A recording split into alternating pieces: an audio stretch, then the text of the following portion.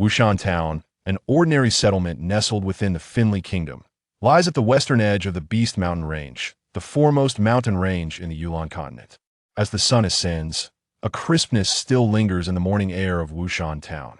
Yet, the townsfolk have already begun their daily toil, and even the youngest children, scarcely 6 or 7 years of age, have risen to partake in their customary morning exercises.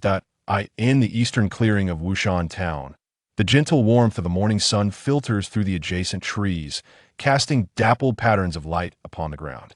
Before us is a considerable throng of children, numbering perhaps 100 or 200.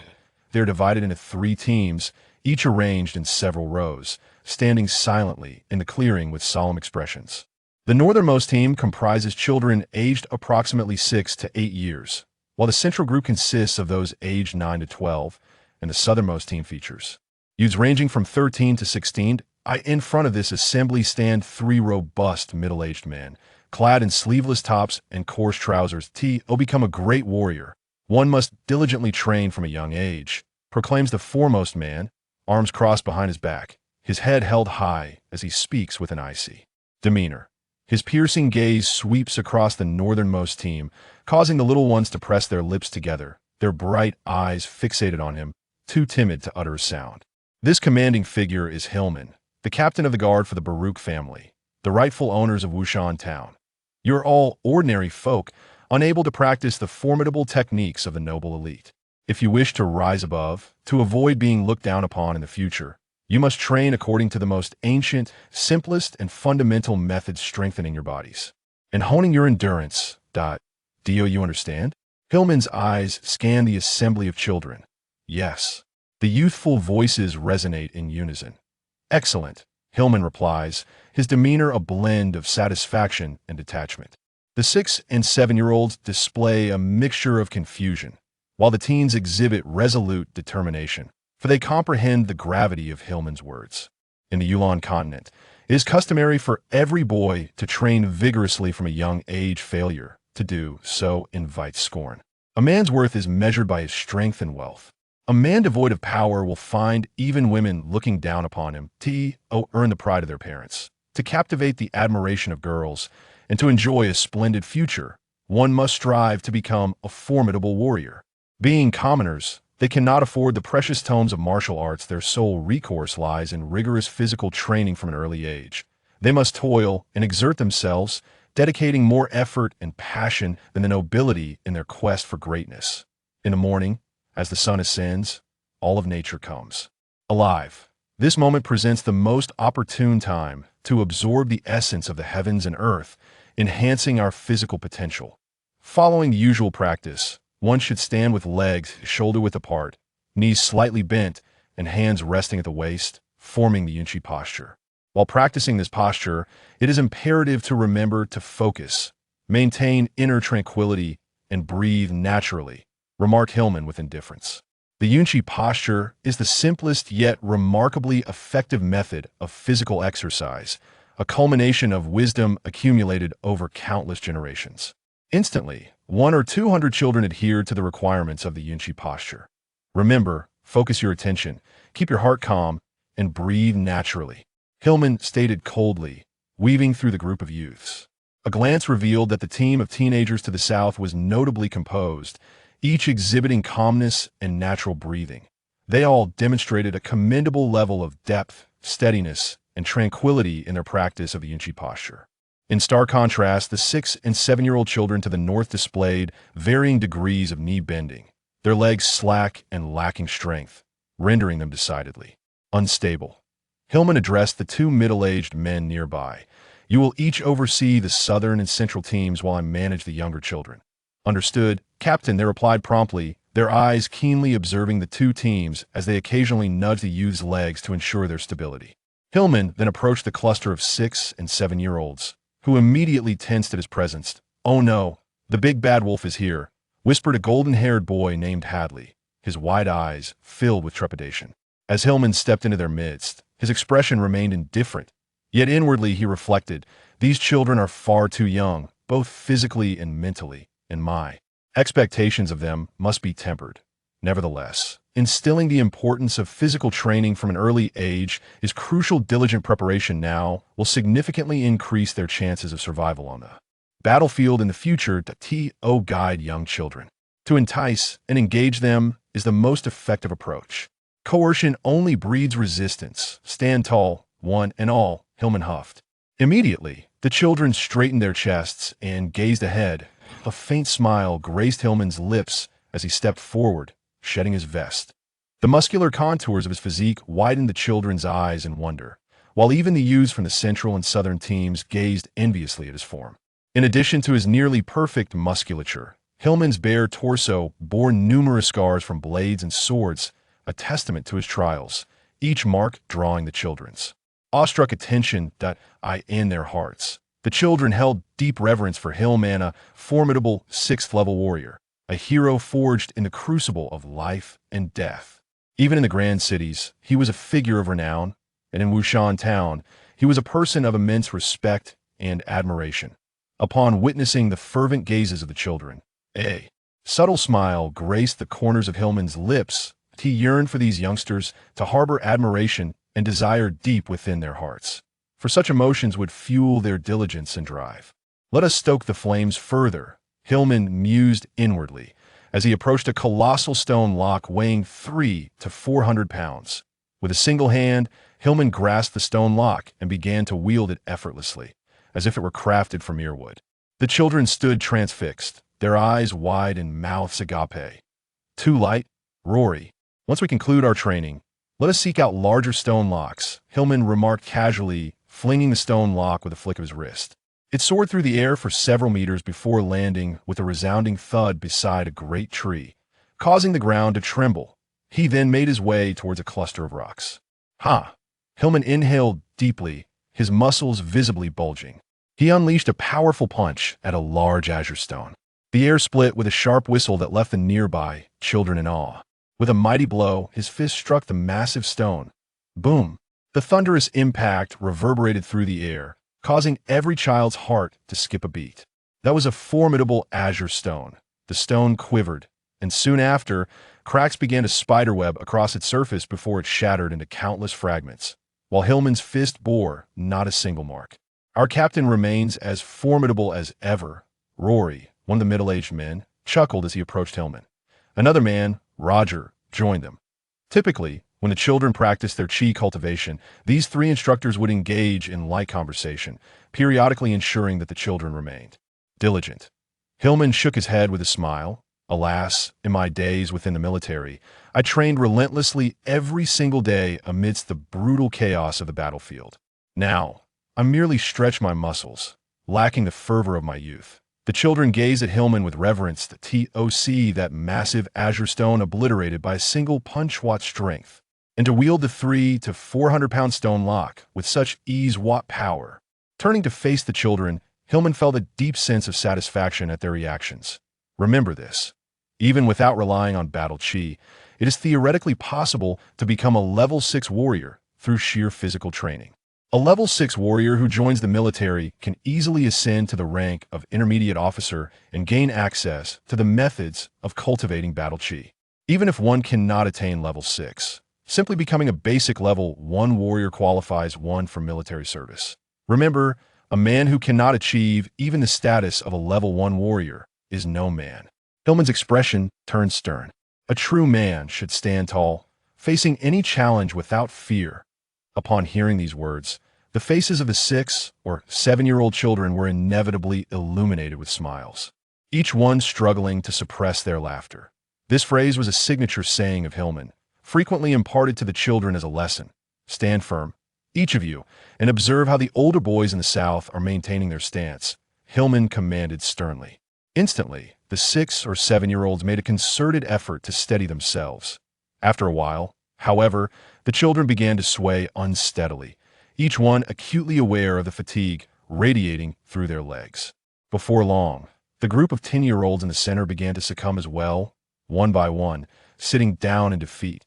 You may endure as long as you can. I will not impose rigid demands upon you. However, should you find yourselves lacking in the future, it is only yourselves you may blame, Hillman stated coldly. Rory suddenly exclaimed, turning his gaze toward the team in the north. At that moment, while many of the 10-year-olds in the central group had already fallen, a solitary 6-year-old from the northern team remained steadfast. A glimmer of surprise flickered in Hillman's eyes. "Well done, young lad." Hillman silently marveled, recognizing the remarkable aptitude of this 6-year-old who could keep pace with the 10-year-olds in their chi cultivation, stance a promising glimpse into his potential. Linley, whose full name is Linley Baruch, is the eldest son of the Baruch family, the prominent lineage of Wushan town. The Baruch family is one of great antiquity, once flourishing, but after millennia of heritage, it now comprises merely 3 members, the patriarch Baruch and his 2 sons. The elder son, Linley Baruch, is a mere 6 years old, while the younger son, Walton Baruch, is only 2. The matriarch of the Baruch family passed away shortly after giving birth to the younger son, and Linley's grandfather lost his life in the throes of war. Linley's legs trembled despite his unwavering will. The agony coursing through his muscles became uncontrollable, and he finally succumbed to the ground. "Linley, how do you feel?" Hillman approached with a smile. Linley grinned, revealing a small set of teeth. "It's nothing, Uncle Hillman." Hillman, as the captain of the Baruch family's guard, had watched Linley grow up, establishing a naturally close bond between them. "Well done, you are quite the man." Hillman ruffled Linley's hair, leaving it tousled like straw. Linley beamed, his heart swelling with joy at Hillman's praise. After a brief respite, the training resumed.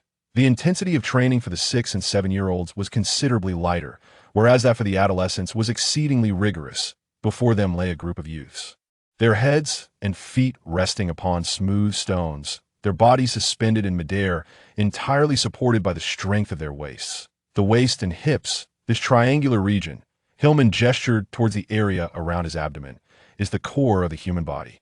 Whether in terms of speed or strength, the core lies within this triangular area, which is of utmost importance. As he spoke, Hillman continued to pace, meticulously observing the movements of each boy to ensure correctness. "Lift your waists, do not let them sag," Hillman commanded. Instantly, many of the youths strained to elevate their waists. Today marked Linley's first attempt at this exercise. His small head and feet were propped upon 2 flat stones. However, he could already feel a burning ache in his waist. "Persevere, I am the best," Linley encouraged himself internally. His physical constitution had always been robust, rarely succumbing to illness. Coupled with his resolute determination, his commendable performance was hardly surprising. Thud. The first child tumbled down. The stones serving as pillows and footrests were only about 20 centimeters high, so the children would not sustain any serious injuries from their falls. Thud! Thud! As time elapsed, one by one, the children succumbed to fatigue. Linley clenched his teeth, acutely aware that his waist had reached its limit of soreness, nearly devoid of sensation. "My body feels so heavy, I can barely hold on. Just a little longer I must endure." At this moment, he found himself the sole survivor of the 6- to 80-year-old group. Hillman caught sight of Linley and could not suppress a look of surprise and satisfaction. "Rory," Hillman suddenly called out. "Captain." Rory immediately straightened, awaiting orders. Hillman instructed, "Tomorrow, prepare some dye. As they engage in their waist training, place a stick coated in dye beneath each boy's waist. Should anyone slack off and brush against the stick, they will be stained, and their training task will double." "Yes, Captain," Rory replied, though a smirk tugged at the corners of his mouth as he thought, "The captain's cunning ideas are truly abundant. Those boys are in for a rough time." Indeed, the expressions of the teenage boys turned grim under normal circumstances. They could afford to be lax with minimal movements, but once Hillman implemented this strategy, their attempts at laziness would be foiled.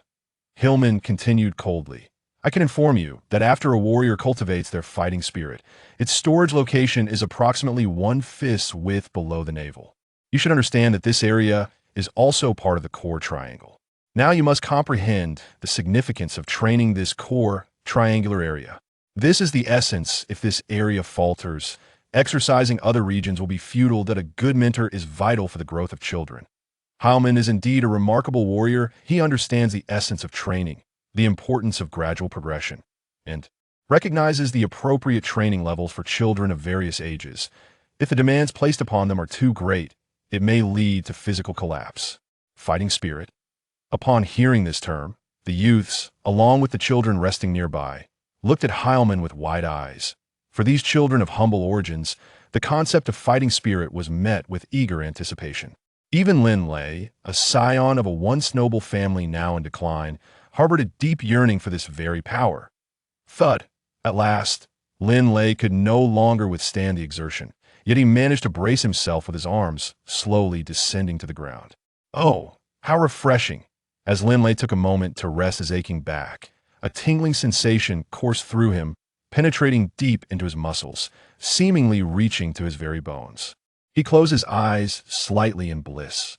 How many of us have fallen? Linley suddenly opened his eyes, glancing around. All the children aged 6 to 8 had collapsed, and even among the 10-year-olds, most had succumbed. However, the adolescents of 14 or 15 were still persevering. Heilman maintained his stern demeanor, stating, "Remember, your body is akin to a vessel, a wine goblet. The fighting spirit is like wine. The capacity of a goblet to hold wine depends on its size. Similarly, the ultimate achievement in cultivating fighting spirit is contingent upon the physical training one endures. If the body is too frail, even with formidable tomes on fighting spirit, one can only bear a limited amount, and thus cannot become a great warrior." Heilman imparted vital knowledge to the children.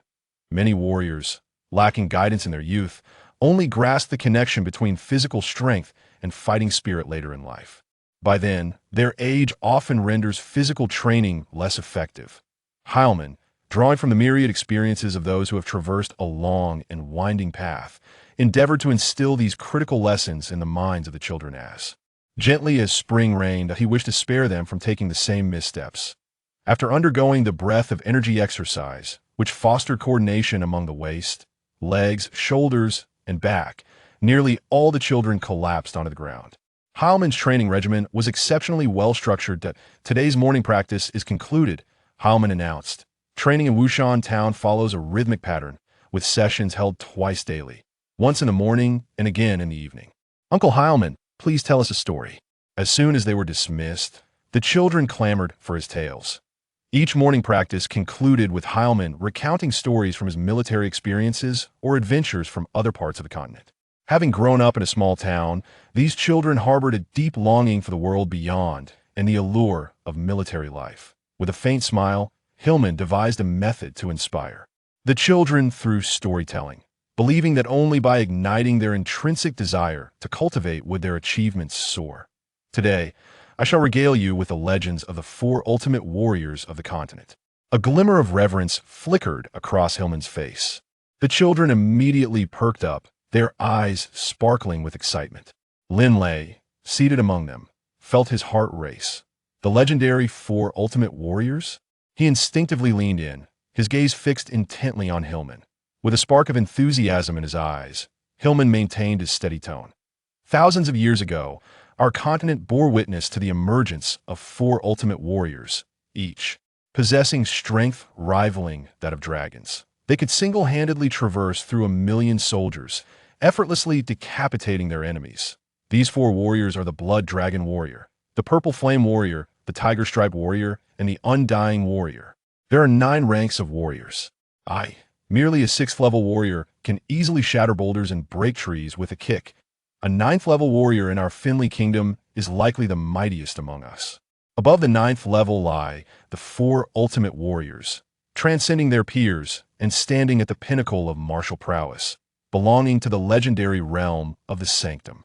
Heilman's eyes gleamed with aspiration. The legendary beings of the Sanctum have the power to melt colossal icebergs, incite the fury of boundless seas, crumble towering mountains, devastate cities with populations in the millions, and summon a rain of meteors from the heavens. They are invincible, supreme entities. Silence enveloped the space, as all the children stood in awe. Heilman gestured towards the mountain in the northeast. "Do you see that Mount Wu? Isn't it magnificent?" he asked with a smile. The children, still stunned by Heilman's words, nodded in unison. Mount Wu, towering at 1,000 meters and stretching for miles, indeed appeared monumental to human eyes. Yet a being of the Sanctum could obliterate this mountain in the blink of an eye, Heilman asserted with unwavering conviction. While a 6th-level warrior could crush a boulder with a single strike, a Sanctum being could bring down a mountain. This revelation left the children wide-eyed and agape. their hearts trembling with a mix of fear and fervent anticipation. Destroy a mountain? Hillman's words profoundly impacted Linley. These children are the future hope of our town. Wu Mountain, Hillman remarked with a smile. Luo Rue and Luo Jia gazed at the group of children, reminiscing on their own childhoods and youthful struggles, as nearly every commoner's offspring across the continent trained diligently from a young age. Captain Hillman, you are far more formidable than the legendary old porter of yore. Under your guidance, I am confident that our town of Wushan will emerge as the most powerful among the several neighboring towns, exclaimed Rory with admiration. The prowess of a mentor determines the destiny of a place. By the way, Captain, how do you know the strength of the Sacred Domain warriors and the 4 ultimate fighters? Rory inquired, curiosity piqued. Hillman smiled sheepishly. Well, to be honest, I'm not fully aware of how powerful the 4 ultimate fighters truly are. After all, they're legendary figures, and it has been many years since anyone has laid eyes on them. You don't know, yet you deceive the children? Rory and Roger exchanged glances, exasperated. Hillman smiled gently. Though I may not have a clear understanding of the 4 ultimate fighters' might, I do know that. The sacred sorcerers, those who have ascended to the sacred domain, can wield forbidden magic, capable of annihilating hundreds of thousands of troops and laying waste to entire cities. That if sacred sorcerers possess such extraordinary power, one can only surmise that sacred warriors are not far behind. Moreover, sharing such tales with the children instills a deeper motivation within them. Did you not notice the expressions of longing on their faces as they listened to the stories? Hillman said with pride. Rory and Roger remained speechless. Ray, farewell. Hadley, farewell. After bidding farewell to his dear friend Hadley, Lin Ray strolled homeward, soon arriving at the estate of the Baruch family. The Baruch family estate sprawled across a vast expanse, its walls entwined with moss, climbing ivy, and various plants. The walls bore the marks of time. The Baruch residence in Wushan town is the ancestral home of the Baruch family, a lineage that has endured for over 5 millennia. This ancestral abode, having undergone countless renovations over the centuries, still stands resolutely today. Yet, despite its storied history, Lin Ray's father, Hog Baruch, often found it necessary to sell off family heirlooms to sustain their household. The grand entrance of the estate stood ajar. Sacred warrior? Lin Ray pondered as he walked. Will I ever have the chance to become a sacred warrior? Lin Ray. Hillman's voice called from behind, as he, along with Rory and Roger, caught up to him. Lin Ray turned, his face lighting up with joy. Uncle Hillman. Taking a deep breath, he looked up at Hillman with a mix of anxiety and anticipation, asking, Uncle Hillman, you say sacred warriors are so powerful? Is there any possibility that I could become one? Like many children, Lin Ray harbored a fervent desire within his heart. Hillman was momentarily taken aback, and Rory and Roger stood in stunned silence.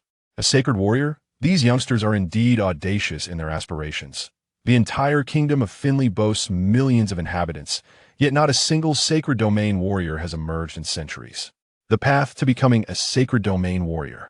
Hillman was acutely aware of the formidable challenges that lay ahead. To attain the esteemed status of a Saint Realm warrior, one must undergo rigorous training from a young age, receive familial nurturing, possess innate talent, and encounter fortuitous opportunities.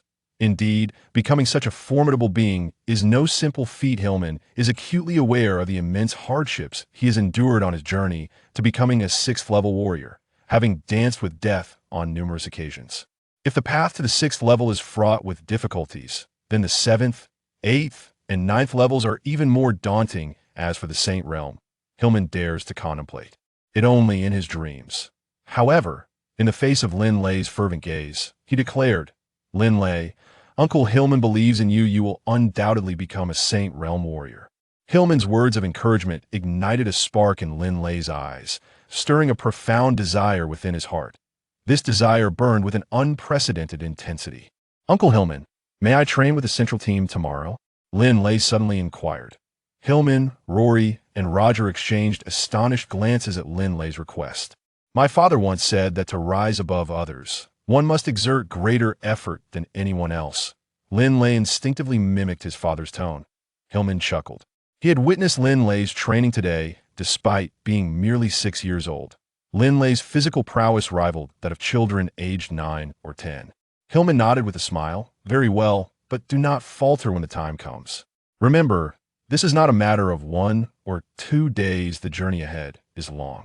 Linley lifted his small head, grinning confidently.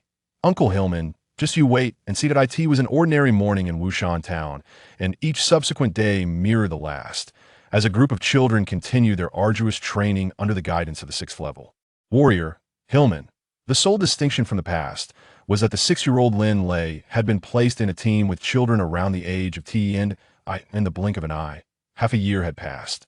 Through relentless training, Linley experienced the warmth of spring, the blazing heat of summer, and now stepped into the cool embrace of autumn.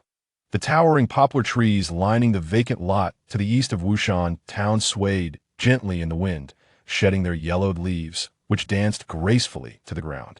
Carpeting the area in a golden as dusk approached. The gathering at the eastern clearing was particularly abundant, with nearly 300 individuals present.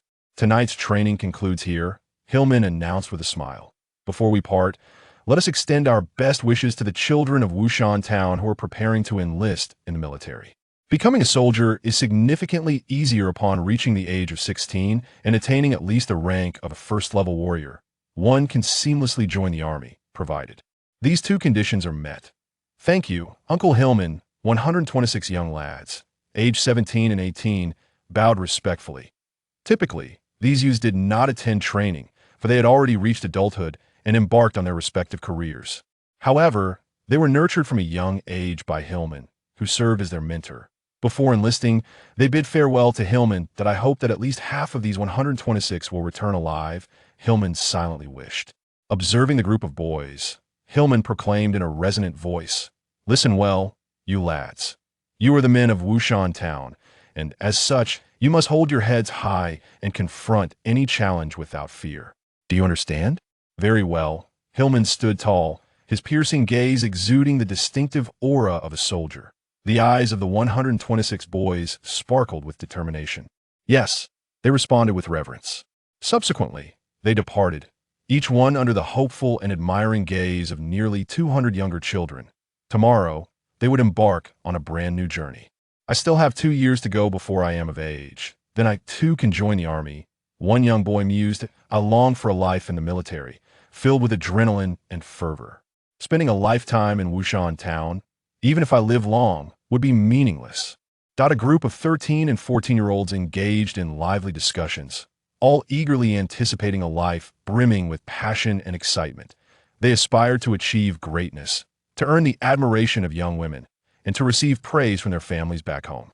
This was their dream. Linley was exceptionally bright under the guidance of his father, Hogg. He had learned many characters and could read most common literature. Education was a rare privilege, typically reserved for the nobility. The Baruch family, being an ancient lineage, possessed a vast collection of books. Uncle Hillman, I am aware my father has reminded me 3 times today. He has never placed such importance on anything before. I will not squander my time here, Linley said with a grin, revealing a row of pearly white teeth, though one was conspicuously missing from the center. Linley was in the midst of losing his baby teeth. In the front yard of the ancient Baruch family estate, after a sumptuous dinner, Linley was playfully engaging with his 2.5-year-old younger brother. "Brother, hug," little Walton exclaimed. His pure, untainted eyes fixed on Linley as he wobbled forward, extending his chubby hands with glee. Linley crouched nearby, patiently awaiting Walton's approach. "Come on, Walton. You can do it," he encouraged, though the child's unsteady steps sparked a constant concern of a potential fall. Yet, to everyone's delight, little Walton eventually dashed into Linley's embrace, his skin, as soft as water, flushed with excitement, and his bright, round eyes sparkling as he called out, "Brother, brother." Looking at his dear younger brother, Linley felt an overwhelming affection. Without a mother or grandparents, and although their father and the elderly butler provided care, the mature Linley held a deep-seated protectiveness over his sibling. To him, being an older brother meant one must care for one's younger kin. "What did you learn today, Walton?" Linley inquired with a smile. Walton furrowed his brow, adorably pondering for a moment before exclaiming, "Today I learned to use the cloth." "The cloth?" A smile crept onto Linley's face. "What did you clean?" Walton counted on his fingers. "First, I used the cloth to wipe the floor, then the chamber pot. And finally, the bowl." "Yes, the bowl for eating. He looked at Linley with excitement, eagerly anticipating praise. You wiped the chamber pot, and then the bowl? Linley's eyes widened in surprise. Is that wrong? I cleaned it very well. Walton tilted his little head, gazing up at his brother with confusion. Young Master Linley, your father is looking for you. Allow me to take young Master Walton, came a voice as a kindly old man with a nose resembling a wine cork approached. This old man, known as Siri, was the butler of the Baruch family, and within the entire household, not a single maid or servant could be found apart from him. Linley could no longer engage in conversation with Walton and promptly entrusted him to Grandpa Sheely, rising to make his way to the living room. Father, what exactly brings you to seek me out this time? Even at a tender age, Linley sensed that his father's summons carried significant weight. Upon entering the living room, Linley noticed a towering grandfather clock, even taller than himself, occupying one corner. This clock was indeed a luxurious item, typically found only in affluent or noble households. At that moment, Linley's father sat before the fireplace, gazing into the flames that danced and crackled with the occasional sound of splintering wood. Why has father changed his attire? Linley was taken aback upon seeing his father in the living room, as his father generally favored simple clothing at home. During dinner earlier, he had donned ordinary garments, but now he was clad in a splendid outfit. Hog exuded an aura characteristic of ancient nobility, a quality not easily attained through wealth alone. It was a refinement cultivated through the traditions of a family with a lineage spanning 5,000 years, incomparable to ordinary clans. Standing up, Hog turned around, and his eyes brightened upon seeing Linley. Linley, come with me to the ancestral hall. Uncle Sheely, you are aware of my family's matters. Please accompany us as well, Hog said with a smile. To the ancestral hall, Linley was astonished. Within the Baruch family estate, family members typically resided in the front courtyard, while the rear courtyards were often left unattended. The only exception was the ancestral hall, where ancestral rites were performed, and it was regularly maintained. However, it was not the time for ancestor worship. What could they possibly be doing there? Linley's mind was filled with questions. Exiting the living room, Hog, Linley, and the butler Sheely, who was cradling Walton, traversed the ancient stone path, now adorned with moss, leading to the rear courtyard. In the late autumn, the night air was crisp and biting. A chill swept through Linley, yet he remained silent, acutely aware of the unusual atmosphere. Following his father, Linley entered the ancestral hall. With a creak, the grand door closed behind them. Lighting a row of candles within the hall, it was instantly illuminated, revealing the numerous ancestral tablets placed at the forefront. The dense array of tablets attested to the Baruch family's storied history. Hog stood silently before the many tablets, not uttering a word. At this moment, Linley felt an overwhelming sense of tension. Within the entire assembly hall, the only sound was that of the burning candles, creating an eerily silent atmosphere that weighed heavily on the heart. Suddenly, Hog turned around, fixating his gaze upon Linley, and solemnly remarked, Linley, there are several matters to attend to today. Before we proceed, I must first share some information regarding the Baruch family with you. Linley felt his heart racing rapidly, thumping in his chest. Family matters? What could it possibly be? A sense of anticipation welled up within him, yet he dared not voice it. A hint of pride adorned Hog's face as he proclaimed with a resonant voice, Linley, our Baruch family has a legacy that spans 5,000 years. Across the entire Finley kingdom, it is unlikely to find another family that rivals the antiquity of ours. Hog's tone was imbued with unwavering pride. Antiquity is something that many nobles hold in high esteem. Linley, are you aware that throughout the annals of history on the Yulan Continent, there are tales of 4 ultimate warriors? Hog turned his gaze towards Linley. Linley's eyes brightened as he nodded, saying, I understand. I have heard Uncle Hillman mention the legendary 4 ultimate warriors, the Blood Dragon Warrior, the Purple Flame Warrior, the Tiger Stripe Warrior, and the Undying Warrior. Hog smiled with satisfaction and nodded. Indeed, now I shall reveal to you that the 4 ultimate warriors actually symbolize 4 ancient clans. And our Baruch family is the venerable lineage that embodies the noble blood of the Blood Dragon Warrior. Chapter 1. The Ring of the Dragon. Chapter 3. The Blood Dragon Warrior Family, Part 2. The Blood Dragon Warrior Family? Linley felt his mind whirl. To him, his family was merely an ancient and declining lineage. How could it possibly be associated with the legendary 4 ultimate warriors? Do you doubt it? Hog's face bore a hint of pride. Linley, you may approach and closely examine those ancestral tablets. You can read now. and on the reverse side of each tablet is inscribed the deeds of that particular ancestor. The 3 tablets at the top represent ancestors who were all blood dragon warriors. Hogg took Linley's hand and said, "Come with me." He led Linley to the far side of the arrangement of numerous ancestral tablets, lifting him up. "Take a careful look at the inscriptions behind those tablets." Linley widened his eyes as he gazed upon the spirit tablet, where the inscriptions on the reverse side were deeply carved and strikingly clear. The ancient characters, bearing the weight of 5 millennia, narrated extraordinary tales of heroism. Baruch, the first Dragonblood warrior of the Yulan Continent, in the year 4560 of the Yulan calendar, confronted the frost giant dragon and the black dragon beneath the city of Linen. Ultimately, he triumphed over both dragons, earning renown throughout the realm. In 4579 of the Yulan calendar, Baruch faced the Hydra Emperor along the northern coastline of the continent. On that fateful day, relentless tsunamis ravaged the land, and cities crumbled. After a fierce battle lasting a day and a night, Baruch finally vanquished the Hydra Emperor, establishing the Baruch lineage, with Baruch himself as the inaugural patriarch. Reigned Baruch, the second Dragonblood warrior of the Yulan Continent, in 4690 of the Yulan calendar. Defeated and tamed a sacred golden dragon in the Beast Mountain range, becoming a golden dragon paladin. In 4697 of the Yulan calendar, Hayes Baruch, the third Dragonblood warrior, was born in 5360 of the Yulan calendar. His first battle took place in the Sunset Mountain range against the sacred beast Blood-Eyed Mane Lion, which he defeated, causing it to flee in disgrace, thus earning him widespread acclaim. Each illustrious name, each awe-inspiring feat, stirred a fervor within Linley's veins. Could it be that our family is a lineage of Dragonblood warriors? Linley was overwhelmed with excitement. Beside him, Hogg spoke in a low tone. Our Baruch family has seen 3 successive generations of Dragonblood warriors. Once one becomes a Dragonblood warrior, their lifespan is significantly extended. The second patriarch, Reigned Baruch, did not marry and father children until he was over 700 years old. What of the others? Linley inquired, puzzled. "Father, why is there no Dragonblood warrior in our family now?" Hogg nodded and explained, "To become a Dragonblood warrior, it primarily depends on the concentration of the Dragonblood lineage within one's veins. The higher the concentration, the better. As generations pass, the concentration among Baruch descendants tends to diminish. However, it is not absolute, for occasionally, a descendant may possess a remarkably high concentration of Dragonblood." After Hayes Baruch, approximately a millennium passed before a 4th Dragonblood warrior emerged in our family. Then, another 1.5 millennia later, a 5th appeared after many generations. Yet, for over 1,000 years since then, no Dragonblood warrior has graced our lineage. Hogg shook his head with a sigh.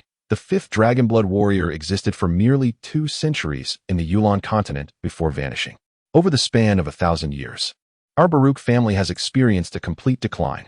1,000 years may transform even the most illustrious of families into shadows of their former selves. Nevertheless, hope remains for our lineage. Perhaps in some future generation, a descendant may cultivate the concentration of dragon blood sufficient to meet the criteria of becoming a Dragonblood warrior. Once that condition is met, through arduous training over decades, they may attain the status of a true Dragonblood warrior. And our Baruch family could once again reclaim the glory of the Dragonblood warrior family. In Hogg's eyes gleamed a spark of excitement. "Linley, you are now 6.5 years old. According to the rules, once you reach the age of 6, the assessment of your Dragonblood warrior lineage will be quite accurate. Today, I shall conduct the examination for you." A jolt of realization surged through Linley. Testing the concentration of Dragonblood warrior bloodline? Examining me? Linley comprehended the significance of his father's actions. This evaluation would determine whether he possessed the qualifications to become a Dragonblood warrior. "Linley, please wait a moment. I will retrieve the Dragonblood needle," Hogar stated. His voice tinged with excitement as he made his way to the hidden chamber behind the ancestral hall. A Dragonblood warrior? Will I truly become one? A wave of anxiety washed over Linley. Standing there, he felt a tumult of emotions, anticipation intertwined with trepidation, fearing that the concentration of the Dragonblood warrior lineage within him might fall short. If he were to fail, his father would likely be deeply disappointed. Linley pondered. Having relied on his father and younger brother since childhood, he wished for nothing more than to avoid his father's disillusionment. Yet the concentration of the Dragonblood lineage was beyond his control. After a brief interval, Hogar emerged from the hidden chamber, holding a slender, nearly 20-centimeter long transparent needle. The Dragonblood needle? Linley surmised the name, observing the instrument in his father's grasp. Very well. Linley, this needle merely pierces the skin lightly. It will not hurt. Extend your hand. Hogar reassured him with a smile. Linley nodded, taking a deep breath, and hesitantly extended his trembling right hand, betraying his palpable nervousness. Not only Linley, but Hogar himself was also quite anxious. Steeling himself, Hogar gently pierced the tip of the transparent Dragonblood needle into Linley's right index finger, effortlessly breaking the skin. Linley experienced a sharp pang of pain as the needle transformed from clear to a vivid crimson. Hogar immediately trembled as he brought the Dragonblood needle closer to his eyes for a meticulous examination. Linley lifted his head, his gaze unwavering as he anxiously observed his father's troubled expression. Was the concentration of the Dragonblood warrior lineage within him sufficient? Why had his father gazed at the Dragonblood needle for so long? A sense of foreboding crept into Linley's heart. With a sigh, Hog set the Dragonblood needle aside. Upon hearing his father's sigh, Linley, who had been tense for quite some time, realized that the lineage within him had surely not met the required standards. Tears streamed down his cheeks. Linley, why are you crying? Don't cry, be good. Hog immediately gathered Linley into his arms. Observing the weeping child, Hog felt a pang of sorrow. After all, Linley was merely 6.5 years old, a child still. Do not cry, all right? Linley stifled his sobs, struggling to hold back his tears. Father, I am sorry for disappointing you. Upon hearing Linley's words, Hog felt a warmth envelop his heart and embraced Linley tightly. Linley, do not be sad. In truth, I did not harbor great expectations. For over 1,000 years, none from dozens of generations have become Dragonblood warriors. If you do not attain it, it is of no consequence. I do not blame you. Feeling the warmth of his father's chest, Linley gradually relaxed. At that moment, 2.5-year-old Walton had already fallen asleep in the arms of the butler, Shiri. Linley, now the Baruch family consists only of you, your brother, and me. I have no grand ambitions in this life. To become a Dragonblood warrior is a dream I no longer dare to entertain, Hog said with a self-deprecating smile. To become a Dragonblood warrior, how could it be so easily achieved? Linley also looked up at his father. Linley rarely experienced his father speaking to him in such a manner. Usually, his father emanated strength and strictness. What is this treasured inheritance? Linley inquired with curiosity. Hogar proudly proclaimed, the treasured weapon of our lineage, the battle blade slaughter, is the weapon of our family's first patriarch, Baruch, the very first Dragonblood warrior of the entire Yulan Continent. With a heavy sigh, he continued, alas, the descendants have shown ingratitude. Over 6 centuries ago, due to the family's decline, the patriarch of that era, for the sake of his own extravagant indulgences, actually sold our family's treasured inheritance. As he spoke, Hogar's body trembled with indignation. To sell the treasured inheritance? A sense of anger welled up within Linley, despite his tender age of 6.5. However, having perused many books, he understood that no matter the hardship, one should never part with such a legacy. Moreover, it was appalling to hear that the patriarch had done so solely for his own lavish pleasures. As an ancient family of Dragonblood warriors, to have their heritage sold was nothing short of disgraceful. As the current patriarch of the family, Hogar harbored similar aspirations, yet the family's financial situation was dire. 18,000 gold coins. Even if they sold their ancestral home, it would scarcely suffice to amass such a substantial fortune. The treasured inheritance being outside their grasp inflicted a deep and persistent pain upon Hogar's heart, leaving him filled with shame in the presence of his ancestors. You? Hogar chuckled, affectionately ruffling Linley's hair. Yet within, he mused, Linda, how could you know? I once shared this sentiment with your grandfather. 600 years of effort from numerous generations have yielded no success. How could it be so easily achieved? After all, those who possess the blade slaughter are certainly not ordinary individuals. Would they ever consider selling it? Even if they did, what price would be within the means of our declining Baruch family? Does father not believe in me? Linley looked up at his father with a puzzled expression. I believe, Hogar replied with a smile. The father and son nestled close to one another. The ancient lineage of Dragonblood warriors had dwindled to these 3 remaining members, a once mighty family now diminished for over 1,000 years. When would they be able to reclaim the glory of yesteryears? Meanwhile, nestled in his father's embrace, Linley clenched his fists tightly. Chapter 1. The Ring of the Coiling Dragon. Chapter 4. Growth. Part 1. The spring breeze had turned the white poplar trees surrounding the vacant lot on the eastern edge of Wushan town of vibrant green. In that open space, a group of youths was fervently engaged in training. It had been a year and a half since the last assessment of their Dragonblood warrior lineage, and Linley was now 8 years old. Over the past year and a half, Hillman had clearly observed Linley's unwavering dedication to his training. Very well, Linley. Persevere, persevere, Hillman encouraged from the sidelines. At this moment, Linley was clad only in long trousers, his bare upper body glistening with sweat. He lay flat on the ground, resembling a tightly wound string, his hands pressed firmly against the earth like the gnarled roots of an ancient tree. His entire being was utterly still, supported solely by the tips of his hands and feet, every muscle taut with effort.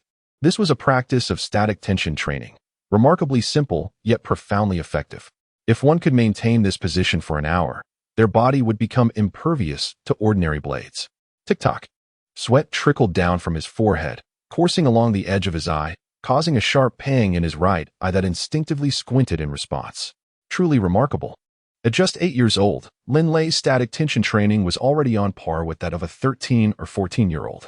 Nearby, some children who had already surrendered looked at Linley and began to converse amongst themselves. "Go, Lay. Cheer for us. Defeat those older kids," shouted Hadley, with his golden hair gleaming in the light. "Keep it up, Lay," echoed the other children, their voices rising in support. Linley shares an exceptionally close bond with his peers. Although he is a scion of nobility, he treats commoners with remarkable kindness and often assists them in their training. "Persevere, persevere," Linley repeatedly reassures himself. Yet, he is acutely aware of his own disadvantages. The drawback lies in the fact that the descendants of the Dragonblood warrior clan are forbidden from cultivating the martial techniques of other schools.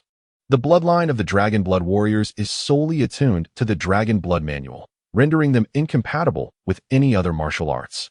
Furthermore, the cultivation of the Dragonblood manual necessitates a certain density of the Dragonblood lineage, which ultimately limits one's ability to practice martial arts. Typically, individuals who solely focus on physical training can, in theory, attain the rank of a 6th-level warrior.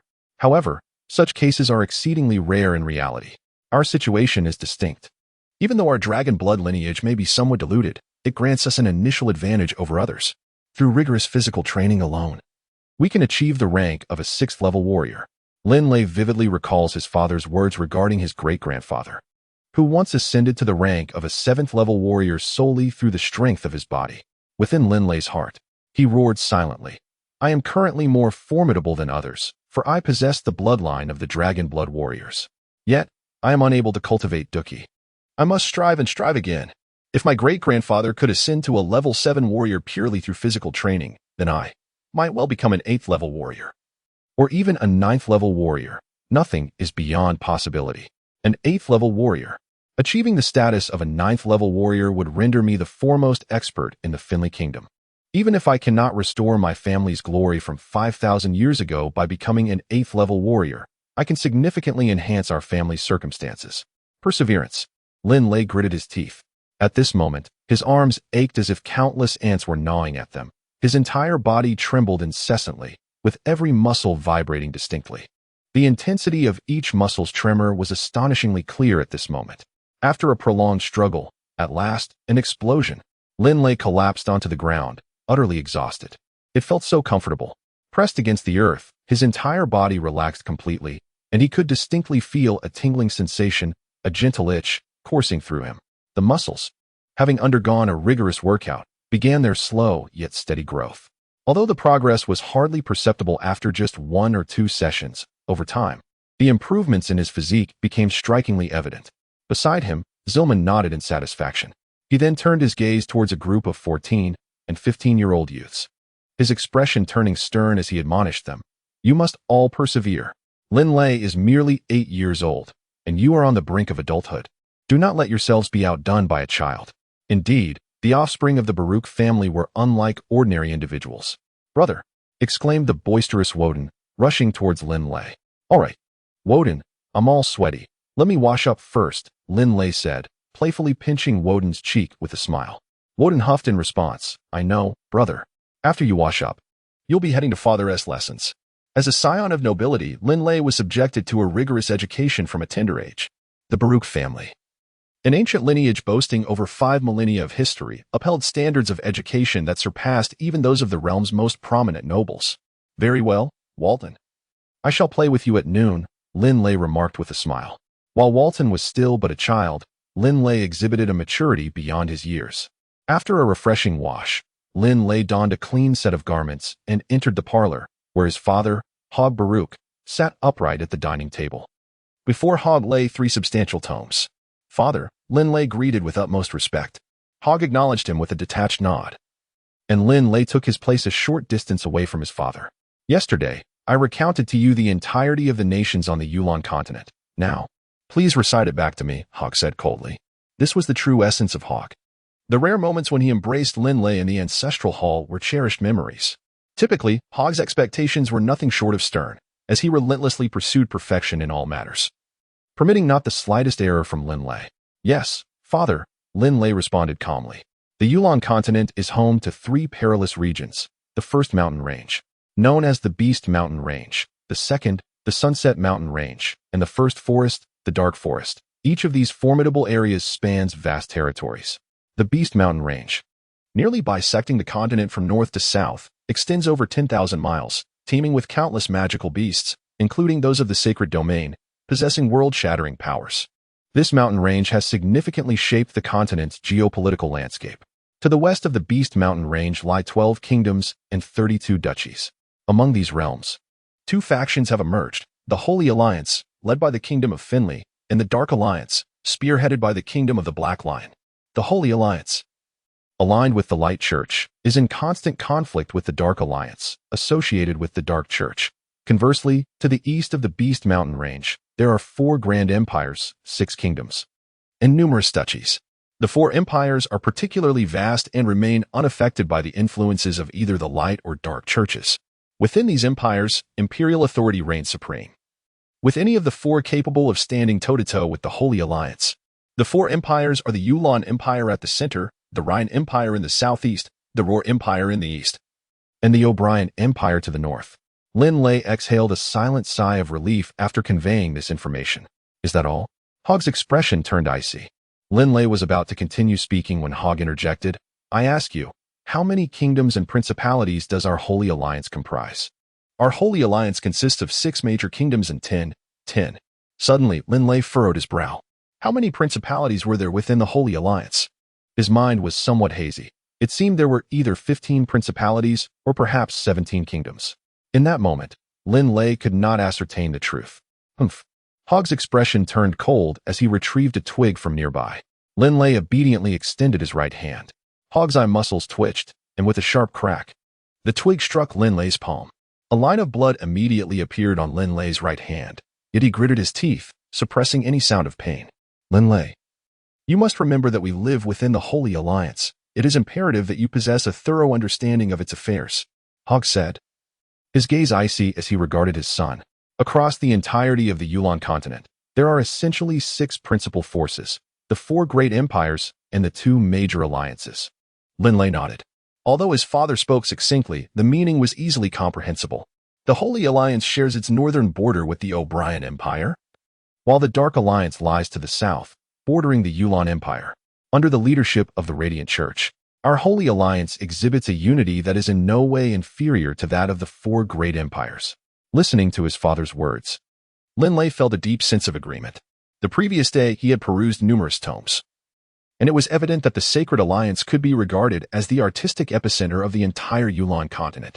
Furthermore, the economic prowess of the Sacred Alliance was comparable to that of the foremost economic power, the Yulan Empire. Coupled with the backing of the Church of Light, the Sacred Alliance was indeed formidable. "Today, we shall delve into the arts," Hogar declared coldly. "As a noble, one must be well-versed in artistry. It cultivates the inner grace of a nobleman." He then retrieved a tome, thick as a fist, and opened it. In the year 3578 of the Yulan calendar, the great master of stone sculpture, Pruxus, was born. Hogar imparted his teachings with stern authority, while Linley diligently endeavored to memorize and comprehend, striving to meet his father's expectations. As time flowed by, the clock in the parlor chimed 11 times, signaling that it was already noon. "Is Hogar in?" A clear voice resonated, and it was apparent that the guest had arrived at the front courtyard of the Baruch family estate, as there were no guards at the gate.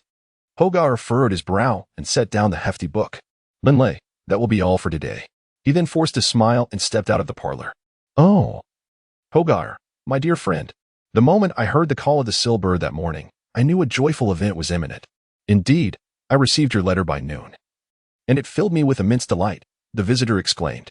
My dear Philip, I am equally delighted to see you. Hillman, please bring over the stone sculpture mighty lion that I have prepared. Hogar continued. Philip, let us retire to the parlor. The sculpture will arrive shortly. Listening to their conversation, Linley felt a pang of sorrow. Are we to part with more of our cherished belongings? He knew that the mighty lion was a sculpture his father held dear. Yet the Baruch family, burdened by heavy taxes from Wuhan town, was indeed facing dire financial straits. Fortunately, the Baruch family was ancient, and with age came a plethora of historically significant artifacts. Alas, no matter how many treasures they possessed, they could not withstand the ravages of time and repeated sales.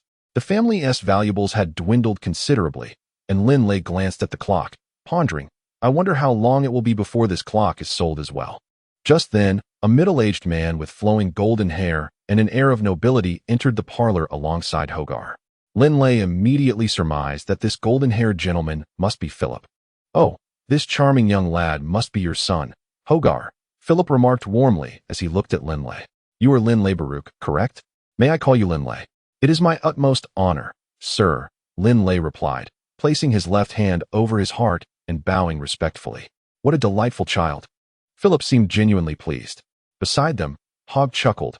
Philip, do not tease the child. The stone sculpture of the mighty lion you have longed for has arrived. As he spoke, Hillman gracefully entered the parlor, effortlessly cradling a stone lion, which he gently placed upon the floor. The nearly 1,000-pound statue appeared as light as a trinket in Hillman's hands, showcasing his remarkable strength.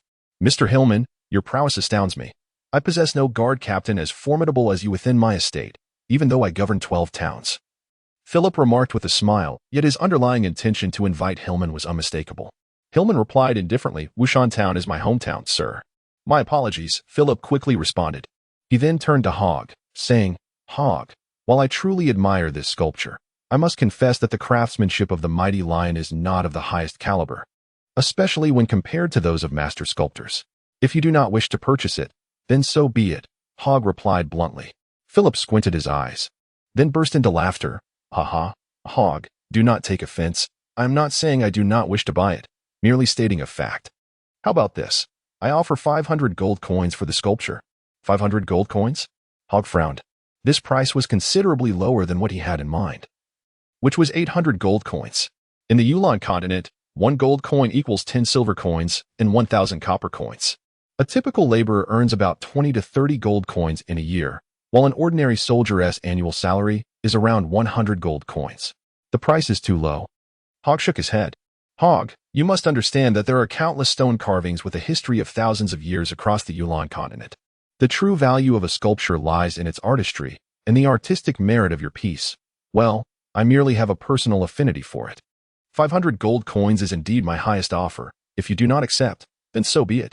Philip smiled and turned his gaze to the grandfather clock in the parlor, his eyes lighting up. Hogg, if you are willing to sell that clock, I would offer 1,000 gold coins. Hogg's expression immediately turned cold.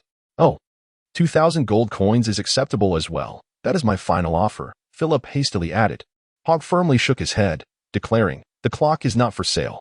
As for the sculpture, it is 600 gold coins. Take it or leave it. Philip scrutinized Hogg for a moment, then grinned. Very well, Hogg. I shall grant you this favor. 600 gold coins it is. Butler, fetch 600 gold coins.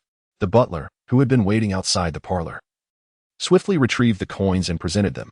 6 yellow bags, each filled to the brim.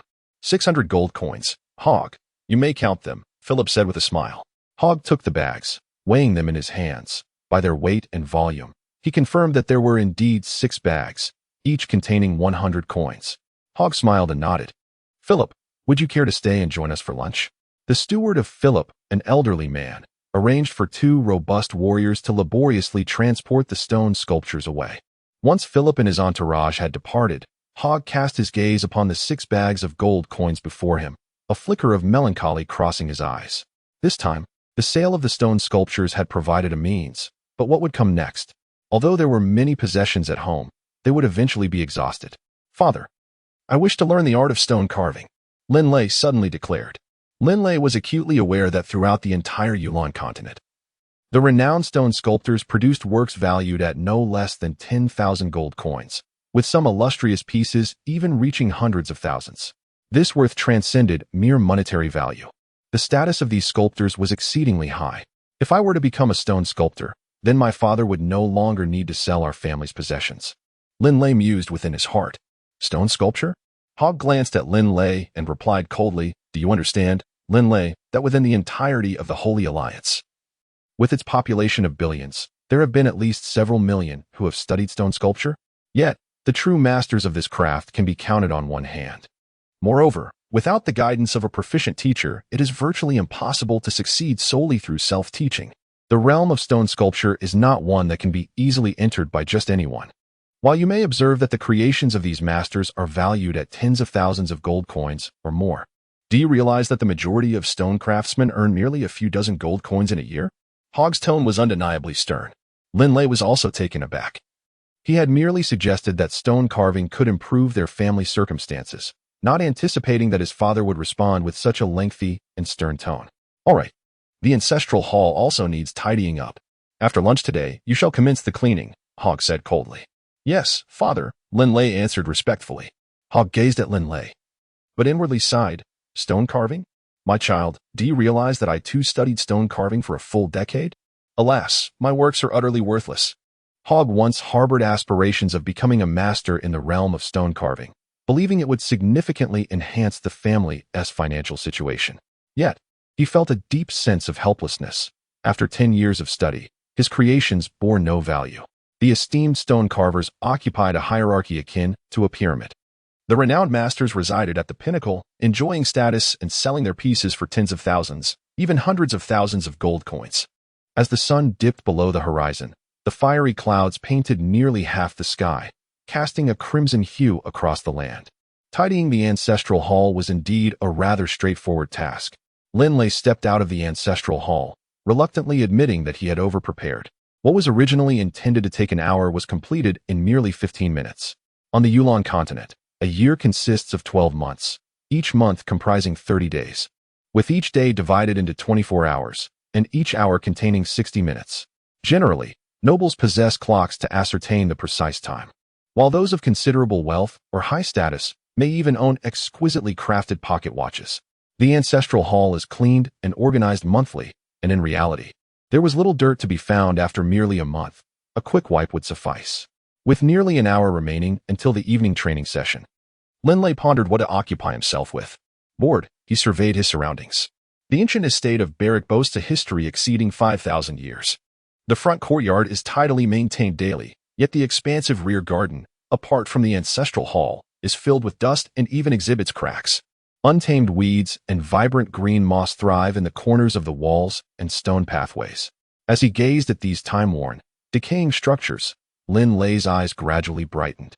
So many areas in the rear garden had not been tended to for over a century. Might there be some ancient, valuable artifacts hidden within? The thought made his heart race with excitement. If he were to uncover something of worth and present it to his father, surely his father would be delighted. Taking a deep breath, Linley began to approach the dilapidated building adjacent to the ancestral hall. Stepping cautiously as he gripped a sturdy wooden rod to clear away the cobwebs, meticulously inspecting for any items of interest. Upon entering the ancient dwelling, he was met with a putrid odor, and in the corners, dense cobwebs were evident, with spiders scuttling about. Numerous cobwebs clung to the surfaces of some decorative items, and upon closer inspection, the adornments on the walls were remarkably ancient. However, those ornaments had long since succumbed to decay, barely revealing their original forms.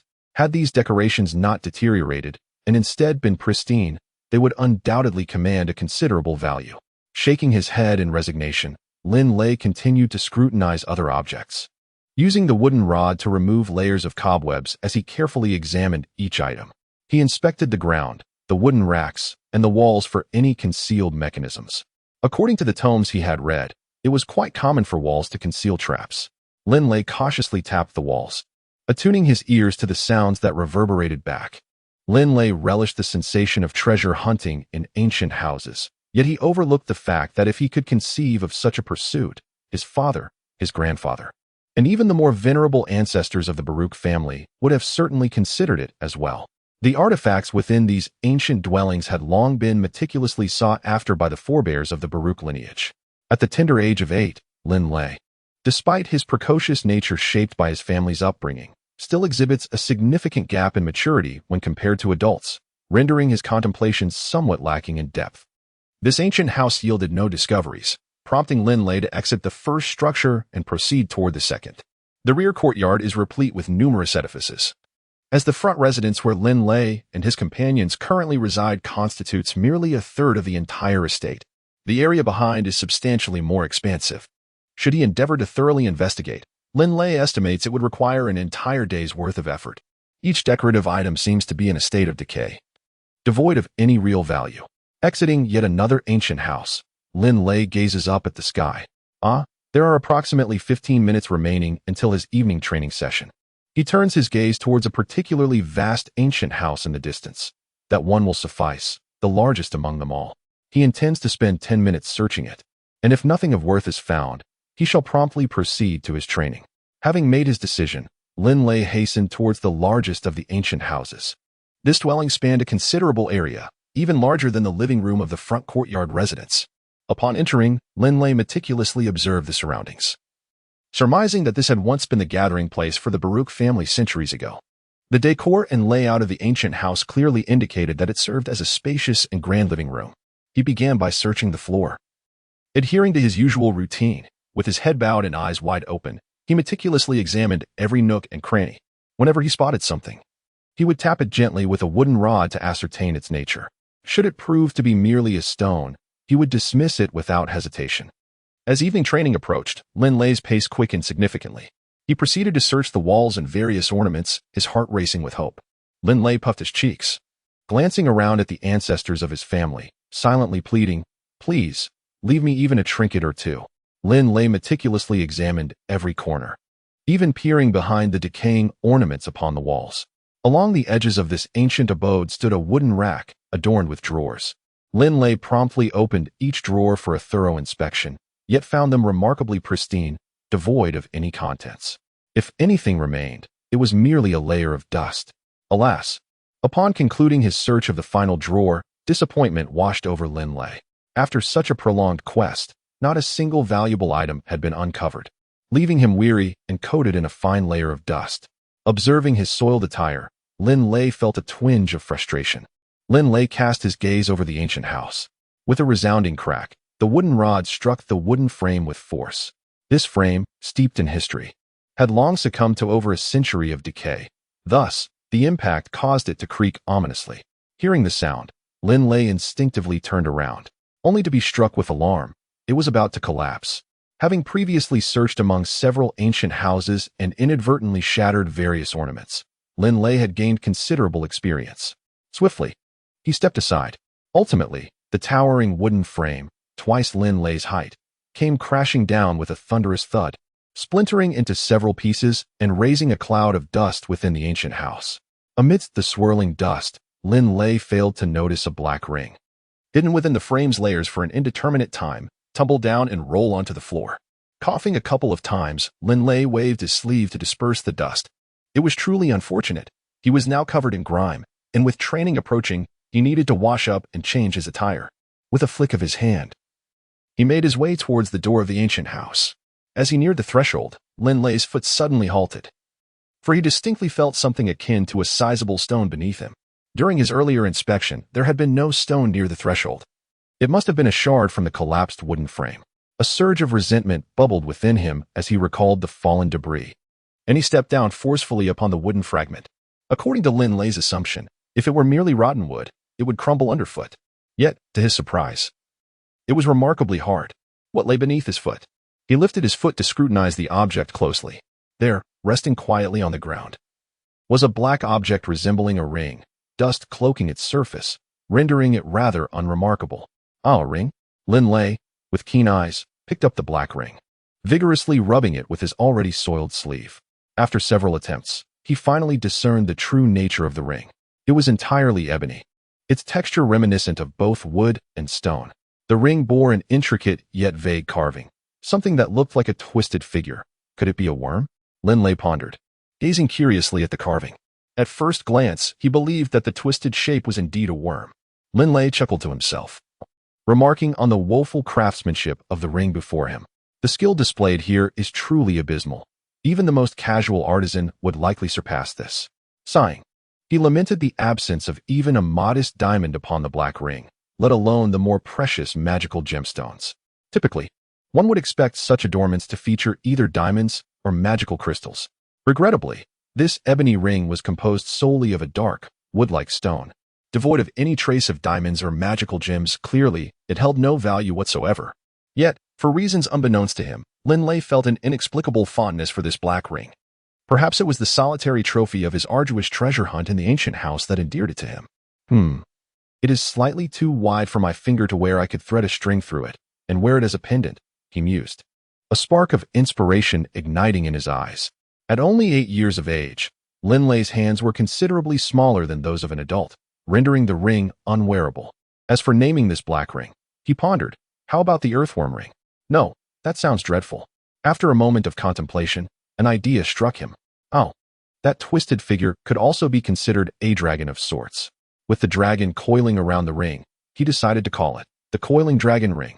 Though Linley privately acknowledged that the distorted shape resembled more of an earthworm, he nonetheless settled on the name Coiling Dragon ring.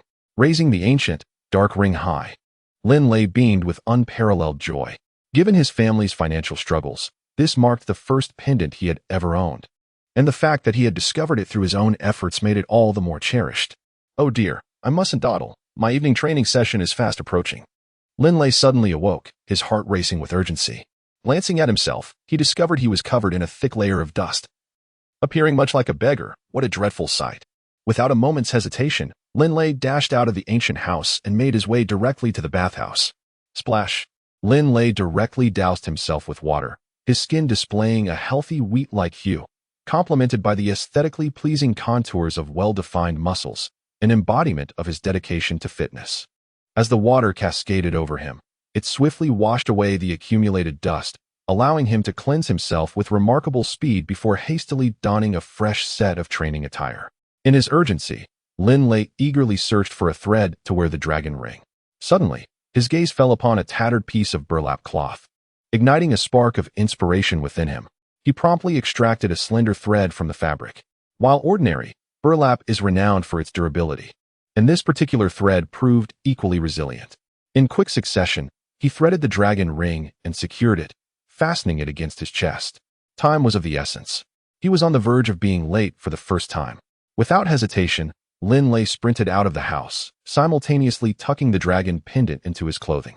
As the coolness of the pendant pressed against his chest, a sense of joy enveloped him. Though he faced the prospect of tardiness, it was a small price to pay for the acquisition of the dragon ring. Linley, on the contrary, felt a surge of joy. Young Master Linley, do not rush, lest you stumble, advised a concerned voice. Lord Hillman was known for his sternness, and it seemed that young Master Linley was destined for punishment.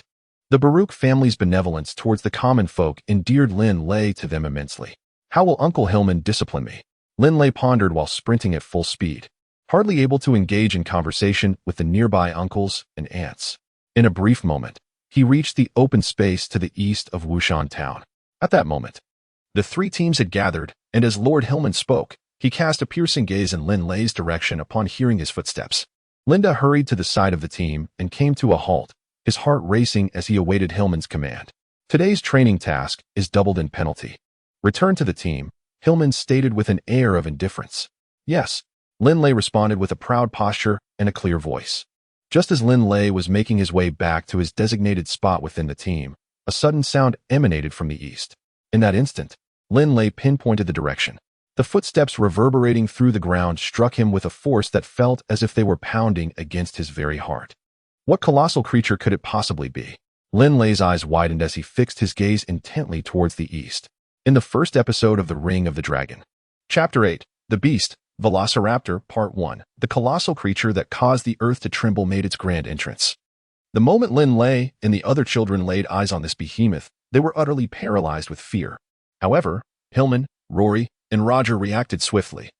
Positioning themselves protectively in front of the frightened group, their vigilance directed at the enormous beast. A level 7 magical beast, the Velociraptor. Hillman's complexion paled, while Rory and Roger's legs trembled beneath them. It was immense. Was this truly the legendary beast? Linley was completely awestruck. Throughout his life, the largest creature he had ever encountered was probably the warhorse that passed through his small town, standing at an impressive height of nearly 6 feet. Yet, when compared to the colossal creature before him, the warhorse seemed like an infant in the presence of a giant. The disparity was staggering. The velociraptor towered at least 2 stories high, its body stretching an impressive 20 to 30 meters in length. The beast was adorned with massive, fiery red, hardened scales, each glimmering with a chilling metallic sheen, instilling a sense of dread in anyone who beheld them. Its long, scaled legs were astonishingly robust, likely requiring 2 individuals to encircle them. The entire body of the velociraptor was a vivid crimson, save for its claws, which were a deep, cold black. Its formidable tail, almost half the length of its body, resembled a whip as it swept across the ground, effortlessly carving deep trenches with each stroke. With a low grunt, the velociraptor exhaled 2 plumes of white smoke from its nostrils, releasing a scent reminiscent of sulfur. Its enormous, jewel-like eyes, the size of lanterns, gleamed with an eerie red hue. The creature's massive head turned towards Linley and the group of youths, the cold crimson glow in its gaze rendering them completely motionless. With a soft crunching sound, the velociraptor chewed, revealing 2 rows of interlocking teeth akin to a saw, each glistening white and evoking a chilling sense of foreboding. No one doubted their sharpness. Linley felt as though his heart had ceased to beat. In that moment, the sounds of the outside world faded into silence. It was utterly terrifying. Could anyone possibly stand against such a colossal creature? Linley was completely paralyzed by fear. Merely witnessing the immense beast made him feel utterly powerless. He believed that the sweeping tail of the raptor, akin to a long whip, could easily reduce the sturdy stone houses of Wuhan Town to mere rubble. Is this Wuhan Town? Suddenly, a cold, indifferent voice resonated from above the raptor. All the stunned youths turned their gaze toward the creature's back, where a mysterious figure clad in a purple robe sat cross-legged. The raptor was so massive, and its broad back so ample, that it could comfortably accommodate a person lying down or even rolling about. Master Mage, this is indeed Wuhan Town. How may I serve you?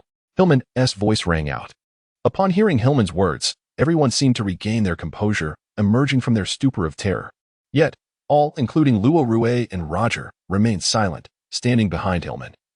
Their eyes filled with dread as they gazed at the enormous raptor and the enigmatic mage in purple robes. Wuhan Town, it appears I have not taken a wrong turn. The mysterious figure in purple murmured softly. After that, the figure fell silent, and the raptor's chilling, colossal red eyes swept over Linley and the others. Then, it exhaled 2 puffs of smoke from its nostrils and continued to stride forward. As the raptor advanced toward the town, Hillman's expression changed dramatically. Everyone, stay here, he commanded, before swiftly following the raptor. Uncle Luo, what is that? Is it a magical beast? Linley was the first to inquire. Luo swallowed hard, a flicker of fear in his eyes, yet he nodded and replied, yes, it is a magical beast. However, it is an exceptionally formidable one, the 7th-level magical beast, Raptor. Raptor? Linley etched this name deeply into his heart. The formidable form of the raptor, its impenetrable scales, its razor-sharp claws, and its powerful tail, all of these attributes were profoundly terrifying. Linley was convinced that a single raptor could annihilate his entire Wuhan Town. The raptor's scales boasted astonishing defensive capabilities, while its offensive power was equally fearsome. Moreover, it excelled in wielding fiercely aggressive fire-based magic. A sense of dread enveloped Luo as he relayed information to Linley. In the face of such a terrifying magical beast, even a battalion of 1,000 would face utter devastation. Only a coalition of 6th and 7th level warriors and mages could truly penetrate the raptor's formidable scales to inflict harm. Lin's heart jolted. Would a 1,000-strong battalion be annihilated? However, the most terrifying presence was not the velociraptor, but rather the enigmatic figure in the purple robe. Rory inhaled deeply, striving to calm the tension that gripped his heart. Beside him, Roger nodded in agreement, stating, indeed, to tame the velociraptor, one must ensure that it willingly becomes its servant. This implies that the mysterious figure in purple possesses a power far surpassing that of the velociraptor. Judging by his attire, he is likely a magician, at least of the 7th tier, possibly even an 8th tier sorcerer. Roger's fists clenched involuntarily, astonished that such a formidable individual had arrived among them. Linley could sense the terror that dwelled within his uncles, Rory and Roger. the formidable level 7 magical beast, the raptor, along with a mysterious sorcerer whose power surpassed that of the raptor, indeed sent shivers down one's spine. A sorcerer, even more formidable than the raptor? Linley found it difficult to fathom. The raptor, with its massive and fearsome physique, its impenetrable scales, razor-sharp claws, and robust tail, contrasted sharply with the diminutive figure of the enigmatic sorcerer. Suddenly, a thunderous roar erupted from the heart of Wuhan town. "This is bad," Rory and Roger exclaimed in alarm. A sense of dread enveloped Linley and the group of youths. Was the raptor's furious roar aimed at Wuhan town, at Uncle Hillman? None could ascertain the truth. "You all stay here," Rory and Roger instructed, their hearts filled with trepidation, yet they raced towards the center of the town with great urgency. Linley gritted his teeth. Uncle Hillman. He shared the same concern for Uncle Hillman as well as for the other townsfolk and hurried towards them. At this moment, Rory and Roger, their hearts trembling, were entirely focused on the velociraptor, oblivious to Linley trailing behind them. In just a short while, Rory and Roger reached the center of the town, where Uncle Hillman stood observing from a distance. "What brings you here?" Hillman admonished. Linley, taken aback, had no words to respond. Rory and Roger were equally at a loss. Hillman shook his head in resignation. He understood Linley's tenacious nature, knowing once his mind was set, it was hard to change it. "All right, stay close to me and do not wander off. I have confidence in keeping you safe." Linley felt a surge of joy. "Thank you, Uncle Hillman. I promise I won't stray." At that moment, Hillman and the group quietly observed the conflict unfolding about 100 meters away from the velociraptor. Before the massive creature stood a group of 7 young individuals, 4 men and 3 women. "Captain, what happened up ahead?" Rory inquired softly of Hillman. A faint smile graced Hillman's lips. "That enigmatic sorcerer has clashed with the mercenary squad. We need only to watch and not intervene." Hillman himself was merely a 6th-level warrior and did not dare to involve himself. The velociraptor alone was beyond his capacity to confront, let alone the mysterious sorcerer. The mercenary squad of 7 was not to be underestimated. 5 of them were warriors, accompanied by 2 female sorcerers. At the forefront of the squad was a burly man with wild red hair, mounted upon a stout black iron bull. The bull's too sharp. Dark horns gleamed with a metallic luster, and its crimson eyes revealed its identity as a 5th-level magical beast, the bloodthirsty iron bull. With a low bellow, the bull exhaled 2 puffs of mist from its nostrils. Among the mercenary squad were 4 men and 3 women, the sorcerers being women, along with 1 woman serving as an archer. Besides the bloodthirsty iron bull, there was also a massive griffin soaring through the air, a 4th-level magical beast. With a lion-like head and powerful wings, this mercenary squad was evidently not an ordinary one. "You young ones should surrender the Depilio Shadow Gem." The cold voice of the mysterious sorcerer, seated atop the velociraptor, echoed once more. "Master Sorcerer, we have no desire to be your enemies. But this Depilio Shadow Gem is the result of our relentless efforts. It is worth 100,000 gold coins. Yet you wish to exchange it for a mere 700 gold coins. This is simply unacceptable," replied the red-haired man at the forefront, his tone grave. From a distance, Linley, standing beside Hillman, finally grasped the situation. Originally, this enigmatic sorcerer sought to forcibly acquire the Depilio Shadow Diamond for a mere 700 gold coins, despite its true worth being a staggering 100,000 gold coins. Such exorbitance left Linley in silent astonishment. Surely, the Depilio Shadow Diamond must possess some significant value. Otherwise, this mysterious sorcerer would not have disregarded his own status to pursue it so aggressively. 700 gold coins to purchase an item valued at 100,000. It was no wonder that the mercenary team was unable to acquiesce to such a demand. "Humph," the mysterious sorcerer scoffed coldly. "I possess only 700 gold coins. If you persist in your obstinacy, not only will you receive not a single coin, but you may also lose your very lives." His voice grew increasingly frigid. With a thunderous roar, the towering velociraptor, much larger than the typical buildings in the town, let out a bellow that reverberated through the nearby structures. "Captain, we risked our lives to obtain this Depilio Shadow Diamond. How can we easily relinquish it to this cowardly scoundrel?" A woman clad in black robes uttered icily. As seasoned mercenaries, the 7 had weathered many trials and would not yield easily. The captain, a robust man with red hair, spoke gravely. "Esteemed sorcerer, I hail from the Kale family of the Finley Kingdom." He attempted to leverage his lineage for intimidation. However, it was unfortunate that powerful sorcerers often had eccentricities and cared little for nobility. You seek your own demise, the mysterious sorcerer muttered with a low scoff. Be careful.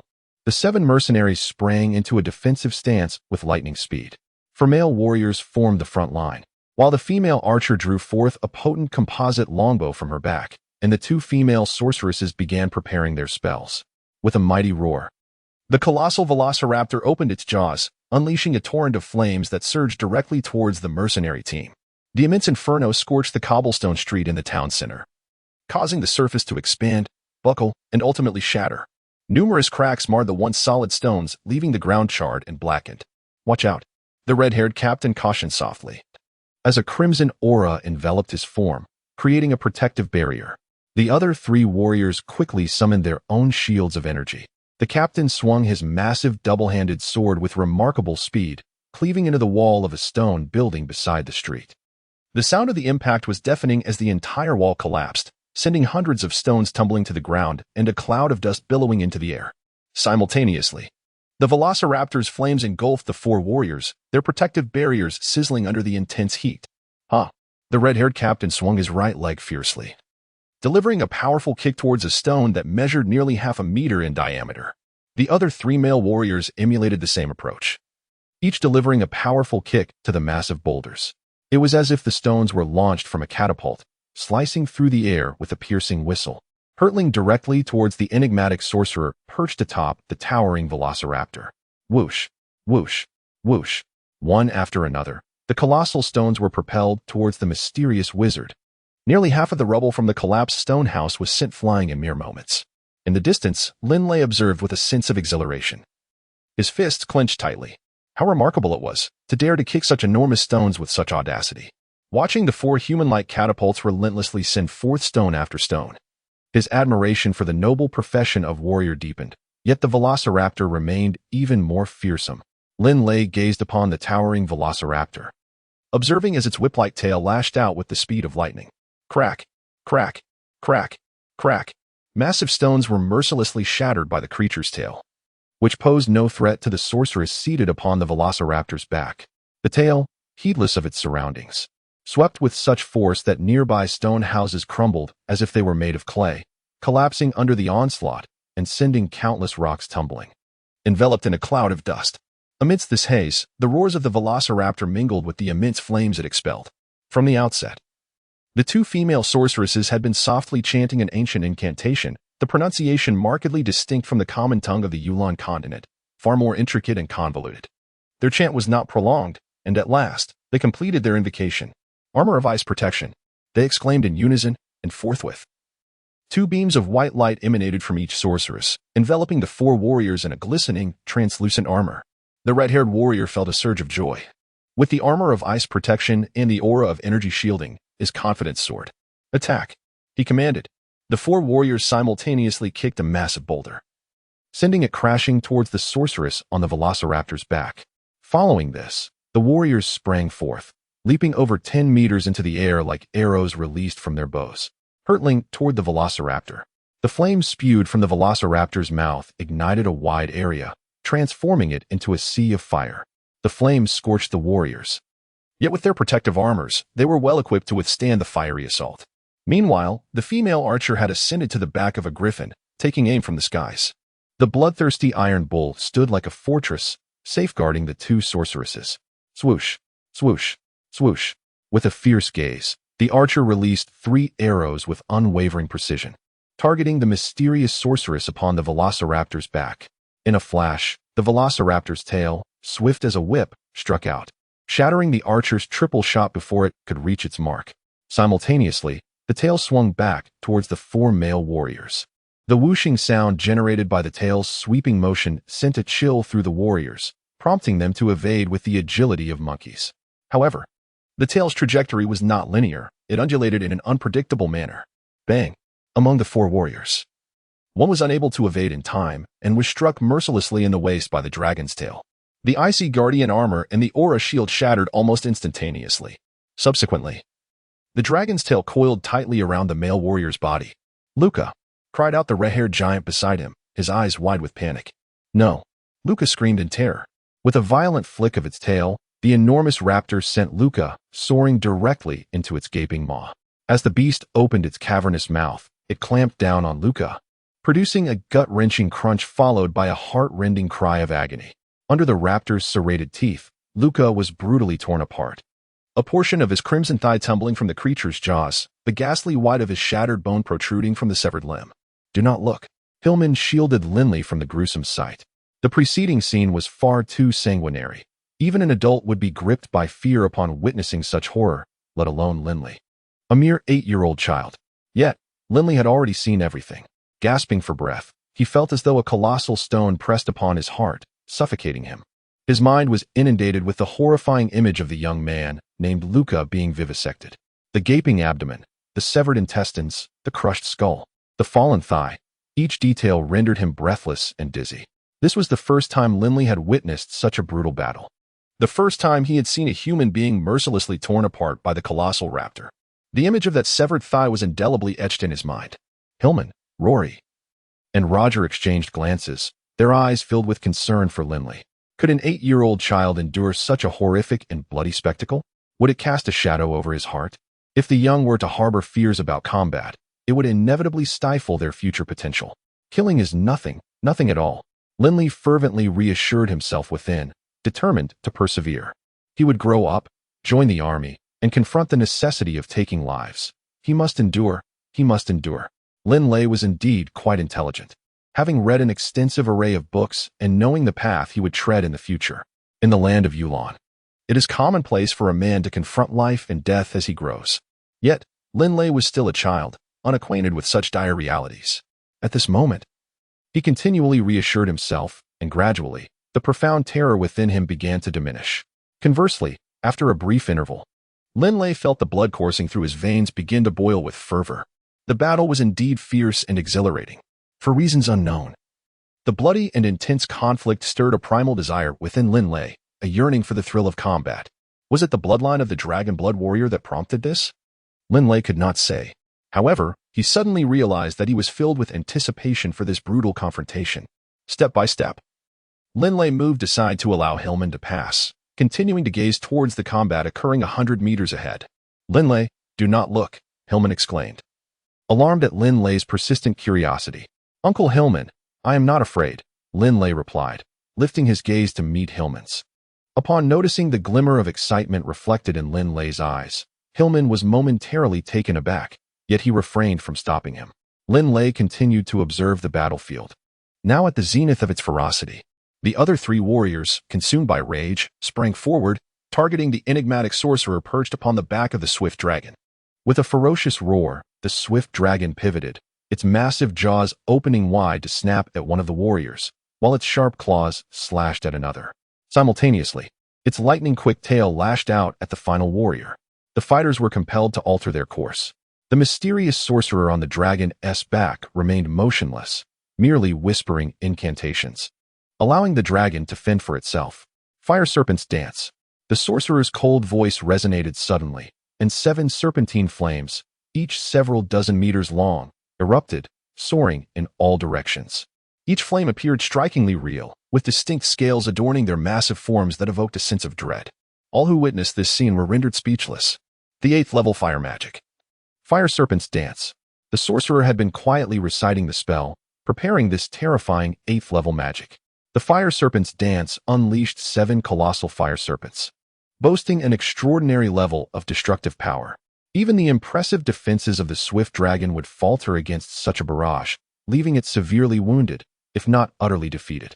Faced with a 7th level sorcerer, the mercenary team might have held their ground for a while, but against an 8th level sorcerer, especially one accompanied by a swift dragon, their resistance was futile. They finally comprehended that this enigmatic sorcerer was indeed an 8th level magician. It's the fire serpent's dance. We must flee, the red-haired giant exclaimed, his face pale with fear. The remaining 6 members of the mercenary team were engulfed in terror. Time has run out. Embrace the baptism of death. The cold, deranged voice of the enigmatic sorcerer pierced the hearts of the 6 members of the mercenary team like a chilling dagger. In the first episode of The Ring of Panlong, Chapter 11, The Dance of Fire Serpents, Part 2, 7 fire serpents soared through the air with astonishing speed. Wherever they flew, flames erupted, igniting the houses beside the streets of the small town, creating a scene of utter devastation. The townsfolk of Wushan, who had long been watching from a distance, were filled with despair as they witnessed their homes being consumed by flames. Before the might of the 7 colossal fire serpents, the stone houses crumbled like toys, engulfed in fire. "Let us go." The female archer, disregarding everything else, took control of her griffin and soared into the sky. As a fire mage, the sorcerer's control over the serpents had a range limit. Once the archer flew beyond that threshold, she would be safe. Sizzle. 2 fire serpents entwined around the 2 female mages and the bloodthirsty iron bolt, producing a sound reminiscent of flesh burning. Linley could even smell the acrid scent of singed hair. "Brother Kale, help!" The anguished scream of the female mage echoed from within the serpent's embrace. The bloodthirsty iron bull's eyes glowed a terrifying red, its muscles twisting and contorting in rage as it struggled against the serpent's grip, but the strength of each serpent was formidable.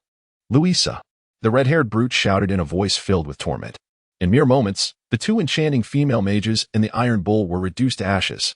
Yet, the red-haired man could not afford to dwell on his grief, for he and 2 other male warriors found themselves facing a massive fire serpent, appearing as helpless as infants before its might. Even with a punch capable of shattering stone, they were powerless against the serpent's constricting body. The 3 valiant warriors were ensnared by the fire serpents, letting out piercing cries. As their protective energy shield shattered, the sound of sizzling flesh filled the air. Their muscles contorted grotesquely, eyes bulging, as their hair was incinerated, and their skin, muscles, and bones succumbed to the terrifying heat of the flames. Within moments, these formidable warriors were reduced to ashes. Panting heavily, the female archer finally escaped the deadly dance of the fire serpents. "Louisa, Brother Kale, I will avenge you, I swear," she cried in anguish as she mounted her griffin and ascended into the sky. Boom! A bolt of lightning suddenly descended from above, striking the unprepared female archer, who was instantly reduced to ashes.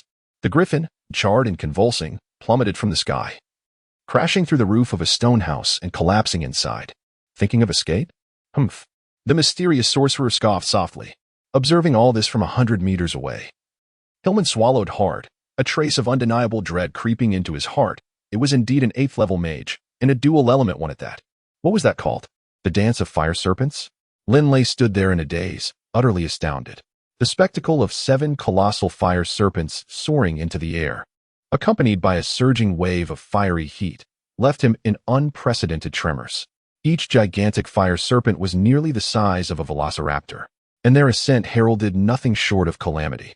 Houses were reduced to ashes, collapsing amidst the inferno. In the blink of an eye, those formidable 4 warriors, 2 mages, 1 archer, and 2 magical beasts had all perished, save for the fate of the griffin, which remained uncertain. Though the 7 enormous fire serpents had vanished, Linley could still feel the overwhelming waves of heat enveloping the battlefield, which had been utterly transformed into a desolate ruin. This wasteland, along with the relentless, surging heat, seemed to narrate the tale of the fierce battle that had just transpired. Remarkable, truly remarkable. In comparison to that scene, the terrifying velociraptor seemed to pale slightly. Linley's gaze suddenly fell upon the enigmatic sorcerer perched upon the back of the swift raptor in the distance. In contrast to the formidable dinosaur, the sorcerer appeared significantly diminutive. Could it truly be that the devastating dance of fire serpents was unleashed by someone who seemed smaller in stature than Uncle Hillman? Linley found it hard to fathom that such a fragile figure could wield such terrifying and catastrophic power. A twinge of trepidation stirred within him as he regarded the sorcerer, cloaked in a flowing purple robe. Is this what it means to be a magician? For the first time, Linley's understanding of sorcery crystallized clearly in his mind. Similarly, Linley, deep within his heart, harbored a yearning for the formidable sorcerers. If only there were a day when he too could unleash such a devastating assault. As he envisioned that scene, Linley felt the blood coursing through his veins reach a boiling point, engulfing him in an overwhelming state of exhilaration. In this moment, Linley grasped the path that lay ahead of him, a pursuit towards the pinnacle, the zenith of strength. Suddenly, he caught sight of his father, Hog. The entire Wushan town had been struck by an unforeseen calamity, and as the lord of Wushan town, Hog was engulfed by a sense of helplessness. "Do not make a sound," Hog glanced at Linley, signaling him to remain silent. He then turned his gaze towards the sorcerer, his heart heavy with despair. It was indeed an 8th-level mage, a dual-element practitioner.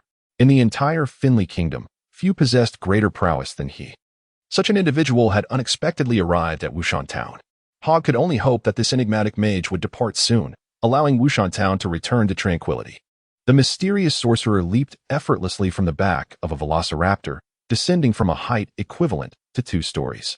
Approaching the spot where the red-haired strongman had perished in flames, the sorcerer waved a hand, lifting the ashes to reveal a diamond shimmering with a mesmerizing purple hue, reminiscent of a dream. He promptly reached down to collect the Depolo Shadow Diamond. Haha, the Depolo Shadow Diamond. I have searched for you for a decade. I never anticipated that by merely passing through this quaint town, I would fortuitously acquire the Depolo Shadow Diamond. Haha, hi mans. Now that I possess the Depolo Shadow Diamond to embed in my staff, let us see how you will contend with me this time. The sorcerer's maniacal laughter echoed. Meanwhile, Hog, along with a throng of townsfolk, stood at a distance in silence, refraining from uttering a word for fear of inciting the wrath of this mysterious mage. Whose territory is this Wushan Town? The sorcerer suddenly inquired. Father, Linley's heart sank in alarm. At that moment, Hog steeled himself and stepped forward, respectfully declaring, Great Mage, this Wushan Town is under my domain. Oh, the sorcerer, shrouded in a purple robe, remained obscured, his features indiscernible. He spoke with a hint of nonchalance. The losses to your Wushan Town are considerable. The mercenary squad has met their demise at my hands, and they bore a fair amount of gold.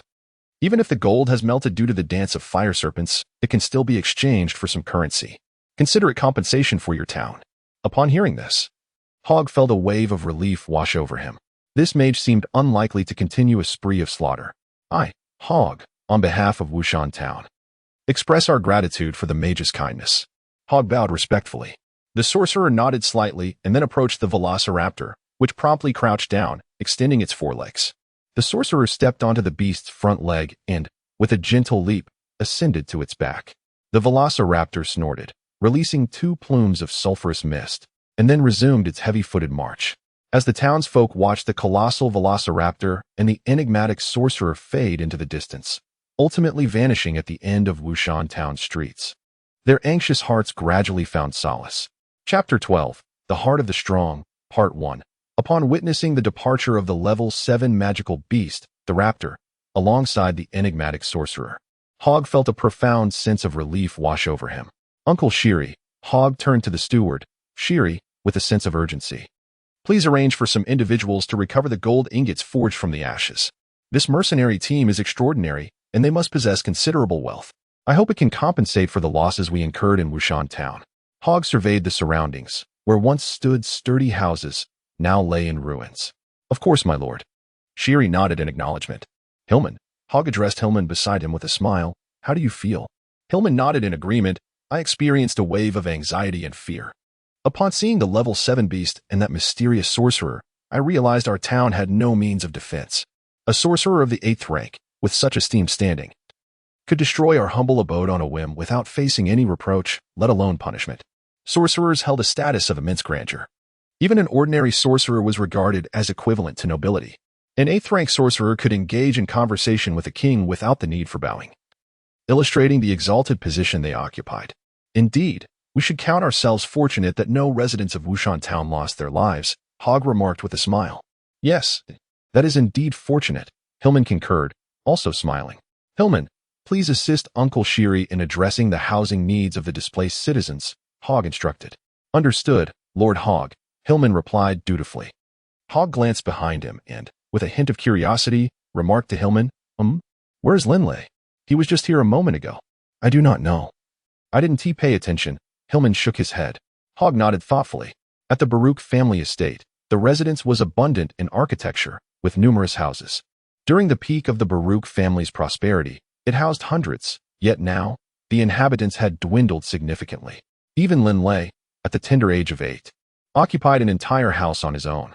In Linley's bedroom, he sat alone on his bed, deep in contemplation, his brow furrowed.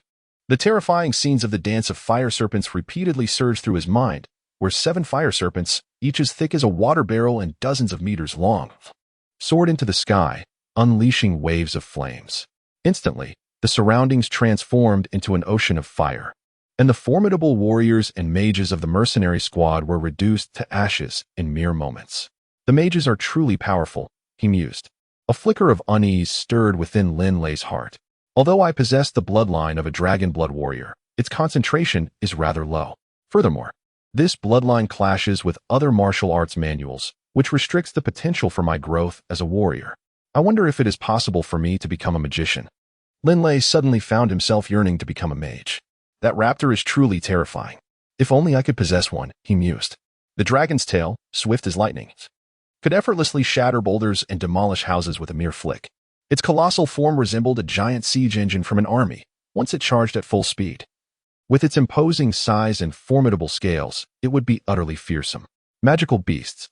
I wonder how one might acquire such a creature, Linley pondered, his heart longing for a magical beast. Linley, what troubles you? A familiar voice inquired. Linley sprang up from the ground, and upon raising his gaze, he was met with the sight of his father, Hogg, who was currently regarding him with a smile of approval. Father, Linley addressed him with respect, but suddenly a wave of confusion washed over him. Is my father smiling at me? And with such an expression? Hogg had always been quite strict with Linley, seldom bestowing upon him a warm smile, especially not one as expressive as this, which only served to deepen Linley's astonishment. Indeed. Hogg expressed with admiration as he looked at Linley. You are truly worthy of being a son of our Dragonblood warrior lineage, possessing the finest qualities of a warrior. If the descendants of the Dragonblood warriors were to cower in the face of life and death, to dread the brutality of battle, it would indeed be laughable. Upon hearing this, Linley immediately comprehended that what his father referred to as the gruesome scene where he had witnessed a velociraptor mercilessly devour Lugia. Yet he remained unfazed by the horror. Linley was somewhat astonished. Father, did you witness it? How could I possibly be unaware of the commotion caused by the velociraptor? As soon as it arrived in Wu Mountain Town, I ventured out, albeit in a different direction. I observed your interactions with Hillman quite clearly. Hogg nodded in affirmation. Linley chuckled softly. At that moment, apart from the initial surge of terror, he later found himself invigorated, filled with a fervent and bloodthirsty urge for battle. Linley began to suspect that it might be due to the bloodline of the Dragonblood warriors.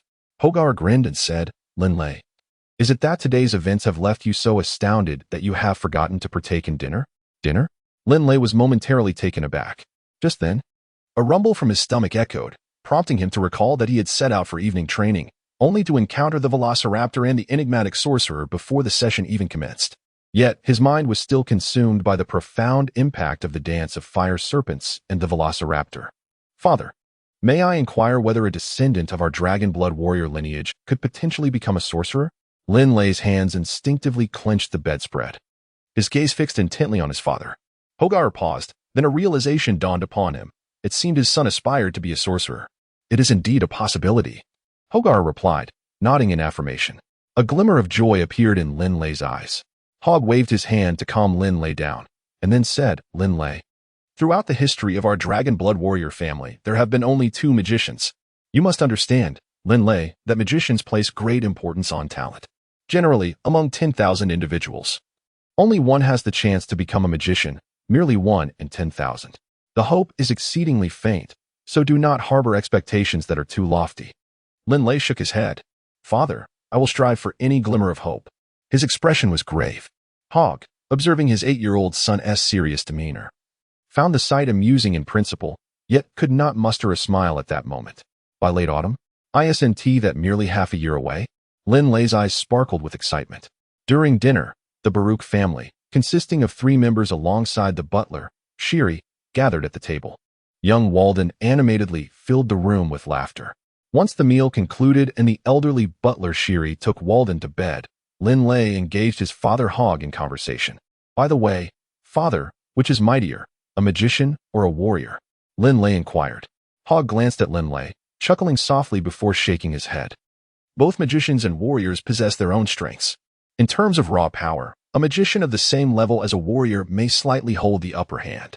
However, the most significant factor is the elevated status of magicians, which surpasses that of warriors.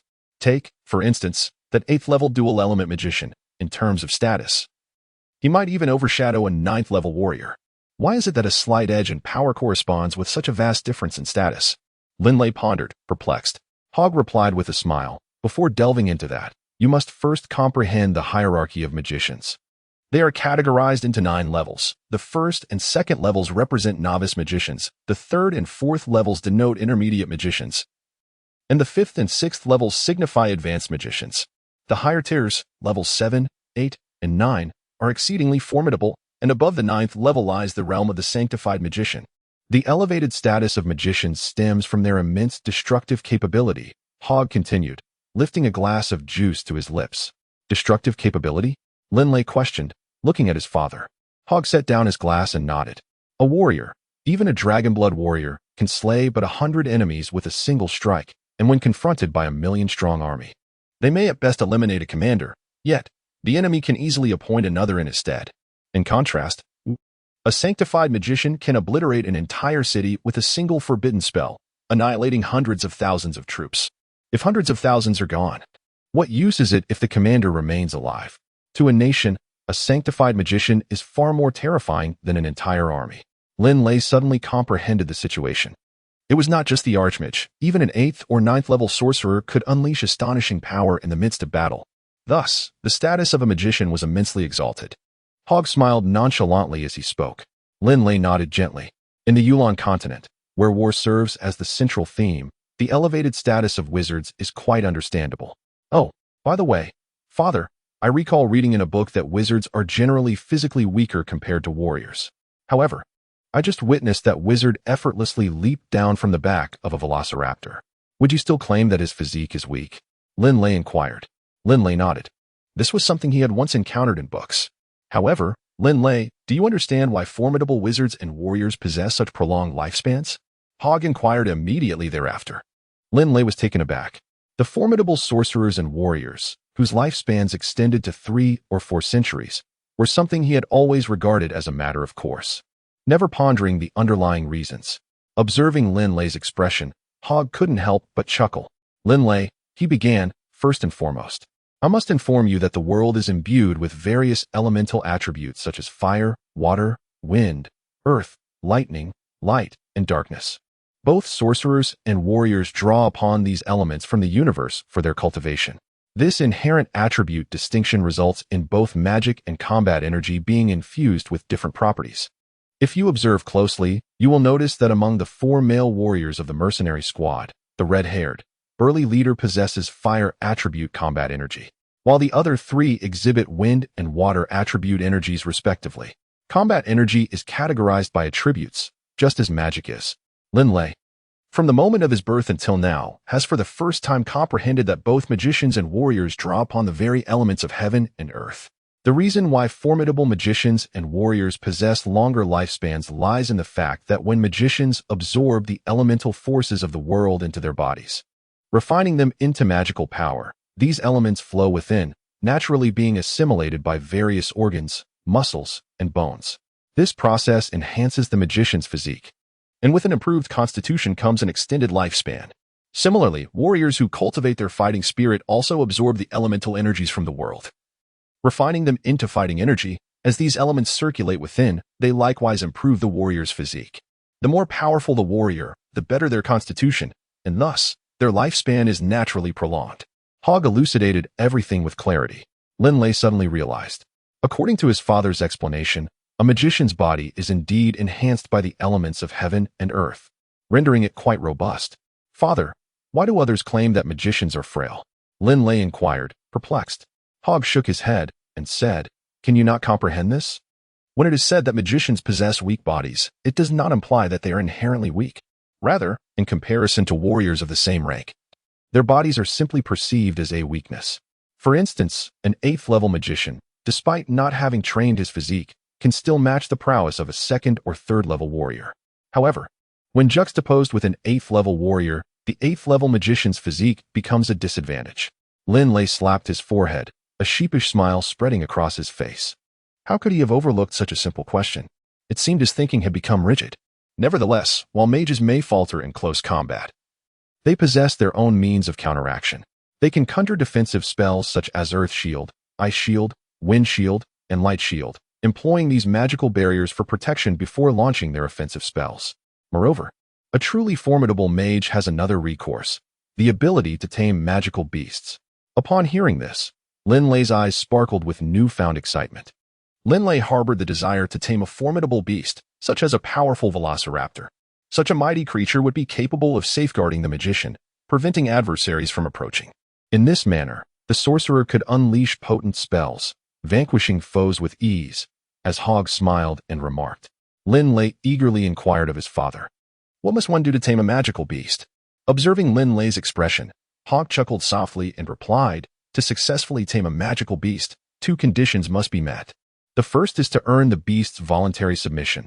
The second is to establish a soul contract through a magical array, binding the beast as your servant. The first condition is quite challenging. To compel a magical beast to willingly submit, one must likely defeat it in direct combat. For instance, should you wish to tame a velociraptor, you must first conquer it." Hogg's words left Linley momentarily speechless. Did he possess the strength to defeat a velociraptor in order to tame it? As for the second condition, the establishment of a soul contract magical array is a complex endeavor, requiring at least the capabilities of a 7th-level magician to execute it competently, Hogg stated gravely. Linley was taken aback by his father's words. "Are you suggesting that only a level 7 mage, or those of even higher caliber, can subjugate magical beasts?" "No, that is not necessarily the case. If one possesses sufficient wealth, one can procure a soul contract scroll, and at that point, merely tearing it apart will suffice to conjure a soul contract magic array. However, the soul contract scrolls are exceedingly expensive." Hogg chuckled self-deprecatingly. "How exorbitant?" Linley inquired further. "The last I heard, it was priced at 10,000 gold coins per scroll, and even then, they are scarce and hard to come by." Hogg's words elicited a bitter smile from Linley. To tame a magical beast, the most formidable challenge lies in vanquishing it. Certainly, one could subdue weaker magical beasts, but what utility would that serve? To capture a powerful magical beast, do you possess the requisite strength to defeat it? And if one resorts to cunning and deceit, how can one ensure the magical beast's willing submission? Gaining a creature's voluntary allegiance is no trivial matter. Moreover, the seemingly secondary condition of arranging the soul contract magic array also dictates that those capable of taming magical beasts are either formidable mages or affluent individuals. Spending 10,000 gold coins on a soul contract magic scroll is an extravagance reserved for the nobility. Without substantial wealth, one would scarcely dare to indulge in such luxury. Linley pressed his lips together, his brow slightly furrowed. "If I truly wish to tame a magical beast, given my family's financial circumstances, my only path is to become a level 7 mage and then pursue the endeavor of capturing a magical beast." Linley thought to himself, well aware that this path is fraught with difficulty. The first hurdle on this journey is whether one possesses the talent to become a mage. After all, the chance is but 1 in 10,000. Without talent, it is utterly impossible to attain the status of a mage. The next morning, a large group of children gathered in the open space east of Wuhan town, just as they had in the past. At this hour, the 3 instructors, including Hillman, had yet to arrive, and the children were fervently discussing the previous day's astonishing battle. That magical beast was truly formidable. When Uncle Hillman and the others reached the center of the town, I followed closely behind, stealthily observing from a distance. You cannot imagine. That colossal beast smashed its massive claw against the ground, shattering the stone pavement completely. As for the houses, they crumbled like mere mud. Among the children, the most loquacious, Hadley, animatedly recounted the event, gesturing wildly as if he had witnessed every detail clearly. The other children listened with wide eyes, captivated by Hadley's tale. "Hadley, you were in the same open space as us yesterday, weren't you? How did you see all that?" questioned a brown-haired boy who appeared to be around 13 or 14 years old. The older boys were not as easily deceived by Hadley as the younger ones. Hadley glared at the boy named Fura and retorted, "Fura, you don't believe me? When have I ever deceived anyone?" Fura scoffed, "Who doesn't know about your big mouth, Hadley? How many of your words are true? Come on, everyone. When has this little rascal ever spoken the truth?" he said to a group of nearby boys. The 12 to 14-year-olds erupted into laughter, siding with Fura. Some of the older boys clearly aligned themselves with Fura. Hadley, feeling agitated, exclaimed, "You don't believe me? Fine. If you don't believe me." Frustrated, he scanned the crowd and suddenly spotted Linley. His eyes brightened, and he called out. Everyone knows that apart from Uncle Hillman and the other 2, Linley was also present. He witnessed it firsthand. What Linley says must be true, right? Let us hear it from Linley. Did I lie? Young Master Linley? The boys turned their gaze towards him. In the town of Wuhan, Linley held a significant position among a group of youths. As the eldest son of the Baruch family and merely 8 years of age, he exhibited a physical prowess that rivaled that of boys aged 13 or 14. In the martial-oriented realm of Yulan, Linley's exceptional abilities garnered the admiration of the young residents of Wushan. Indeed, the young master Linley had witnessed events firsthand yesterday, and his word was taken as truth without hesitation. The boys nodded in agreement. Among those aged 13 or 14, there was an understanding of Linley's noble status, which set him apart from them. Most referred to him respectfully as young Master Linley, while a few younger children, like Hadley, addressed him more casually as Linley. Linley, tell me, did I lie? What truly transpired? Hadley exclaimed as he hurried to Linley's side, grasping his hand and exchanging knowing glances with him. Linley couldn't help but feel helpless. Hadley was boasting over there, dragging him into the conversation. The beast known as the Velociraptor was a level 7 creature, incredibly powerful. Its scales were as hard as iron, impervious to blades. Additionally, it possessed a tail as sturdy as a whip and sharp claws.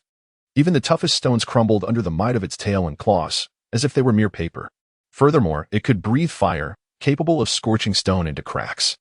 Linley spoke earnestly, captivating a group of children who listened attentively to his tale. In truth, they could easily imagine the creature's ferocity upon seeing the Velociraptor for the first time. Linley concluded with a smile, and the teenagers nodded in agreement. Indeed, when they first encountered the Velociraptor yesterday, they were utterly awestruck. Its massive form resembled a small hill, and the vibrant red of its scales hinted at its formidable resilience. Did you hear that? I told you the Velociraptor is exceptionally powerful. Hadley chimed in loudly. At that moment, a boy named Flo widened his eyes, eager to speak. Uncle Heilman is here. Linley called out upon spotting Heilman, Rory, and Roger approaching from a distance. Instantly, all the children fell silent and lined up obediently into 3 distinct teams. The clearing became tranquil, the only sound being the footsteps of Heilman and his companions. Heilman stepped forward, facing the group of children, and smiled warmly. You all know what happened yesterday, right? Excellent. His expression suddenly turned serious as he continued. The formidable beast you encountered is the Velociraptor, and upon its back rides a mysterious sorcerer. They are immensely powerful, but remember this. Heilman's gaze sharpened as he surveyed the children before him. That mysterious sorcerer did not attain his strength without years of diligent training to tame the mighty Velociraptor. If you aspire to conquer such a powerful beast or become as formidable as that sorcerer, you must put in the effort, relentless effort. Anyone has the potential to become powerful. The only difference lies in your dedication, Heilman declared with unwavering resolve, his eyes fierce. The children fell silent, though the older teens began to harbor their own thoughts, their gazes shifting with newfound determination. All right, let us commence today's morning practice. As per our usual routine, we shall face the rising sun and engage in qi gathering exercises. Heilman stated decisively, and immediately, the children began their qi gathering training, adhering to the tailored tasks set for each team, diligently completing their respective training under the watchful eyes of the 3 instructors. Today, the atmosphere during training was palpably different. Hardly any children voiced their exhaustion. Everyone was silently persevering, pushing through the exercises with unwavering resolve. 50, 51. Linley mentally kept count, positioned on the ground, supporting his body solely on one hand and the tips of his toes, his entire physique taut with effort. He was engaged in a one-handed fingertip push-up, a simple yet effective method to enhance finger strength and arm power. To become a formidable warrior, one typically practices the secrets of combat energy. And the mastery of such energy largely depends on the robustness of the body. The stronger the physique, the greater the capacity to harness combat energy. I possess the bloodline of a dragon-blooded warrior, rendering me incapable of cultivating combat energy, yet I can surpass others in physical training. Linley's gaze was resolute, his fingers gripping the ground like ancient roots, as he completed repetition after repetition, eliciting envy and admiration from the many youths beside him who had already reached their limits. 98, 99. Linley persevered. Today's morning exercise has come to an end. Hillman gazed at the children from the 3 teams and spoke in a clear voice. After finishing his words, Hillman took a deep breath, pondering to himself, what story should I tell today? It had become a routine for him to narrate a tale for the children after the morning practice. Uncle Hillman, please tell us a story. A child's voice suddenly interrupted. At that moment, Hillman, who was mentally preparing for his narration, was momentarily taken aback and looked up in curiosity. All the children from the three teams were gazing in astonishment at the eastern sky. At the same time, Rory and Roger also turned to face the eastern heavens, their eyes wide with shock. What is happening? Hillman, filled with confusion, turned to look towards the eastern sky. There, not far away, at an altitude of 200 to 300 meters, a colossal black dragon, over 100 meters long, was coiling and soaring through the air. Its eyes resembled enormous wheels, and its massive body was adorned with scales that glimmered with a chilling light. The vast wings, stretching a combined length of nearly 100 meters, gently flapped with tremendous power. The black dragon, a pinnacle among magical beasts. In the first volume of The Ring of the Coiling Dragon, Chapter 15, The Battle in the Sky, Part 2. The black dragon belongs to the top echelon of magical creatures. Typically, black dragons are 9th-level beasts, with some of their kind possibly being sacred realm entities. Both 9th-level and sacred realm magical beasts are incomparably more formidable than the velociraptor encountered yesterday. At this moment, a group of children and 3 instructors in the open area to the east of Wushan town were merely hundreds of meters away from the black dragon. Observing the colossal creature up close was a visual shock more profound than any words could convey. What was even more astonishing was that atop the swirling black dragon stood a figure clad in gray robes.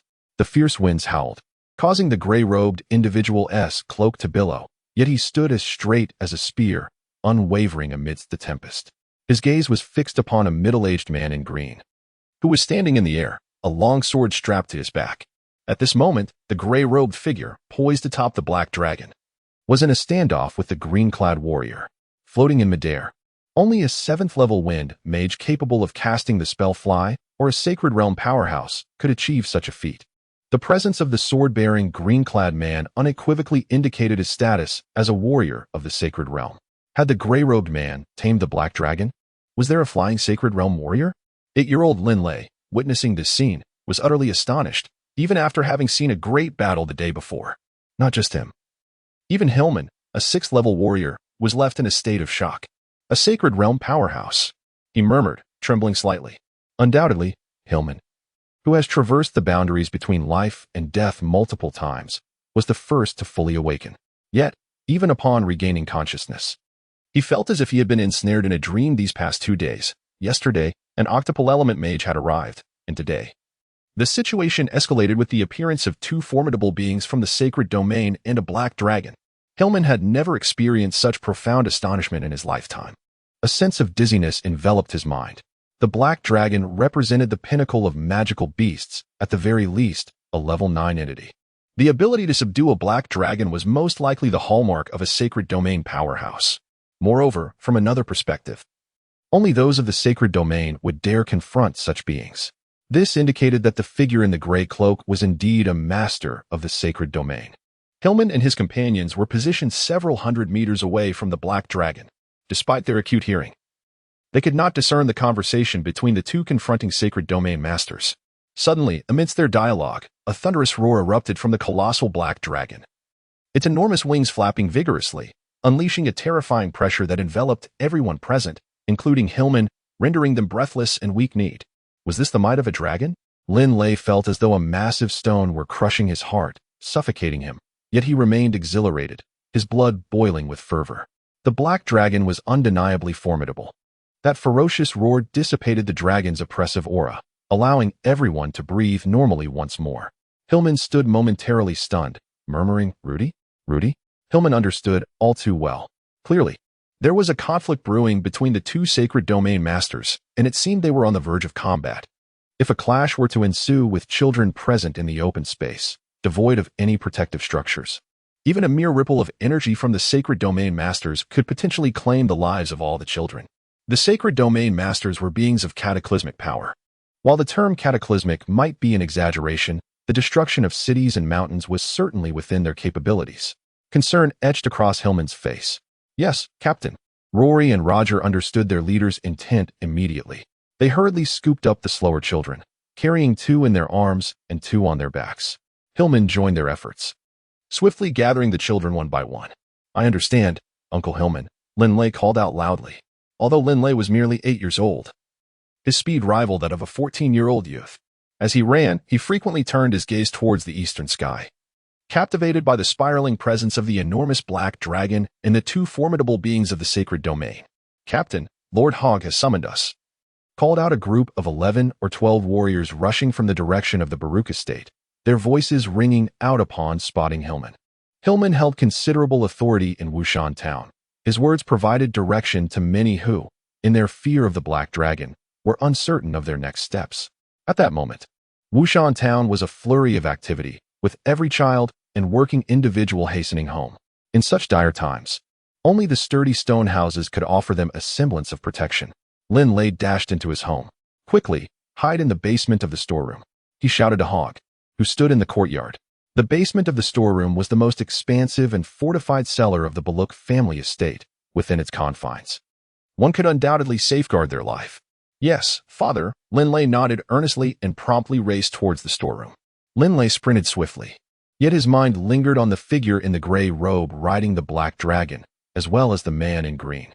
He couldn't help but gaze towards the eastern sky, where the low buildings of the town allowed a clear view of the heights several hundred meters above. At that moment, the black dragon let out a series of low growls. "Rudy, today I shall witness the true prowess of you, the domain mage," shouted the man in green, whose name was evidently Tylan, while the man in gray was identified as Rudy. The black dragon beneath the gray-robed figure unleashed a torrent of black flames that enveloped Tylan entirely. Yet he was soon surrounded by a dazzling emerald light that emanated from his body, rendering him impervious to the black flames. Simultaneously, a resonant sound of a sword song echoed through the air, louder than the dragon's roar, reverberating across the heavens. With his sword drawn, Tylan unleashed a colossal, ethereal blade that stretched dozens of meters, slicing through the air and aiming fiercely at Rudy. The gray-robed figure remained unfazed, silently chanting incantations. "Is this what a sword's aura truly is? Such an enormous blade?" Linley pondered while making his way toward the storeroom, glancing back to see how the gray-robed man would defend against it. Would he rely on the black dragon? To his astonishment, the black dragon did not intervene, allowing the massive sword aura to strike Rudy directly. The gray robe exploded upon impact, revealing a radiant suit of protective armor beneath, its brilliance akin to diamonds. The colossal sword aura struck the armor, yet failed to inflict any damage upon Rudy. How could this be? Linley was utterly astonished. Linley ran without watching his feet and inadvertently stepped on a stone, tumbling down. Yet, he turned his gaze back to the eastern sky, pondering the formidable armor and its extraordinary defense. "Linley, hurry, don't dawdle," Hogger shouted in a fury upon witnessing Linley's distraction. "Yes, father," Linley replied, snapping back to reality as he hastened to rise and sprint towards the storeroom. Suddenly, a terrifying rumble echoed through the heavens, followed by a chorus of horrified screams reverberating throughout Wushan town. Instinctively, Linley turned his gaze skyward once more, only to be struck by fear. He beheld an array of colossal stones suspended in the eastern sky, each stone the size of a house. Swish, swish, swish. The stones, all glowing with an earthy hue, sped across the sky like meteors, hurtling toward the middle-aged man clad in green. Each stone weighed nearly 100,000 pounds, far surpassing the boulders used by catapults during wartime. Even the walls of a city would struggle to withstand such a tremendous impact. The sight of these formidable stones was daunting, and now, countless house-sized boulders were relentlessly descending upon the green-clad figure, leaving the residents of Wushan town utterly astounded. Boom! The first boulder struck the green-clad man, causing a surge of emerald light to emanate from him, transforming him into what appeared to be a green sun, radiating blinding verdant brilliance. A deluge of massive stones surged toward the green-clad man. In the blink of an eye, he was surrounded by a multitude of boulders, with only the emerald light visible through the openings. Boom! A cacophony of violent explosions erupted as the boulders shattered, obliterated by the terrifying emerald energy. Each house-sized stone fragmented into countless smaller pieces, scattering in all directions. From hundreds of meters above, buoyed by the explosive force of the energy, the debris was propelled with tremendous strength, reaching far and wide. "This is bad." Hogger's face turned pale, and at that moment, Hillman, still on the streets of Wushan town, also turned ashen. They both understood that calamity had befallen Wushan town. Countless fragments, some nearly 2 meters in diameter and others about the size of a human head, erupted chaotically from hundreds of meters above. Nearly 1/5 of these shattered stones were hurtling toward the town. "Father," Linley exclaimed, witnessing the barrage of stones descending rapidly from the sky, calling out to Hogger in the distance. "Quick, get inside," Hogger urged urgently. At this moment, Linley was still several dozen meters away from the storeroom. Upon hearing his father's furious roar, he disregarded everything else and sprinted towards the storeroom. The sound of countless stones crashing down echoed, resembling the ominous rumble of an earthquake, creating an apocalyptic scene. Whoosh! A massive boulder, weighing several hundred pounds, grazed Linley's body and crashed down a short distance from his feet, creating a deep pit in the ground. A cold sweat broke out on Linley's back. Had it been a fraction closer, his life would have been forfeit. Boom, boom, boom. The sound of stones shattering the roof, the crack of broken tiles, the tremors as they struck the ground, and the anguished screams of the fallen merged into a cacophony of chaos, painting a picture of doom. Whoosh! More large stones plummeted in front of Linley, causing him to retreat swiftly to dodge them. Yet, if he continued to evade, how could he possibly reach the storeroom? "Master Linley, quickly!" A figure rushed out from the storeroom. It was Grandpa Hiri. At this moment, Hiri was enveloped in a fiery aura, dashing directly towards Linley. "Brother, hurry!" At the entrance of the storeroom, 4-year-old Walton appeared to be crying, shouting loudly to Linley. "Walton, get inside now!" Linley bellowed. Whoosh! A rare boulder, nearly 2 meters long, hurtled through the sky, aimed directly at the storeroom. Linley's mind raced as he calculated that if this boulder struck the roof, Walton, who was currently at the entrance, would undoubtedly be injured or worse, killed. "Quick, get inside, Walton!" Linley's eyes widened in terror as he roared, propelling himself toward the storeroom with incredible speed. Ignoring the stones raining down from above, he charged straight for Walton. Hiri, facing Linley, was oblivious to the enormous boulder hurtling towards the storeroom, while Linley saw it all too clearly. How could young Walton withstand the falling debris? "Master Linley." Hiri, witnessing Linley's desperate sprint, felt a surge of panic. With 2 or 3 stones crashing down around Linley, he moved like a leopard, his gaze fixed intently on little Walton, darting toward the storeroom. Only then did Hiri turn around and see the massive boulder, 2 meters in diameter, plummeting towards the storeroom, causing his face to drain of color. "Get down!" Linley shouted, his expression fierce. Little Walton had never seen such a terrifying look on his brother's face. Frightened, he immediately crouched down, tears brimming in his eyes as he looked at Linley, his lips trembling. "Brother!" In a swift motion, Linley leaped onto little Walton. Almost simultaneously, boom! A tremendous impact resounded as the colossal boulder crashed onto the storeroom's roof. Though the roof's stones were sturdy, they could not withstand such a giant force, shattering upon impact, while the walls trembled and collapsed. "Master?" The steward, Shiri, felt a sudden surge of anger, his eyes turning crimson as his inner energy erupted. He sprang forth like a bolt of scarlet lightning, enveloped in a protective aura, while simultaneously striking with great speed at the collapsing debris of the wall. The rubble and Shiri converged upon Linley almost in unison. A thunderous crash ensued, and in mere moments, the trio, Wotan, Linley, and Shiri, were completely buried beneath the fallen wall. In the courtyard, Hogg wielded a massive sword, deflecting a rapidly descending stone. However, when he turned to glance in Linley's direction, he was taken aback by the sight of Linley recklessly leaping towards Wotan, followed closely by Shiri, who was also rushing to shield him. As the storeroom crumbled, debris fell relentlessly. Linley and Hogg's eyes both turned red in an instant. At that moment, Hogg could not discern whether Shiri had fallen atop Linley first or if the stones had struck him first. Chapter 17, Catastrophe, Part 2, of the Ring of Panlong. Boom, boom, boom. Intermittent sounds of impacts echoed throughout Wushan town, and soon, not a single stone remained in the sky. The large boulders had been entirely obliterated by the middle-aged man in green. Yet, at this moment, the townspeople of Wushan had no energy to focus on the aerial battle. "Lord Hogg, the situation in Wushan town is dire. What has happened to you?" Hillman rushed into the estate, intending to report a few details, but upon seeing Hogg's dazed expression, he could not help but voice his concern. Hogg shuddered, his mind regaining clarity as he thought of Linley. Suddenly, he dashed towards the storeroom with alarming speed, prompting Hillman to suspect something and immediately follow suit. Boom! Before Hogg could reach it, the pile of rubble trapping Shiri, Linley, Wotan, and others was shattered. Shiri emerged from the debris, standing tall. "Uncle Shiri, how are you?" Hogg's voice trembled slightly as he turned his gaze toward the figure on the ground. The first thing that caught his eye was a large patch of blood on Linley's head, a sight so shocking that Hogg felt a wave of dizziness wash over him, causing his entire body to sway involuntarily.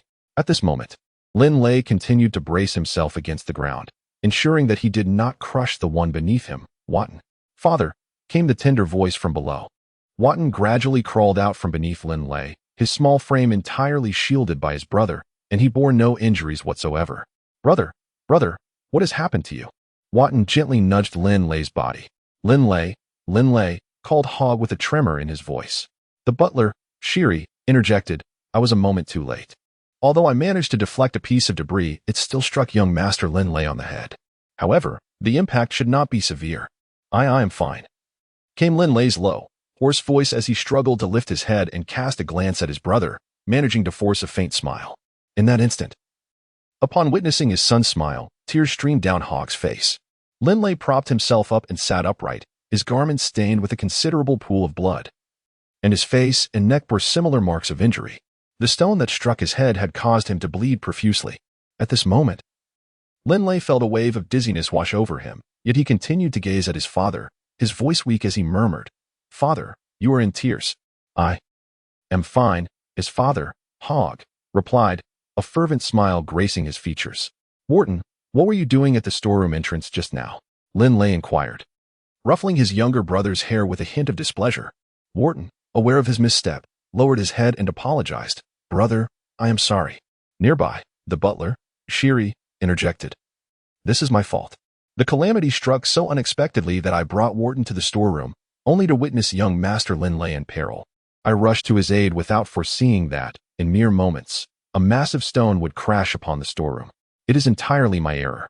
Suddenly, a violent tremor shook the ground. Everyone's expressions changed as they turned their gaze toward the eastern sky, where a colossal figure hovered midair. This giant stood nearly 10 meters tall, with bulging muscles and a grim visage, its entire form a hue of earthy yellow. The Titan was engaged in a fierce confrontation with a middle-aged man clad in green, the sound of their clashes resonating like thunder.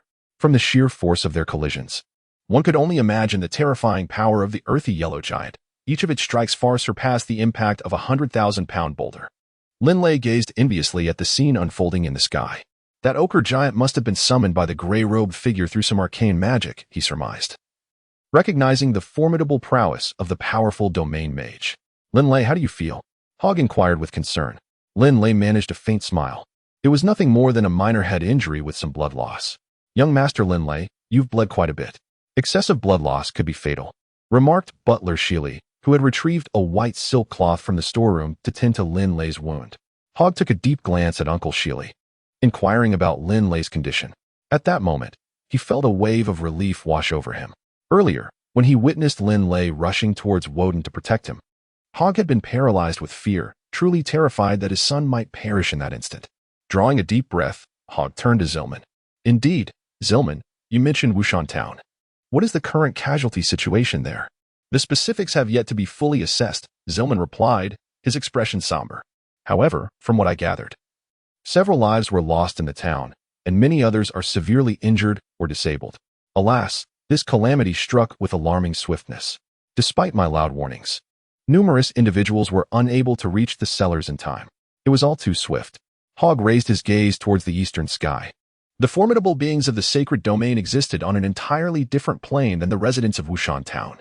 With a mere wave of their hands, they could obliterate the entire town. The recent barrage of colossal boulders, along with the middle-aged man in green shattering numerous stones, was merely a preliminary test of their powers. Yet, this trial alone had wrought devastation upon Wushan Town. The legendary Earth Element Level 10 magic, a forbidden spell known as Earth Guardian, possessed terrifying strength, representing the most potent single-target attack of an Earth Domain Archmage. Hogg regarded the Earthen Giant with a cold demeanor. As the patriarch of the Dragonblood warrior clan, despite its decline, the ancient lineage spanning over 5 millennia afforded Hogg access to various records of formidable magical assaults. Thus, he could instantly recognize the nature of this level 10 magic. Linley inhaled deeply. Linley harbored an intense yearning for the day when he could mount the Black Dragon and unleash the cataclysmic power of a level 10 spell. Contemplating this, he naturally recalled that the recruitment for magic students would occur in the deep autumn, with the royal capital hosting the examinations for aspiring magicians in 6 months' time.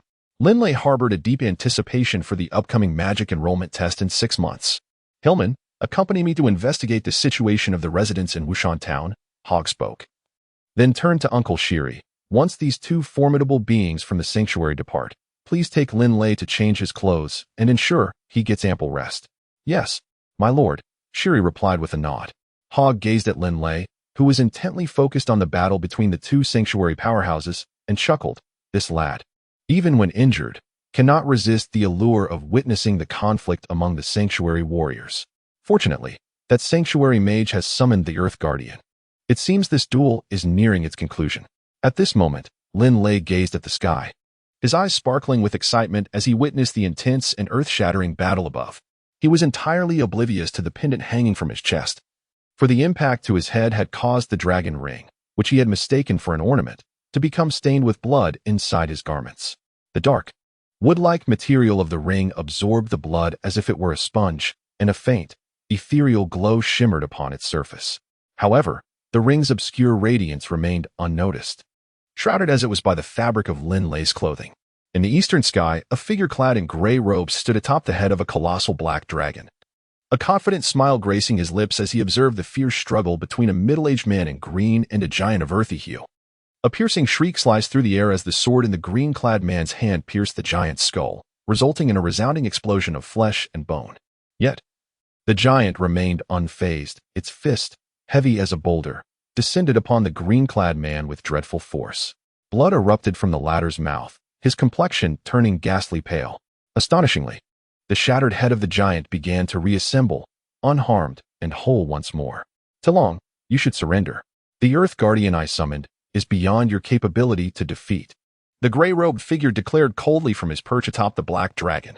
The green-clad man fixed a steely gaze upon him, suddenly exclaiming, "Rudy, if I cannot have it, neither shall you." In an instant, a vibrant emerald glow surged from his hands, prompting the gray-robed figure, who had maintained a demeanor of indifference, to exclaim in alarm, "Stop." With a thunderous roar, the emerald light radiated intensely, blindingly brilliant like the sun, and with a violent explosion, it dissipated moments later. Tilong, the gray-robed man seethed, pointing angrily at the green-clad man, but rendered speechless. The green-clad man, now pale, coldly regarded the equally wan gray-robed figure. Now, it seems, neither of us will attain our desires. Rudy, though I am injured, it will not be so easy for you to eliminate me. With a derisive laugh, he transformed into a streak of emerald light, darting swiftly toward the northeast. The gray-robed figure watched as the green-clad man ascended toward the horizon, his brow furrowed, unwilling to pursue. Beside him, the earthy giant began to fade away. The starry sword saint, Tilong? Alas, it appears I cannot eliminate him just yet. The gray-robed figure mused quietly, before the colossal black dragon beneath him seemed to sense his thoughts, flapping its enormous wings and soaring southeastward with a powerful rush. In the blink of an eye, these two formidable masters of the sacred realm vanished into the far reaches of the heavens. Meanwhile, the town of Nayama lay in utter ruin, with countless houses collapsed, and the air filled with anguished groans, furious curses, piercing cries of despair, and heartfelt weeping. In mere moments, the devastation was palpable. The once tranquil morning has transformed into a day of calamity. In the drawing room of the Baruch family, only Hogg remains. At this moment, he sits beside the long table, his brow furrowed. As the de facto ruler of Bird Mountain Town, he must certainly consider the well-being of its residents. Suddenly, the sound of footsteps announces the entrance of the butler, Shiri, who approaches with a respectful demeanor. "My lord, how is young Master Linley faring?" Hogg immediately turns to inquire. Shiri offers a reassuring smile. "Do not worry, my lord. I have tended to young Master Linley's wounds, bandaging them properly, and ensured he has had a hearty meal. He has changed into clean, fresh garments and is now resting. When he awakens, he should feel significantly better." Hogg nods, a measure of relief washing over him, yet his brow remains tightly knit. "Are you concerned for the townsfolk of Bird Mountain?" Shiri asks. Hogg nods, a bitter smile crossing his lips. "Uncle Shiri, the ordinary residents of Bird Mountain are not like us. The men are somewhat better off, typically being first or second-tier warriors. But the women are at a distinct disadvantage. With the massive stones raining down from above, they would struggle to defend themselves." Shiri nods in agreement. "The number of individuals trained in fighting Qi within Bird Mountain Town is exceedingly few. with thousands of boulders plummeting from the sky. Unless one can hide in a cellar or shield themselves, the consequences of being struck are dire. Now, they must await the results of Shilman's assessment. Anxiety gnaws at Hogg's heart. After what seems like an eternity, a hurried cadence of footsteps echoes from outside the drawing room. Hogg's eyes brighten, and he looks up to see Shilman hastily entering. Shilman, what is the casualty report from Bird Mountain Town? Hogg inquires with urgency. Shilman sighs deeply, a note of sorrow in his voice. We have just completed the tally. Over 300 have perished, and nearly 1,000 are injured. The town's total population is barely over 5,000, meaning nearly 1/5 has suffered. This is under the circumstance that some had the protection of stone structures, making the situation all the more grim. Such a high toll? Hogg feels a surge of anxiety. The sustenance of a nation hinges on its food supply, and a town similarly relies on its labor force. With such a drastic reduction in manpower, and the added burden of caring for those incapacitated, the town's economy is bound to face severe challenges. Alas, Hogg exhales a deep sigh. He contemplates the possibility of reducing taxes. Yet the taxes in Bird Mountain Town are already minimal, and sustaining his own family has become problematic. How can he assist the townsfolk? My lord, the residents of the town are grateful for your kindness. They are aware of all that you have done. Please, do not burden yourself too heavily. Shilman advises from the side. Having been born in Bird Mountain Town, and as a 6th-tier warrior, Shilman could easily be elected as a captain of the guard even within the royal capital. However, it was due to his gratitude towards the Baruch family for their benevolent treatment of Bird Mountain Town that Hillman, upon retiring from the military, assumed the role of captain of the guard for the declining Baruch family. Hillman, take the members of the guard and explore the various corners of the town. Hogg stated plainly. Yes, my lord, Hillman replied. The steward, Uncle Hiri, also bowed in acknowledgement. Subsequently, they both exited the parlor, leaving Hogg alone in the room. In Linley's bedroom, Linley sustained an injury to his head. The butler, Shiri, advised everyone to refrain from disturbing him, allowing Linley to rest adequately. While chaos reigned outside the town of Nyashin, tranquility enveloped Linley's bedroom. He was deeply immersed in a beautiful dream. Suddenly, a faint tremor resonated through the air, and ethereal halos began to emanate from Linley's chest. Gradually, the dark dragon ring, shrouded in the luminescence, floated out from beneath his sleepwear, hovering 10 centimeters above his chest. The tremors intensified, and the radiance of the dragon ring grew ever more brilliant.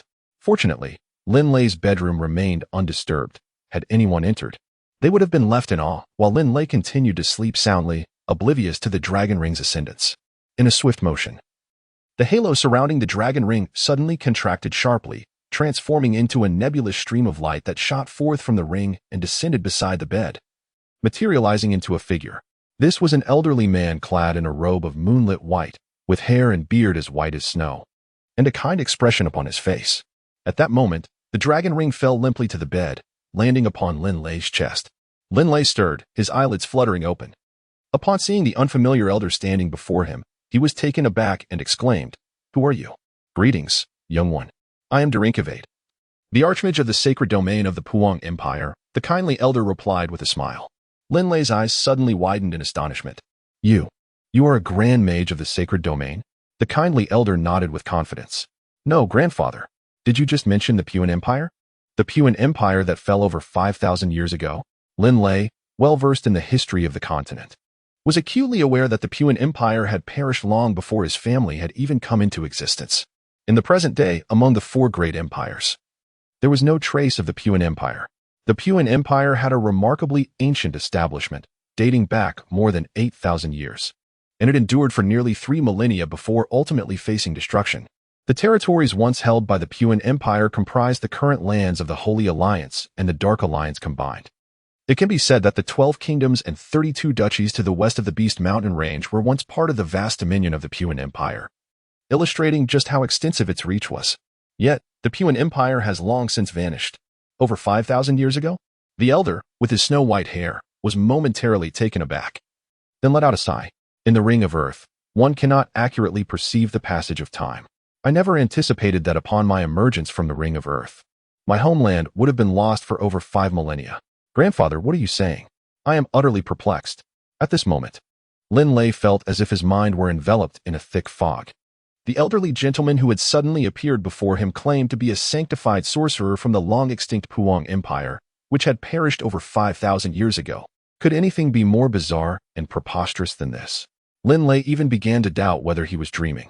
The old man, with hair as white as snow, gazed at Linley and smiled, saying, "This ring upon your chest is the legendary artifact I once wielded, the Ring of the Earth. Steady now, steady." Linley immediately lifted his head and declared, "What is this earth ring you speak of? The ring adorning my chest is a legacy from my ancestors, known as the Dragon Spiral Ring." "The Dragon Spiral Ring? Is that truly its original name?" the elder exclaimed in astonishment. Linley was taken aback. "Original name? What original name?" He looked at the old man with confusion. The old man then chuckled. The name Dragon Ring should have been bestowed by you, or perhaps your ancestors." To recount, when I first discovered this ring, I searched through various records, yet could not uncover its name. Thus, I took the liberty of naming it Earth Ring. As for its original name, I am unaware. "Oh, so you also named it yourself? Now that it belongs to me, I shall call it Dragon Ring," Linley asserted with a stubbornness. "Very well, let it be called the Dragon Ring," the old man replied with a smile. Choosing not to argue with Linley, with a gentle smile, the old man continued, "In the year 4280 of the Yulan calendar, Upon hearing this, Linley felt a shock within. For 1,280 years? This year marks 9990. In the year 4280 of the Yulan calendar, I encountered my old adversary, the Archmage of the Holy Domain, Hamlin. We engaged in fierce combat. To my surprise, there was another formidable opponent lurking in the shadows, launching a surprise attack on me. Ultimately, I was defeated. Not wishing for my soul to be captured and tormented by my enemy, Hamlin, I sealed my soul within this earth. The Dragon Ring. The old man recounted the events of that time with a gradual unfolding. The Dragon Ring is truly extraordinary. At first glance, it exudes no aura whatsoever. Yet its powers rival that of divine artifacts.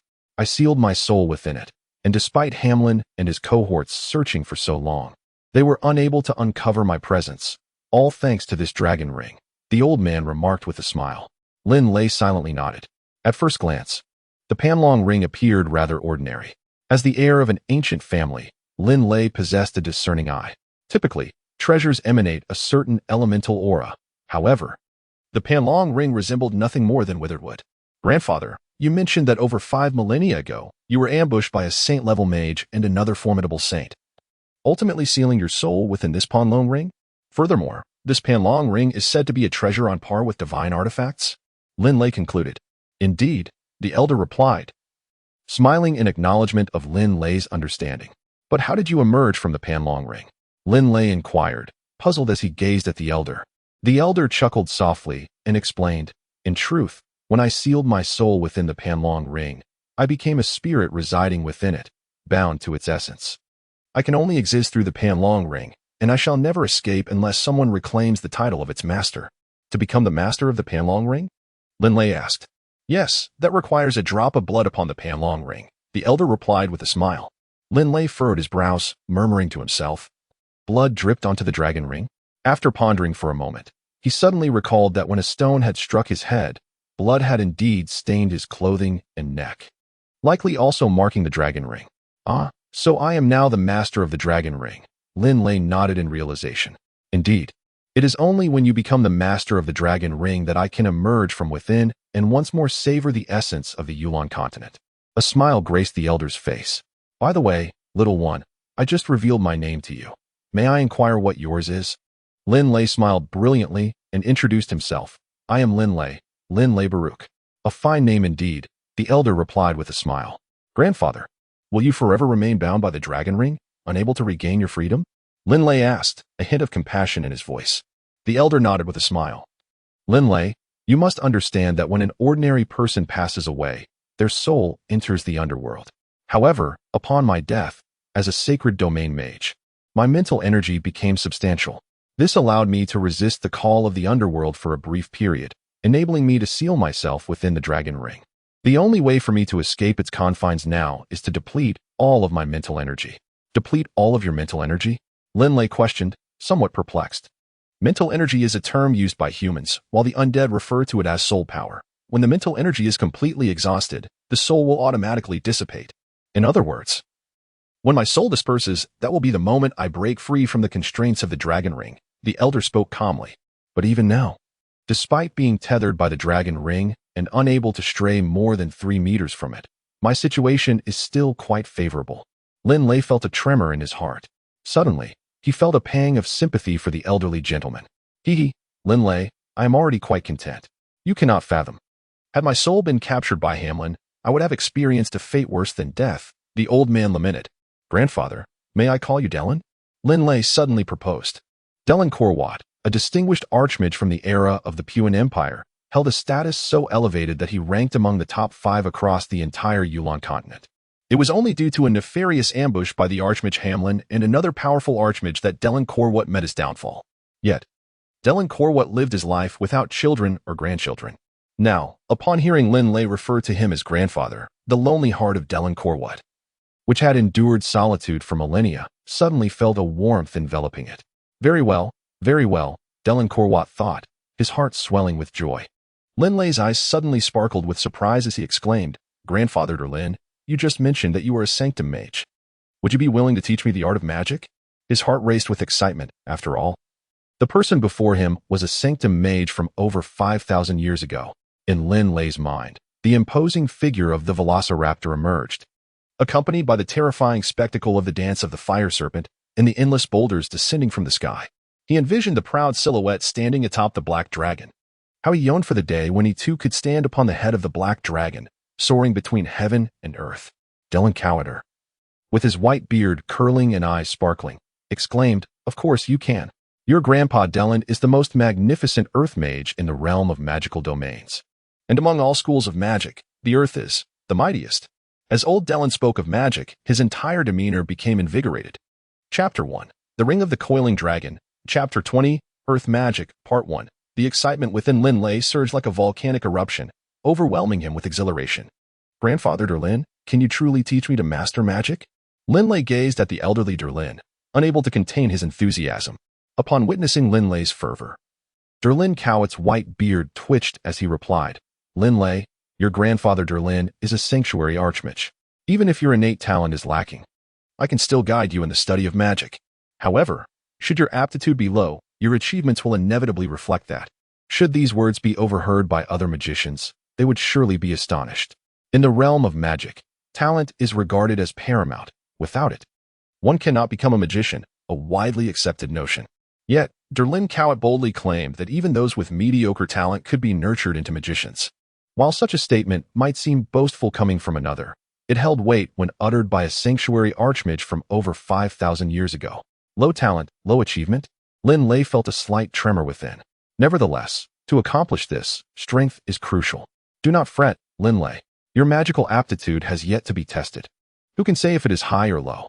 Perhaps your talent is exceptionally good, Derlin Korwat reassured him, stroking his white beard with a smile. The calm demeanor of Grandfather Derlin steadied Linley's anxious heart. How is magical talent tested, Grandfather? Linley inquired, filled with anticipation. Testing magical talent is quite simple. Derlin Korwat began, but was abruptly interrupted by the sound of footsteps approaching the door. Linley, startled, hurriedly whispered to Derlin Korwat, Grandfather, you must hide. Someone is coming. If this sanctuary archmage from the Puan Empire, over 5,000 years ago, is discovered, it would be disastrous. However, Derlin Korwat merely smiled, showing no inclination to move. Linley grew increasingly anxious. With a creak, the bedroom door swung open, revealing the butler, Shirley, who peered into the room. Upon seeing that Linley had awoken, he exclaimed with a smile, Young Master Linley, I did not expect you to awaken so soon. How do you feel now? Linley immediately forced a smile and nodded, saying, Thank you, Grandpa Hiri, for your concern. I feel much better now. Young Master Linley, it is time for lunch. Since you are awake, let us dine together, the butler Hiri said with a warm smile. Noticing Linley glance repeatedly at an empty spot beside the bed, Butler Hiri inquired with curiosity, Young Master Linley, what are you looking at by the bedside? Has something fallen? I can fetch it for you. No. It's nothing, Linley quickly replied as he sprang out of bed. Grandpa Hiri, let us go for lunch. Although Butler Hiri found Linley's reaction somewhat peculiar, he thought little of it and nodded with a smile. Linley dressed himself, still casting a wary glance at Darren Kueter. At that moment, Darren Kueter smiled at Linley and suddenly vanished from his line of sight. Into the dragon ring. Linley distinctly sensed the presence of a soul within the dragon ring this time. Unlike before, After the blood oath, his understanding of the dragon ring had evidently ascended to a new level. Linley, there is no need for words. You may communicate with me directly through your thoughts, and I shall hear you. You are the master of the dragon ring, and I am its soul. We can easily engage in mental communion. Cuter's voice resonated in Linley's mind. This revelation astonished Linley greatly. Grandpa Darren? He tentatively thought. I heard you. Cuter's voice echoed back in Linley's mind. Linley felt a surge of joy in his heart. However, engrossed in conversation with Cuter, he failed to notice the threshold beneath him and stumbled. The butler, Hiri, turned his head with a smile and remarked, Young Master Linley, do watch your step. Lost in the excitement of his dialogue with Cuter, Linley made his way into the parlor and took a seat. Today's luncheon was quite sumptuous, featuring a delightful roasted lamb. Upon seeing Linley's arrival, Hogg smiled and said, Linley, do sit down. With that, Hogg personally tore off a leg of the roasted lamb and handed it to Linley. Thank you, Father. Linley felt a twinge of surprise. His family had been facing financial difficulties, resulting in rather ordinary meals. Yet today, a roasted lamb had graced their table. Linley was unaware that, during the deluge of stones upon Wushan town, not only humans but also numerous livestock had met their demise. Today was not solely challenging for the Baruch family. Even among the common folk, food was a rare and extravagant commodity. Grandfather Derlin, why did I not see Grandfather Shili just now? Linley inquired of Derlin Kiwot. His heart filled with curiosity. Linley felt a sudden realization. Previously, Grandpa Derlin had mentioned that he had long passed away, and what remained now was merely his spirit. Grandpa Derlin, does that mean you can appear beside me at any time in the future? Linda exclaimed joyfully in his heart. As Linley heard the words of Lind, he noticed the abrupt appearance of an elderly man clad in a moon-white robe, with flowing white hair and beard, none other than Darren Cowett. At that moment, Hogg, the butler Shiri, and his brother Walton were engaged in their lunch conversation, completely unaware of Darren Cowett's presence. Not everyone is oblivious to my existence. Only those whose souls resonate at my level can perceive me. Of course, if I retreat into the dragon ring, others will undoubtedly remain oblivious. Darren Cowett's voice echoed in Linley's mind. Those whose soul levels are comparable to yours are likely to be entities of the sanctuary realm. Only such beings can faintly sense my presence. The condition is that I must be outside the confines of the dragon ring. If I were to enter its depths, they would be incapable of detecting me. Darren Cowett remarked with a smile.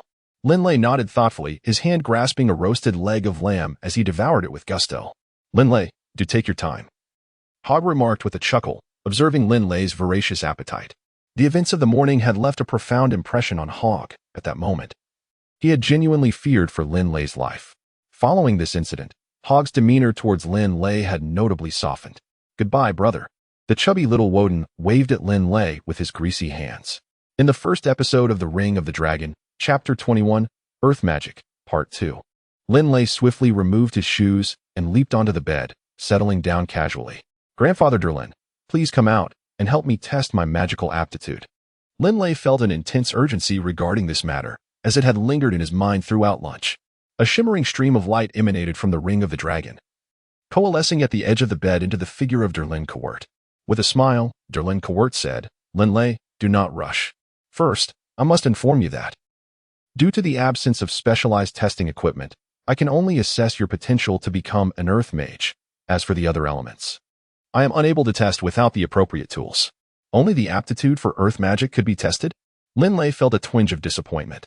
What is so special about earth? Linley inquired. Let me enlighten you. Derlin Coert replied proudly. Earth is the mightiest among the elements, encompassing earth, fire, water, wind, lightning, light, and darkness.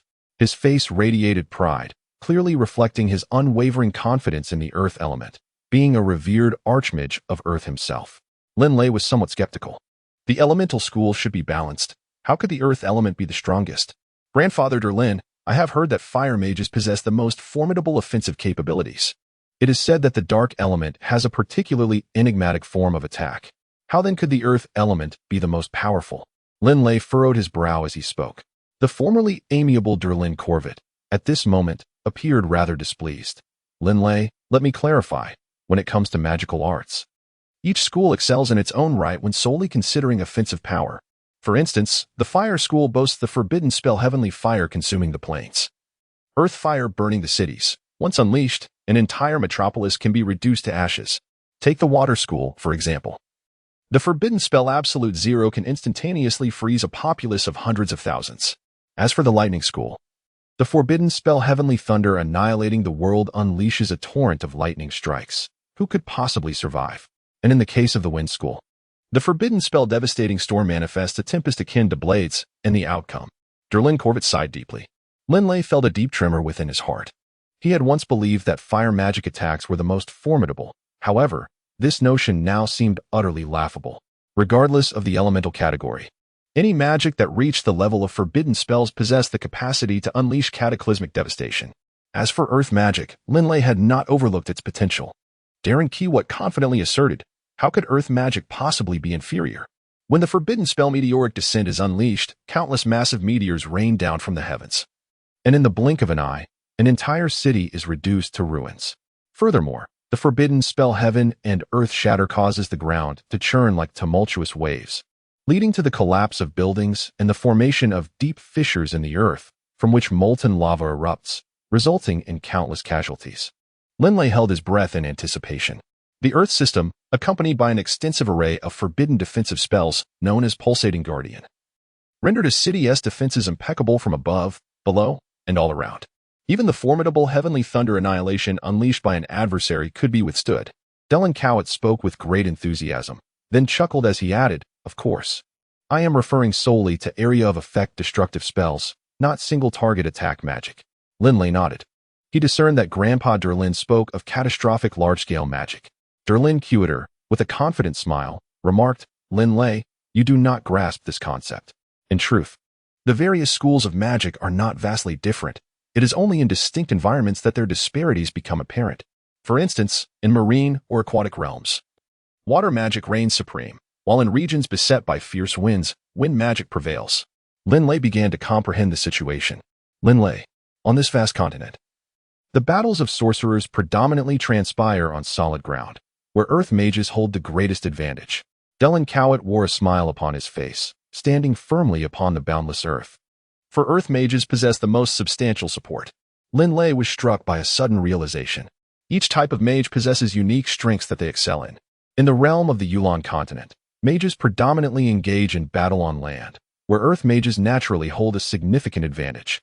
Among the various magical disciplines, the earth element, derived from the very ground beneath us, offers the most profound enhancements to the body as the Mother Earth bestows her kindness upon us. A glimmer of admiration graced Yulan Continent's countenance as he explained that when earth mages sit upon the ground, they can truly feel the vastness of the earth, the rhythmic pulse of the land, and the nurturing care it provides. In terms of offense, earth mages wield formidable forbidden spells such as the Singular Earth Guardian and the Cataclysmic Heaven Shattering and Earth Crumbling and Meteoric Descent. For defense, they possess powerful forbidden spells like the expansive Pulsating Guardian and the Singular Earth Guardian Holy Armor, which stands as the pinnacle of individual protection for earth mages. A look of unwavering confidence illuminated Yulan Continent's face. Individual defense? Grandpa Yulan, is the individual defense of earth mages truly the strongest? Linley inquired, his expression one of puzzlement. At the 5th and 6th ranks of mages, this protective holy armor is composed of rock. Upon reaching the 7th rank, it transforms into jade, and at the 8th rank, it is forged from crystal. Upon attaining the 9th rank, the armor evolves into platinum. When one ascends to the realm of the Holy Domain Mage and casts the Earth Guardian Holy Armor, it is fashioned from diamond. The strength of this defense. A smile also crept onto Yulan Continent's face as he spoke of it. Linley couldn't help but sigh inwardly. The Earth-based mage is indeed an exceptionally powerful class. The Earth Guardian Holy Armor has reached the realm of sanctity, entirely forged from diamonds. Linley is well aware that diamonds are remarkably hard. Moreover, the diamonds of this Earth Guardian Holy Armor are not ordinary. They are formed through magic, rendering them even harder than typical diamonds. Ah, indeed. Linley suddenly recalled the two formidable beings of the sacred domain who had battled in the skies above Wushan town. He remembered how the middle-aged man clad in green had unleashed a beam of sword energy upon the figure in gray, shattering the latter's robe and revealing a dazzling suit of armor resembling diamonds beneath. That sacred domain mage named Rudy had withstood Tyrone's attack thanks to that diamond-grade sacred armor. Could that truly be the Earth Guardian sacred armor of diamond caliber? Linley felt a surge of astonishment within. If even the sword energy of a sacred domain warrior could be resisted, one could only imagine the immense defensive capabilities it possessed. Hence, I assert that earth magic is the most powerful among all magical elements. Delan Kiwat's white beard twitched slightly, clearly pleased with himself.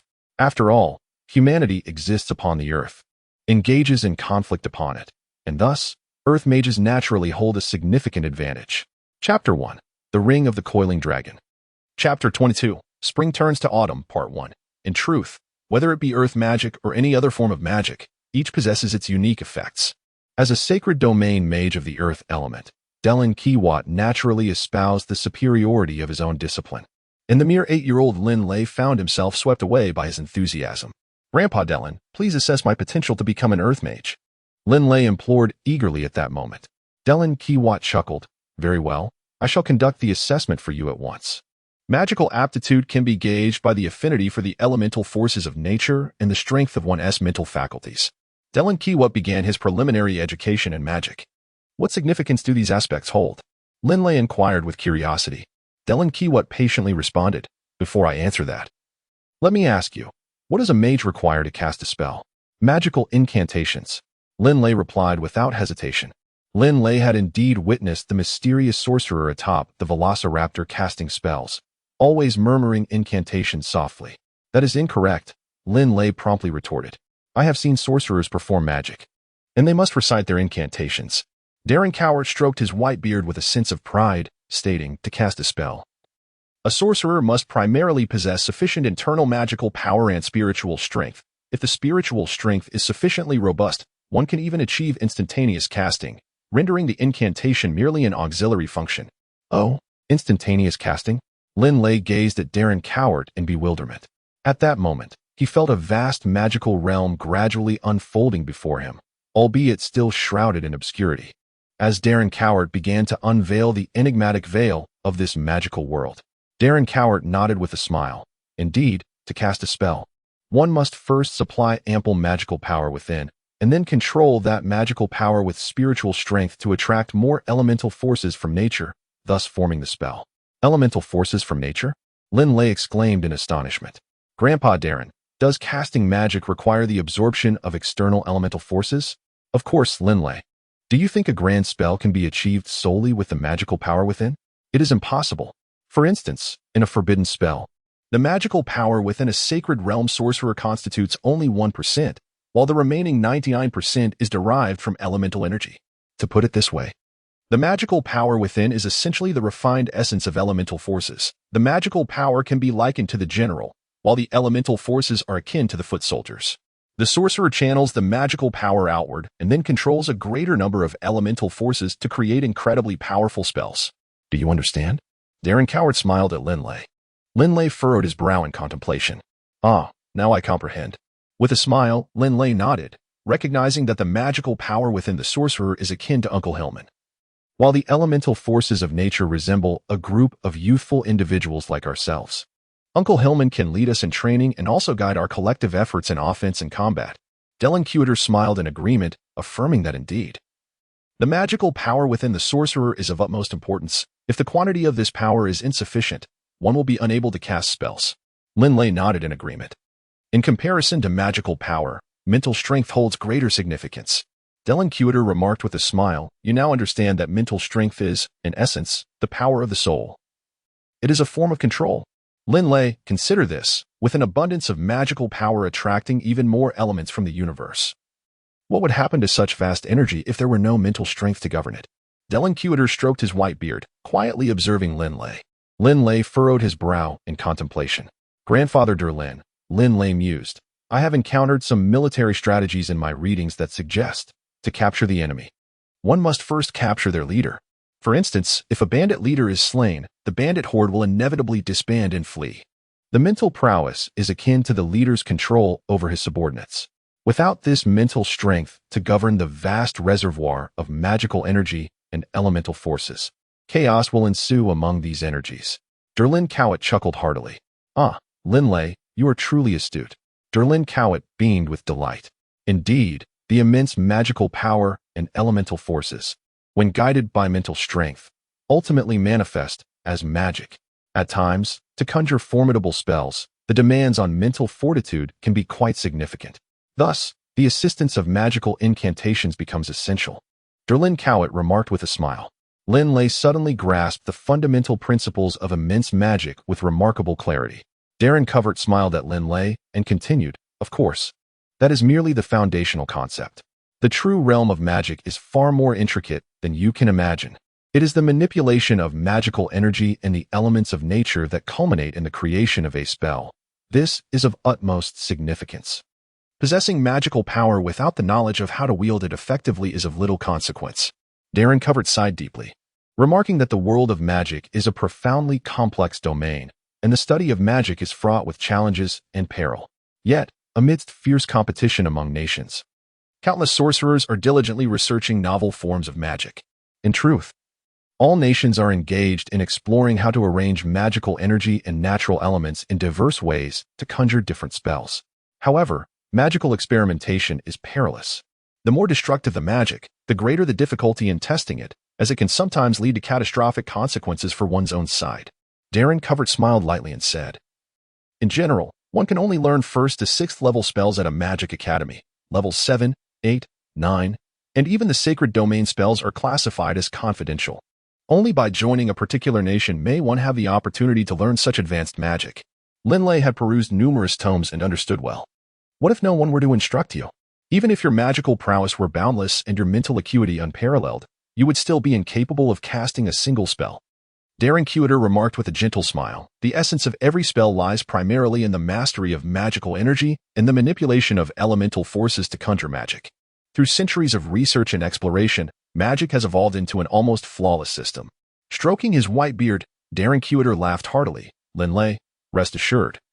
You shall no longer need to bow and scrape before certain nations or eminent figures, for I am able to teach you spells of the 7th, 8th, 9th levels, and even those of the sacred realm." Linley took a deep breath. He felt as though he had embarked on a new path, under the guidance of Grandfather Delin. He no longer needed to tread the warrior's path, but had instead stepped onto the more mysterious and powerful road of a magician. "Now, let us first assess your elemental affinity. Please sit cross-legged, close your eyes, and enter a meditative state," Delin Cowert gently instructed. A meditative state? Linley's heart raced at that moment. How remarkable was his talent. "Do not worry. Just focus on your feelings and let me know what you perceive," Delin Cowert encouraged with a reassuring smile. Linley immediately closed his eyes, striving to calm his mind. "Do not fret. Simply follow my instructions," Delin Cowert whispered. Meditation is fundamental for magicians. Whether one is absorbing the elements of the world to refine them into magical power or enhancing one's mental faculties, it requires meditation. The first meditation can be quite challenging and perilous, but with the assistance of the Saint Domain Magus Delin Cowert, Linley found it relatively manageable. After about half an hour of guidance, Linley finally entered the meditative state. Delin Cowert observed Linley, now in meditation, and smiled faintly before waving his hand. Instantly, an abundance of earth elements began to gather around Linley. Typically, the density of earth elements in a given area is relatively uniform, but at this moment, Delin Cowert, utilizing his formidable mental strength, intensified the concentration of earth elements around Linley nearly 100-fold. If Linley could not sense the earth elements under such conditions, there would be little hope, Delin Cowert mused. A concentration 100 times greater would be detectable by even an ordinary person. Completely immersed in his meditative state, Linley felt an immense joy and excitement. He had never realized just how many wondrous things surrounded him. Countless earthy yellow light points floated around him. Densely packed, an overwhelming sight. "Linley, do you sense it?" Delin Cowert's voice gently echoed in Linley's mind. "Grandfather Delin, I can feel them. So many earthy yellow light points, countless. It's astonishing, densely packed, thousands of them, over 100 floating on the back of my hand. It's incredible." Linley rejoiced in the presence of the myriad earthy yellow light points surrounding him. Hearing this, Delin Cowert was filled with delight. "Excellent. Now, slowly follow my instructions. Do not think of anything else, just remain still." Delin Cowert seemed to hypnotize Linley, and soon after, he gently guided Linley back from his meditative state. Simultaneously, Delin Cowert released his control over the earth elements, and the concentration of earth elements around them returned to its normal state. Upon emerging from his meditative state, Linley felt an invigorating clarity, a stark contrast to his previous self. Even in his awakened state, he sensed the subtle fluctuations of the earth element surrounding him, albeit less distinctly than during meditation. Grandfather Derlin, I can now perceive the oscillations of those earthy light particles. It is truly remarkable. Though not entirely clear, I can sense them faintly, Linley exclaimed, brimming with excitement. This was his inaugural step into the realm of magic, and his heart raced with exhilaration. What did you say? You can feel it now? Derlin Cowett was astounded, for the concentration of earth elements had returned to its normal levels, and Linley was not presently in a meditative state. If he could perceive them even while awake, it spoke volumes about Linley's affinity for elements. Grandfather Derlin, why are you silent? How is my elemental affinity? Linley inquired with a note of concern. At this moment, Linley was uncertain whether his performance was commendable or lacking. Excellent, truly exceptional. Your affinity for the elements is remarkably high. Darren Cowett's face was adorned with a broad smile. As far as I know, it is quite rare to find one among 1,000 magicians whose elemental affinity can rival yours. Indeed, Linley felt his heart leap with excitement, overwhelmed and at a loss for words. Indeed, elemental affinity is merely a fraction. Mental strength holds paramount significance. After all, as long as time permits, magical power can continue to ascend. It is the limitations of mental fortitude that present the greatest obstacle to a mage's advancement, Dylan Cowder stated solemnly. Linley took a deep breath and nodded. Now, let us proceed to the second assessment, the measurement of your mental strength. Dylan Cowder gazed at Linley with a serious expression. Linley understood that mental strength was of paramount importance. Grandfather Derlin, what must I do? Linley gazed at Derlin Cowett, fully prepared. Nothing at all, Derlin Cowett chuckled. Ah, Linley was taken aback. I am the spirit of the dragon ring, and you are its master. I can effortlessly perceive the strength of your mental prowess without the need for any testing. I can tell you this right now. Derlin Cowett smiled as he looked at Linley. How is my mental strength? Linley held his breath. The strength of one's mental power dictated their destiny. Your mental strength is approximately 10 times that of your peers, Derlin Cowett replied with a smile. Linley felt an overwhelming joy within. Tenfold, indeed, was no trivial figure. However, Darren Cowett continued, a magician is typically one among 10,000, primarily due to the high demands placed on mental fortitude.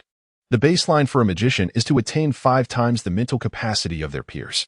As for achieving 10 times that of their contemporaries, it can merely be regarded as an average standing among magicians. Linley's initial exhilaration swiftly diminished.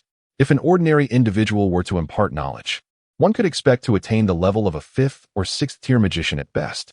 However, if the mentor were to be someone of my caliber, the outcome would be decidedly different.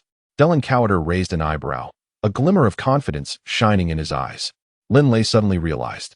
Indeed, Darren Cowett is a sanctum mage. As long as you, Linley, are willing to strive and attain the rank of an 8th level mage, I am absolutely confident in your potential. Whether you can eventually become a 9th level mage, or even a sanctum mage will depend on your own understanding and opportunities. Darren sternly stated, if you do not exert yourself, you may struggle to reach even the 6th level of mage, and then you can hardly blame anyone else. Having a good mentor is one aspect, but the crucial factor lies within oneself. Rest assured, Grandpa Darren, I will not disappoint you, nor will I let my father or the Baruch family down. At that moment, Linley's mind was flooded with the many ancestral spirits in the ancestral hall, alongside the remarkable deeds behind each spirit. He was determined to restore the glory of the Baruch family. Linley's heart was ablaze with fervor. Splendid. Starting tomorrow, I shall commence your formal instruction.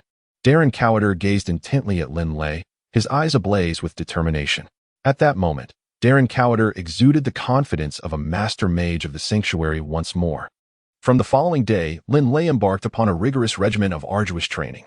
Due to the necessity of concealing Darren Cowder's presence from his father, Linley diligently continued his warrior training at dawn and dusk, while in the morning, he was still required to engage in studies encompassing politics, religion, etiquette, military strategy, geography, and the arts in his father's presence. Only in the afternoons, during what was originally free time, would Linley retreat to the tranquil heights of Wushan in the northeastern part of the town, finding solace in a quiet spot where, under Darren Cowder's tutelage, he absorbed the arcane knowledge of magic, diligently honing his craft while simultaneously meditating to refine his magical prowess. Moreover, each evening, after partaking in dinner, Linley dedicated a substantial amount of time to meditation. His nightly repose was limited to a mere 6 hours, with the remainder of his time devoted to warrior training, scholarly pursuits, magical practice, and meditation. One must not underestimate the adequacy of 6 hours of slumber. In reality, the daily exertion of meditation was exceedingly taxing, far more so than the average individual might endure. Linley's 6 hours of sleep were profoundly deep, saturated with fullness, and an overwhelming sense of fulfillment. As the days passed in this manner, Linley's progress became increasingly evident, verging on a transformation. Amidst his diligent endeavors, he experienced the exhilarating moment of first absorbing the earth element into his being, refining it into magical energy. He also faced the near-fainting spell from excessive meditation, having depleted his mental stamina, and he reveled in the exhilaration of successfully casting earth magic for the first time, even if it merely coaxed a tiny earthen spike, a mere 20 centimeters in height from the ground. Time and again, he strove with unwavering resolve. Linley's perseverance and rapid progress left the esteemed Archmage Dragonblood of the Puang Empire, from 5 millennia ago, utterly astonished. His daily, unwavering warrior training fortified Linley's physique, while his mastery of earth elemental magic and frequent meditation imbued him with a serene and composed demeanor. Such transformations astonished his father, Hogg, as well as Hillman and others. As spring faded into autumn, the time until the magical aptitude test drew near, with less than a month remaining. In the back courtyard of the Baruch family estate, Linley took a deep breath, pleased by the tidiness around him. It was time to practice magic. He had successfully cast the earthquake technique yesterday, and his spirits soared. With a light heart, he exited the hall, closing its door behind him. Walking along the moss-covered stone path, Linley moved with effortless grace, making almost no sound. This silent prowess was a hallmark of earth mages, as the ground served as their source of strength, allowing them to tread without a whisper. Suddenly, Linley furrowed his brow, his ears perked up. He turned toward an ancient courtyard in the distance. Was that a noise? Silently he approached, his steps deliberately muted. As he neared the entrance of the courtyard and peered inside, his eyes widened in astonishment. A black mouse, nearly 20 centimeters long, gnawed on a piece of stone. In an instant, the mouse darted away, effortlessly covering several meters to another spot where it continued to nibble. The creature's soft fur, bright eyes, and fluffy tail rendered it irresistibly adorable. Remarkably, it even stood upright on its hind legs, playfully bouncing around. What a charming little mouse. Its astonishing speed was mesmerizing. Hidden at the entrance, Linley felt a surge of wonder. Mice were usually unwelcome, yet this one was endearing, especially with its expressive eyes that seemed to convey intelligence. Most strikingly, its speed was extraordinary. It could likely outpace even Uncle Hillman, a level 6 warrior. How could it move so swiftly? Linley observed in awe as the little black mouse zipped across the ground in mere moments. Dragonblood emerged from the dragon ring, standing beside Linley, equally surprised by the creature. A shadow mouse, he remarked. It appears to be a juvenile among its kind. A shadow mouse. This size, and it is merely a juvenile? Linley gazed incredulously at Dragonblood. Chapter 2. Growth. Chapter 1. The Shadow Mouse. The Shadow Mouse? Grandfather Derlin.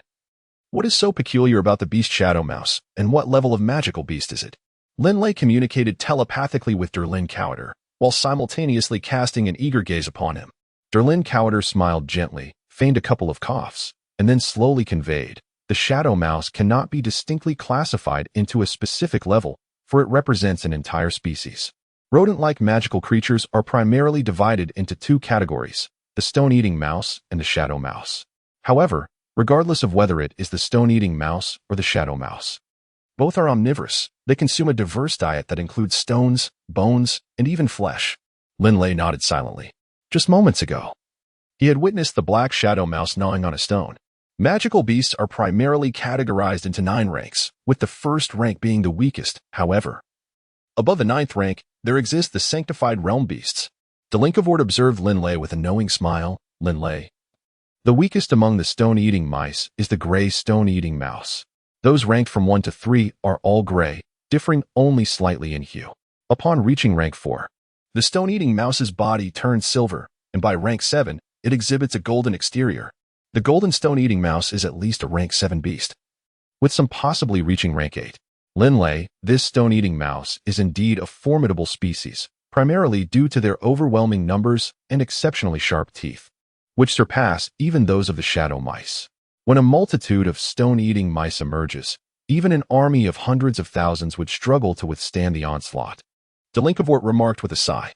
Although stone-eating mice are not as swift as shadow mice, their bodies are as resilient as steel. The higher the rank, the more impenetrable they become, and their teeth grow increasingly sharp. Do not underestimate their small size. When they gather in great numbers, they become utterly terrifying. The weapons of the soldiers cannot vanquish the stone-eating mice, yet the mice can effortlessly devour the warriors, Delinkavort lamented. Images of countless stone-eating mice surged in Linley's mind. Akin to a deluge eroding the army, devouring countless warriors. The mere thought of such a scene sent a shiver down his spine. It was profoundly terrifying. Among the Redentia, the stone-eating mice excelled in their formidable defense and razor-sharp teeth, and their numbers were staggering. In contrast, the shadow mice, while not scarce, paled in comparison to the stone-eating mice. Darren Cowett was akin to an encyclopedia, seemingly knowledgeable about everything. But how formidable were the shadow mice? Linley inquired with urgency. Not far away, a black shadow mouse was present, and Linley was eager to discern its prowess. The stone-eating mice were at least of the first rank, whereas the shadow mice were different. The weakest among them was a third-rank beast, boasting a coat of black fur. When their fur turned a deep azure, they reached the 5th rank, and upon transforming to a violet hue, they were at least 7th rank, with some potentially being 8th rank. Darren Cowett articulated this with utmost clarity. Linley nodded to himself. In terms of rank, this shadow mouse was no less formidable than the stone-eating rat. Grandfather Derlin, according to your explanation, shadow mice of levels 3 to 4 should possess black fur, only transitioning to a bluish hue at level 5. So, this little shadow mouse must be a level 3 or 4 magical beast. Linley inquired, gazing at Derlin Cowett. This black shadow mouse is quite extraordinary. Derlin Cowett remarked with a furrowed brow. The stone-eating rat is renowned for its formidable defensive capabilities and sharp teeth. In contrast, the shadow mouse is celebrated for its incredible speed and sharp teeth. Speed is an excellent gauge for assessing the prowess of a shadow mouse. It can cover several meters in the blink of an eye. However, given its nature as a shadow mouse, this should be expected. Linley recalled the details vividly. Extraordinary? Linley looked at Derlin Cowett curiously. Is it a child of the purple shadow mouse? He wondered, noting its black fur. Derlin Cowett chuckled. Linley? Regardless of whether it is a purple or blue shadow mouse, their offspring are always born with black fur. Only as their strength increases does the color of their fur gradually change. The color of their fur is a symbol of their power. Linley's heart suddenly stirred with realization. So it is.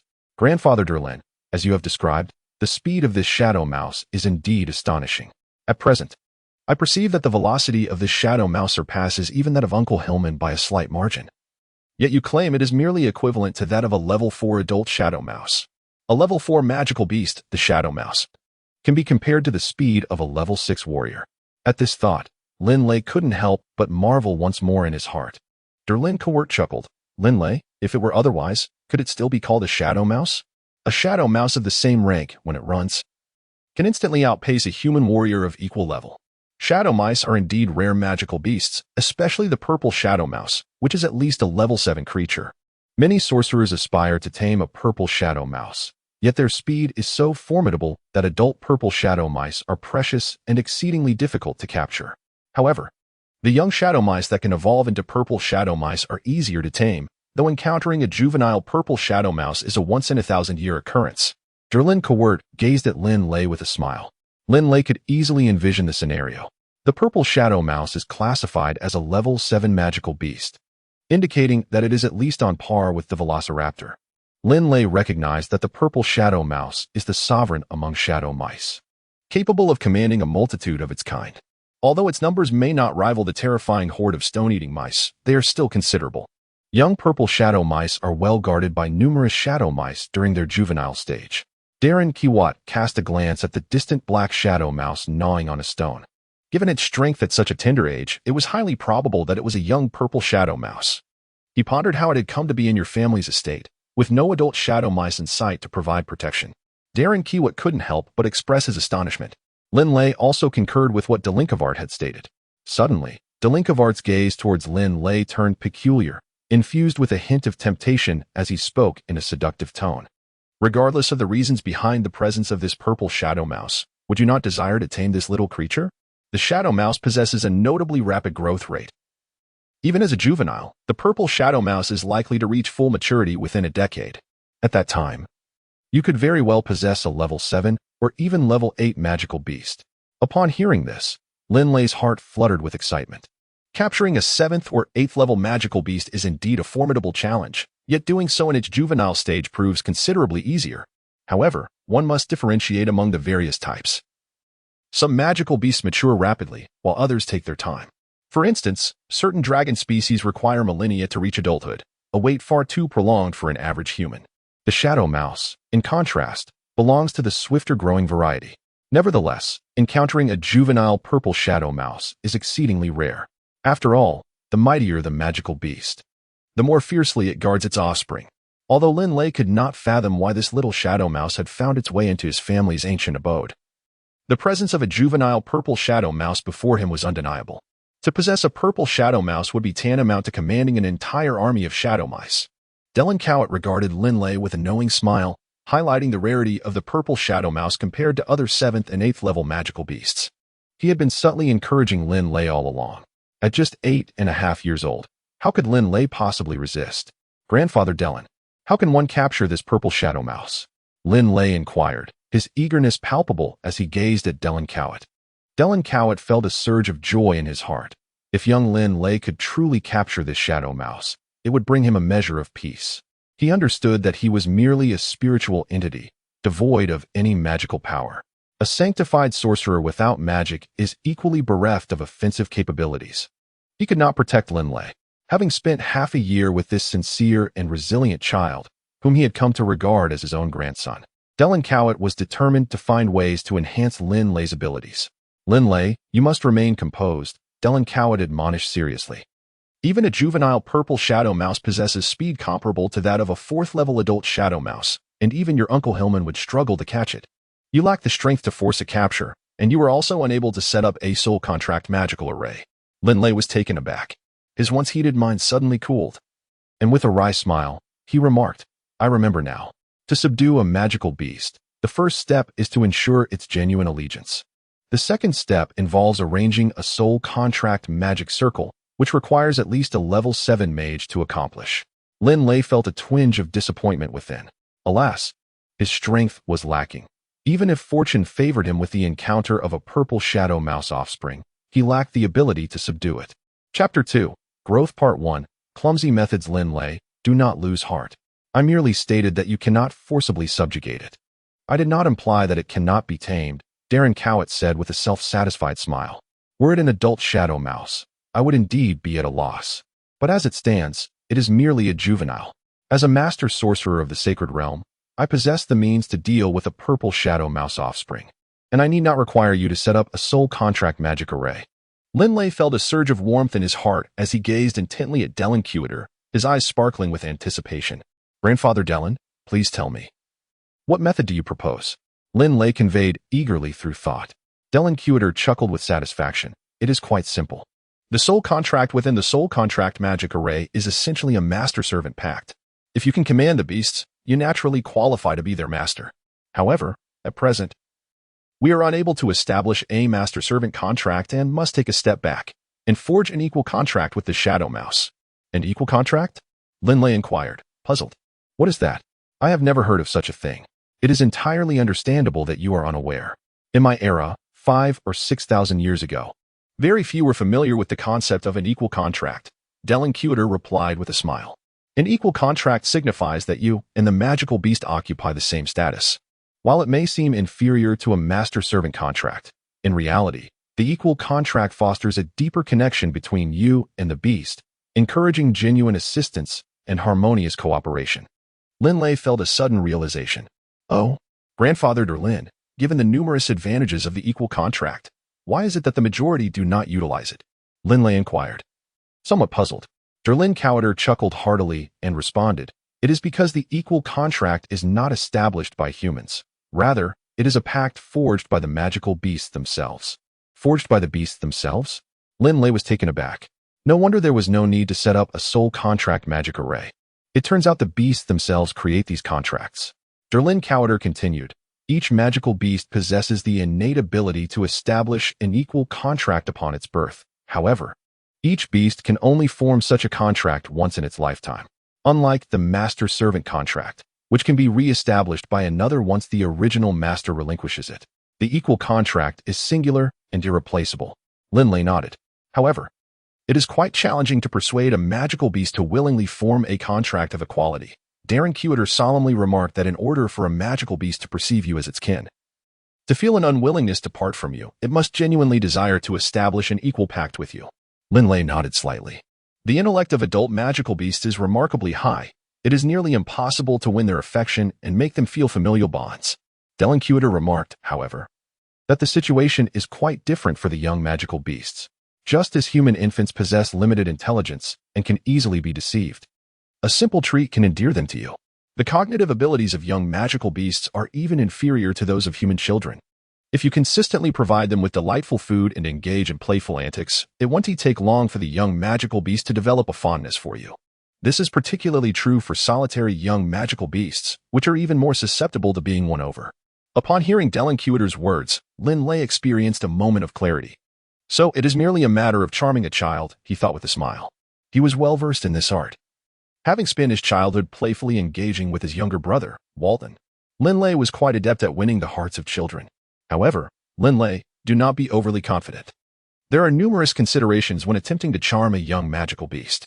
If you are not careful, that shadow mouse might just take a bite out of you. Dragonblood cautioned. A bite? Linley echoed, intrigued. Upon catching sight of the distant black shadow of the shadow rat, gnawing on stones with a chilling crunching sound, Linley could not help but shudder. The ease with which it devoured the stones was reminiscent of the way one might enjoy a loaf of bread. And Linley harbored no doubts about the sharpness of this beast's teeth. What should he do? A sense of uncertainty washed over him. Fear not. Just follow my instructions, and everything will be fine, Dragonblood reassured him. However, this foolish method I propose requires ample patience. One must not act hastily.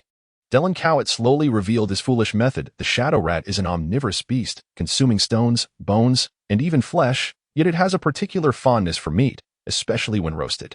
This is the wisdom of experience. Therefore, you must first ascend the Wu Mountain and hunt a small beast. Then roast the meat and place it on the ground at a distance. Remember, do not attempt to approach it. Each time you offer food, wait for it to come to you. Dragonblood chuckled. If you approach it, you may invoke its fear, which could lead to an attack. But if it comes to you, there is no danger at all. This method may seem simple, yet it is the safest. Linley felt a sudden clarity. The method was rather simplistic, yet undeniably straightforward. Will this shadow mouse run away, Grandpa Dellen? Linley inquired with concern, fearing that if he brought back roasted meat, the shadow mouse might escape, leaving him in a predicament. It's uncertain. It all depends on your luck.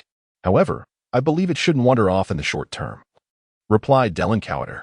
All right, I shall proceed to hunt the beast now. Linley nodded and swiftly dashed outside.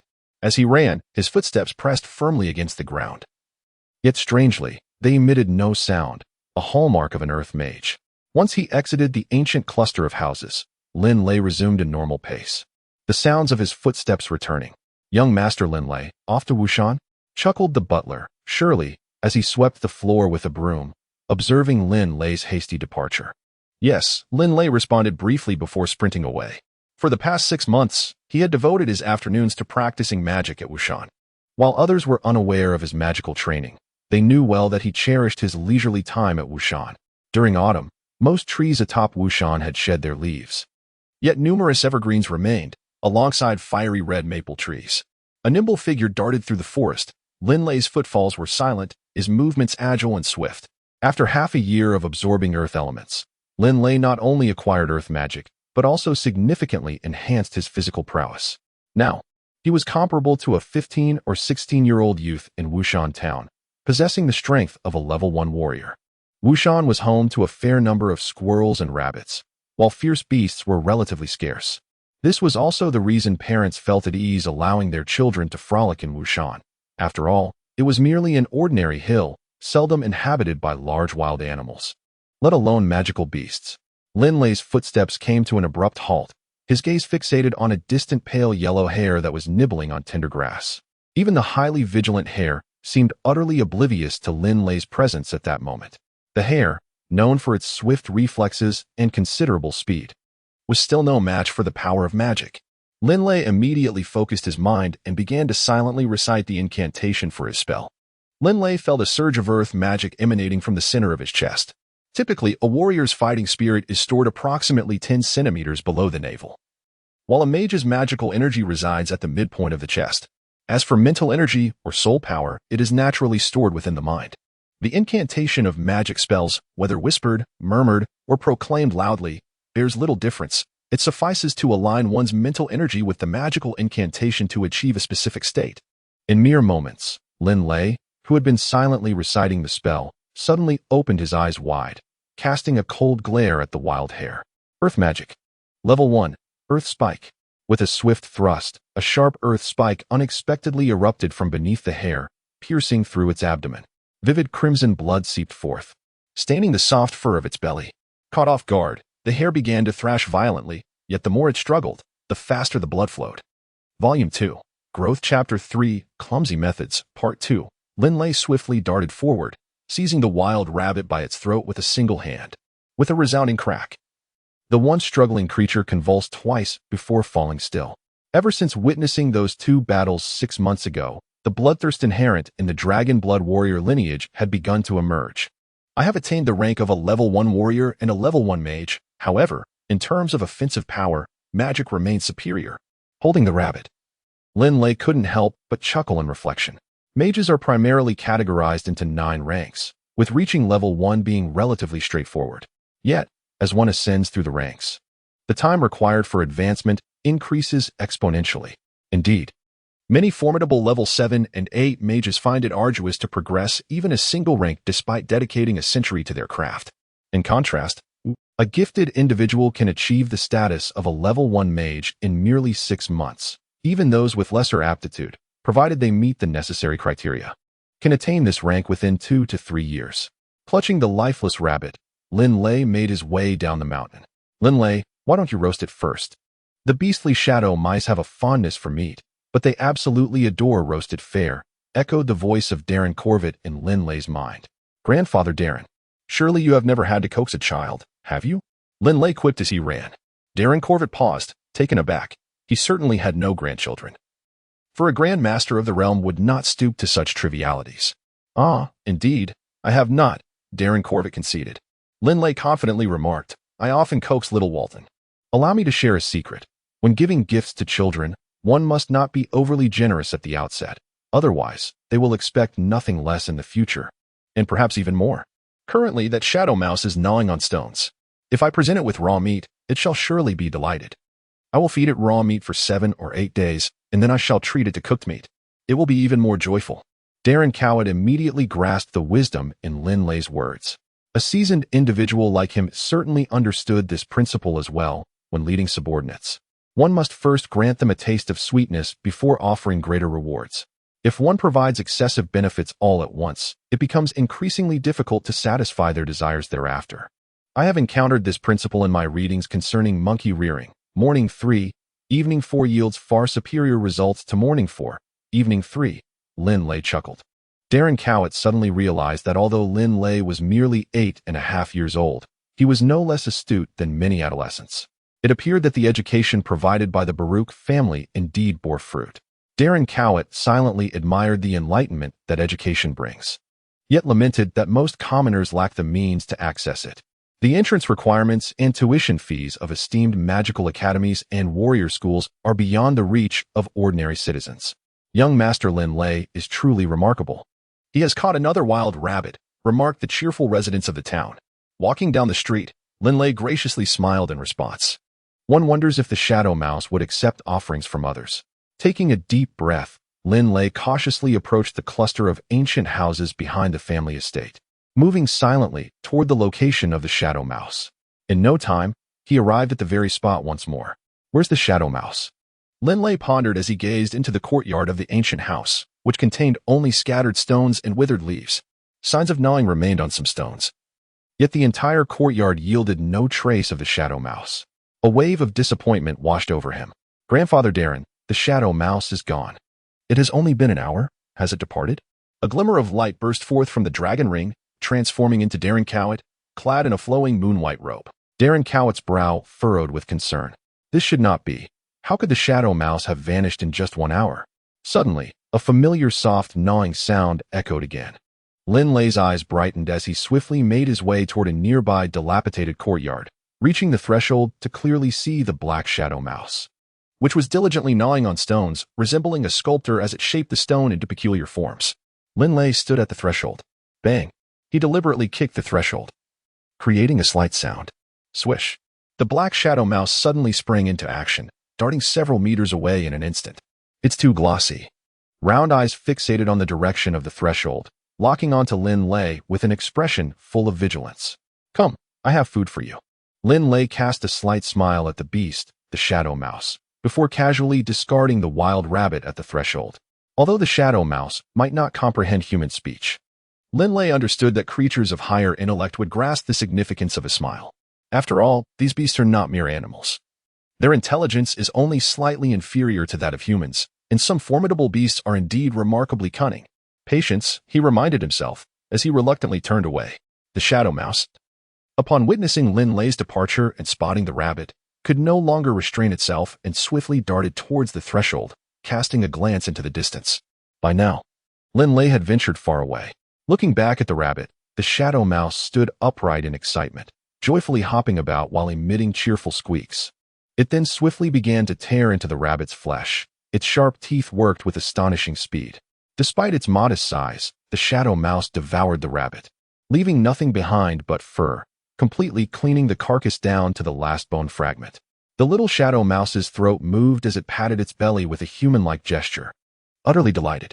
Clearly, flesh was far more delectable than stone.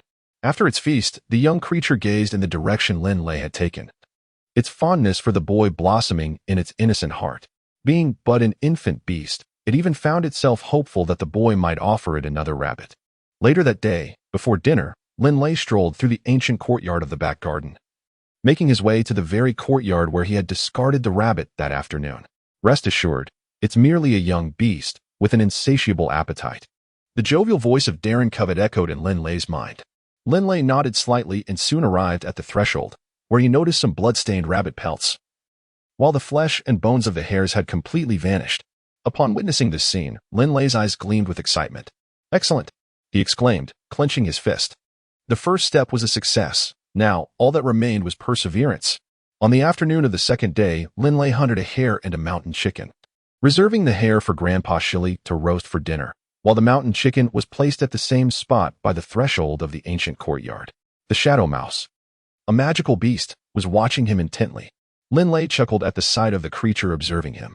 It seems the situation is favorable. Its reluctance to flee upon seeing me suggests a diminishing hostility, he mused. Dylan Cowett, witnessing this moment, felt a secret joy for Linley. Encountering a formidable magical beast in its juvenile stage was indeed a stroke of fortune. He couldn't help but wonder where the little shadow mouse's parents had gone.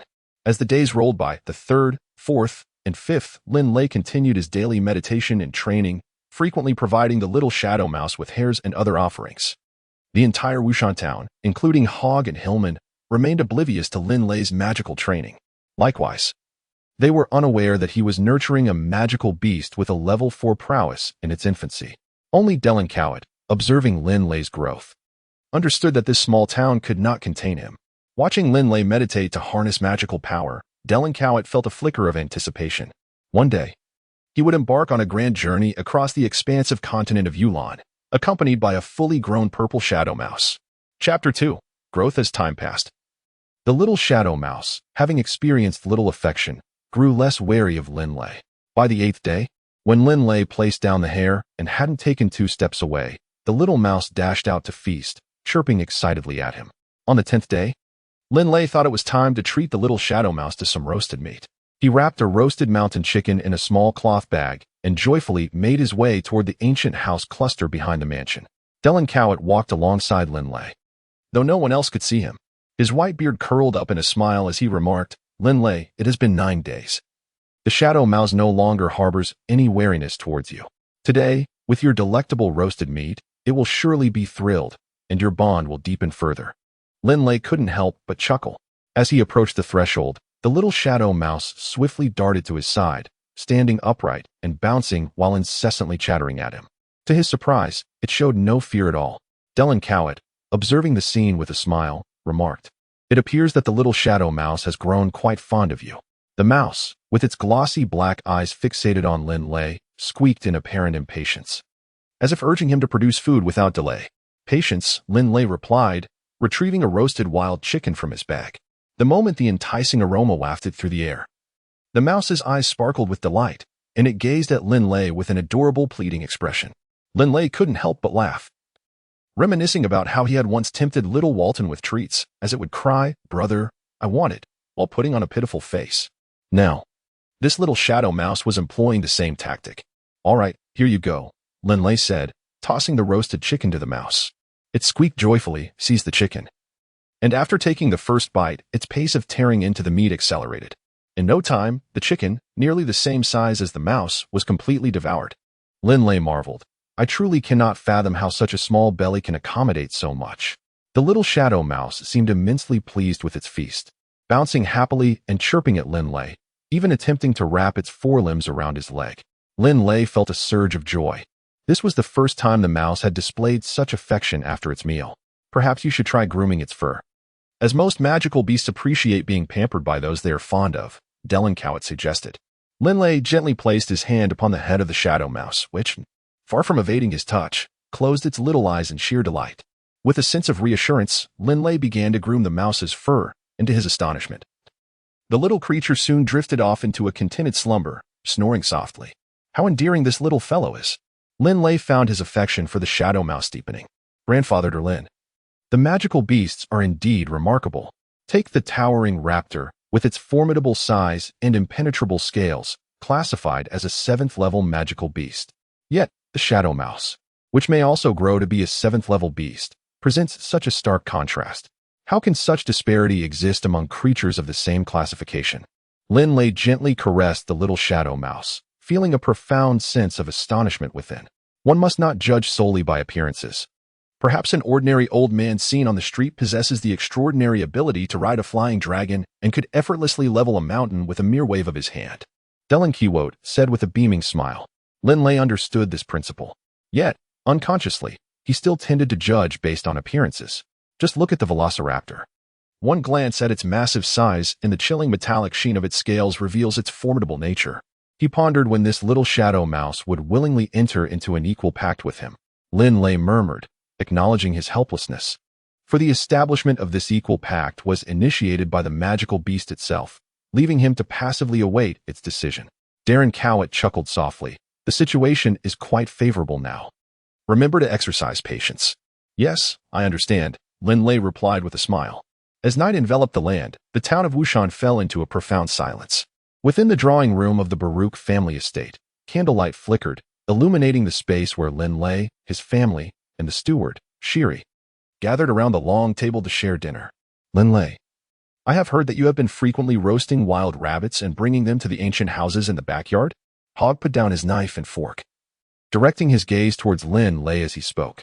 Linley's heart trembled. It seemed that the time for confession had arrived. He contemplated inwardly, and then looked at Hogg. Nodding as he spoke, "Father, I recently discovered a delightful creature in the backyard, exceedingly charming, so I often prepare some food for it." "A delightful creature?" Young Wotan's eyes immediately sparkled with curiosity. "Oh," Hogg nodded, acknowledging the possibility. "The backyard is seldom visited. It is indeed plausible for an animal to reside there. By the way, I believe the magical testing admissions in the capital, Finley City, will commence in about a week. Are you not planning to participate?" "Ah, the magical testing admissions?" It suddenly dawned on Linley. At that moment, a stream of energy, visible only to Linley, surged forth from the dragon ring, transforming into an elderly man with hair as white as snow, Dragoncovered. Dragoncovered smiled at Linley and said, "Linley, the magical testing admissions? You may choose to attend or not. With my guidance, will your education not surpass that of the Academy's mages?" Linley also concurred. Delinquent, after all, was a mage of the sacred domain. It is rare for a magical academy to invite such a distinguished figure to impart knowledge. "What, do you harbor reluctance?" The once smiling Hogar's expression darkened, and his brows knitted in concern. Hogar distinctly recalled how fervently Linley aspired to become a mage after witnessing the battle between the 8th-level dual-element mage and the mercenary squad. Why the hesitation now? In Hogar's heart, there was a sincere desire for his son to embrace the path of magic. "Father, No, Linley, promise your father. Delanquewat interjected suddenly, his brow furrowed. Linley's words abruptly ceased, and a sense of perplexity arose within him as he inquired, Grandfather Derlin, have you not been the one guiding me? With your teachings, is there truly a need for me to attend the Magic Academy?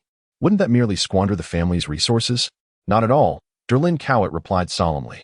I have not had genuine contact with the Yulan Continent for over 5,000 years. 5,000 years, Linley.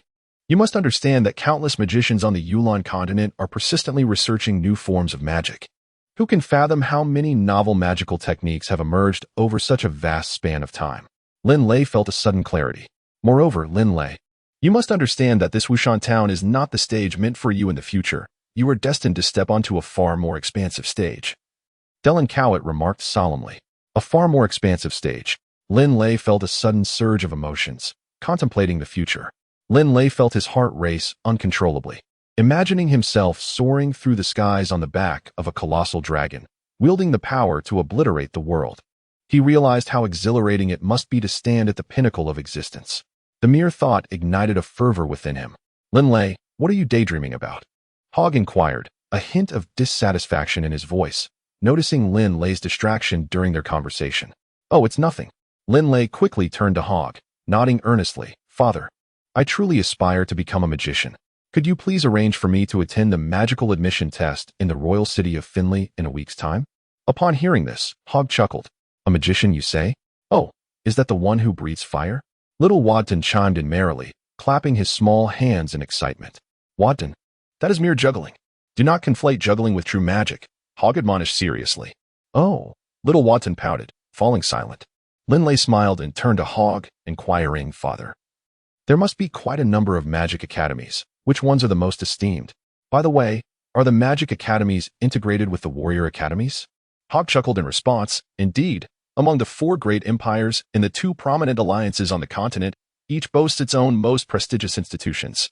You should be aware that the O'Brien Empire is recognized as the most formidable in military strength among the 4 empires. Linley nodded, acknowledging this fundamental knowledge. The foremost institution of the O'Brien Empire, the O'Brien Academy, stands as the premier warrior academy across the entire Yulan Continent. However, when it comes to the realm of magic, Hogg smiled, for the first magical academy on the Yulan Continent is within our Holy Alliance, named after the legendary Pope Ernst of the Radiant Church, Ernst Academy. As Hogg spoke, he gazed expectantly at Linley. The weight of his father's expectations was palpable. The treasured legacy of the Dragonblood family had been lost, and such disgrace must be rectified. Linley felt a heavy burden in his heart. As a scion of the esteemed Dragonblood warrior lineage, he took immense pride in belonging to such an ancient and illustrious family. Yet, the loss of the family's cherished heirloom was a profound humiliation, one that filled both Hogg and the ancestors of their lineage with unending shame over the centuries. Regrettably, the family capable of wielding the battle blade slaughter was no ordinary one, and the current Baruch family was too feeble to reclaim it. Ernst, the legendary Pope of the Radiant Church? The elder Delinquevate expressed his astonishment. Grandfather Delinquevate, what troubles you? Linley inquired, puzzled. The legendary Pope Ernst was well known among the billions of inhabitants across the 6 kingdoms and 15 duchies of the Holy Alliance. Linley was quite familiar with the achievements of this illustrious figure, who had elevated the status of the Radiant Church and played a pivotal role in founding the Holy Alliance.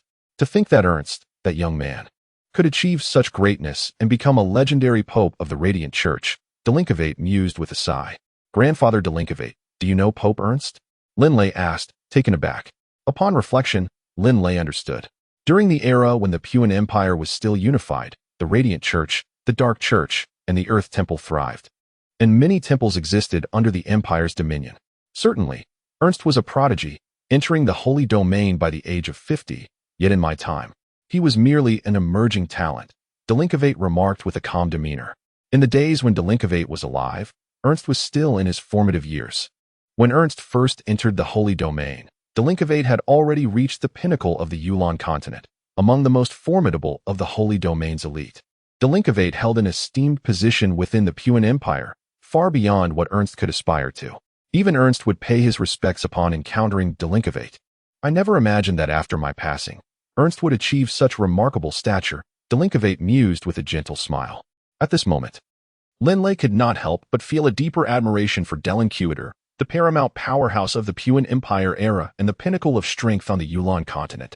How fortunate he was to receive such meticulous guidance from him.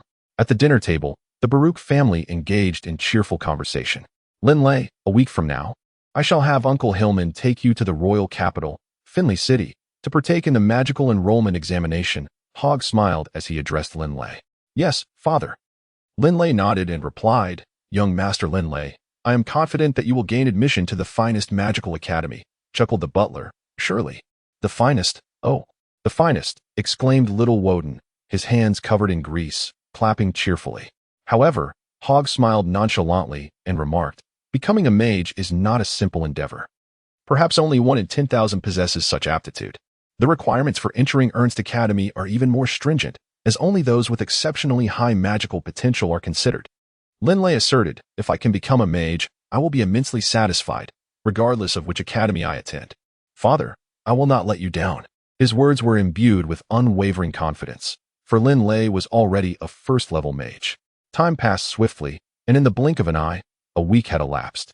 Linley reclined on the verdant grass of his family's estate, while a small black shadow mouse frolicked around him, emitting a continuous series of squeaks. However, Linley paid no heed to its antics. The little creature, with a flick of its eyes, stood upright, resting its front paws upon Linley's body, and squeaked in discontent. Linley gently stroked the head of the little shadow mouse, saying, Enough of the mischief. Tomorrow, I shall depart from home for the royal capital, and once the Magic Academy begins its enrollment, I will have to attend.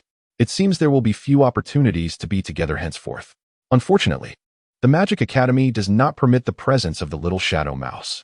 Within its hallowed halls, every student is extraordinary, many being formidable magicians. Should they discover the little shadow mouse, they would likely attempt to capture it immediately. The Academy boasts sorcerers of levels 7 and 8. Seizing the little shadow mouse would pose no challenge. After all, since no contract binds us, others could easily subjugate it. Hearing Linley's words, the little shadow mouse emitted a soft whimper. I tell you, yet you do not understand. Linley sighed in resignation. Entering the Magic Academy. He pondered how many years it would consume. Would they still reunite after all that time? With a touch of reluctance, he caressed the little shadow mouse's sleek fur. Having grown fond of the adorable creature over the past month, the little shadow mouse squinted its eyes in pleasure under Linley's gentle touch, letting out a contented hum. The next day, after lunch, in the courtyard of the Baruch family, Hogg stood tall and straight as a javelin, gazing intently at Linley. Linley, our town of Wushan is relatively close to the royal capital, merely 90 miles away. You should reach the capital before nightfall. Remember, do not cause any trouble once you arrive. There are many influential figures in the city. Yes, father, Linley replied respectfully. Hillman, I entrust Linley to you, Hogg said, turning towards Hillman. Hillman smiled reassuringly. Rest assured, Lord Hogg. Very well, you may set off, Hogg chuckled. Farewell, father, Linley said with deference. Then turned to little Walton with a smile. Walton, I am leaving now. Little Walton blinked up at Linley, reluctantly saying, Goodbye, brother. Linley glanced towards the direction of the backyard and silently pondered. It seems that for the next couple of days, no one will be bringing food for little shadow mouse. Beside him, Hillman remarked, Linley, don't daydream. Let us be on our way. Yes, Uncle Hillman, Linley replied. Linley ceased his contemplations and promptly followed Uncle Hillman out of the Baruch family's residence, perched atop the living room ceiling.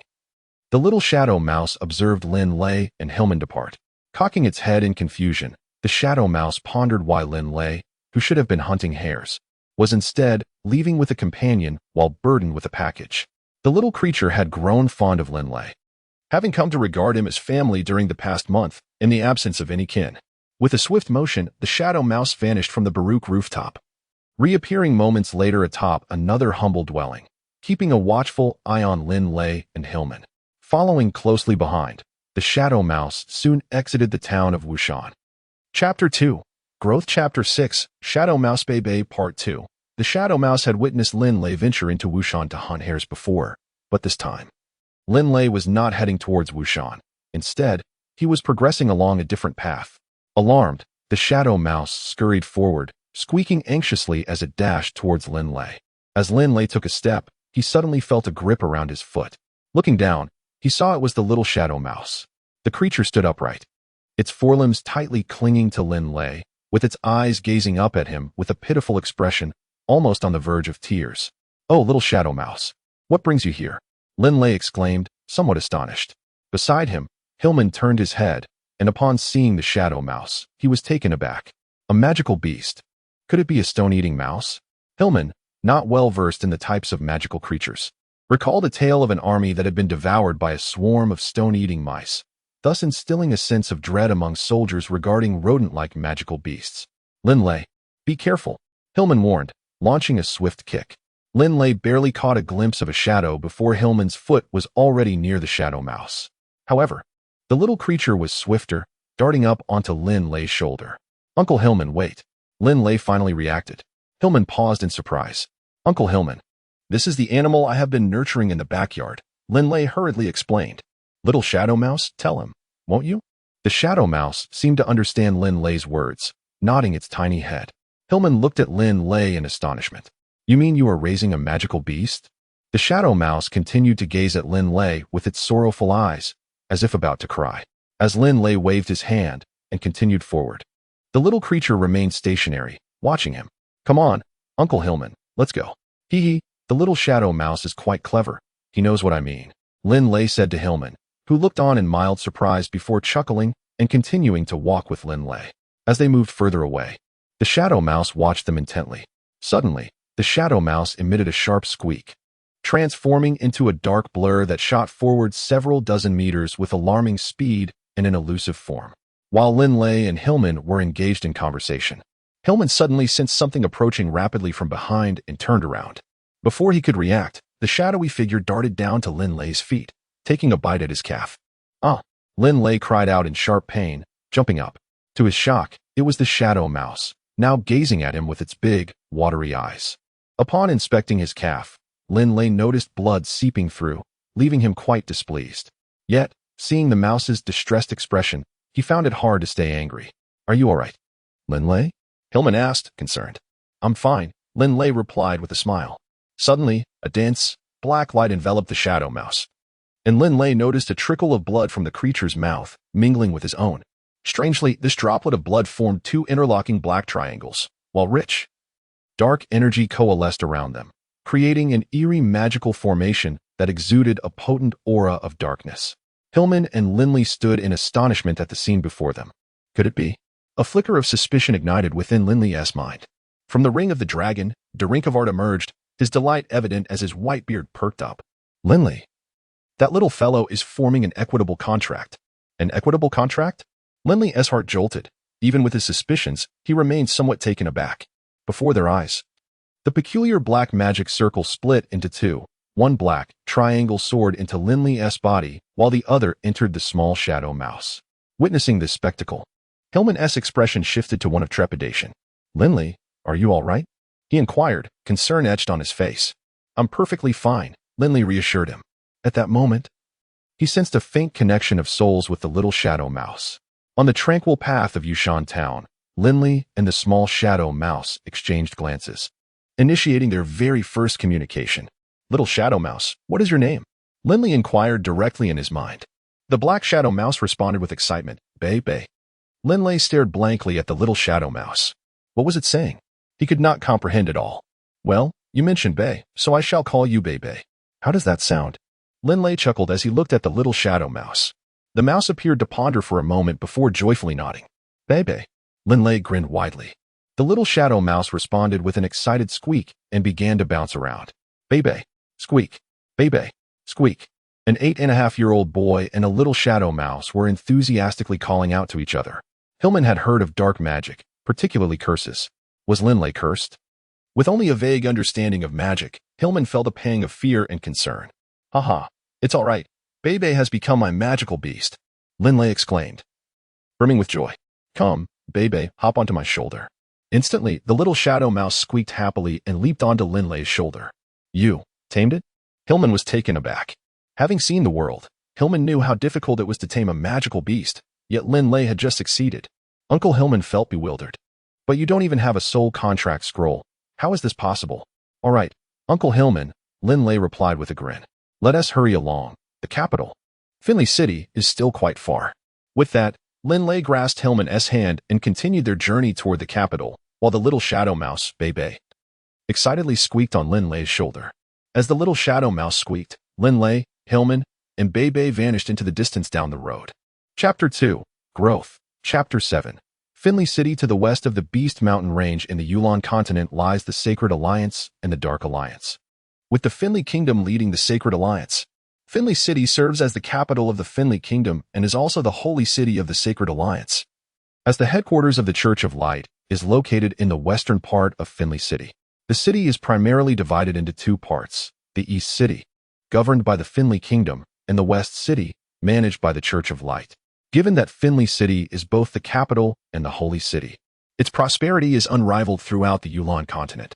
Finley City spans a vast area, accommodating over 1 million residents, making it one of the top 5 super cities in the entire Yulan Continent. As evening approached, Linley and Hillman entered Finley City. Well, walking along the main street of East City, the Avenue of Champs, Linley felt as though his eyes were dazzled. The little shadow mouse, Bebe, was requested to hide within Linley's clothing, peeking out cautiously. Squeak, squeak, the little shadow mouse was ecstatically thrilled. Fortunately, the bustling Avenue of Champs, was lively at that moment, and no one noticed the sounds. Silence. Linley gently patted the little shadow mouse, which obediently ceased its sound but conveyed its excitement to him through a soulful connection. The entire Champs, was adorned with smooth bluestone slabs, wide enough to accommodate several carriages side by side. Flanking the street were an array of establishments, including hotels, clothing boutiques, weapon shops, and bars. Alongside the Champs, stood a row of tall, stately pine trees. Women of high society, dressed in the latest fashions, strolled along the avenue, engaging in light-hearted conversation. Nearby, some affluent ladies observed Linley's demeanor and exchanged hushed laughter, occasionally pointing at him. It was evident that Linley's reaction marked him as a country bumpkin in the city, eliciting a sense of superiority from the nobles of the royal capital towards rural folk. How uncouth. Frowning, Linley felt a surge of discontent at the ladies' mockery. Having been raised with a sense of propriety instilled by his family, he soon managed to suppress his excitement, presenting a facade of calmness. Linley, how does Finley City appear to you? It is, after all, the largest city within our holy alliance, remarked Hillman, walking alongside Linley. Observing the warriors and the occasional mage passing by, he added, in Finley City, formidable warriors and mages are quite commonplace. Linley nodded with a smile, acknowledging that the text records Finley City as the political, economic, and artistic nucleus of the Holy Alliance. It is indeed a paradise for the affluent and the esteemed. Hillman, in agreement, expressed his admiration. Along the bustling Champs, luxurious carriages frequently passed by. After a leisurely stroll along the main thoroughfare, Hillman led Linley to an ordinary inn for accommodation. Adjacent to the inn was a modest restaurant where the two enjoyed their dinner that evening. Linley and Delincutor shared a room, which contained 2 beds. Upon entering, the little shadow mouse, Bebe, leapt from Linley's chest and immediately began to scurry around him, chattering incessantly. Linley, get some rest. You have your magical test tomorrow morning, admonished Hillman. Understood, Uncle Hillman, Linley replied, though he walked over to the window and drew back the curtains. The inn boasted 3 stories, with Linley and his companions residing on the 2nd floor. In Wushan town, tall buildings were virtually non-existent, yet in the royal capital of Finley City, they were quite commonplace, with structures reaching 7 or 8 stories. Gazing out the window, Linley observed the bustling street below, alive with a throng of people. Ah, it has been ages since I last beheld a grand city, he mused. A shimmering mist escaped from the Coiling Dragon ring, transforming into a venerable elder with hair as white as snow. Delincutor stood beside Linley, both of them gazing down at the lively thoroughfare. Grandfather Delin. Linley greeted warmly. Linley, now that you are in the great city, what are your impressions? Delincutor inquired with a smile.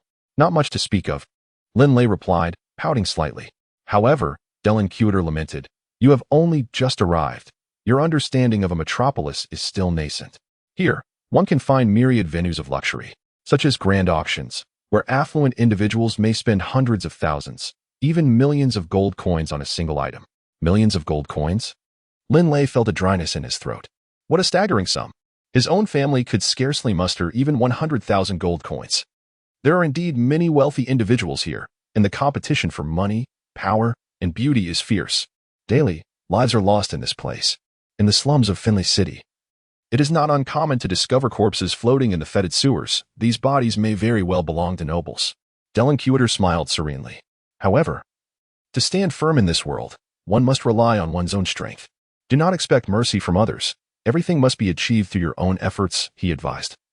Turning his gaze towards Linley. The bloodline of the Dragonblood warriors within Linley instilled a fierce and bloodthirsty spirit deep within him. Should anyone threaten me or my loved ones, I shall not hesitate to eliminate them, Linley resolutely declared. Having perused numerous tomes detailing the rise and fall of families, he understood well that showing mercy to one's enemies is tantamount to cruelty to oneself. If one were to release their adversary, that same foe could very well bring harm to their kin. With a serene smile, Linley ascended to his bed, settling into a cross-legged position to commence his meditation aimed at honing his mental fortitude. Meditation, in essence, is a practice through which one depletes their mental energy via various methods until reaching a threshold, subsequently restoring it through slumber. Within his dantian, a hazy ochre mist swirled, representing the earth elemental energy refined into magical power. According to Dylan Keywode's accounts, the magical energy of a 1st to 6th level sorcerer manifests as mist. As one ascends in rank, the quality of this magical energy enhances and its density increases. Upon reaching the 7th level, this energy coalesces into a liquid form. Thus, the transition from a 6th to a 7th level sorcerer is a significant milestone. Linley, this diligent young man, was even training his mental prowess at night. Hillman observed Linley sitting in meditation with his eyes closed and could not help but admire his dedication. For both sorcerers and warriors, mental strength is of paramount importance. On the following morning, at Greenleaf Road in the eastern district of Finley City, one of the main thoroughfares, the buildings lining the street were predominantly opulent estates, interspersed with those belonging to the kingdom. The tallest structure was the Church of the Radiant Church. The Holy Alliance, comprising 6 kingdoms and 15 principalities, was under the dominion of the Radiant Church, with the Pope holding the highest authority, possessing the power to depose a king of any kingdom. Thus, even in the eastern district of Finley City, the most towering edifice was that of the Radiant Church. This morning, a multitude gathered at the entrance of the Radiant Church, the majority being nobles adorned in finery. A procession of carriages nearly filled the spacious plaza before the church, as the aristocrats exchanged pleasantries with one another. At this moment, Linley and Uncle Hillman arrived at the venue. Uncle Hillman, there are indeed many people here today. Numerous nobles have brought their children along, Linley remarked with a smile. At that moment, the little shadow mouse, Bebe, nestled within Linley's garment, occasionally peeking out with its tiny eyes to observe the surroundings. Hillman nodded with a calm smile. Nobles? Any graduate from the esteemed Magic Academy, Ernst Academy, can effortlessly attain the title of Count within a kingdom. Upon hearing this, Linley comprehended the implication. Gaining a noble title within a kingdom was not overly challenging, yet acquiring one within an empire posed significant difficulties. After all, any of the 4 great empires could rival the entire Holy Alliance, far surpassing the capabilities of the Finley Kingdom. Oh, Lord Dole, you have arrived as well? Heber. I have come here primarily for my son, Hess, to pay a visit to Uncle Heber. Not far away, a group of nobles exchanged pleasantries. The fee for the magical enrollment test alone required 10 gold coins. Once admitted into a specific magic academy, the tuition fees soared even higher. Generally, the annual tuition for a magic academy amounted to several hundred gold coins, an expense that typical families could hardly bear. However, should their children gain admission, it was expected that nobles would step forward to provide financial support. Nonetheless, not all magic academies charged exorbitant fees. For instance, the prestigious Ernst Academy, which accepted very few students, waived tuition entirely for those who were offspring of the Holy Alliance. After all, those who could enter Ernst Academy were truly exceptional talents, destined for limitless achievements in the future. Those commoners and country folk dare to come here. What a delusion! Some nobles scoffed from a distance. Among the hundreds gathered in the square, there were indeed some commoners or minor nobles like Linley, who were generally looked down upon. The nobles in the royal capital were mostly proud and disdainful of others. Linley, do not stoop to their level, Hillman whispered. Linley glanced at the group of nobles and chuckled softly. Uncle Hillman, I shan't stoop to their level. Under the tutelage of his father, Hogg, over the years, Linley had learned not to concern himself with the self-important nobles from the capital. The entire square was distinctly divided into two factions, one comprised of the loquacious aristocrats, and the other consisted of commoners and lesser nobles from the countryside. At that moment, two armored warriors stood at the entrance of the church, barring outsiders from entering. After a short while, a priest clad in a black robe emerged and paused at the church entrance, smiling as he proclaimed in a clear voice, "The magical assessment shall now commence. Representatives from various magical academies are also prepared. Those wishing to undergo the magical test, please follow me into the hall." Chapter 2, Growth. Chapter 8, The Magical Assessment, Part 1. Under the guidance of the priest, the crowd orderly entered the hall within the church. The vast hall, adorned with gleaming marble floors and a grand chandelier of crystal, accommodated hundreds without feeling cramped. At the front of the hall, a row of chairs was occupied by representatives from various academies. In the center lay the testing area. The priest in the black robe smiled broadly and announced, "The testing area is at the center. Participants shall approach one by one. Others must remain outside this designated space. Those preparing for the test, please form a queue, while parents and relatives may stand to the side. Linley, here is the fee for the test, and this serves as your identification. Off you go. By the way, the little shadow mouse should stay with me for now. It may become a hindrance during the assessment," Hillman said. "Bebe, you stay with Uncle Hillman for the time being. I will proceed with the test." Linley communicated telepathically with the shadow mouse, which hesitated slightly in his embrace. However, upon Linley's gentle insistence, the little creature swiftly darted into Hillman's robes. Linley then took 10 gold coins and joined the queue. Observing that the youths ranged from 17 or 18 years of age to as young as 6 or 7, these children formed two lengthy lines, while the clerics of the church collected the testing fees. The central area, measuring 10 meters in diameter, housed 3 adults, 2 responsible for conducting the tests and 1 for recording the results. The testing apparatus comprised a crystal ball and a complex hexagonal magic array. The first, an elderly man with a bald head, pointed directly at the crystal ball and instructed, "Place your hand upon the crystal ball to assess your elemental affinity." The first participant was a boy of approximately 12 or 13 years. Nervously, he placed his right hand on the crystal ball, which immediately began to emit a faint, hazy red light, interspersed with occasional hints of green. The bald elder glanced at the paper in his hand and coldly stated, "Age, 12. Elemental affinity, medium in fire, low in wind. Now, step into the magic array to test your mental strength. Remember to stand upright, do not kneel or fall, and strive to endure for as long as possible." The elder's tone remained indifferent as the boy nodded and stepped into the hexagonal magic array. Instantly, a pure white light radiated from the elder, merging into the magic array. Light magic deterrence. The method of testing remained quite primitive.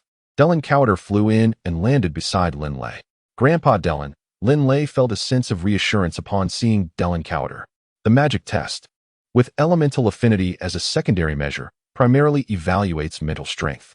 After 6 months of meditation, your mental fortitude should be 16 to 17 times that of your peers. Dylan Cowder remarked with a smile, "This will be exceedingly simple for you." In a brief moment, the boy within the magic array could no longer endure and collapsed. His mental strength was approximately double that of his peers, rendering him unlikely to become a mage. The bald elder announced coldly, "The magic array ceases operation." As the boy exited, dejected, a clamor arose around them. "Silence," the elder commanded coldly, causing a crowd of nobles to fall silent. Next, Dylan Cowder observed the proceedings with great interest. One by one, the youths were tested, and astonishingly, none of the first 10 qualified. At that moment, a girl stepped into the magic array, enduring longer than all 10 boys before her. Interesting, the elder's eyes gleamed as he increased the power of the magic array. After a considerable time, the girl finally knelt on one knee. The elder nodded in satisfaction, a hint of a smile breaking through his cold demeanor.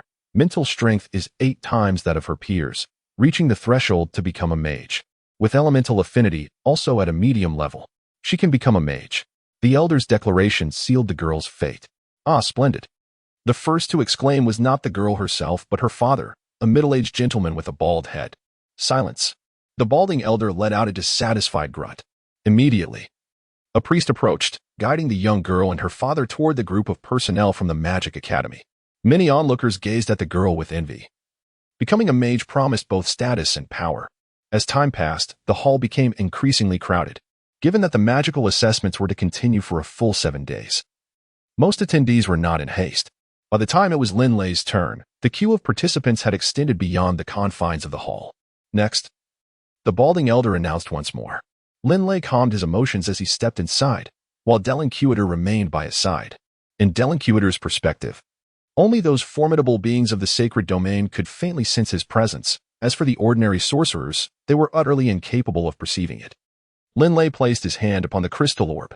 Instantly, it radiated with a brilliance akin to that of the sun, a dazzling interplay of earthy yellow and azure hues, occasionally interspersed with minute flecks of fiery red. The blinding light compelled those nearby to squint in response. Witnessing this sun-like orb, everyone within the grand hall stood in astonishment. The balding elder trembled as he glanced at the paper in his hand, which clearly stated that Linley was merely 8 years old. At the age of 8, his elemental affinity was extraordinary in both earth and wind, with a moderate affinity for fire. The elder's heart raced uncontrollably. Typically, a magician's elemental affinity is average. Exceptional cases are exceedingly rare, and as for the extraordinary, it is indeed a phenomenon of remarkable scarcity. It could be said that while others might spend 10 hours refining their magical energy, Linley could achieve the same results in merely 1 hour. A gasp swept through the grand hall. The elemental affinity was extraordinary, and moreover, it was dual elemental, which was simply terrifying. Extraordinary in wind? Remarked Darren Cowart, astonished. Oh, I also excel in wind.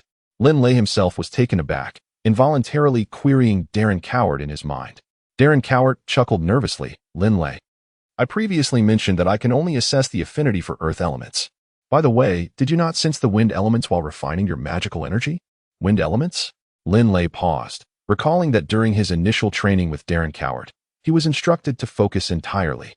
And he had noticed azure light points surrounding him but hadn't given it much thought. However, when he later absorbed the earth elements, he found himself enveloped solely by them, with no azure light points remaining. Darren Cowart understood now. While cultivating magical energy, especially for a dual-element magician, if one concentrates solely on one element, they will absorb the surrounding earth elements, while the wind elements would be repelled. Every time I practiced, it was always the earth elements surrounding me, and I never considered those azure light points, Linley thought, feeling a surge of joy within. He knew that the power of a dual-element magician surpassed that of a single-element magician. Having completed the elemental affinity test, it was time to assess mental strength. Chapter 2. Growth. Chapter 9. Magical Testing Part 2. Remember, when testing your mental strength, you must endure. Strive to hold on as long as you can. Darren Cowart suddenly adopted a serious demeanor. I am not well versed in wind magic. You truly need to attend a magical academy. Such a potent elemental affinity should not go to waste by neglecting to study wind magic. Linley understood well. Please step into the magic circle. The bald elder said to Linley, a rare display of courtesy. Even the gazes of many surrounding nobles towards Linley had shifted. His extraordinary affinity for the elements indicated that he could refine magical power in a remarkably short time, allowing him to dedicate the remainder of his time to honing his mental prowess. His future potential was boundless. Linley stepped into the magical circle, whereupon the warm, radiant white light began to illuminate the space, and an overwhelming pressure descended upon his very soul. The intimidation of light magic was indeed feeble, especially when compared to the dragon might of that formidable black dragon from half a year prior. It was of an entirely different caliber. Linley's mind wandered. Even as time passed and the brilliance of the magical array intensified, its oppressive aura growing ever stronger. The occupants of the Grand Cathedral Hall held their breath, each one acutely aware that this seemingly ordinary youth was destined to become a remarkable sorcerer. Whose youth is this? Which family does he belong to? The nobles below began to murmur in hushed tones. Such a promising young man, if befriended early on, could potentially become an invaluable ally in the future. His name is Linley. Some of the admissions officers, having gleaned his identity from nearby evaluators, exchanged knowing glances. Meanwhile, the various admissions representatives from prestigious magical academies, who had been engaged in light-hearted conversation, quickly gathered around to witness this extraordinary event. Who wouldn't wish to recruit gifted individuals? Within the magical circle, Linley stood resolute, braving the intimidation alone. Linley breathed heavily, a profound sense of dizziness enveloping his mind. The immense pressure weighed upon him like a mountain, and it continued to escalate. Yet, Linley persevered. For the longer he endured, the greater his chances of entering a prestigious academy. Gritting his teeth, he held on. Eventually, when the pressure reached its zenith, he could no longer withstand it, Collapsing onto one knee, his hands braced against the ground. All eyes turned towards the balding elder, who, with a rosy glow upon his face, proclaimed in a booming voice, "Mental strength is 18 times that of his peers, marking it as exceptional. Exceptional mental strength. With superlative elemental affinity." At that moment, several representatives from magic academies surged forward. "Greetings, Linley. I am from Rand Magic Academy. We extend a heartfelt invitation for you to join our institution. Should you enroll, your tuition will be entirely waived, and you will receive an annual scholarship of 1,000 gold coins. We will also arrange for esteemed magicians to mentor you. Linley, I am from Welling Magic Academy." And we, taken aback by the fervent attention from the crowd, Linley stood in astonishment, marveling at how swiftly the representatives had learned his name. It was truly remarkable. "Please, everyone, return to your designated positions. We must continue the assessment," the balding elder said gently. He could afford to be proud before ordinary individuals. Yet he remained courteous towards those from the prestigious magic academies. "Linley, we from Ernst Academy sincerely invite you to become a member of our institution." A voice resonated from afar, and at its utterance, the entire hall fell into silence. Even the balding elder ceased his speech. Linley turned his head and beheld a middle-aged man clad in white robes approaching him with a smile. "Your elemental affinity is exceptional. Your mental prowess is commendable. And you possess dual exceptional abilities. Linley, we at Ernst Academy extend a warm invitation for you to join us. Would you consider becoming a part of Ernst Academy?" Beside them, Zilman was momentarily taken aback, but soon rushed to Linley's side, visibly trembling with excitement. "Ernst Academy? Gaining admission to the foremost magical institution in the entirety of Yulan Continent signifies what? It signifies that upon graduation, even a mere ordinary member from Ernst Academy could effortlessly ascend to the rank of a count within a kingdom. Exceptional students are earnestly sought after by the 4 great empires. Moreover, within the vast expanse of Yulan Continent, Ernst Academy admits a mere 100 students each year. A mere 100 students annually. What are the odds? All who gain entry to Ernst Academy can be rightfully deemed geniuses. Linley, you must accept their offer," Zilman exclaimed, bursting with exhilaration. Linley felt an exhilarating rush within, yet his mind remained remarkably clear, and he outwardly appeared composed. He understood that becoming a member of Ernst Academy, coupled with the guidance of Derinkavate, would enable him to ascend to the ranks of a 7th or 8th level mage within a few decades. His family was poised for resurgence. "Sir, I am honored to be accepted as a member of Ernst Academy," Linley respectfully stated. The middle-aged man in the white robe was astonished by Linley's serenity but maintained his smile as he replied, "Linley, I will report your identity information to the Academy. At that time, you need only present your identification upon entering the Academy and undergo another assessment to officially become a member. Impersonation will be futile, as you will still be required to take the test once more upon arrival. The academic year is divided into 2 semesters, commencing on February 9th of each year. You must arrive at the Academy before this date. Here is a document, serving as proof of your admission." The middle-aged man retrieved a red letter from his bosom. In truth, he had filled in Linley's name on the acceptance letter as soon as he learned of Linley's testing results, for he firmly believed that no one could refuse the invitation of Ernst Academy. "Thank you," Linley said as he accepted the red letter. On the surface, Linley appeared composed, yet at that moment, Heilman was brimming with excitement. Every student of Ernst Academy held a prestigious status. Linley's future accomplishments were already anticipated. "Uncle Heilman, let us depart." Linley tucked the crimson letter into his bosom and walked alongside Heilman toward the entrance of the grand hall. The crowded hall, filled with nobles and commoners alike, parted to grant them passage. Even the nobles who had previously looked down upon Linley, a mere country boy, now wore smiles that were warm and amicable, their demeanor remarkably gracious. Being a student of Ernst Academy was a symbol of status. Under the watchful eyes of a multitude of nobles, commoners, and even members of the clergy, Linley and Heilman exited the hall of the Academy. Squeak. Upon leaving the hall, the little shadow mouse immediately squeaked, sensing the excitement that bubbled within Linley's heart. Chapter 2. Growth. Chapter 10. The Dragonblood Codex. Part 1. In the Baruch family estate located in Wushan Town, Lord Hogg had just finished lunch and was leisurely seated in a recliner, engrossed in a book. "Lord Hogg," Heilman exclaimed, equally exhilarated. Hogg looked up to see Linley and Heilman's enthusiastic expressions, and a premonition stirred within him. He rose abruptly. Gazing at the two with a voice tinged with tremor, he inquired, "How did the magical assessment go?" The Baruch family had languished in silence for far too long.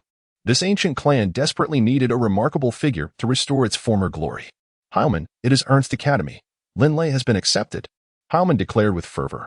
Hogg seemed momentarily petrified, as if his mind had been deprived of oxygen. Ernst? Hyman called out twice. Gradually regaining his mental faculties, Hogg inhaled sharply, staring at Hyman in disbelief as he asked, Ernst, are you referring to Ernst Academy? At that moment, Hogg's eyes widened in astonishment. Father. This is the acceptance letter from Ernst Academy. Linley directly handed the crimson letter to his father. Hogg, momentarily taken aback, swiftly seized the letter, tearing it open and holding his breath as he carefully examined the acceptance notification within. The vibrant names Ernst Academy and Linley leapt out at him. Ha ha, ha ha. Ancestors of the Baruch family. Our lineage has hope. Hogg suddenly threw his head back and laughed, his body trembling with mirth, tears streaming down his face. The Baruch family is hope. The somewhat maniacal laughter and the tears that fell left Linley momentarily stunned. Father, Linley gently called, seemingly reluctant to disturb his father's elation. Linley had never witnessed his father in such a state of madness. The tears cascading down his face sent shivers through Linley's heart. At that moment, Butler Sheely also approached, astonished by Hogg's reaction, completely unaware of the events that had transpired. Hogg took a deep breath, turning his gaze towards Linley, his eyes brimming with intense excitement. Excellent, excellent. Hillman, Uncle Sheely, tonight, I shall host a grand banquet. Be swift and prepare well. I am overjoyed, immensely so. With a son like this, I can face the ancestors of the Baruch family with pride, even in death. Indeed, Lord Hogg, Hillman and Butler Sheely responded in unison. Suddenly, a small shadow mouse named Biba leapt from Linley's embrace, perching on his shoulder and glaring fiercely at Hogg, her tiny eyes filled with indignation. Linley sensed the message emanating from the soul of the little shadow mouse, an expression of both amusement and exasperation crossing his face. It turned out that the little shadow mouse had been peacefully slumbering in his embrace, yet the boisterous laughter of Hogg had abruptly roused it from its dreams. In its tender years, the little shadow mouse cherished its slumber, despising any interruption to its rest, which naturally left it quite irate at this moment. Shadow Mouse. The magical beast Shadow Mouse? Hogg's countenance shifted dramatically upon seeing the little creature's expression. Father, Linley, fearing his father's reaction, quickly interjected. The little shadow mouse has already forged a soul contract with me. Hogg appeared as though struck by lightning, remaining in a state of stunned disbelief for quite some time. You have tamed this magical beast, Shadow Mouse. The taming of a magical beast entails two significant conditions. First, to secure the beast's submission, and second, to establish a soul contract through a magical array. Hogg understood well the limitations of Linley's abilities. They were quite feeble. After all, even the weakest of shadow mice ranked at least level 3. Furthermore, it was utterly inconceivable that Linley could have arranged a soul contract magic circle. Indeed, father, I have tamed him, Linley stated with solemnity. Hogg felt an unmistakable shift in his son's demeanor, a transformation that was entirely unfamiliar. My lord Hogg, Linley truly has tamed this shadow mouse. I witnessed it with my own eyes. This very creature is the adorable animal that Linley has been nurturing with wild rabbits and game birds these past few days, explained Hillman from the side. An animal being nurtured? Hogg suddenly recalled, gazing at Linley in disbelief. The shadow mouse you speak of is the charming creature you have been tending to in that abandoned ancient house in our backyard? Linley nodded earnestly. At that moment, Hogg found himself both amused and perplexed. How could such an adorable creature be a magical beast? Although he was curious about how Linley had forged a soul contract with the little shadow mouse, Hogg was not in a hurry. His spirits were exceptionally high at that moment.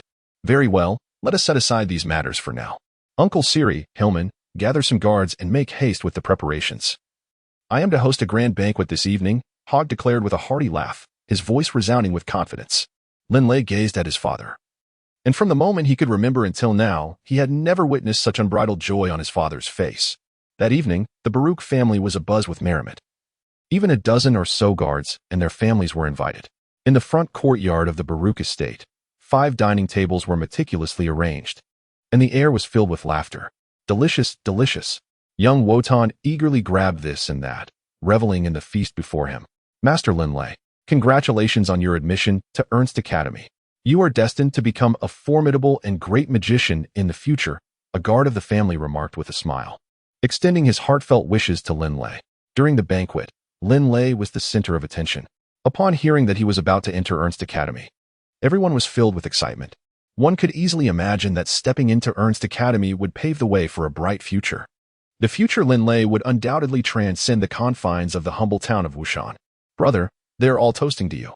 And I shall join in the toast as well, young Wotan declared, lifting his glass of juice. Linley gazed at the small bottle of oil in little Wotan's hand, both amused and exasperated. Nonetheless, he raised his juice cup and clinked it earnestly with little Wotan. Come on, let us drink, brother, Linley said with a cheerful smile as he lifted his glass. In the late hours of the night, within the ancestral hall of the Baruch family, only Linley and Hogg remained. The doors of the hall were shut, and a row of candles flickered, casting a warm glow throughout the space.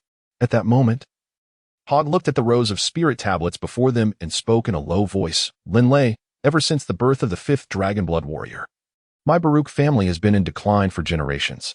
In fact, our treasured legacy has even been sold off. Each time I think of this, I feel an overwhelming sense of shame.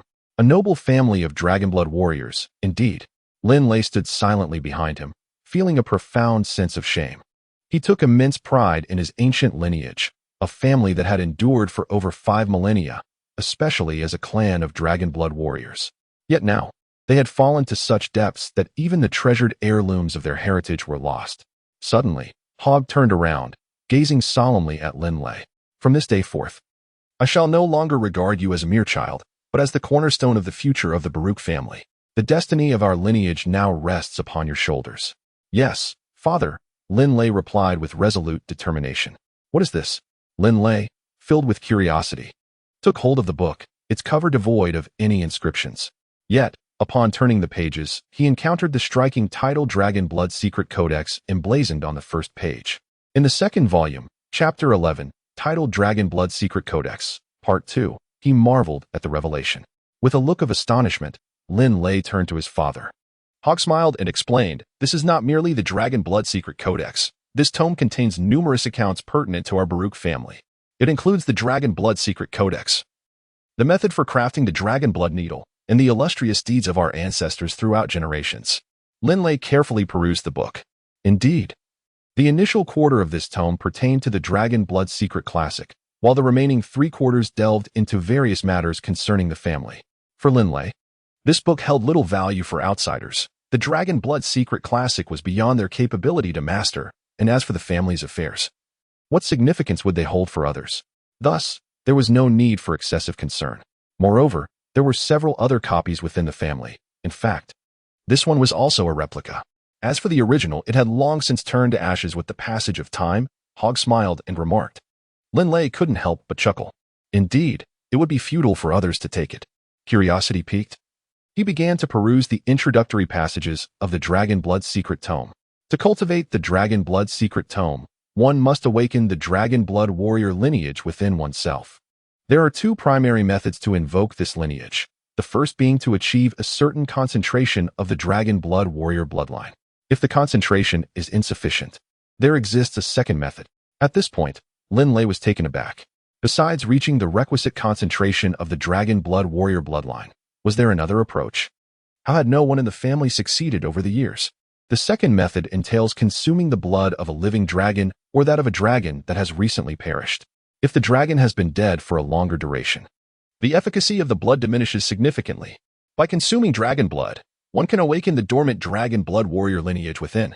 The optimal choice is to partake of the blood from a dragon of the sacred domain level, as it yields the best results. However, if it is the blood of a 9th-tier magical beast dragon, the likelihood of awakening the Dragonblood warrior lineage is considerably lower. Linley was momentarily taken aback upon witnessing this. The prowess of his ancestral lineage was indeed remarkable. They had actually devised the method of consuming the blood of a living dragon while practicing the Dragonblood Secret Classic. Linley found himself both amused and exasperated. At this moment, Hogg was completely oblivious to Daring Cowit's presence. With a wry smile, Hogg remarked to Linley, "You see, Linley, according to our ancestors, the bloodline of the Dragonblood warriors lies dormant deep within our veins. To awaken this bloodline, there are only 2 methods. However, the second method, consuming the blood of a living dragon, is not as simple as it sounds.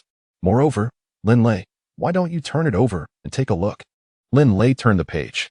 However, The second method of consuming the blood of a living dragon was exceedingly perilous. Dragon blood is notoriously potent, possessing the ability to enhance one's physical constitution dramatically. When applied to the surface of the skin, it can lead to a significant improvement in bodily attributes. Yet, the agony it inflicts is akin to being skinned alive. If ingested, the internal experience is akin to being engulfed in flames, potentially resulting in a catastrophic rupture of blood vessels and instant death. Father, who authored this Dragonblood secret classic? If it is so treacherous, why would they inscribe it? At that moment, Linley found himself at a loss for words. Hogg, with a grave expression, responded, Linley, this Dragonblood secret classic was penned by our family's founder, the first Dragonblood warrior of the entire Yulan Continent, Baruch. If he wrote it, there must be a rationale behind it. Historically, there have been 2 disciples in our lineage who consumed the holy dragon blood, only to meet their demise due to ruptured blood vessels. Has anyone truly consumed the holy dragon blood in history? Linley inquired, astonished. It is, in fact, quite reasonable to consider. The first, second, and third generation leaders of our family were all Dragonblood warriors, and during that era, the Baruch family enjoyed considerable prestige. Acquiring the blood of a holy-level dragon was not an impossible feat at that time. However, the events of those days are too distant, and the true secrets were not meticulously documented in this tome. I only know that, due to this incident, the dragon race had negotiations with our Baruch family. Yet, thereafter, no one dared to attempt it again. As the family declined, the opportunity to consume dragon blood vanished entirely. Hogg lamented, shaking his head. Linley nodded. The pride of the dragon race is well documented in numerous texts. Capturing a sacred domain dragon for the purpose of bloodletting is an immense humiliation for their kind. It is indeed fortunate that the Baruch family was not annihilated by the wrathful dragons. This suggests the former prosperity of the Baruch family. However, Linley pondered, if no one has ever become a Dragonblood warrior by consuming dragon blood, why did our ancestors inscribe this secret tome, which claims that one can cultivate by drinking the blood of a living dragon? It even asserts that dragons of the 9th level magical beast rank possess certain effects. Linley was genuinely perplexed. Hogger paused for a moment. Linley, do not inquire further. I too have gleaned a general understanding of our family's history from these texts. As for the events that transpired 4,000 to 5,000 years ago, we are unable to ascertain the truth, Hogger remarked with a smile at Linley. Linley nodded. However, a lingering doubt resided in his heart. Since the texts indicated that no one had succeeded through the excessive consumption of dragon's blood, why then was this method still recorded in the Dragonblood secret classic?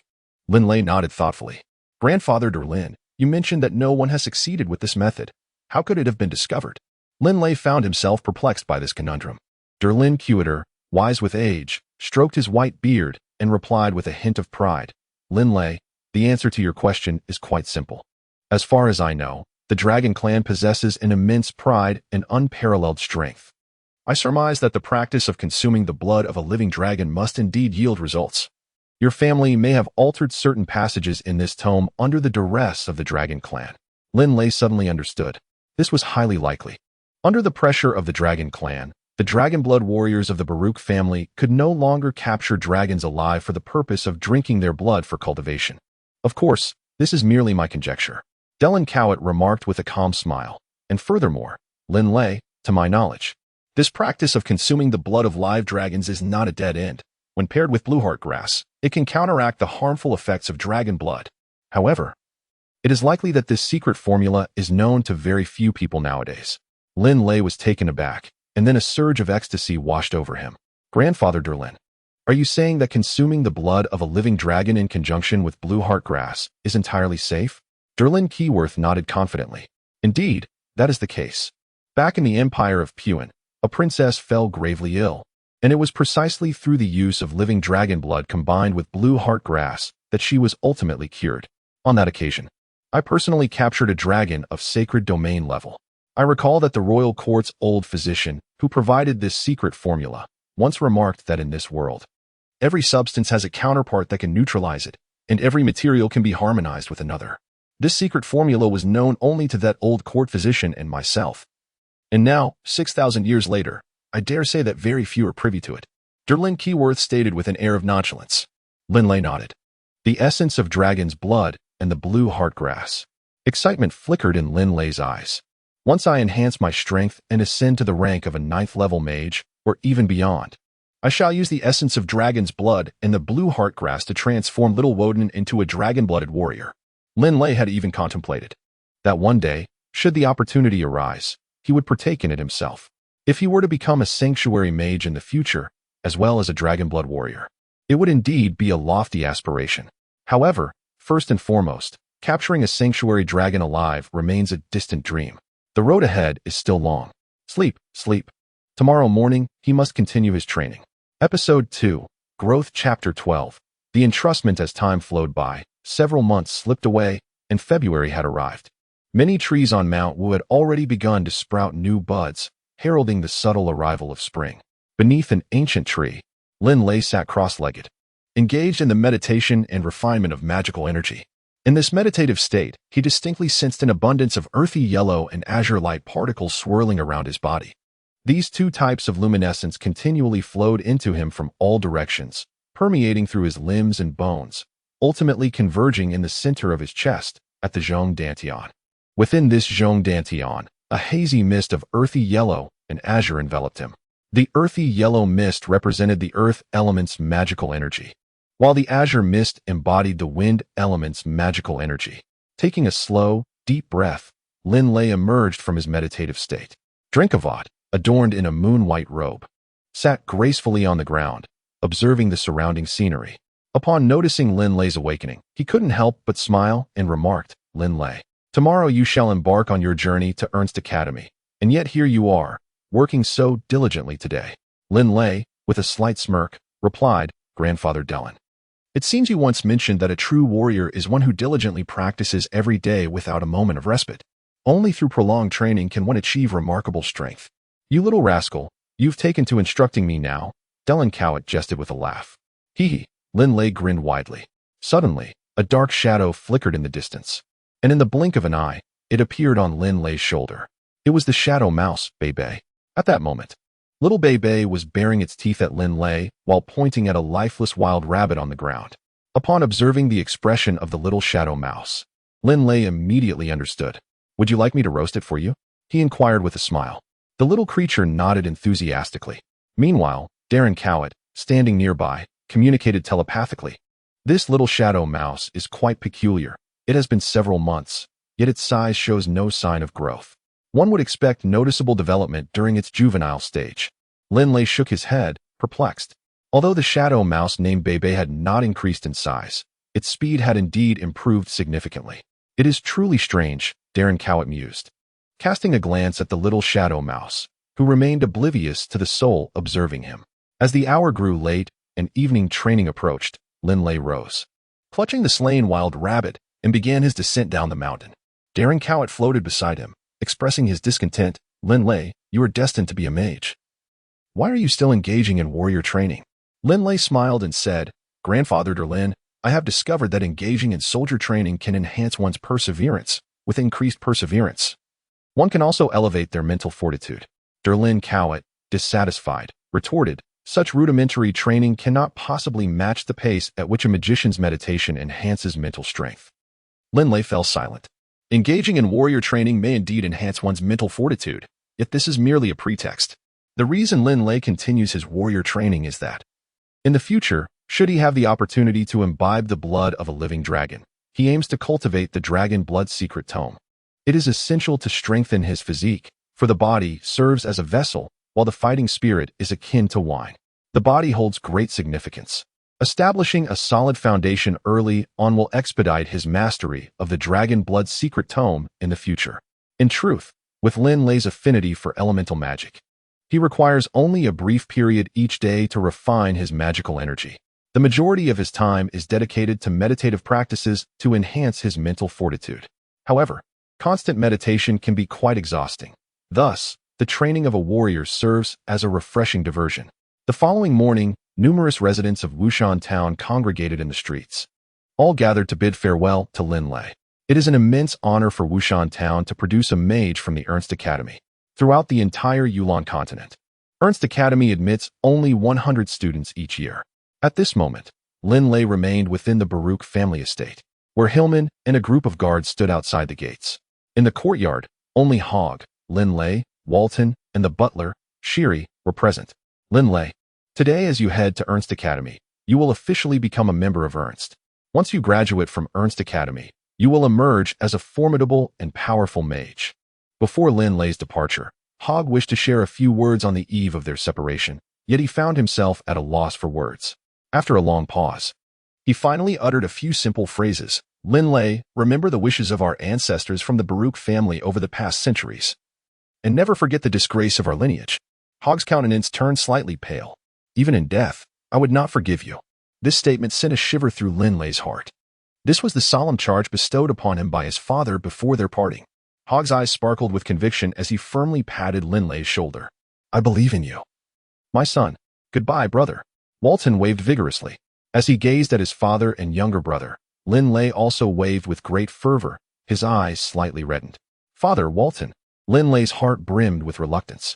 Throughout his life, he had never truly been away from home for an extended period. This time, however, his absence would be prolonged. At that moment, even his companion, the shadow mouse BB, remained quietly perched on Linley's shoulder, seemingly aware of his troubled emotions. Nearby, Dellen Kiwote, existing in a spiritual form, gazed at Linley with encouraging eyes. Linley, let us be on our way, Hillman remarked, as they prepared for the journey. Mindful of the occasional bandits they might encounter along the road, as Hillman was tasked with ensuring Linley's safety on the way to the academy. Linley gazed longingly at his family, yet resolutely turned and set forth towards Ernst Academy. Farewell, my beloved kin. Farewell, my cherished homeland. In the year 9991 of the Yulan calendar, the 9-year-old Linley departed from his hometown of Wushan Town, accompanied by his small shadow mouse, Bebe, and the captain of the Baruch family S-Guard, Hillman. Episode 2, Growth Chapter 13, The Nexus of Genius Ernst Academy. The foremost institution of magic across the entire Yulan Continent, nestled in the mountainous woodland approximately 20 miles south of the holy city of Finley. Ernst Academy was funded by the Church of Light, boasting substantial resources and an expansive territory that nearly spanned 10 miles in circumference. Such a grand academy could easily rival a small city. Surrounding Ernst Academy, the landscape was desolate and devoid of human habitation, characterized by vast, open hills. Dining halls, clothing shops, and taverns were all situated within the confines of the academy, allowing students to reside entirely within its grounds. How impressive it is! Linley stood at the entrance of Ernst Academy, overwhelmed by its splendor. The main gate of Ernst Academy stretched a formidable 50 meters wide, crowned by a colossal crescent-shaped structure adorned with intricate magical runes. The sheer complexity of the magical array at the entrance indicated that it was indeed a large-scale enchantment. At this moment, the entrance bustled with activity. A line of administrative staff attended to a youth holding admission documents and identification, prompting Linley to promptly present his own admission letter and identification for processing. Classes were set to commence on February 9th, and today was February 8th. According to the notice, arrival prior to the 9th was mandatory. Linley mused that the young man ahead of him must have come from a nearby residence to handle his enrollment today. Before Linley stood a youthful figure, who could more accurately be described as a mere child, shorter than Linley by half a head. Accompanying this child was an elderly man. Upon learning that the boy, named Reno, hailed from the O'Brien Empire, Linley felt a jolt of surprise. The O'Brien Empire? One of the 4 great empires. It is important to note that these empires lie to the east of the Beast Mountain Range, while Ernst Academy is situated to the west. To reach Ernst Academy, one must navigate around the northern or southern edges of the Beast Mountain Range, as few dare to traverse its depths except for those of 9th tier strength or those in the sacred domain. The Beast Mountain Range stretches over 10,000 miles. The journey from the O'Brien Empire alone is estimated to cover nearly 20,000 miles, and if Reno originated from the eastern part of the O'Brien Empire, the distance would be even greater. Such a journey would likely take a full year of travel. I am Linley, from the Finley Kingdom. Linley said politely to the boy named Reno. Reno blinked his large eyes in amazement and remarked, The Finley Kingdom? How fortunate for you. It took me an entire year to reach the Finley Kingdom from my home. Your journey must have been considerably shorter. Reno's expression was quite expressive. One had traveled for a year, while the other had only taken half a day. Students, hurry up, urged the examiner nearby. During the enrollment process, a reassessment of the students' abilities was conducted, as Ernst Academy was concerned about potential imposters using forged admission letters. Reno immediately proceeded with the test. However, upon seeing the results, Linley was astonished. This boy named Reno had an exceptional affinity for the elements, rated as superior, and as for his mental strength, Reno, at the tender age of 8, possessed a mental acuity 32 times that of his peers, classified as extraordinary. Upon hearing the figure announced by the testing personnel, Linley couldn't help but widen his eyes. However, the expressions of the on-site examiners remained remarkably composed, devoid of any semblance of astonishment. Linley, what troubles you? Is this truly surprising? Remarked Reno nonchalantly. This is Ernst Academy, after all. Each year, the entire Yulan Continent admits merely 100 students. And each candidate is undoubtedly a prodigy. My abilities can only be deemed average among the students. Yet, it is worth noting that Ernst Academy favors the Holy Alliance during admissions. Of the 100 students accepted, 50 are from the Holy Alliance, while the combined total from the 4 great empires and the Dark Alliance amounts to only 50. Such disparity is indeed disheartening, Reno lamented from the sidelines. Linley chuckled upon hearing this. The Ernst Academy, established by the Radiant Church, undoubtedly leans towards the Holy Alliance. It is my turn now. Linley proceeded to undergo the assessment. Reno wrinkled his little nose, thinking to himself that Linley, being a member of the Holy Alliance, certainly had an advantage over him during the admission process. He mused that Linley's talent likely paled in comparison to his own. Reno possessed an abundance of self-confidence. However, when the evaluators revealed Linley's data, Reno was left utterly astonished. Exceptional mental acuity, extraordinary elemental affinity? Moreover, he was proficient in both earth and wind elements. Reno was rendered speechless. Typically, possessing an extraordinary affinity for a single elemental type is a rare gift, yet Linley exhibited dual affinities, both of which were exceptional. This indeed marked him as a true genius, even surpassing Reno in strength. After all, dual elemental mages are exceptionally formidable. Reno, stop daydreaming. Let us go. Linley remarked with a smile. Oh, replied Reno, who, despite being only a year younger than Linley, appeared to be 2 or 3 years his junior in appearance. Linley and Reno received their student identification cards from Ernst Academy, along with their dormitory keys. At Ernst Academy, regardless of one's financial standing, all students are required to reside in the dormitories. Both tuition and accommodation fees are completely waived.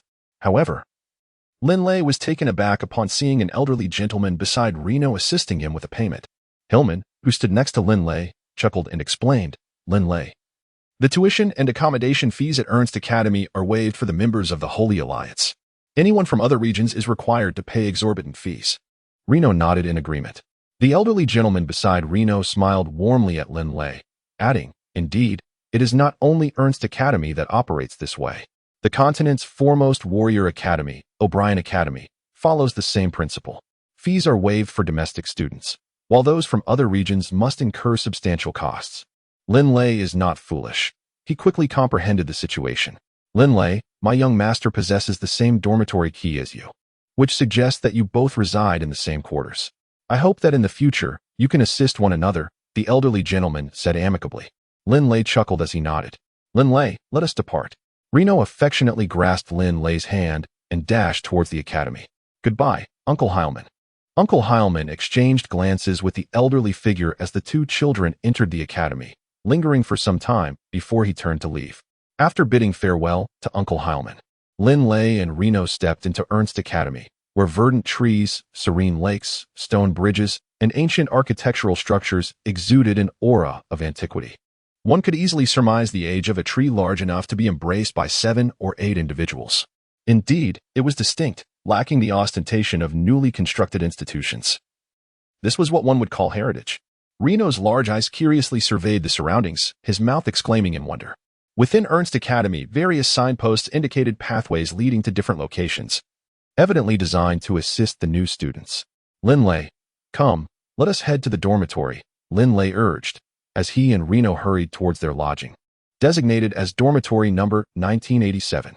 Linley and Reno proceeded to complete their enrollment procedures in unison. Typically, a dormitory accommodates 4 students, and upon their arrival at the lodging area, they were astounded. Row upon row of single-door cottages stretched out before them, numbering in the thousands. In addition to these solitary abodes, there were also rare 2-story apartments. 1987. As Linley and Reno glanced at the numbers, they hurriedly made their way southward. The numbering system in the accommodation area was remarkably systematic, beginning with 0001, where each row contained 100 single-door cottages. Upon reaching the 20th row, they finally spotted 1901 and continued their dash eastward. Reno, panting heavily, struggled to keep up until they finally arrived at the single-door cottage numbered 1987. Chapter 2, Growth, Chapter 14, The Four Brothers of 1987, Part 1. Ugh. I'm utterly exhausted. Linley, how do you possess such stamina? Reno gasped, while Linley appeared unfazed. Is this tiring? I find it amusing. We've hardly traveled a short distance, he chuckled. I didn't feel a thing when I ran from Wushan Town to Ernst Academy. Ah, place the boxes over there. Be careful not to damage them. You wouldn't want to bear the cost. A melodious voice rang out from within the courtyard of 1987. Linley and Reno exchanged curious glances and ventured inside. Upon entering, they observed several robust men busily transporting various items.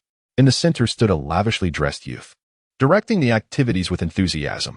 Upon noticing Linley and Reno, the youth's eyes sparkled with excitement as he dashed toward them. Haha, you must be my roommates. I've been waiting for ages. I'm all alone here. Allow me to introduce myself. I am Yale, and I can barely be considered part of the Holy Alliance. What do you mean by barely? Reno scoffed. I'm Reno, from the O'Brien Empire. I'm Linley, from the Finley Kingdom of the Holy Alliance. Linley replied with a smile. I'm truly delighted to meet both of you, Reno and Linley. We shall be living together, after all, Yale exclaimed. Oh, those exercise tools go over there, he instructed his servants. Exercise tools. Reno blinked in astonishment. Yale, what do you use those for? Are you planning to become a warrior? Yale wrinkled his nose and chuckled. Though we are noble magicians, maintaining a fit physique is essential. How else can one attract beautiful women? There are many enchanting ladies among the magicians, especially at Ernst Academy. Not only are they stunning, but they also possess grace. Imagine flaunting a girlfriend from Ernst Academy. How impressive that would be. Reno was left speechless. Linley found himself at a loss for words upon encountering these exercise tools. He had initially intended to use them for physical training, only to discover they were merely employed by Yale to sculpt his physique and allure the ladies. I am 8 years old this year. How about you, Yale? Reno exclaimed, his demeanor evidently cheerful. Yale towered above them. Although Linley, at 9 years old, had already surpassed 1.50 meters, Yale was still half a head taller. Me? I am 10 this year, he replied with a chuckle. Not too small, huh? My brother lost his virginity at 12, so I must prepare early. Yale's eyes sparkled with excitement. What does it mean to lose one's virginity? Reno queried, gazing curiously at Yale. Yes, what does that mean? Linley echoed, equally puzzled. Yale stared at his two companions, momentarily speechless, while Darren Cowett, next to Linley, doubled over in laughter. This prompted Linley to whisper inquiringly, Grandpa Linley, what are you laughing at? Master, everything has been arranged, a distinguished middle-aged gentleman said respectfully. The gentleman continued, Yes, master. Content, Yale nodded and then waved away a group of servants. Magic crystal card? Reno gazed at Yale in astonishment. This magic crystal card was said to be exclusively issued by the Four Nations Bank, established by the four great empires. It was rumored that the service fee for obtaining a magic crystal card alone amounted to 100 gold coins. Indeed, Yale affirmed, well aware that the magic crystal card initially held a minimum of 1,000 gold coins. However, he mused, that amount might scarcely cover my expenditures for a month. Linley heard these words and inwardly sighed at the mention of wealth. His father provided him with an annual allowance of 100 gold coins. In Linley's perspective, this sum was more than sufficient, considering that an ordinary peasant toiled for an entire year to earn merely 20 or 30 gold coins. Truly affluent indeed. My father grants me only 200 gold coins per year, remarked Reno with a smirk, adding that he was advised to focus on his magical studies. Linley chuckled and replied, Nevertheless, a simple life suffices. Ah, my brothers, my wealth is yours. If you find yourselves in need, look to me, he declared. We are likely to share decades together. After all, what is the point of dividing among brothers? Yale, ever generous, spoke with great enthusiasm, yet the moment his words escaped. Linley and Reno were both taken aback. Decades? Linley looked at Yale with some astonishment. Yale responded matter-of-factly, Linley, one must attain the rank of a 6th-level mage to graduate from the Ernst Academy. Advancing through the ranks of mages becomes increasingly challenging, and reaching the 6th level typically requires several decades of dedication. Linley furrowed his brow. For decades, had he been a burden on his father's finances? Grandfather Derlin, why did you not mention this matter to me? The voice of Derlin Cowett resonated within Linley's mind. Do not worry, Linley. It takes an ordinary person several decades to attain the rank of a 6th-level mage, but under my guidance, you shall achieve this status in merely 10 years. 10 years. By then, he would be only 19.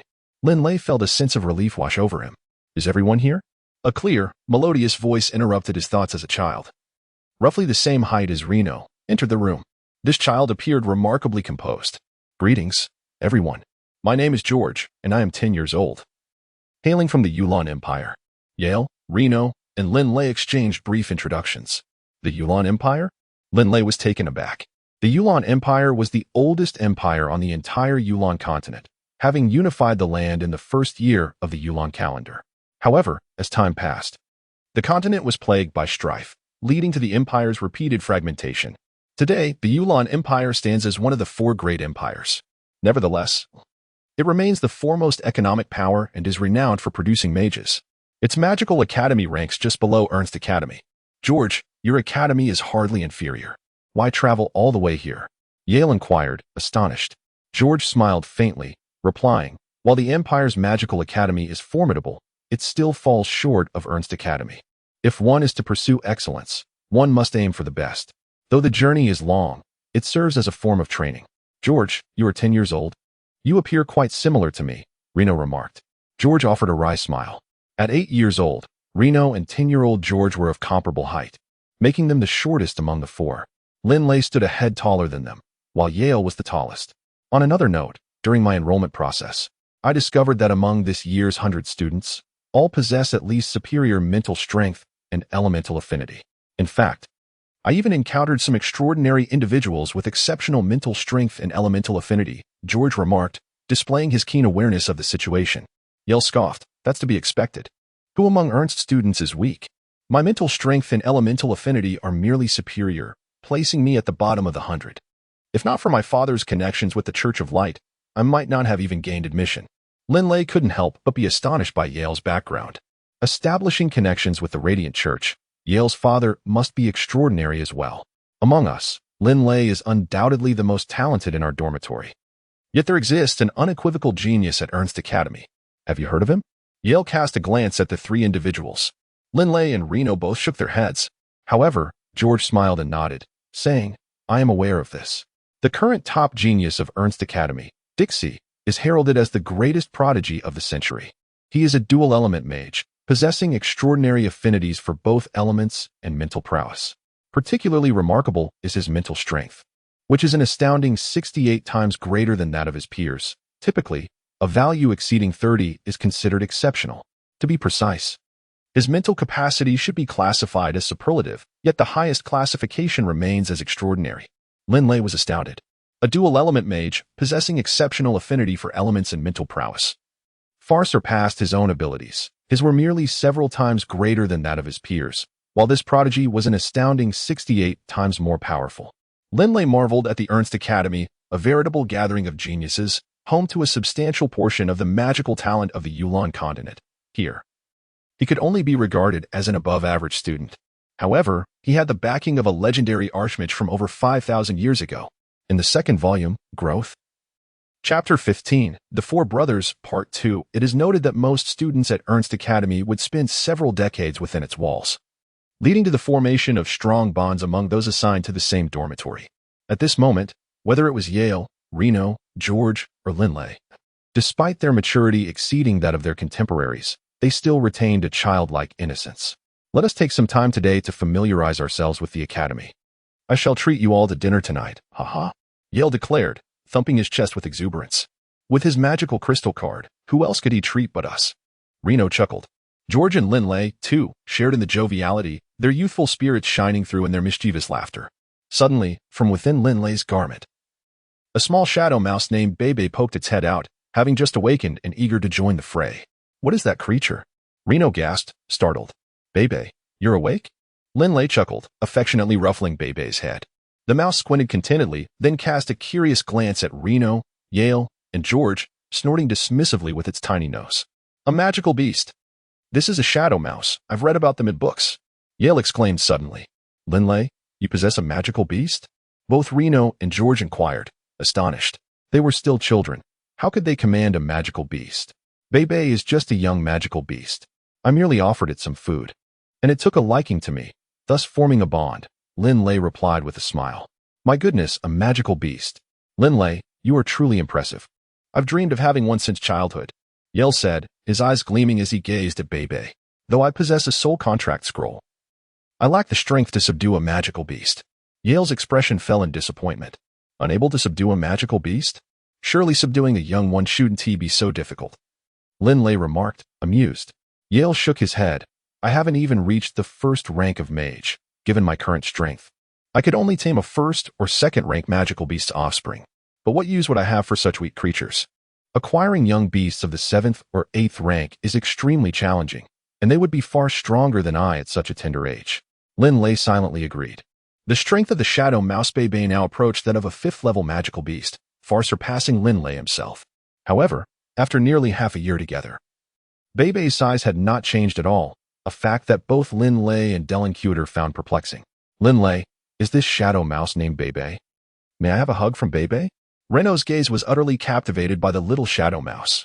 Bebe. Linley immediately persuaded Bebe through soul communication. No, it was futile. Bebe's soul was now capable of expressing simple thoughts, and simultaneously, Bebe bared its teeth at Rainer, incessantly squeaking in evident anger. Rainer could only helplessly pout. Rainer, let me share a strategy. Bebe has a particular fondness for roasted meat. If you frequently provide it with roasted duck and chicken, I believe that Bebe will harbor little animosity towards you, Linley remarked with a smile. Rainer's eyes sparkled at this suggestion. All right then. Suddenly, Rainer furrowed his brow and turned to Yale. Yale, if I run short on gold coins, you must lend me some. I will repay you when Grandfather Lum arrives. No problem, Yale replied generously. Have you all not had the chance to properly explore Ernst Academy yet? Let us wander around and familiarize ourselves with the various locales. What do you say? George interjected with a smile. Among the 4 brothers, George was the most amiable and composed, while Rainer was the most childlike. Yale was the quintessential dandy, and Linley, in the eyes of the other 3, was undoubtedly the most enigmatic. With dual elemental superpower and a magical beast, he indeed exuded an air of mystery.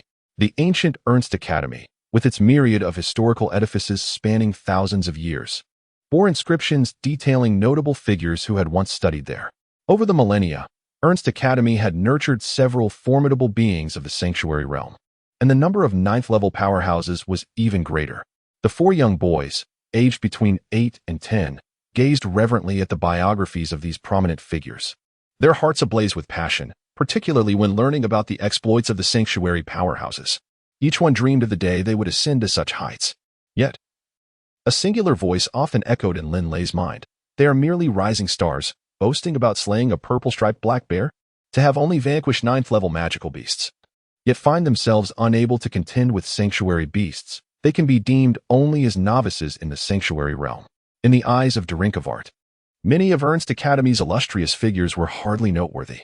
The 4 brothers of Dormitory 1987, accompanied by the little shadow mouse Bebe, thoroughly explored the academy, gaining a general understanding of its expanse.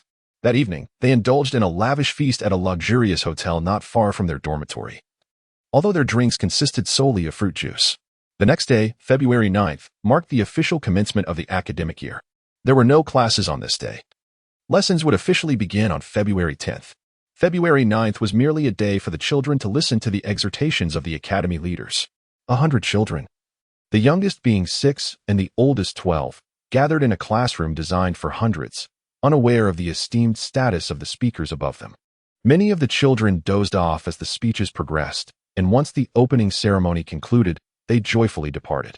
After dinner, in the courtyard of 1987, 4 chairs were arranged as the brothers conversed about their upcoming courses. It is indeed quite leisurely, with only 1 class per day. Oh, Linley is a dual-element practitioner. He has 2 classes. Yale remarked, however, that Ernst Academy is truly lenient. Attendance is optional.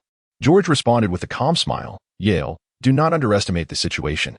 Although the academy has few requirements, there is an annual assessment of one's abilities. Only by advancing in strength can one progress to a higher grade.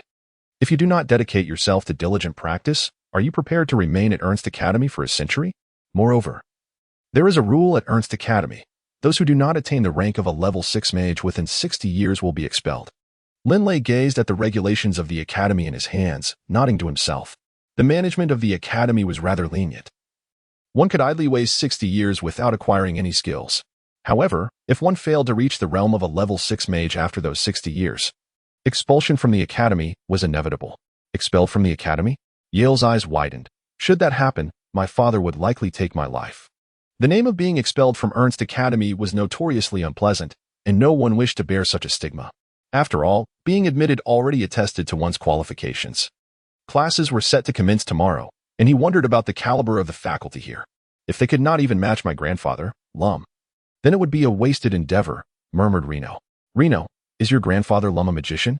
Linley inquired, somewhat astonished. Of course, from the O'Brien Empire to Ernst Academy. My grandfather Lum has been teaching me magic all along, Reno replied proudly. As Linley engaged in light-hearted banter with his three companions, a flicker of anticipation stirred within him. The Earth Magic course seemed relatively unimportant. How could the professors at Ernst Academy match the prowess of Grandfather Derlin in teaching Earth Magic? What truly mattered was the wind magic. He was curious about its instruction. As twilight descended, the courtyard of dormitory 1987 at Ernst Academy resonated with the laughter of 4 children. Chapter 2, Growth. Chapter 16, Wind Magic at Ernst Academy. Classes had been scheduled every day for the past month, save for the final 2 days. Earth Magic was taught from 8 to 10 in the morning, Fire Magic from 10:30 to 12:30, Water Magic from 2 to 4 in the afternoon, Wind Magic from 4:30 to 6:30, Lightning Magic from 7 to 9 in the evening, and Light Magic from 9:30 to 11:30 at night. However, most students specialized in a single type of magic, attending classes for merely 2 hours each day. Linley, being a dual user, had only 4 hours of classes. Furthermore, attendance was voluntary. No one was compelled to participate. Earth Magic was divided into 6 grades, each corresponding to a different building. Beginners and Level 1 mages occupied the first grade, Level 2 mages were in the second grade, Level 3 mages in the third, and so forth, culminating with Level 6 mages in the 6th grade. Students in the 6th grade could apply for graduation at any time, though they could also choose to continue their studies. On February 10th, within the classroom of the first grade of Earth Magic, the space was vast, with hundreds of seats available. At that moment, over 20 students had already gathered, and Linley chose a seat towards the front. By 8 o'clock, more than 50 students filled the classroom. He speculated that only a portion of them were new students, pondering how many years the others had been studying. After all, it typically took several years for a novice to attain the rank of Level 2 mage. Hello everyone. Standing before the classroom was a warm-hearted middle-aged man with chestnut hair. My name is Wendy, and I am your teacher of Earth Magic. Today, we welcome nearly 20 new students, and as is customary, I invite both new and returning students to introduce themselves in turn so that everyone may become acquainted. One by one, the students began to step forward for their introductions. I am Garan, hailing from the vast grasslands of the Far East. Upon hearing this introduction from the youth named Garan, Linley below could not help but be astonished. Indeed, students from all corners of the Yulan Continent were present, even those from the far eastern grasslands. In the geographical tapestry of the Yulan Continent, the Holy Alliance and the Dark Alliance lie to the west of the Beastman Mountains. To the east of these mountains are the 4 great empires, and beyond those empires stretches a vast expanse of grassland, which is home to 3 kingdoms. The distance from the grasslands to Ernst Academy is not to be taken lightly. Merely traversing it would likely require 2 to 3 years of arduous travel. I am Linley, from the Holy Alliance. Linley then stepped to the front of the classroom to provide a brief introduction. A group of children, including Linley, listened intently, while Dylan Cowder stood beside him. This when he displayed a solid foundation. Although his strength may not be particularly formidable, he could perhaps teach first-level mages better than even an 8th or 9th-level mage could. Dylan Cowder nodded in admiration. Linley possessed a profound understanding of Earth Magic, and it now seemed remarkably effortless to him. However, Grandpa Derlin, while possessing a solid foundation, did not elucidate the concepts with the same clarity as you. Making it appear somewhat convoluted, Linley remarked. Derlin Cower nodded with a proud smile, his white beard curling upward. That is only natural.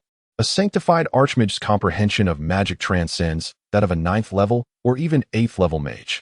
The sanctum represents an entirely new realm. My explanations are inherently more lucid, targeting the very essence of magic. After attending the lecture, Linley resolved to participate in the Earth Magic class once a month from this day forth. He was determined not to squander his time. Deep within Linley's heart, a plan began to take shape. Each day, he devoted his time to the practice of magic.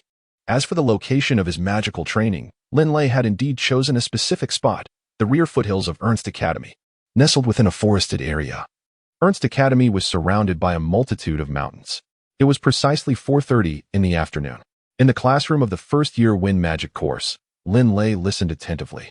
"Greetings, everyone," a handsome young man with golden hair said with a cheerful smile. "I am Trey, a sixth-year student of the Academy. From today onwards, I will be responsible for your instruction in wind magic.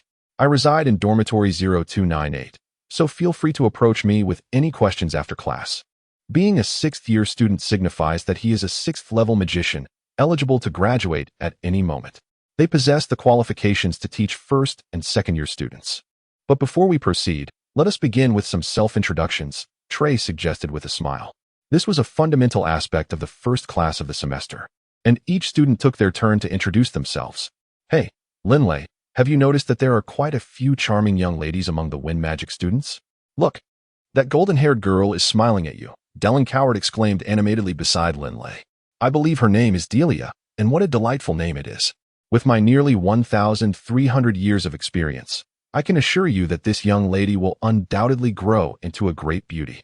Linley, why not smile back at her and foster a good relationship? It could lead to greater opportunities in the future. At that moment, Linley paid no heed to Dylan Coward's enthusiastic remarks. Linley fixated on the wind magic instructor, Trey, attentively absorbing his discourse. Wind mages are renowned for their unparalleled swiftness and agility, being the only practitioners capable of flight without the need for a sacred domain.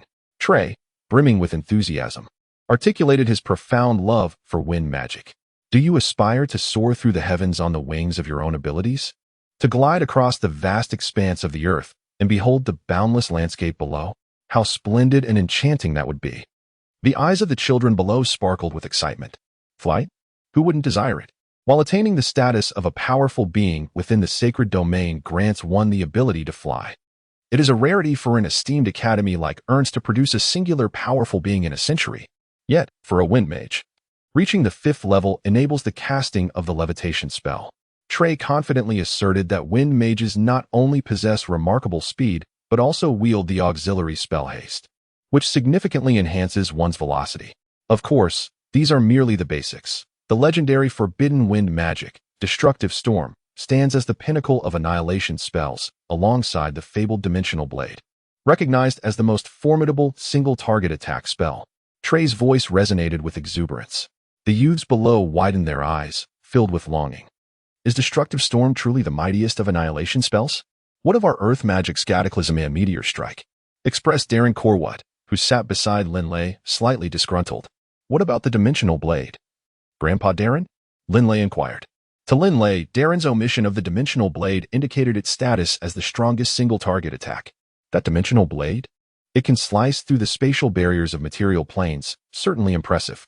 However, despite its overwhelming destructive power, it remains a one-time attack, unlike our Earth Magic's Earth Guardian, which allows for sustained combat. Darren Corwut retorted. Linley could deduce the situation. The power of this Dimensional Blade was undoubtedly formidable, and it was likely far more complex than Grandpa Derlin had suggested. A one-time attack?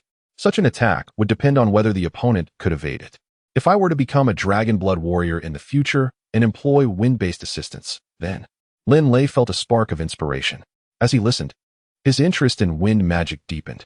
The 4 elemental magics, earth, fire, water, and wind, each possessed a vast depth akin to an ocean. The realm of magic was boundless, and Linley found himself irresistibly captivated. Chapter 2, Growth, Chapter 17, The Journey of Learning, Part 1. Seasons changed, and in the blink of an eye, Linley had spent over half a year at Ernst Academy. During his time at the academy, Linley was like a parched traveler in the desert, eagerly absorbing the foundational knowledge of magic. His understanding and prowess in wind magic continuously advanced, aided by the timely advice of Yulan Continent. One sunny day, after lunch, the 4 brothers in dormitory 1987 donned their sky blue robes, the standard attire issued by the academy. Due to his consistent training, Linley's tall figure exuded a unique charm in the blue robe, which explained why several young ladies interested in wind magic often engaged him in conversation after class. At that moment, the 4 brothers strolled together, engaging in light-hearted banter. By the way, Linley, are you joining us for the freshman social this afternoon? George asked with a cheerful grin. George was known for his enthusiasm in public activities and his knack for gathering information and forming connections with various students. Although he had only been at Ernst Academy for half a year, he had already become a prominent figure among the first-year students. I'm not going, Linley replied succinctly. Haha, I knew Linley wouldn't participate. Reno laughed heartily from the side. Yale, putting an arm around Linley's shoulder, remarked, Linley, don't be too hard on yourself. With your talents, reaching the 6th level of magic within 30 years is absolutely achievable with just a bit of effort. Why push yourself so relentlessly? You should enjoy life. There are plenty of charming young ladies at the social. Indeed, quite charming, Reno chimed in with wide eyes. Linley smiled helplessly. The innocent youth, Reno, had already been led astray under the guidance of Yale. Yale, you lecher, stop dragging me along. It's time for me to cultivate. Tomorrow marks the end of the month. And I shall join you for leisure then, Linley remarked with a smile. The last 2 days of each month served as Linley's personal days off. And both Yale, Reno, and George understood his temperament, nodding in agreement. Linley immediately set off, swiftly and briskly making his way towards the rear mountain of the academy. Within Ernst Academy, there were thousands of students alone, in addition to numerous wizards conducting research and experiments. There were also quite a few service personnel, making the population of Ernst Academy rather substantial. Along the way, he encountered many students clad in azure robes. A low growl echoed in the air.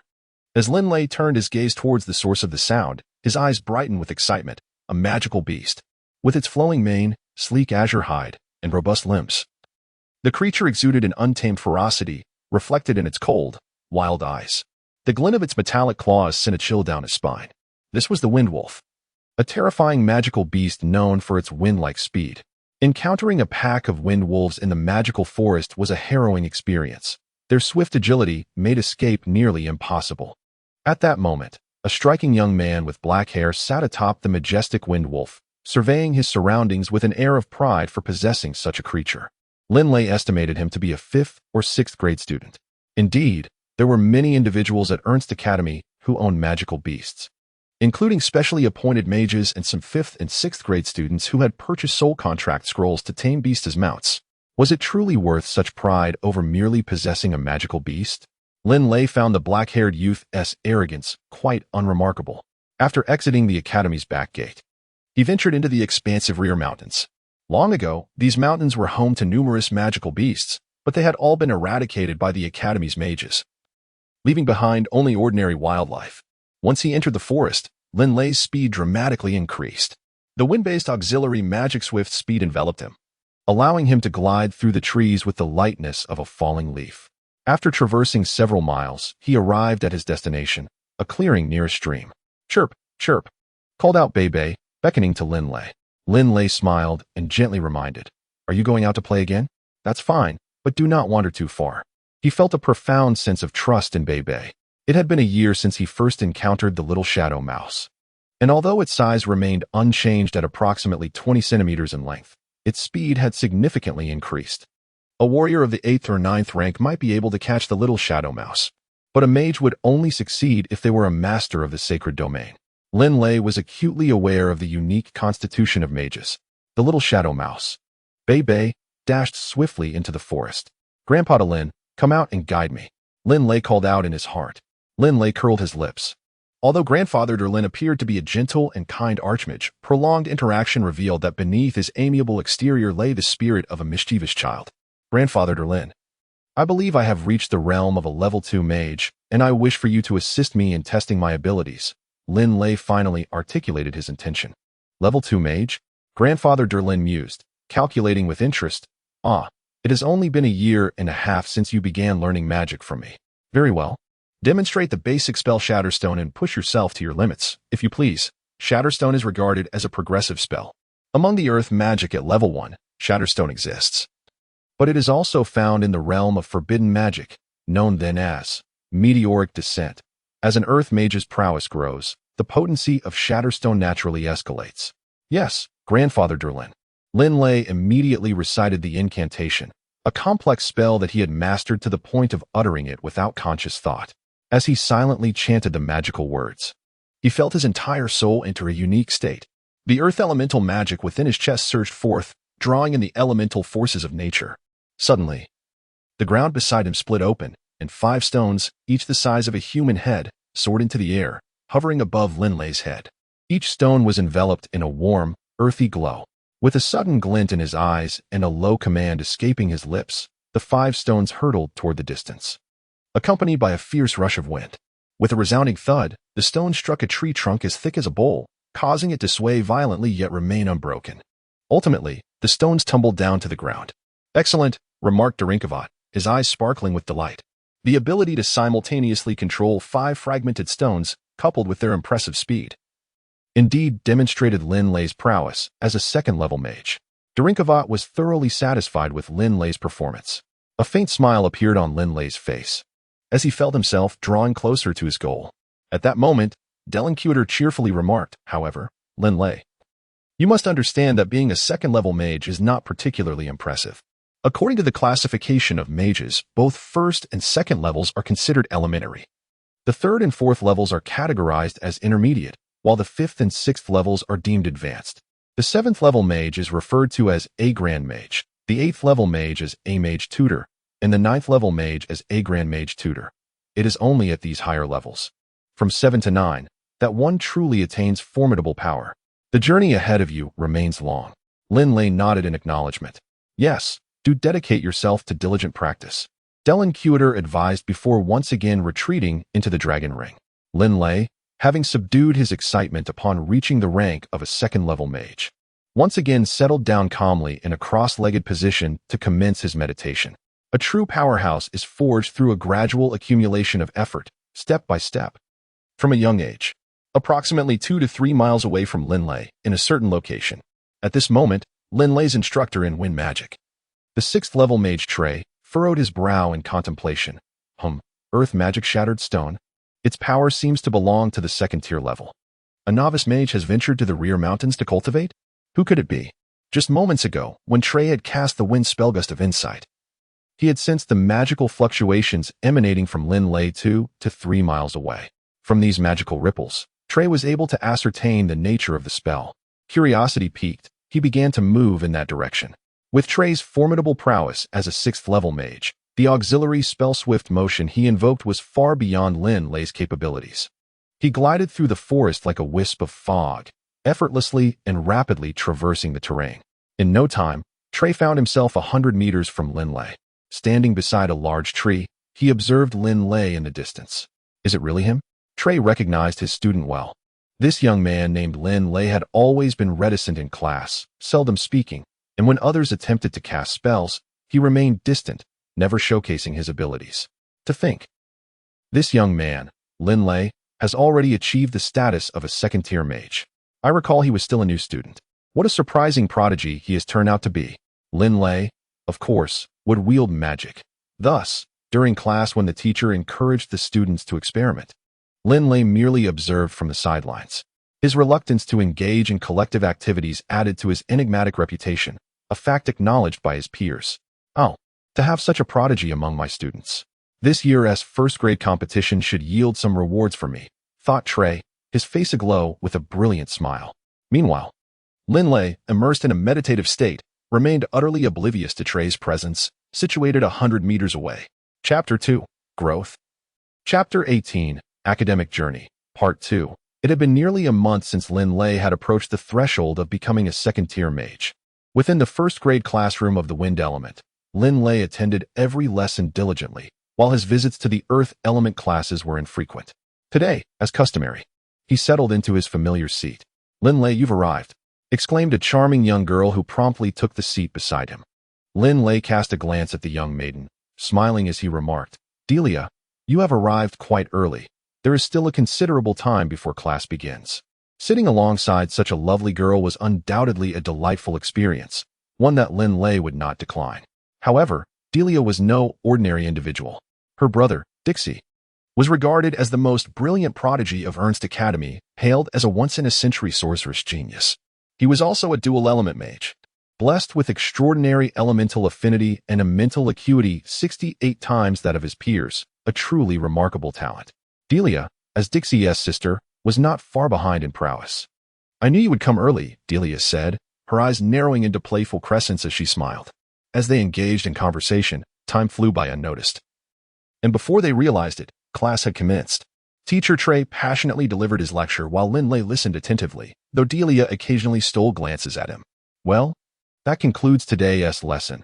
However, before we dismiss, I have an important announcement to make, Teacher Trey said with a smile. The students below immediately began to murmur. The seasoned students were likely aware that Ernst Academy had a tradition of holding the grade competition during the last couple of months of each year. This annual event was the most vibrant time at the academy, and winning in the grade competition would significantly enhance one's chances of being recognized as an outstanding student upon graduation. By the time of graduation, it was expected that the 4 grade empires would extend their invitations to you, Teacher Trey added with a grin. The students below erupted in excitement. At Ernst Academy, brilliance abounded, yet the gifted often shared a common flaw. They were difficult to humble. Thus, the grade competition became an opportunity for these talents to make their names known. Over 90% of the students would follow the event closely, and those with any skill would eagerly participate. Our wind element students shall also compete. Those wishing to enlist should speak to me, Teacher Trey said with a smile, his gaze inadvertently drifting toward Linley. Teacher, I am willing, several students eagerly declared. Excitement palpable in the air. Very well, Teacher Trey responded, producing paper and a quill to begin recording names. However, after noting a dozen or so students, he observed that Linley and Delia were engrossed in conversation, showing no inclination to step forward and register. Teacher Trey approached them. Linley couldn't help but look up, respectfully exclaiming, Teacher Trey. Beside him, Delia also offered a courteous bow. Teacher Trey smiled and nodded, saying, Linley, this upcoming grade competition presents an excellent opportunity for training.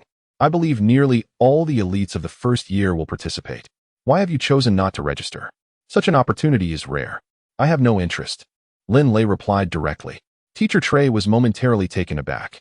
Linley, you may not realize that if you triumph in this competition, there are rewards to be gained. He further enticed. Rewards? Linley, who was in urgent need of financial support, contemplated. The economic situation of his family was rather dire. Obtaining some funds through this competition would certainly not pose a significant problem. Indeed, you should be aware that ordinary students reside in standard dormitories, unlike our independent villas. Furthermore, the top 3 winners of the grade competition earn the privilege of living in a 2-story apartment for a year. That is a symbol of status. And the apartments are far more comfortable, Teacher Trey continued. Linley was taken aback. The entire accommodation area comprised only a few 2-story apartment buildings, primarily inhabited by formidable 7th and 8th level sorcerers. It became clear that the top 3 students from each of the 6 grades were granted the privilege of residing there for a year. What about the living conditions? Linley remains utterly unconcerned about this matter. I shall not participate, he reiterated. Teacher Trey, visibly anxious, realized that he himself was also a 6th grade student. If he could guide his pupil to secure a spot among the top 3, not only would he receive commendations, but his reputation would also be greatly enhanced. Young individuals are often quite sensitive about their honor. Leaning closer to Linley, Teacher Trey whispered, Linley, are you worried about revealing your strength? I am aware that you have already attained the rank of a 2nd-level mage.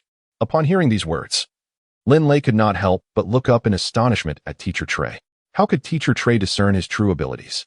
After all, it is quite challenging to assess a person's strength solely based on appearance. Observing the expression on Linley's face, Teacher Trey assumed that he had struck a chord and, with a smile, remarked, Linley, do not conceal your prowess. Even if you choose not to participate in the competition and deliberately hide your capabilities, be wary. For I might inadvertently reveal your secret. It matters not. In any case, I shall not partake. Linley stood up nonchalantly and respectfully bowed, saying, Goodbye, teacher. Ignoring the astonished expression on Teacher Trey's face, he gracefully departed. Ah, that lad, Teacher Trey chuckled as he regained his composure, while nearby. Delia stifled a laugh behind her hand. The wind magic class had concluded, and it was already past 6 in the evening, with dusk approaching. Linley hurried towards his dormitory, for the 4 brothers in room 1987 shared a strong bond and typically dined together in the evenings. Linley maintained a commendable rapport with the other students residing in the neighboring courtyards. Harry, with a smile, nodded and remarked, Of course, we've already eaten. Your 3 brothers from the courtyard are awaiting your arrival. It was apparent that Yale had heard Linley's voice from within the courtyard, as he along with Reno and George, approached to greet Linley, and the four brothers then made their way to the dining hall. Ernst Academy also boasted luxurious accommodations, yet Yale, persuaded by Linley and George, opted against dining at the Grand Hotel. The small dining area offered reasonably priced and delightful dishes, creating a comfortable dining experience. After ordering a selection of meals, the four brothers engaged in lively conversation. Most of Linley's insights regarding the various activities within the academy came from his three companions. Otherwise, having devoted himself to rigorous training on the academy's back mountains, Linley would likely remain oblivious to the internal affairs of the institution. There's just over a month left until the end of the first year. In the final months of each year, the entire academy holds a grade-level competition, Yale announced. The top 3 students from each grade are awarded the privilege of residing in those 2-story apartment buildings for a year. The grade-level competition? Linley chuckled, as he had only recently learned of it within the classroom. I am definitely going to participate, Reno declared with confidence. Yale scoffed. You, my friend, became a first-level magician during your journey from the O'Brien Empire to Ernst Academy. At this rate, you must be nearing the second level, which is utterly unfair. Reno had taken an entire year to travel from his home to the academy. During the journey, he had studied magic under the guidance of the steward.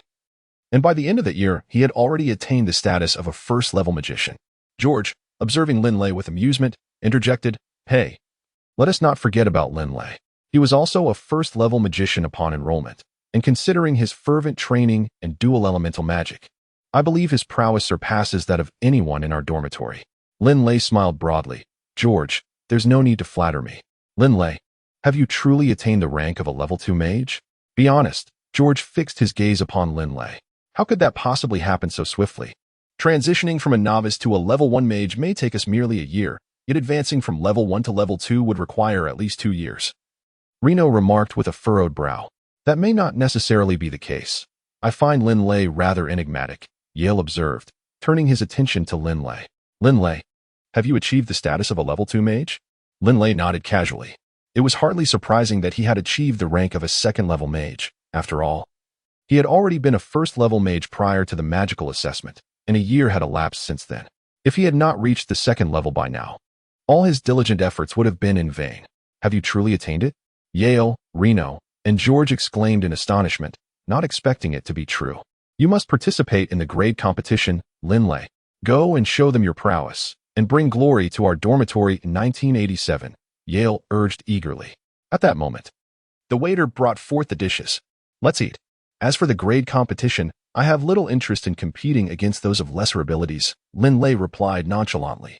To him, such academy duels were merely displays of vanity. The trio exchanged glances, well aware of Linley's relentless dedication to his training. Although there were exceptionally gifted students in their year with extraordinary elemental affinity and mental prowess, none could rival Linley's diligence. Moreover, with his dual element affinity, they secretly believed that Linley was likely the strongest among the first-year students. It's a pity you won't participate, this time at the grade competition. Others will outshine you, Yale lamented. If only I possessed your strength, Linley, I would have showcased my abilities long ago and perhaps even charmed a few lovely ladies. Linley chuckled softly. All right, let us dine, and cease the idle thoughts. He was utterly indifferent towards the annual competition. However, the majority within the academy were quite enthusiastic about the contest. Not only the students, but also several mages from Ernst Academy closely followed the event. Chapter 2, Growth. Chapter 19, Who is the First? Part 1. The rear mountain of Ernst Academy lay in serene silence. Linley sat cross-legged by the stream, immersed in the soothing sound of the flowing water, naturally slipping into a meditative state. The elemental forces of earth and wind surrounding him were vividly perceptible. Everything within a radius of several meters was astonishingly clear. The earth and wind elements permeated his body through his limbs, nurturing his muscles, bones, and organs, which gradually absorbed their essence. His physical prowess was steadily and imperceptibly enhancing. A substantial amount of purified earth and wind elements ultimately coalesced in the center of his chest. At the Zhong Dantian, the gentle murmur of the stream persisted, while beside him, his companion, the little shadow Mouse Bebe, nibbled on a wild chicken, painting a scene of serene tranquility, as if it were worthy of a masterpiece. However, in stark contrast to this tranquility, the interior of Ernst Academy was rife with commotion. Thousands of students, along with numerous magical instructors and several notable figures from the outside world, had gathered at Ernst Academy to witness the annual senior competition.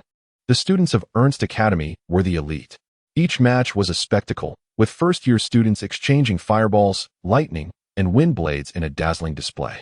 The competitions for third and fourth years were even more thrilling, featuring an array of supportive and area of effect spells, such as shattering stones, where dozens, even hundreds, of boulders would crash down, accompanied by relentless lightning strikes.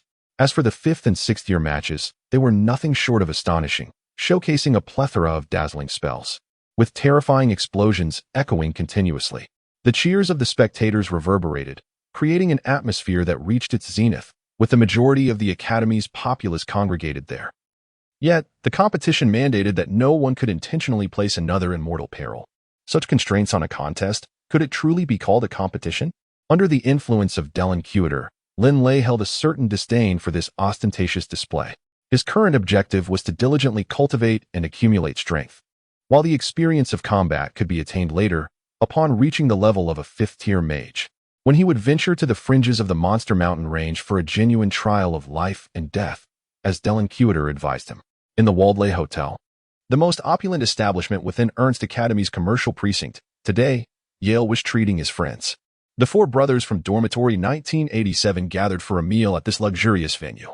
On the first floor of the Waldley Hotel, the polished floor gleamed like a mirror, and a row of elegant female attendants stood respectfully, ready to take orders. Among the patrons were numerous individuals clad in student uniforms. Those able to dine here typically possessed considerable financial means, as even a simple table of dishes required several dozen gold coins. Such extravagance was beyond Linley's means. The annual competition had just concluded, and most of the students in the hotel were animatedly discussing the events of the contest.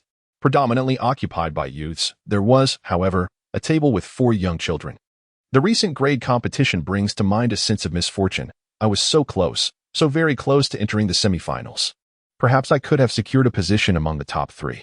Reynolds expressed his dissatisfaction, as he is the youngest among the 4 brothers and simultaneously the most prideful and self-assured. Yale chuckled and remarked, "Indeed, it is quite unfortunate. I never expected that Rand would ultimately claim first place." George smiled, but chose to remain silent. He is a congenial person, rarely offending anyone. Rand. Ah, yes. I've heard you speak of him. Is he not the one among our new cohort who possesses extraordinary elemental affinity and mental prowess? Linley had taken note of the name Rand. George nodded with a smile and affirmed, "Indeed, that is him. His innate talent is already remarkable, and without even practicing, he naturally meets the requirements for a second-level mage's mental capacity. This past year was merely about accumulating sufficient magical energy, with the strength of a second-level mage. Achieving first place in the first-year tournament is not particularly challenging. What does talent matter? Can he truly compete with our Academy's foremost prodigy, Dixie?" Yale scoffed. "I hold a particular disdain for that Rand. He merely secured first place in the first-year tournament. Linley, you should have seen his smug demeanor after winning. I can only imagine how insufferable he would be if he were to win the 5th or 6th-year tournament. The path of a mage becomes increasingly arduous as one advances. And thus, among the thousands of students at Ernst Academy, most are upperclassmen, where competition in higher-year tournaments intensifies." Reynolds nodded in agreement. "I also find him quite displeasing. Our Academy's top talent, the third-year Dixie, displayed such grace after securing first in his tournament.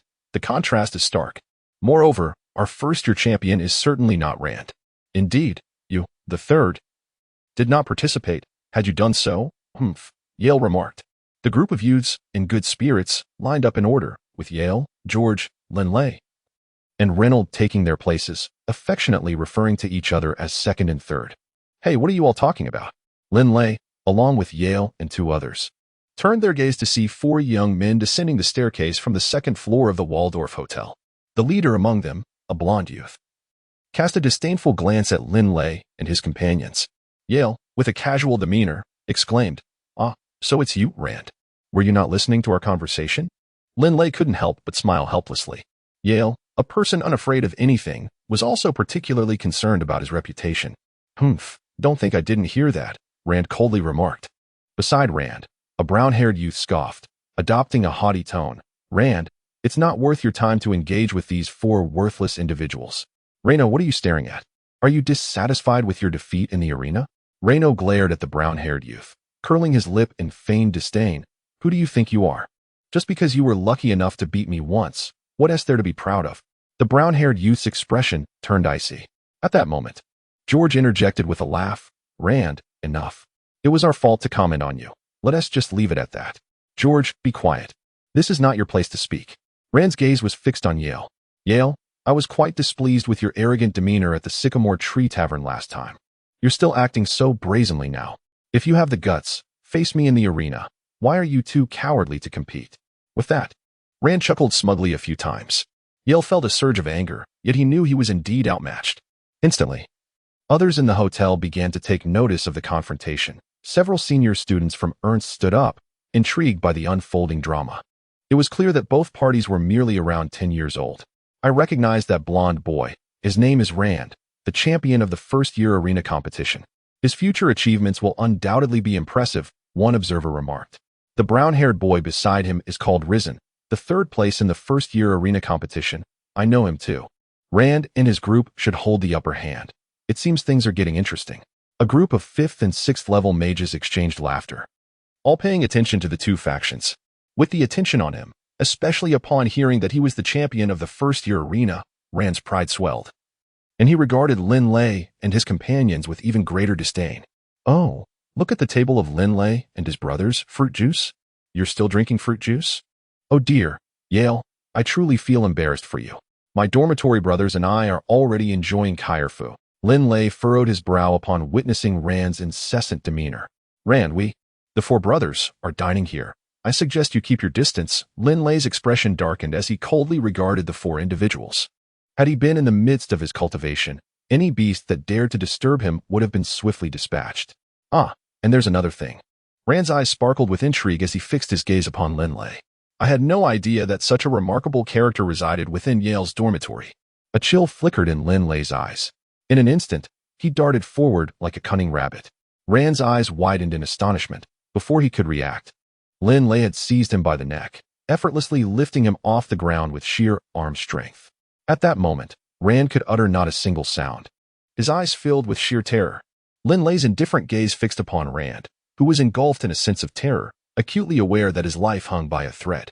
At that moment, Linley felt the blood of the Dragonblood warriors surging within him, that insatiable thirst for blood reawakening. He could not help but furrow his brow, internally admonishing himself. This is Ernst Academy. One cannot take a life without just cause. Meanwhile, the 3 students beside Rand stood frozen in fear. Get out.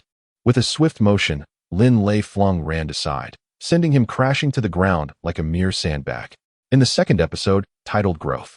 Chapter 20, Who is the Best? Part 2, Linley was on the brink of crossing into the realm of a level 2 warrior. Typically, a level 1 warrior possesses the strength to lift a 100-pound object, while a level 2 warrior can effortlessly wield such weight. Cough, cough. Rand clutched his throat and coughed a few times, glaring at Linley with indignation. You, how could you? Ah, Yale suddenly exclaimed, his face alight with excitement. That was exhilarating. I never realized you had such strength, old 3.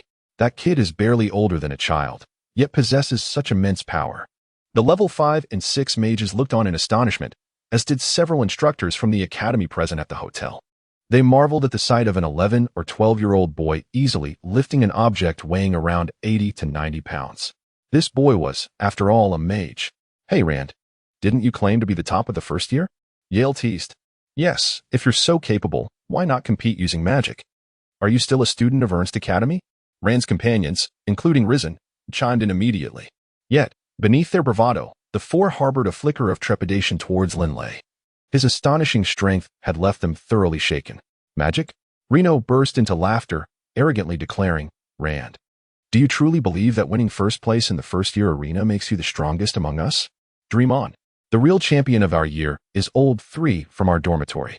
You step aside. Old 3, show him what you're made of. Yale urged. George, who had just been reprimanded by Rand, showed no mercy this time. Rand, let me tell you, don't overestimate yourself. Many of the Academy's experts disdain participating in year-level competitions. Don't truly believe you're all that remarkable. Rand's expression darkened further. Let us settle this with a contest, Rand. Compete against them. The older students chuckled. Regarding the first-year students' squabbles as mere entertainment, at just 10 years old, Rand had always fancied himself a genius. Even in Ernst Academy, he was among the elite. When had he ever faced such humiliation? First, Rand ground his teeth. First place is not merely spoken of. It must be proven through competition. Are you brave enough to challenge me using only magic? Rand was exceedingly confident in his magical abilities, having triumphed in numerous contests to claim the top spot. Why hasn't the hotel management intervened? Some onlookers pondered, noticing this peculiar detail. In truth, the management of Huada Hotel was present at a distance. Yet they refrained from intervening, having recognized the students. Disregarding the significance that the Ernst students embody, among these individuals, one particular student stands out. And he is not one to provoke, especially the young man from Yale. To my astonishment, he is also present. Alas, let him create a ruckus. For it matters not to me, even if the hotel were to be dismantled. The hotel manager, from a distance, clutched his head in despair, shaking it helplessly, as he dared not incite the ire of this Yale scion. Particularly after entering the Ernst Academy, the status of the Yale student within his family has risen dramatically. Indeed, it is true that words alone are insufficient. One must prove themselves through action. Linley also rose to his feet, gazing coldly at Rand. Rand, this magical contest would be rather dull without some stakes. Thus, should you emerge victorious, I shall circumvent you whenever we cross paths. Conversely, if I triumph, you shall likewise avoid me in our encounters. Rand could not help but smirk, responding, the stakes seem rather trivial. The loser should not only yield the right of way, but also offer 100 gold coins. What do you say? Linley furrowed his brow. 100 gold coins? His annual living expenses amounted to merely 100 gold coins. He was certainly not among the affluent. Ha ha, Rand, only 100 gold coins. And you dare to utter such words? How about this? The loser shall forfeit 10,000 gold coins. How does that sound? Yale exclaimed triumphantly from the side. 10,000 gold coins? Upon hearing this, many students within the hotel gasped in astonishment. Such a sum was no trifling matter. Among all the students present, few could nonchalantly produce 10,000 gold coins without a change in demeanor. 10,000 gold coins? Rand's heart trembled at the thought. Although his family was considered a prominent one, his annual allowance barely reached 3,000 gold coins. He did not frequent the Huadali Hotel regularly. He had come this time solely to celebrate his and Racing South first and third place finishes in the grade competition. Ha, feeling intimidated? Yale brandished the magic crystal card, tossing it playfully in his hand. Rand, accept his challenge, Racing urged from the side. The four of us can certainly gather 10,000 gold coins. I refuse to believe that some unknown brat can be your match. Rand exchanged glances with his three brothers. Very well, 10,000 gold coins it is, Rand declared loudly, then sneered at Linley, saying, let us not linger here. This place is too cramped for a proper contest. Let us meet on the stage of the grade competition. If you have the courage, follow me. With that, Rand strode confidently out of the hotel, his three brothers following suit with equal assurance. We shall join as well. Yale's eyes sparkled with excitement. Reno and George were similarly exhilarated. Linley nodded, a calm smile gracing his lips. 10,000 gold coins, and they offer it to us. How could we possibly refuse? Linley, Yale, Reno, and George, the four brothers, exited the hotel and made their way outside. Meanwhile, the atmosphere within the hotel erupted into a cacophony. A contest boasting a prize of 10,000 gold coins was a rarity, even among sixth-year students. Particularly captivating was the duel between two contenders, Rand, who had just secured first place in the annual competition, and an enigmatic newcomer whose name was unfamiliar to all. In an instant, a throng of spectators began to settle their bills, bustling eagerly to follow. The arena was constructed from sturdy azure stones, and at that moment, Linley and Rand stood on opposite sides of the stage. Below, a considerable crowd gathered in a remarkably short span of time as dinner hour approached. The news had spread rapidly from the Waldley Hotel to the arena, each whisper igniting the interest of numerous onlookers, drawn in by the allure of the 10,000 gold prize. As Rand observed the swelling crowd, he felt a surge of pride at the raucous atmosphere. Today, I shall engage in a magical duel with this fellow named Linley. The loser shall forfeit 10,000 gold coins, and thereafter, the victor shall be regarded with deference. Let the crowd serve as our witnesses, Rand proclaimed, relishing the attention and showing no signs of trepidation. Cheers erupted from the audience. Having participated in the annual competition, Rand had garnered a following, while Linley's supporters were few and far between. Linley, on the other hand, remained composed at the edge of the arena. "Are you finished?" he inquired nonchalantly. With a confident smile, Rand replied, "Very well, let the duel commence." Both competitors simultaneously chanted their incantations. As second-level mages, their spells were succinct, consisting of merely a sentence or two. In an instant, 7 azure blades of wind materialized and surged towards Rand. Experienced observers in the crowd quickly discerned the level of their magic. Rand retaliated by conjuring 5 crimson fireballs that hurtled towards Linley. The wind blades traveled with remarkable speed, forcing Rand to roll away in a desperate attempt to evade them. In contrast, Linley gracefully sidestepped the fireballs, all the while quietly invoking his second spell, Earth Magic, Tremor. A tremor rippled through the azure stone beneath Rand's feet, disrupting his concentration and making it impossible for him to recite his incantation. Almost immediately, Linley unleashed another spell, sending 5 boulders, each the size of a head and radiating a faint earthen glow, hurtling towards Rand. The quaking ground rendered Rand unsteady, allowing him to narrowly dodge 2 of the stones. With a thunderous impact, one boulder struck Rand in the abdomen, causing him to spew forth blood as he hastily raised his arm to shield his head. The successive blows sent him tumbling off the arena, his body coated in dust. In this contest, Linley emerged victorious. Linley cast a calm glance at Rand below, confident in his own abilities. He believed that Rand would require no more than a month's recovery. If he were to resolutely command the stones to strike Rand's head, it could very well spell the end for him. A second-level dual-element magician, such a prodigy in our first year? The onlookers among the first-year students gasped. The emergence of a second-level magician is already a rarity, but a second-level dual-element magician is undoubtedly a formidable presence among first years. What remarkable precision and control, and such agility in movement. Some 5th and 6th-year students were taken aback, as Linley had managed to recite spells even while evading the fireball attack, indicating the remarkable swiftness of his form. "Haha, Rand, did you really think you were the top of the first year? Our dorm's 3rd member can easily trample you with magic alone," Yale exclaimed jovially. Coughing slightly, Rand stood up, hand pressed against his chest. Deep down, he recognized that Linley had shown him mercy. "Yale, tomorrow, take Linley with you. I shall accompany you both to the Four Nations Bank to transfer 1,000 gold coins." "I keep my promises," Rand declared, casting a long look at Linley from a distance. This defeat had thoroughly awoken Rand, who had been basking in the glow of his own perceived genius. Talent alone, without diligent effort, can lead to one's downfall. "Linley, thank you." Rand bowed respectfully, momentarily surprising Yale and the others. He then raised his gaze to Linley, resolutely stating, "But one day, I will defeat you." With that, Rand pressed his hand against his chest, supported by his companions. As he made his way back to his residence, "Linley, you are truly remarkable. I feel so proud to know you," Reno exclaimed, hugging Linley as he descended from the stage. Linley surveyed his surroundings, noticing numerous onlookers discussing him. The elite figures of Ernst Academy were quite renowned, and no one had anticipated that a first-year student would suddenly emerge to effortlessly defeat Rand, the reigning champion of the year. "Hello, Linley. My name is Danny, a first-year student specializing in water magic." "It is a pleasure to meet you," said a tall, blonde girl who approached him with a smile. "Greetings, I am Linley," he replied, feeling uncomfortable conversing with strangers. "I apologize, but I must return to my meditation practice." With that, Linley exchanged a glance with his 3 brothers, who understood his cue. The quartet swiftly departed, disregarding the curious crowd, leaving Danny frowning in dissatisfaction. Chapter 2, Growth, Chapter 21, The Pruxis Guild, Part 1. The Four Nations Bank, established through a collaboration of the 4 great empires, spans the entire Yulan Continent.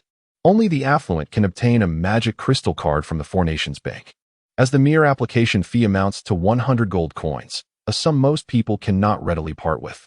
1,000 gold coins, when contained in small fabric pouches, would fill 100 bags, weighing heavily enough to fill nearly half a large sack typically used for rice. 100 gold coins, just like that, vanished. Linley exited the Four Nations Bank within Ernst Academy, reflecting on his expenditure while clutching a newly acquired magic crystal card. Linley was acutely aware that residing within the confines of Ernst Academy rendered it unwise to keep a substantial sum of gold coins in his dormitory. Thus, he opted to convert them into magic crystal cards for safekeeping. It is noteworthy that the production cost of these magic crystal cards is considerable, having been developed by alchemists over the past few centuries, utilizing the unique patterns of each individual's palm as a fundamental principle. Each card may only be utilized by the individual to whom it is issued, which accounts for the hefty fee of 100 gold coins associated with obtaining a magic crystal card. With this sum of 10,000 gold coins, Linley would have ample funds for his living expenses at Ernst Academy, along with a considerable surplus to assist his father. A sense of joy welled up within him. Yale, with an arm draped over Linley's shoulder, whistled proudly as he cast a glance at Rand, Ryan, and the others nearby. The four of them had pooled their living expenses, and it seemed they had barely 1,000 gold coins remaining. Fortunately, the academic year was nearing its end. Reno and George were engaged in light-hearted banter, teasing Linley. In reality, neither Reno nor George had endured much hardship. Tomorrow marks the end of the month. My father's entourage will arrive, and I can arrange for a carriage and guards for the four of us to explore the Holy City. What do you think? Yale proposed. The Holy City? Reno, George, and Linley's eyes sparkled with excitement. The Holy City, Finley, was renowned for its unparalleled grandeur. That sounds splendid. Having journeyed from the O'Brien Empire to Ernst Academy, I only spent 2 days in Finley and missed many sights, Reno eagerly remarked.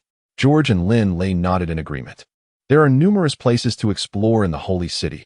Tomorrow, I shall unveil its wonders to you, Yale said with an air of mystery. On the following morning, Yale led Linley, Reno, and George to breakfast before proceeding to the main entrance of Ernst Academy, where they awaited the arrival of Yale's father's convoy. After approximately 2 hours of waiting, the convoy had yet to appear. Chirp, chirp. Bebe, perched on Linley's shoulder, began to call out impatiently. Yale, you brought us here at the crack of dawn, and yet the convoy has not arrived. Reno expressed his dissatisfaction. Yale offered an apologetic smile. I am uncertain when they shall arrive. Linley gently patted Bebe's head. Here they come, Yale exclaimed suddenly. Reno, George, and Linley, who had nearly succumbed to slumber, turned their attention to the distance. Indeed, 4 carriages and hundreds of knights appeared, advancing with great pomp. Above the procession, 7 or 8 griffins soared through the air. While among the hundreds of knights, several rode formidable beasts, including bloodthirsty iron bulls and windwolves. The spectacle of Yale's family convoy was truly remarkable, prompting Linley to marvel in awe, while Reno and George's eyes gleamed with excitement. At this moment, Darren Cuter sat beside Linley, basking in the sun. Upon spotting the approaching convoy, his eyes brightened with interest. In no time, 4 carriages and several hundred knights arrived at the Academy's entrance, where 3 wizards promptly greeted them. From the foremost carriage, a middle-aged man disembarked. Rather than addressing the 3 wizards, he made his way directly to Yale's side. Uncle, why have you arrived so late? Yale expressed his discontent. The middle-aged man, referred to as Uncle, chuckled in response. Ah, were you anxious? Fear not, I have prepared your carriage. The last of the 4 carriages contains some goods which I have instructed to be unloaded. You shall proceed to the Holy Capital. Cass, you will accompany 3 others to ensure the safety of young Master Yale, the uncle commanded with authority. From a distance, a bald knight dismounted and approached Yale respectfully, stating, Cass, at your service, young Master Yale. Beside Linley, Darren Cuter's eyes sparkled as he addressed Linley. Linley, your brother Yale is truly exceptional. This Cass. Merely by his gait and even a fleeting glance, I can discern that his prowess far surpasses that of your uncle Hillman. He is undoubtedly a master. Moreover, the eagle perched upon his shoulder is likely a level 7 magical beast, the Azurite Thunderhawk, to be regarded as a master by Darren Cuter. It is evident that Cass is anything but ordinary. Linley, come, let us hasten to the carriage. We are bound for the Holy City, Yale beckoned. Linley and the other 2 promptly followed suit, entering the spacious carriage in succession. The interior of the carriage was remarkably roomy, allowing all 4 to sit comfortably without any sense of crowding. Simultaneously, the coachman set off towards the sacred city of Finley. The 4 knights, including Cass, flanked the carriage on either side. Within the carriage, they discovered a cabinet stocked with an array of fruits and even sealed fine wines. The 4 brothers indulged in their feast while engaging in lively discourse. Ernst Academy was situated a mere 20 miles from Finley, and after approximately half an hour of travel, they arrived at the holy city of Finley. They disembarked from the carriage. Under the protection of Cass and his companions, the 4 brothers, Linley, explored the enchanting city of Finley. So, where shall we go now? Someone inquired. Finley is replete with delightful attractions. The East Finley boasts numerous luxurious establishments and an abundance of charming ladies, while the West Finley is home to splendid artistic venues, such as the renowned Proxus Hall. Yale, Well acquainted with the city, chimed in. Charming ladies, you say? Very well, let us venture to East Finley. The youthful and spirited Reno's eyes sparkled with excitement. It's still morning. Those places truly come alive in the evening, but a visit now would certainly be worthwhile, Yale remarked with a smile. Linley felt somewhat hesitant about those places and remarked, Yale? Well, what do we children have to do there? You just mentioned the Prue Pavilion? This Prue Pavilion, named after the esteemed Master Prue, must be quite remarkable. Let us go and take a look. Prue, the foremost figure in the realm of stone sculpture throughout the history of the Yulan Continent. Master Prue, I have indeed heard of him. It is said that one of his works was sold for a staggering sum of several million gold coins. That piece was apparently titled Hope. Several million gold coins. Good heavens, that is an extraordinary fortune, remarked Reno with astonishment. George, with a confident smile, replied, from prehistoric times to the present, countless stone sculptures have been passed down. Among the top 10 stone sculptures, each is valued at no less than 1,000,000 gold coins. Remarkably, Master Prue alone holds 3 pieces in that esteemed ranking. He can be considered the unparalleled master of stone sculpture throughout history. Linley gasped in astonishment. Millions of gold coins? What an immense fortune this is. Even if his family were to sell their ancestral home, they could scarcely extract a mere 100,000 gold coins. Let us go and take a look, Linley said decisively.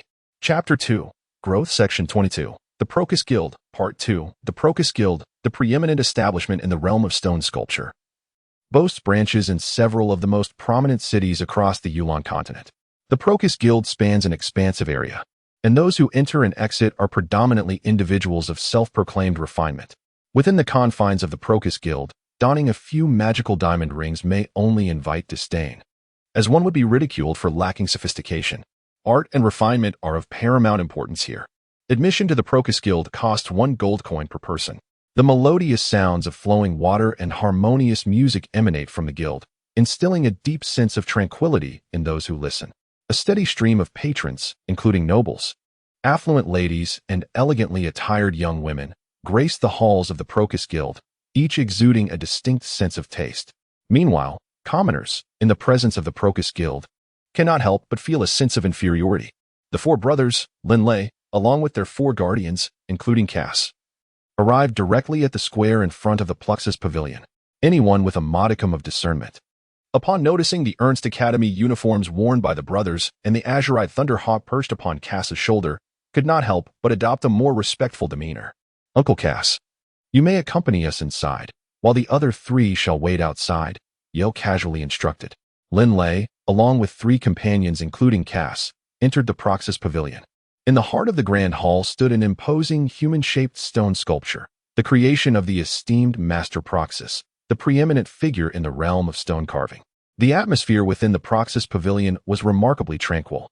Individuals of all ranks spoke in hushed tones, mindful not to disturb others. Yale, Reno, George, and Linley gazed upon the exquisite stone sculptures displayed before them, each piece radiating a breathtaking beauty. The exhibition hall of the Pluxus Pavilion was primarily divided into 3 sections: the General Exhibition Hall, the Masterpieces Hall, and the Master Hall. The General Exhibition Hall featured works submitted by stone carving enthusiasts for public appreciation and valuation, with a display duration of 1 month, after which the highest bidder would claim the piece. The works showcased here were relatively commonplace, most valued at a few gold coins, while exceptional pieces might fetch several dozens. Yale, with a smile, elaborated, the Masterpieces Hall is quite different. It comprises individual exhibition rooms, each dedicated to the works of a single recognized master. Generally, those deemed masters possess acknowledged prowess in stone carving, and their creations typically carry a value of around 1,000 gold coins. As for the Master Hall, it is even more prestigious. Located in the innermost part of the pavilion, the Master Hall features only a select few works by renowned masters. The prices of these masterpieces are staggering, with each piece commanding tens of thousands of gold coins, and some of the masters' celebrated works valued in the hundreds of thousands. Yale provided a detailed introduction to his 3 brothers. Linley held his breath, awestruck by the masterpieces of the masters, each worth tens of thousands of gold coins. For the eminent figures in the realm of stone carving, money was of little consequence. However, these masters were seldom able to produce a work, as they were keen to avoid tarnishing their reputations. Yale remarked, "A work that can endure through the ages requires not only skill and talent, but also a moment of inspiration. The pieces in this ordinary exhibition hall merely appeared aesthetically pleasing. Let us proceed to the front. Yale led the way. As they wandered through the serene and spacious Proxys Hall, enveloped by the tranquil strains of music, Linley felt himself submerged in a sea of artistry. At that moment, Darren Cuter emerged from the dragon ring, also admiring the surrounding stone carvings. What utter rubbish! What standard is this? How dare they present such works? Darren Cuter voiced his dissatisfaction. Grandfather Darren, Linley turned to him. This is merely the ordinary exhibition hall of Proxys. There is a hall for masters ahead, as well as one for the elite. Darren Cuter paused, momentarily taken aback, and fell silent. Grandfather Darren? Grandfather Darren? Linley called out internally. But seeing that Darren Cuter remained lost in contemplation, he chose not to interrupt. He followed Yale, Reno, and George into the hall for masters, which indeed was a different realm. In the grand hall of the master exhibition, each skilled artisan's information was displayed alongside their individual exhibition spaces. Yale and Linley entered one independent exhibition room after another. Although Linley was not well versed in stone carving, he could distinctly perceive that the works of these masters possessed an extraordinary essence that set them apart from the ordinary pieces outside. As Linley immersed himself in the various artworks, he suddenly heard Darren Cuter's voice echoing in his mind. Indeed, you have made a good start. Darren Cuter acknowledged with a nod of approval, but in comparison to the works of Proxys, there remains a considerable gap. Linley was at a loss for words. Grandfather Derlin, how could they possibly be compared to Master Plux? He shook his head with a bitter smile. Plux, after all, is the foremost figure in the realm of stone carving throughout history. Derlin Cuter furrowed his brow, his white beard bristling with discontent, and retorted, What's the matter? Was Plux born a master? He too ascended from an ordinary stone carver, ultimately evolving into a true master of the craft. Linley was taken aback. Upon hearing Grandpa Derlin's words, he found them quite reasonable. After exploring the independent exhibition spaces of various masters, the four brothers made their way towards the innermost master exhibition hall. Everyone, remember not to touch anything carelessly in the master exhibition hall. If something gets damaged, the consequences would be dire, Yale cautioned. As they stepped into the master exhibition hall, a serene atmosphere enveloped them. The hall was vast, yet the artworks were remarkably few. Only a handful of masters were represented, each displaying merely 4 or 5 pieces. In total, the expansive hall housed around 20 to 30 artworks. Though scarce, as Linley and the others beheld the stone sculptures, they were struck by an invigorating aura, as if each piece were imbued with life. Ah, indeed. I did not expect that after 5 or 6 millennia, the techniques of stone carving would evolve to such a degree, Derlin Coward exclaimed. If they progress further, they could potentially rival the works of Plux. Immersed in the sanctum of art, the four felt their spirits uplifted. In the evening, at the entrance of Ernst Academy, Linley and his companions alighted from the carriage. You two, second and third brothers, I told you to enjoy yourselves in Finley City tonight, yet here you are. Sigh, you're too timid. I've been frequenting those places since I was 6, Yale remarked, still somewhat indignant. Exactly, Reno chimed in. George and Linley exchanged glances, sharing a resigned smile. Hurry, open the door, a voice shouted, filled with fury and urgency. Linley and his companions turned their gaze to the side, where they beheld a young man with curly hair cradling another youth, whose body was stained with blood. Beside them stood a strikingly beautiful woman. The bloodied youth appeared pallid, his left arm gruesomely severed, exposing stark white bone, while several claw marks marred his chest. It seemed yet another victim of the trials in the monster beast forest. How many had there been? In less than a year at Ernst Academy, Linley had witnessed numerous upperclassmen return injured from these trials. The monster beast mountains lie to the east of the Holy Alliance, Yale remarked casually. In truth, the mountains were in close proximity to Ernst Academy. Nearly 100 miles away, a person in good health could traverse the distance in less than half a day's time. At Ernst Academy, the most common sight is that of monstrous beasts. Oh, those creatures soar through the skies or dash across the ground in all manner of forms. However, most of the beasts are owned by the Academy's magical instructors, with only a few belonging to upperclassmen, George mused. As the four brothers approached the entrance of the Academy, a familiar voice suddenly called out, Linley. He turned to see a face that brought him joy. Uncle Hillman. In a secluded corner at the entrance of the Academy, Hillman approached with a smile. The management at Ernst Academy is indeed stringent. They would not allow me entry, insisting that a guard fetch you instead. I did not expect to see you from the outside. Yale, George and Reno exchanged smiles with Hillman before proceeding into the academy. Uncle Hillman, what brings you here? Were you not supposed to wait until the end of the academic year to collect me? Linley inquired, puzzled. Come, let us speak privately, Hillman urged. Pulling Linley aside, his face alight with unmistakable joy. Linley, I have wonderful news to share with you, truly exceptional news. Linley's eyes brightened. What is it? He urged. Hillman smiled and said, Linley, you are aware that little Walton's birthday is coming up, right? Yes, January 3rd. What does this have to do with little Walton's birthday? Linley inquired, puzzled. Hillman chuckled. Well, it is now December, and little Walton is nearly 6 years old. Just last night, your father conducted a test on little Walton's Dragonblood warrior lineage at the Ancestral Hall.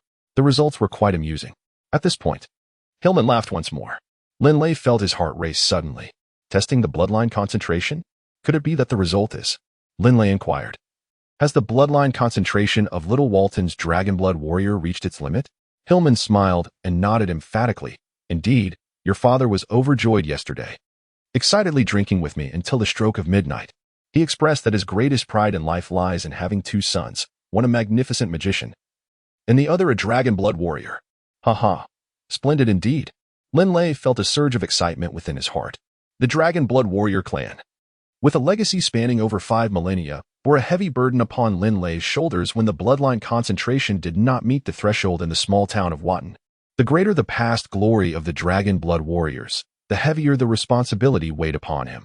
However, now, his younger brother's bloodline concentration was sufficient, requiring merely a few decades of diligent cultivation to become a formidable Dragonblood warrior, capable of traversing the world. I have come today to share this joyous news with you. Your father also mentioned that, currently, the most powerful individuals in Wushan Town are merely myself and your father. Both of us only 6th-level warriors. Our level of experience cannot adequately guide your brother, and the records of your family can be regarded as mere theoretical discussions. Hillman's expression grew serious. Thus your father has decided to send your brother to the O'Brien Academy in the O'Brien Empire for his studies. It is within the mightiest military empire and the most prestigious warrior academy that your brother will receive the finest instruction. Linley also concurred. If a person possesses immense strength but lacks sufficient skill and experience, they can merely be regarded as a brute with the might of a gorilla. No, that is not correct. Linley furrowed his brow as he regarded Hillman. Uncle Hillman, the tuition fees at the O'Brien Academy must be quite exorbitant, considering they offer free education to domestic students while charging a hefty sum to those from abroad. Linley recalled how steep Reno's tuition was at the Ernst Academy. Hillman nodded. At O'Brien Academy, the annual tuition is approximately 5,000 gold coins. Your father intends for Butler Heary to accompany Warden to take care of him in the O'Brien Empire. The tuition is indeed substantial. Over 10 years, it amounts to 50,000 gold coins. 50,000 gold coins would nearly compel the Baruch family to liquidate nearly all their possessions. By the way, Uncle Hillman. Hillman looked at Linley in confusion as Linley retrieved a magic crystal card from his clothing pocket. Hillman gasped in astonishment. A magic crystal card? In the past, Hillman served as a captain in the army and had encountered magic crystal cards before. Linley, how did you come to possess a magic crystal card? Your father does not even have one. Hillman looked at Linley in disbelief. Linley, accompanied by Hillman, remarked, this magic crystal card was won from a wealthy young master in a magical duel. Come, let us visit the Four Nations Bank.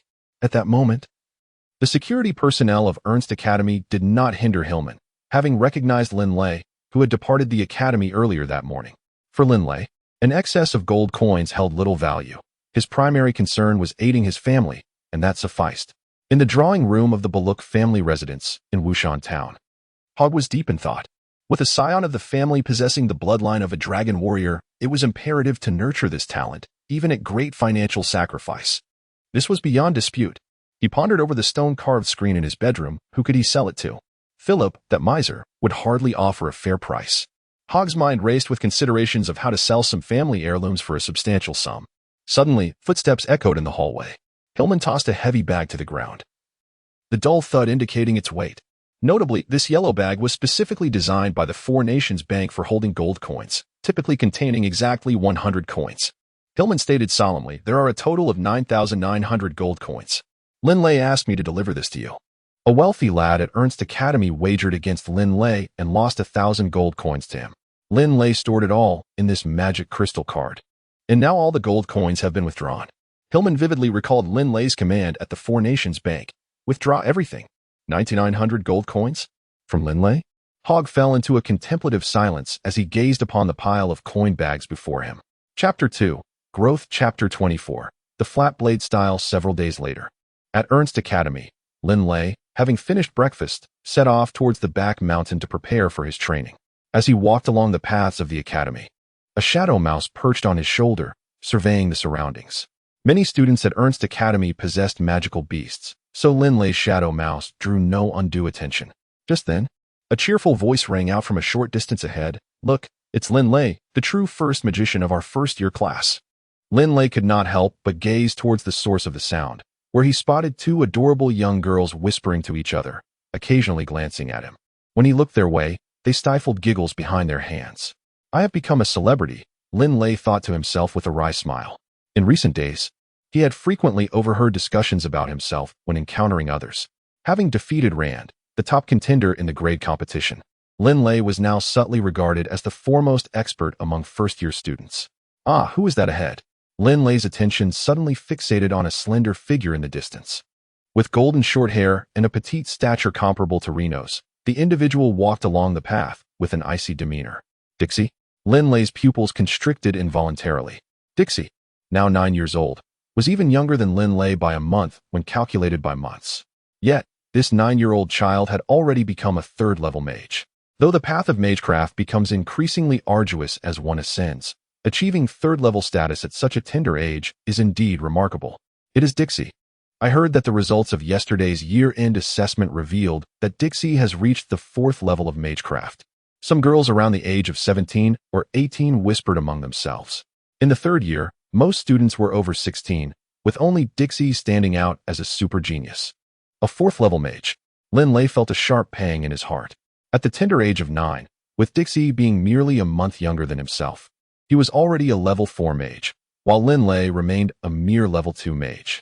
Dixie, with an icy demeanor, brushed past Linley. The unparalleled genius, Dixie, found no peer among his contemporaries who could possibly rival him. A streak of light burst forth from the dragon ring, and Darren Cowett chuckled beside Linley, saying, "Linley, the disparity between you is not insurmountable." When Dixie enrolled, his mental acuity was 68 times that of his peers. This indicates that, even prior to his training, his mental prowess had already reached the threshold of a level 3 mage.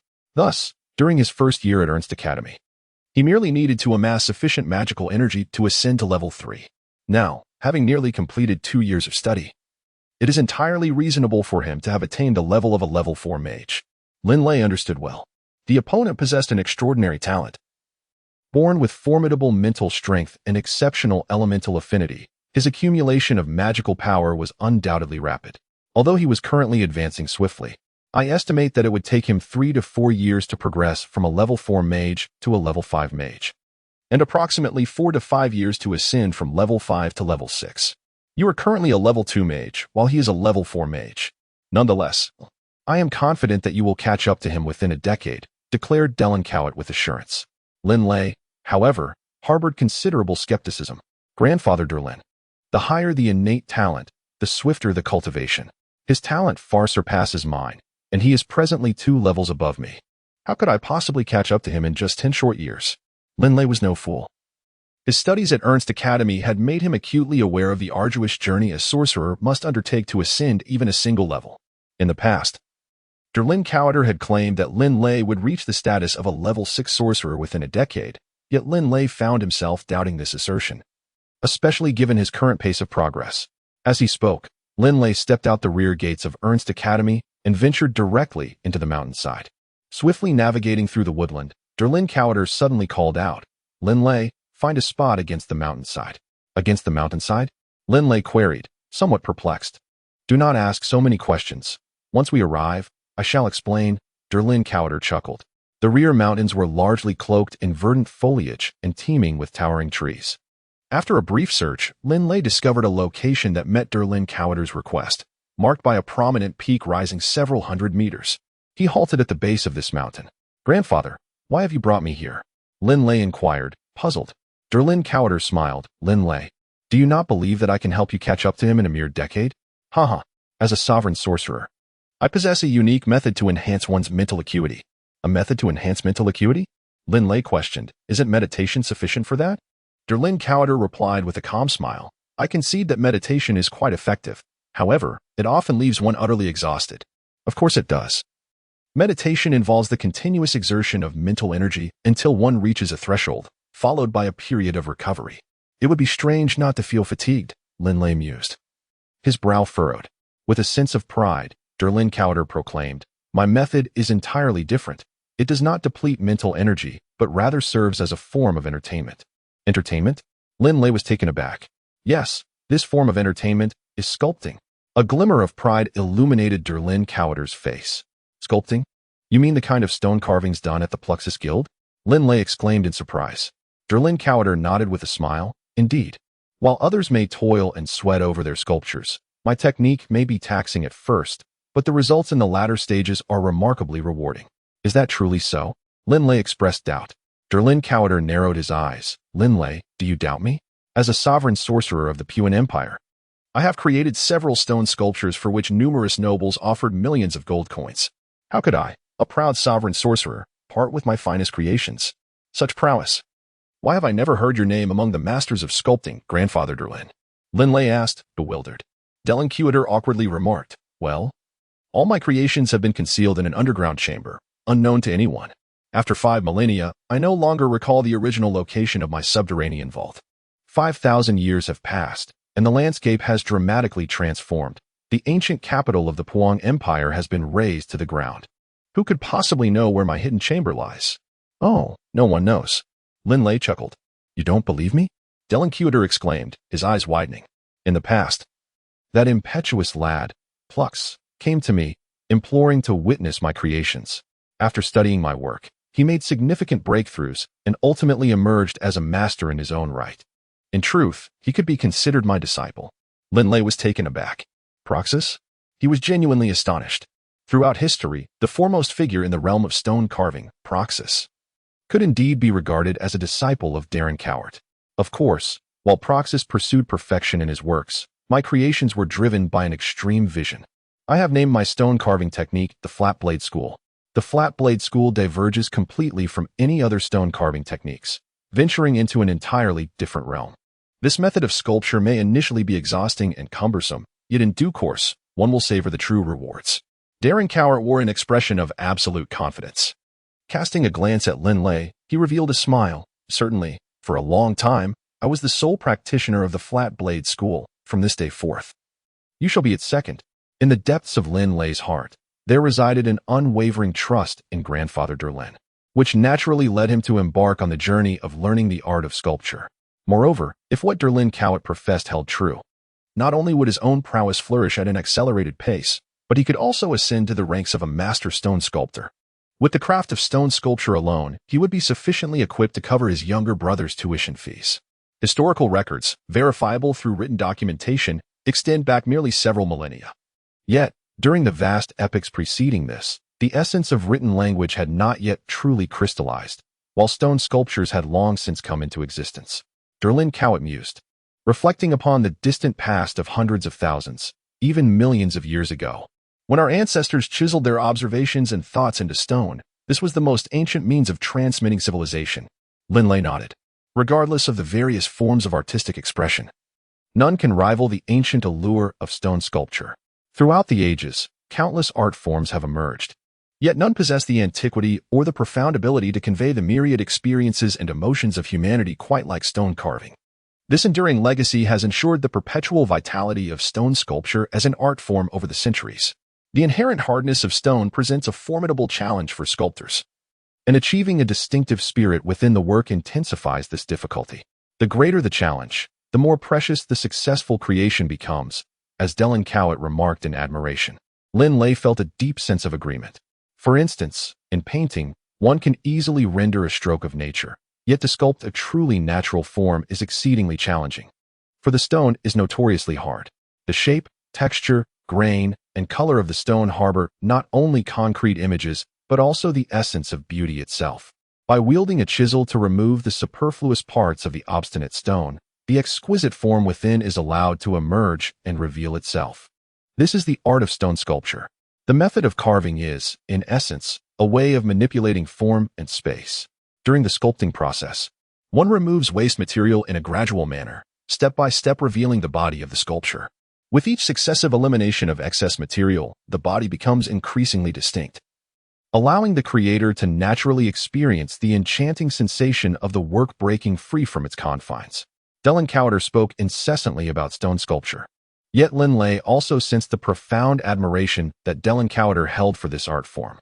Traditional sculpting techniques necessitate an array of tools, such as round chisels, flat chisels, angled chisels, triangular chisels, jade bowl chisels, axes, saws, and many others. The abundance of tools arises from the inherent hardness of stone. They utilize round chisels for arrangement, flat chisels for cutting, triangular chisels for.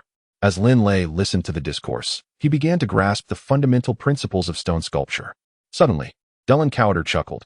However, my sculpting method is unlike that of anyone else, for I employ solely a flat chisel. Thus, I refer to my technique as the flat chisel school. How can that be?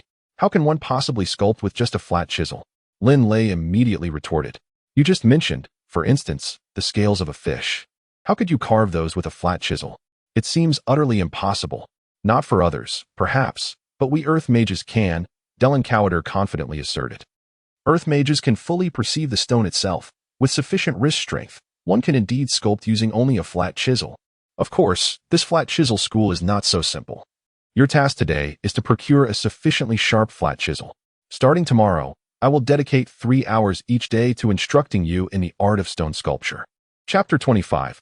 6 years the stream flowed gently, and Linley sat cross-legged, holding a flat chisel and a stone roughly the size of his palm. Beginning with the basics, he practiced on this small stone.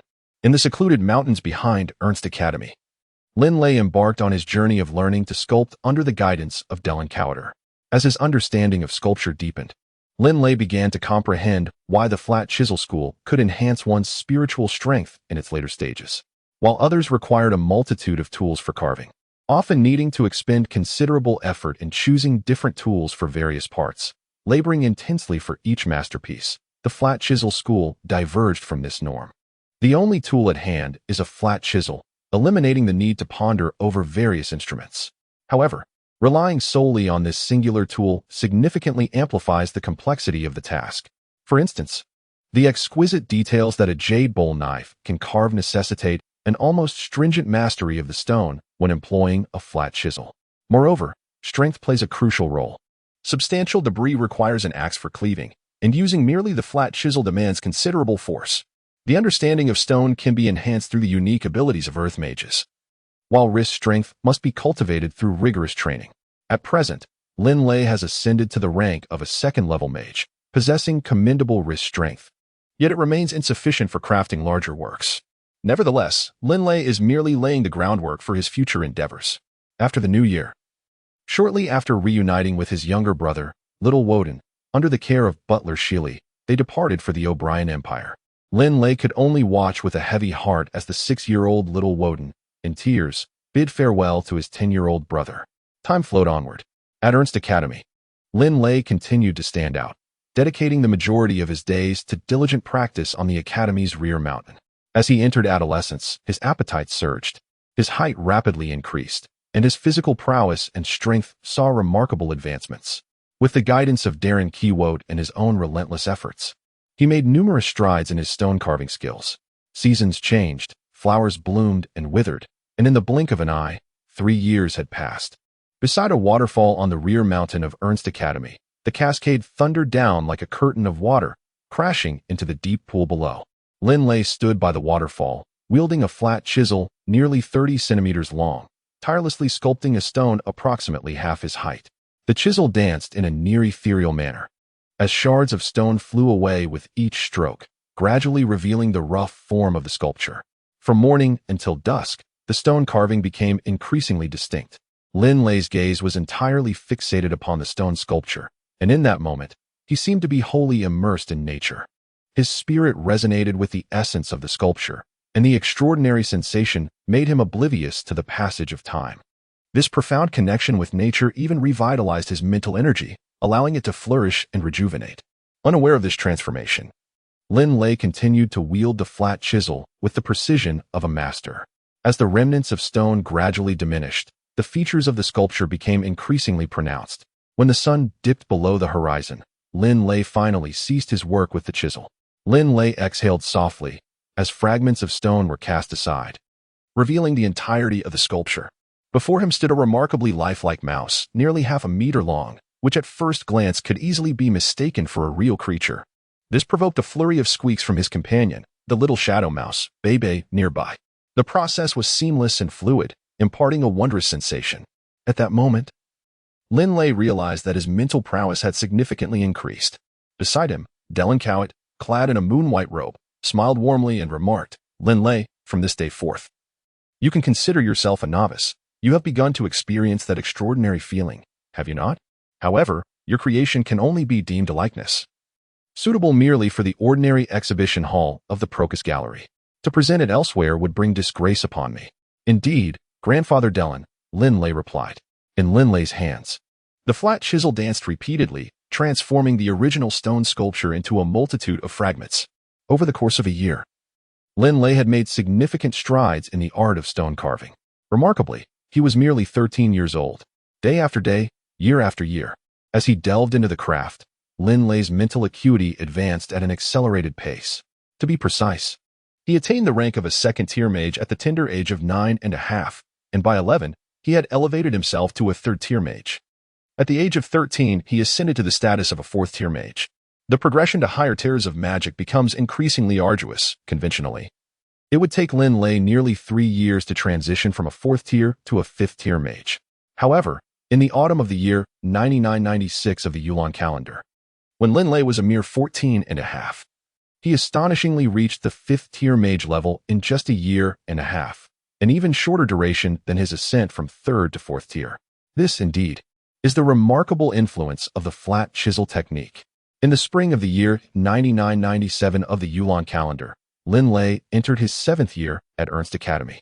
Now aged 15, draped in a sky-blue robe, he strolled along the pathways of the academy, with the adorable shadow mouse Bebe perched on his shoulder. Even after 6 or 7 years, Bebe's size remained unchanged. At this juncture, Linley stood at an impressive height of 1.80 meters, exuding an aura of composure. The continuous transformation brought about by earth and wind elemental forces, coupled with his relentless training and the unique advantages of his Dragonblood warrior lineage, endowed Linley with the strength of a fourth-tier warrior. He could effortlessly lift boulders weighing hundreds of pounds, and his fists could shatter stone with ease. The study of the flat chisel technique also catalyzed a significant enhancement in Linley's mental capacity from the age of 13 onwards. At the beginning of the year 9997, Linley advanced to the 5th grade at Ernst Academy, sharing the same grade as the Academy's top prodigy, Dixie. Dixie had taken 3 years to progress from a 4th tier to a 5th tier mage, yet he remained unable to surpass the hurdle from 5th to 6th tier. At the age of 15, Linley proudly stood as a 5th tier mage. Linley and Dixie can indeed be considered peculiar individuals. However, in the eyes of the majority, Linley stands out as the more extraordinary one. After all, when one considers the duration of the Academy's assessments, it appears that Linley ascended from a level 4 mage to a level 5 mage in merely a year. Linley's astonishing pace of advancement leaves everyone in awe. Linley and Dixie are universally acknowledged by everyone in the Academy as the two unparalleled geniuses of Ernst Academy. Look, it is Linley. He attained the rank of a level 4 mage 2 years ago and reached level 5 just last year. Merely a year. It is astonishing. I surmise that Linley may surpass Dixie and achieve level 6 mage even sooner.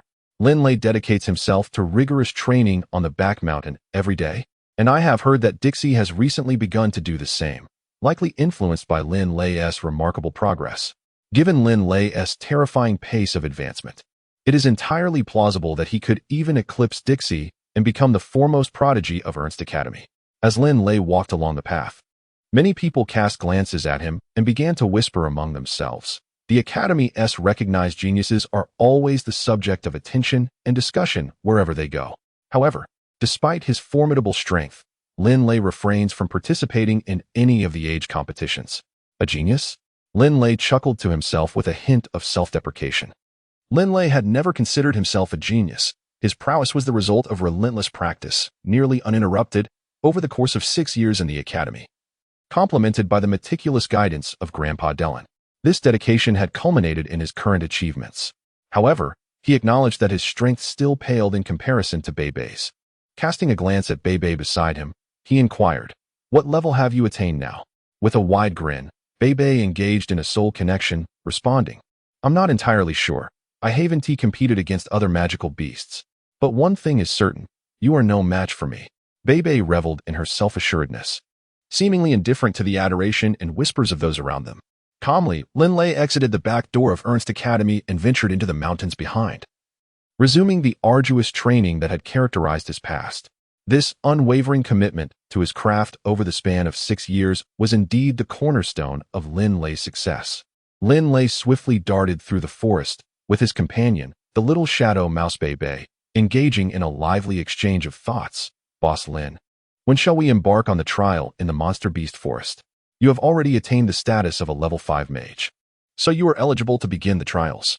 I, Bebe, am eager to showcase my abilities as well. It truly saddens me that, despite being a magical beast, I have yet to set foot in the monster beast forest. How lamentable. After 6 years, Bebe's ability to express itself has indeed flourished. Be quiet. If you continue to chatter, I shall not assist you in roasting meat today," Linley stated, prompting Bebe to immediately fall silent. As Linley navigated through the woods, Darren Keywote floated nearby, observing him with great satisfaction. "Linley," Darren Keywote suddenly called out. Linley turned to look at Darren Keywote and exchanged a smile. Their souls communicating as he inquired, "Grandfather Darren, is there something on your mind?" Darren Keywote replied with a smile, "Based on your recent works, I can officially inform you that your stone carving skills have now reached a commendable level." Linley's eyes sparkled with excitement. His grandfather, Derlin, possessed a peculiar temperament. Any stone sculpture that fell short of his standards, regardless of its completion, was destined for destruction. As Derlin Keyworth would often say, such works displayed in the world would tarnish the reputation of our flat knife school and diminish the dignity of a grand mage of the holy domain. Consequently, Linley was compelled to dismantle numerous potentially lucrative creations. Entering the Hall of Mastery, "What do you mean, Grandfather Derlin?" Linley inquired, his face alight with joy as he gazed at Derlin Keyworth. The elder nodded with delight, stating, "Indeed, from this day forth, your stone sculptures need not be destroyed upon completion. They are worthy of existence. Naturally, you may also sell your works at the Brooks Pavilion to enhance the reputation of our flat knife school and acquire some gold coins along the way." Chapter 1. The Stone Sculptures, Part 1. The Beast Mountain Range. The warmth of spring sunlight enveloped the courtyard, where a youth from dormitory 1987 lingered. Yale George and Reno engaged in light-hearted banter. Now, at 16, both Yale and George had grown considerably, while 14-year-old Reno had also shot up in height. Even the shortest among them, George, stood at over 1.60 meters, with the tallest, Yale, reaching an impressive 1.90 meters. "George, stop pretending with us. The fourth one has lost his virginity. Why are you still putting on airs?" Yale jested, wielding 2 small stone weights as he trained his chest muscles. Each weight likely weighed around 20 to 30 pounds. Objects Linley would have disregarded entirely. With a smile, George replied, "Yale, let us not force this. You two can visit the paradise of clear waters in Finley City while I enjoy a drink outside with the third one. Doesn't that sound splendid?" Reno interjected, rolling his eyes. "George, you're simply not a man." George could only manage a resigned smile. Suddenly, footsteps echoed from outside the courtyard. Yale set down the stone weights and glanced toward the entrance, saying, "It must be the third one. Let's prepare to eat." However, his words trailed off abruptly. Linley appeared, shouldering an enormous stone that stood 1 meter tall and weighed several hundred pounds. Remarkably, he carried it with ease as he stepped into the courtyard, leaving Yale, George, and Reno astonished. Linley casually placed the massive stone in a corner of the courtyard, the heavy thud resonating through the air, causing a shiver to run down the spines of the 3 onlookers. "What on earth is this?" "Third one, I know you're strong, but how can it be this much?" Yale stared incredulously at the stone, questioning whether it was hollow. He approached, attempting to lift it with both arms. "Ugh!" Yale strained with all his might, his face reddening. Yet the stone remained immovable, as if it were rooted to the ground. "Yale, don't waste your effort. You won't be able to lift it," Linley chuckled. Yale's physical strength is hardly comparable to that of a first-class warrior. How could he possibly lift such a massive stone? Rayner's eyes widened as he gazed at the boulder, marveling at its size. He then turned to Linley, a puzzled expression on his face. Hey, Linley, what on earth do you need such a colossal rock in the dormitory for? Ah, I see. Rayner's eyes sparkled with realization. I once witnessed formidable warriors who lifted massive stones for weight training. Are you planning to do the same, Linley? That boulder could easily flatten me into a pancake. George, also taken aback by the enormity of the stone, expressed his astonishment before glancing at Linley with curiosity. Old 3. What exactly do you intend to do with this enormous rock in the dormitory? Linley smiled as he gazed at his 3 close brothers, uttering 2 words, stone carving. According to Dylan Hewitt, his stone carving works had already entered a nascent stage of mastery. The process of sculpting stone is notably time-consuming. Typically, 1 or 2 days is insufficient. In the past, he could carelessly practice in the back mountains without concern for damage, but circumstances had changed. Stone carving? Yale Reno. And George stared at Linley in astonishment, their eyes wide with surprise. What, are you shocked? Linley inquired of his 3 brothers. Reno responded repeatedly, not just surprised, but utterly astonished. We 4 brothers have been together for 6 or 7 years, yet we have never seen you engage in sculpting. Are you planning to begin learning stone carving from this day forth? Linley smiled and said, Who claims that I am just beginning to learn sculpture today? I have been practicing my craft on the back mountain for over 5 years. This time, upon completing my piece, I intend to exhibit it at the Pruxus Pavilion, hoping to see if I can earn a bit of coin, in order to gather sufficient gold to send his younger brother, Walton, along with the steward, Siri, to study in the O'Brien Empire. The Baruch family's wealth had nearly been depleted. Nevertheless, Hogg was exceedingly pleased. What did it matter if the family coffers were empty? His eldest son, Linley, was a student at the Ernst Academy and would undoubtedly emerge as a distinguished and revered mage. Furthermore, his younger son, Walton, possessed the potential to become a Dragonblood warrior. Hogg could foresee the future glory of the Baruch family. Upon hearing about the Pruxus Pavilion, Yale and the others looked at Linley with a mixture of surprise and intrigue. Linley is the pride of Dormitory 1987. At the tender age of 15, he entered the 5th grade of Ernst Academy and is celebrated alongside Dixie as one of the 2 extraordinary prodigies of the institution. Even the members of Yale acknowledge Linley's genius. However, stone carving is a profoundly intricate art. Many toil for decades to master this craft, only to attain the status of an ordinary artisan. As one of the oldest forms of artistic expression, is success in it truly so easily achieved? Remarkably, Linley dares to aspire to exhibit his work in the esteemed Hall of Stone Carving, the Prux Hall. Third brother, don't let your head get too heated. George jestingly reassured him. Linley, I have my doubts. Will anyone actually purchase your work? Reno remarked, his brow furrowed, expressing skepticism towards Linley's ambitions. Yale chuckled heartily, saying, What kind of talk is that, third? Just go ahead and exhibit, as long as it's your work. I will buy it for 1,000 gold coins to show my support. I mean it. Linley then produced a flat chisel from his pocket. A flat chisel? Reno exclaimed, surprised. It seems you're quite well prepared, Linley. However, I too once intended to study stone carving. There are numerous tools for stone carving, including flat chisels, round chisels, triangular chisels, jade bolt chisels, and axes, among others. Is this really the only tool you plan to use? Both Reno and Yale, as well as George, possess a general understanding of various forms of art. Linley spoke little. With a flat knife in hand, he naturally entered a state of tranquility, attuning himself to the elemental flow within the massive stone before him. He could faintly sense the intricate veins running through the stone, and with a smile, he swiftly swung his blade. The gleaming edge of the knife reflected the sunlight, causing Reno and his companions to squint involuntarily, yet they remained fixated on the colossal boulder. Whoosh! The knife danced gracefully, striking the same spot repeatedly, sending a large chunk of debris flying. How is this possible? Yale was astonished as he beheld the scene. Such a substantial fragment should have been cleaved with an axe, yet it was effortlessly sliced away with a mere flat knife.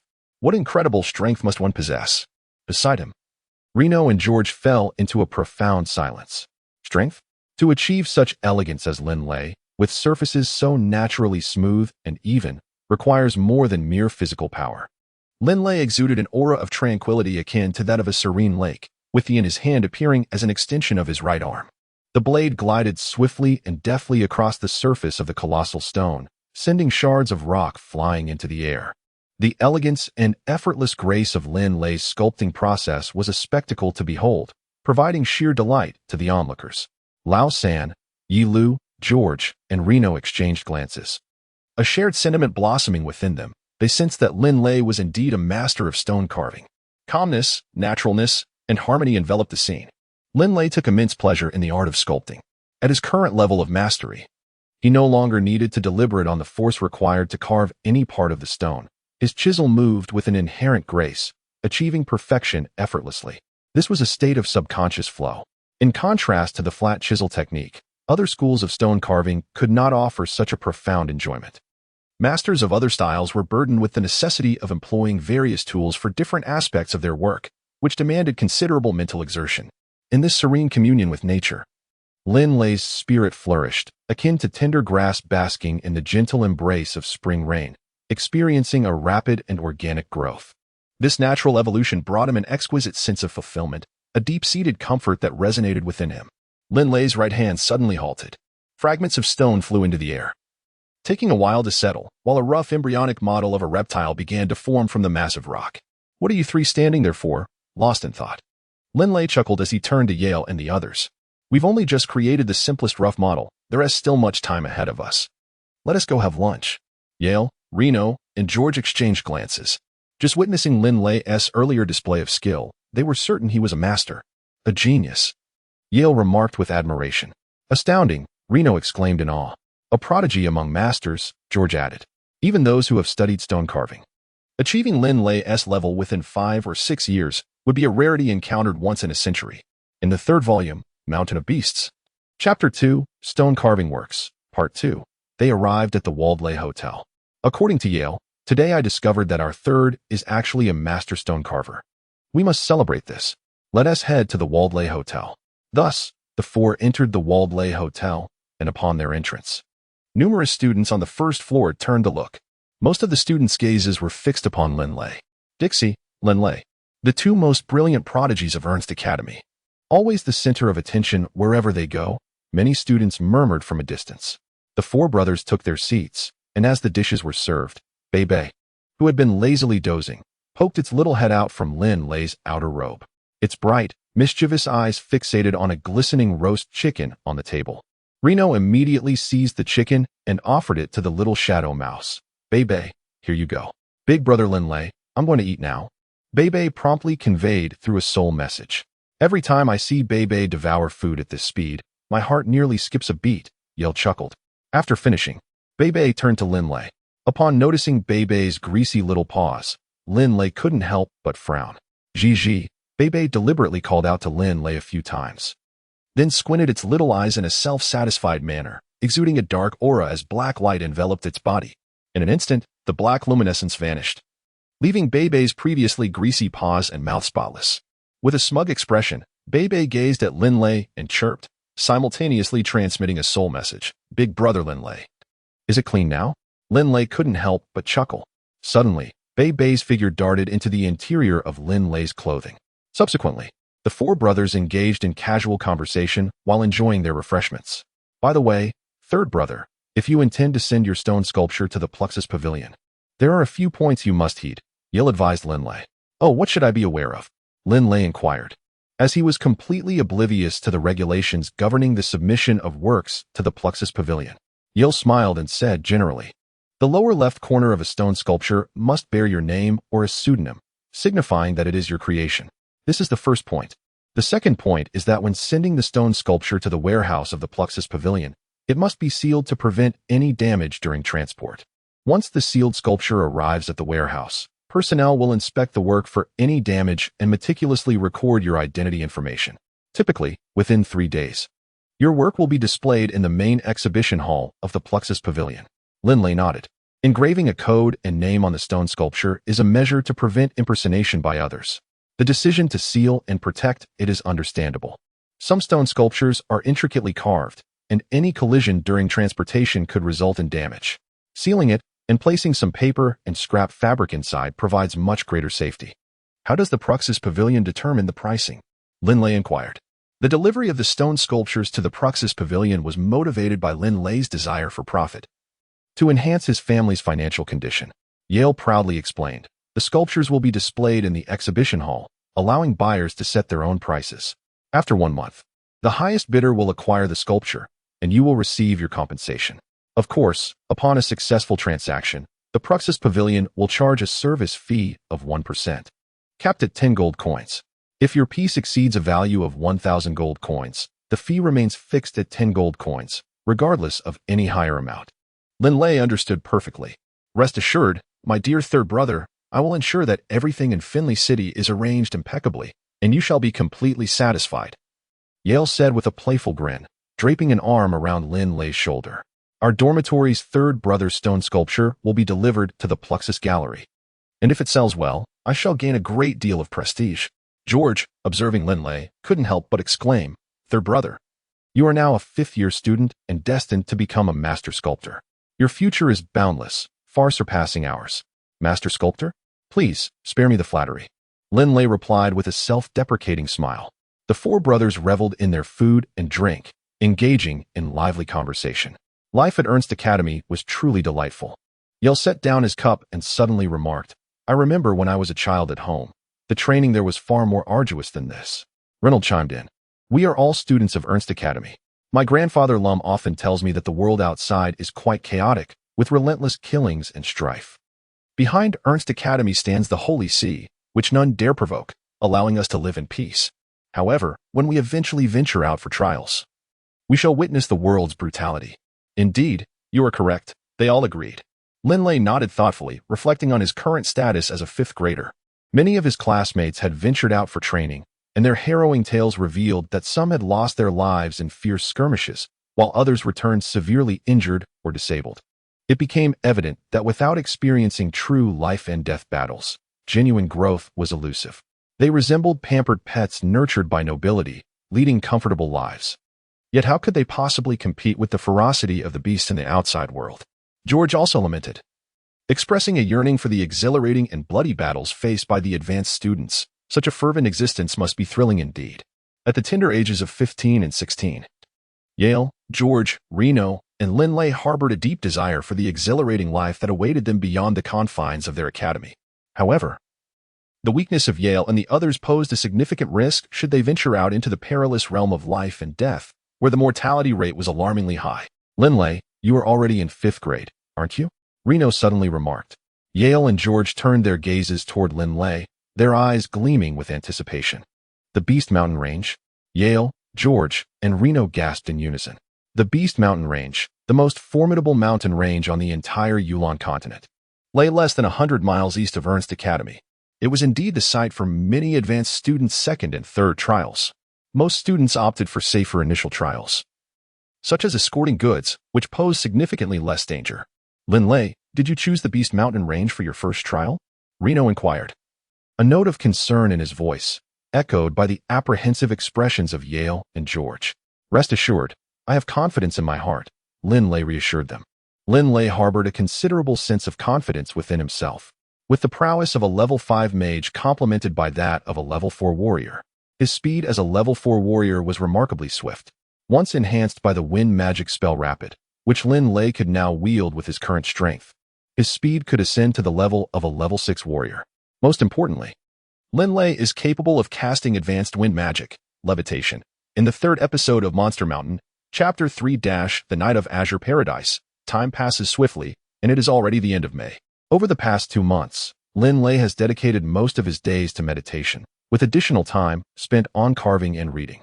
The Ernst Academy Library boasts an extensive collection of books, and through his readings, Linley's knowledge continues to expand.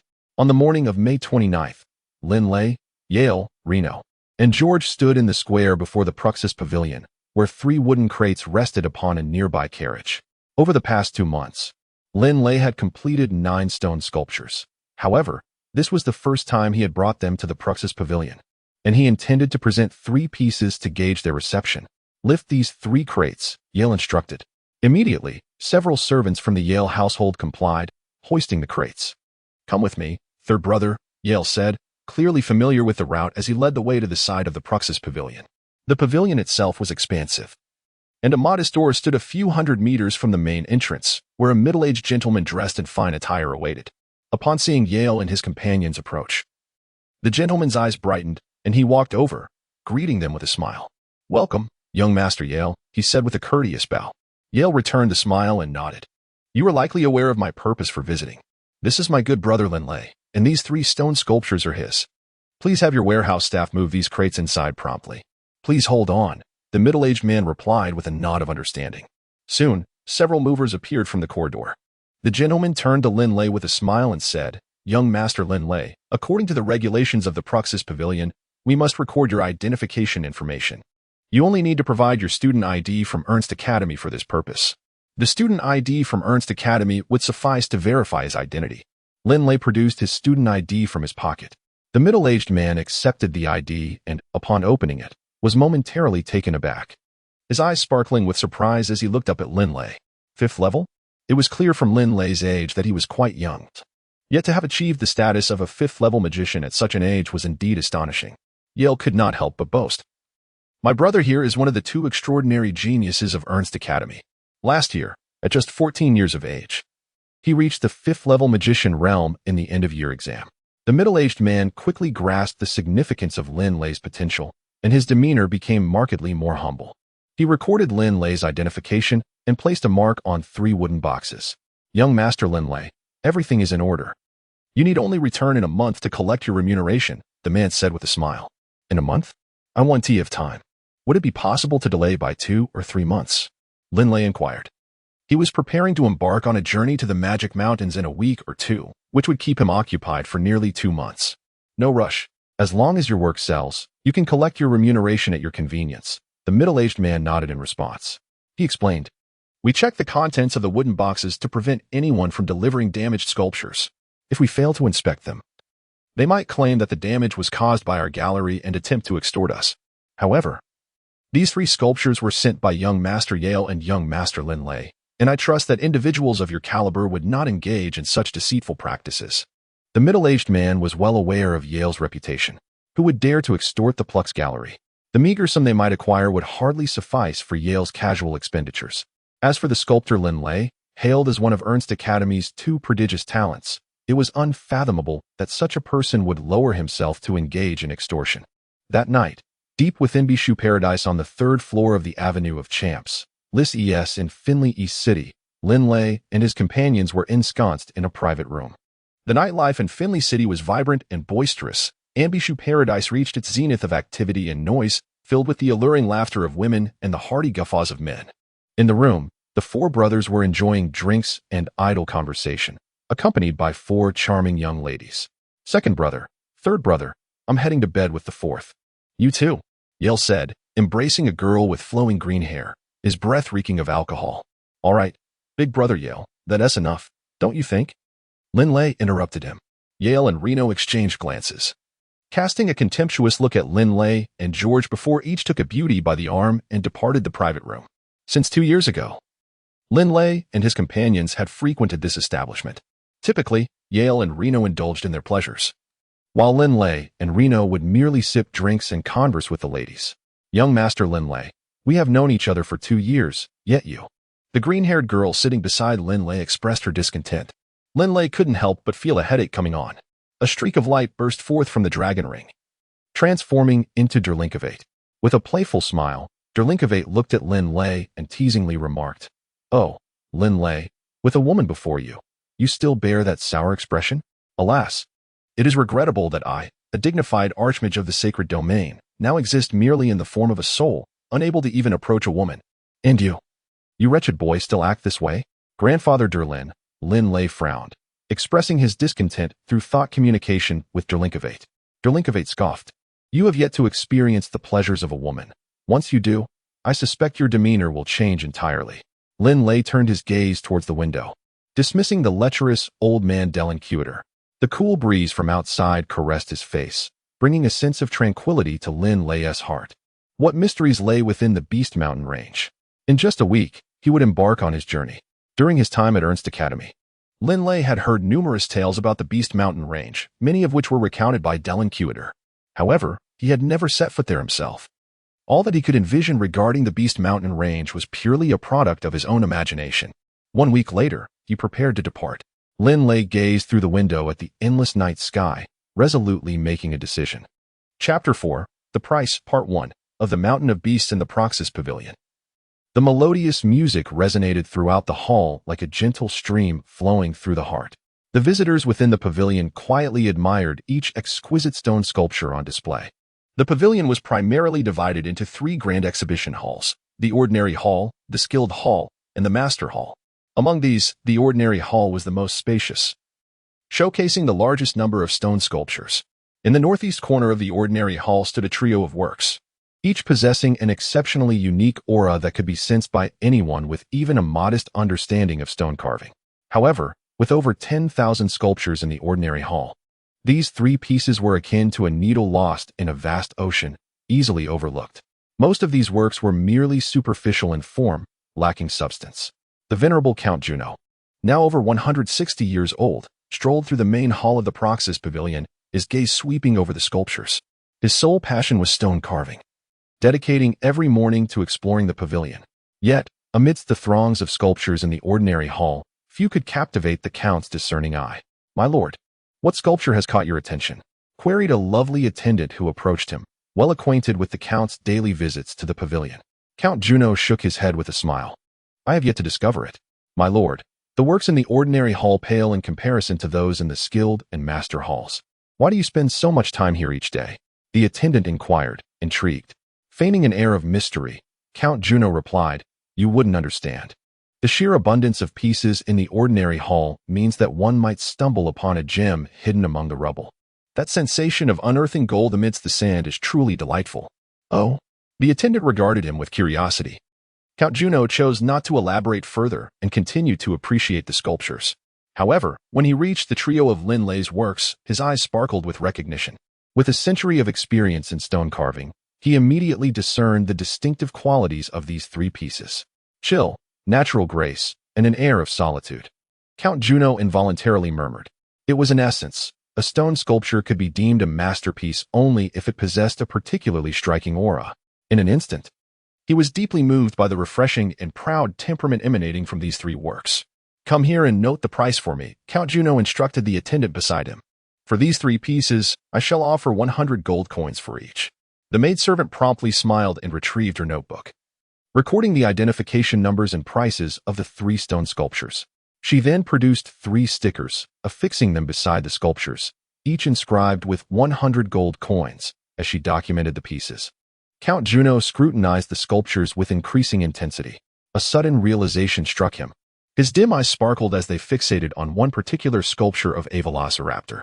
The seamless connection between the scales on its back and the contours of its legs was perplexing. Logically, the scales should have been carved with a round chisel, while the leg contours would require a flat chisel. Achieving such flawless fluidity was inconceivable, even with the utmost precision. Count Juno had studied carvings for a century, though not originally a wealthy nobleman.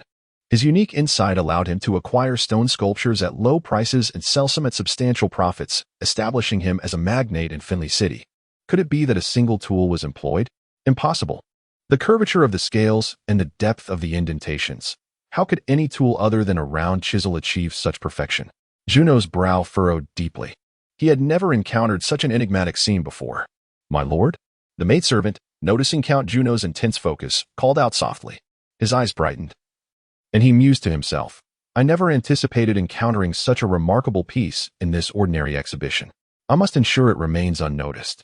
Pricing it at 100 gold coins may prompt some to examine it closely, potentially inflating its value significantly. Count Juno resolved to wait until the last couple of days of the exhibition to set the price.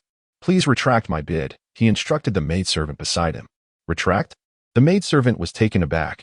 Typically, bids could not be rescinded. However, recognizing Count Juno as a valued patron of the Proxys Gallery, she promptly removed the 3 stickers. "May I inquire, my lord, why you have chosen to retract?" she asked. Count Juno replied with a mysterious smile, "That is not for you to question. By the way, when does the exhibition of these 3 sculptures conclude?" The maidservant carefully consulted her notebook before responding with a smile. "The final day for these sculptures is June 30th. They were just moved here for exhibition yesterday afternoon." Count Juno nodded slightly. "Very well, I shall take a look around. You may attend to your duties," he said with a smile. However, excitement bubbled within him. He believed each of these sculptures could genuinely be valued at around 3,000 gold coins. Typically, The works of skilled artisans fetch around 1,000 gold coins, yet the unique carving techniques employed in these pieces could easily double their worth. Every day, Count Juno visited the Pruxus Pavilion, and as he anticipated, the sheer volume of stone sculptures in the ordinary exhibition hall was overwhelming. Among them, 3 exquisite pieces went largely unnoticed.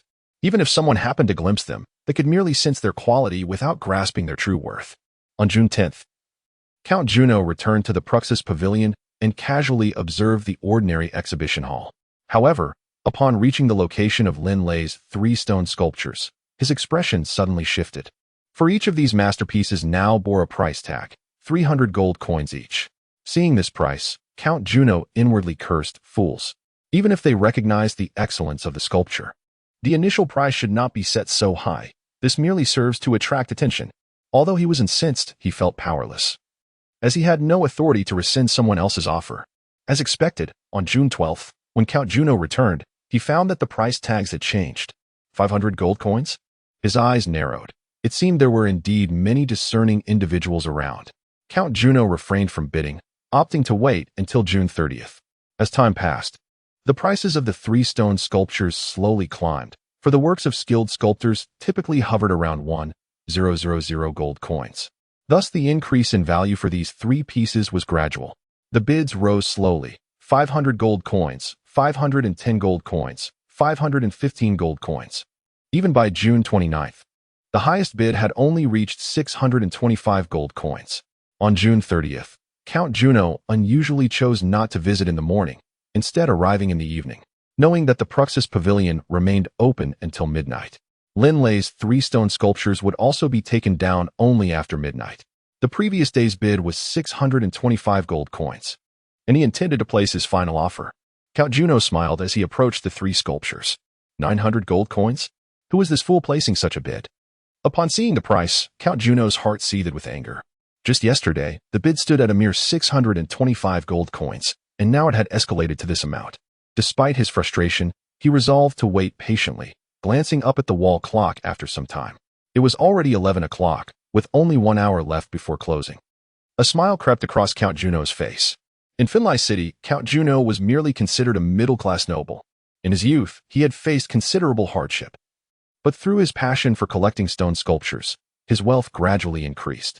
Now, with assets amounting to several 100,000 gold coins, he could be regarded as a respectable, wealthy gentleman.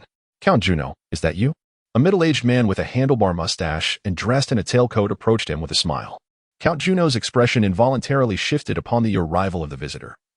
Yet he maintained a calm smile, remarking, it is Count Demu. How curious. It is already past 11. What brings you here? However, a sense of foreboding stirred within Count Juno. Both Count Juno and Count Demu were renowned collectors of stone sculptures in the city of Finley. Me? Naturally. I am here for these 3 exquisite stone sculptures, Count Demu replied, his mustache curling with satisfaction. Count Juno, behold the unique charm of these works. They are utterly captivating. The master who could create such sculptures must surely be an extraordinary individual. A jolt of realization struck Count Juno. Indeed, Count Demu shared his admiration for these 3 pieces, and it seemed he had come at this late hour with intentions akin to his own. Miss, may I have a word?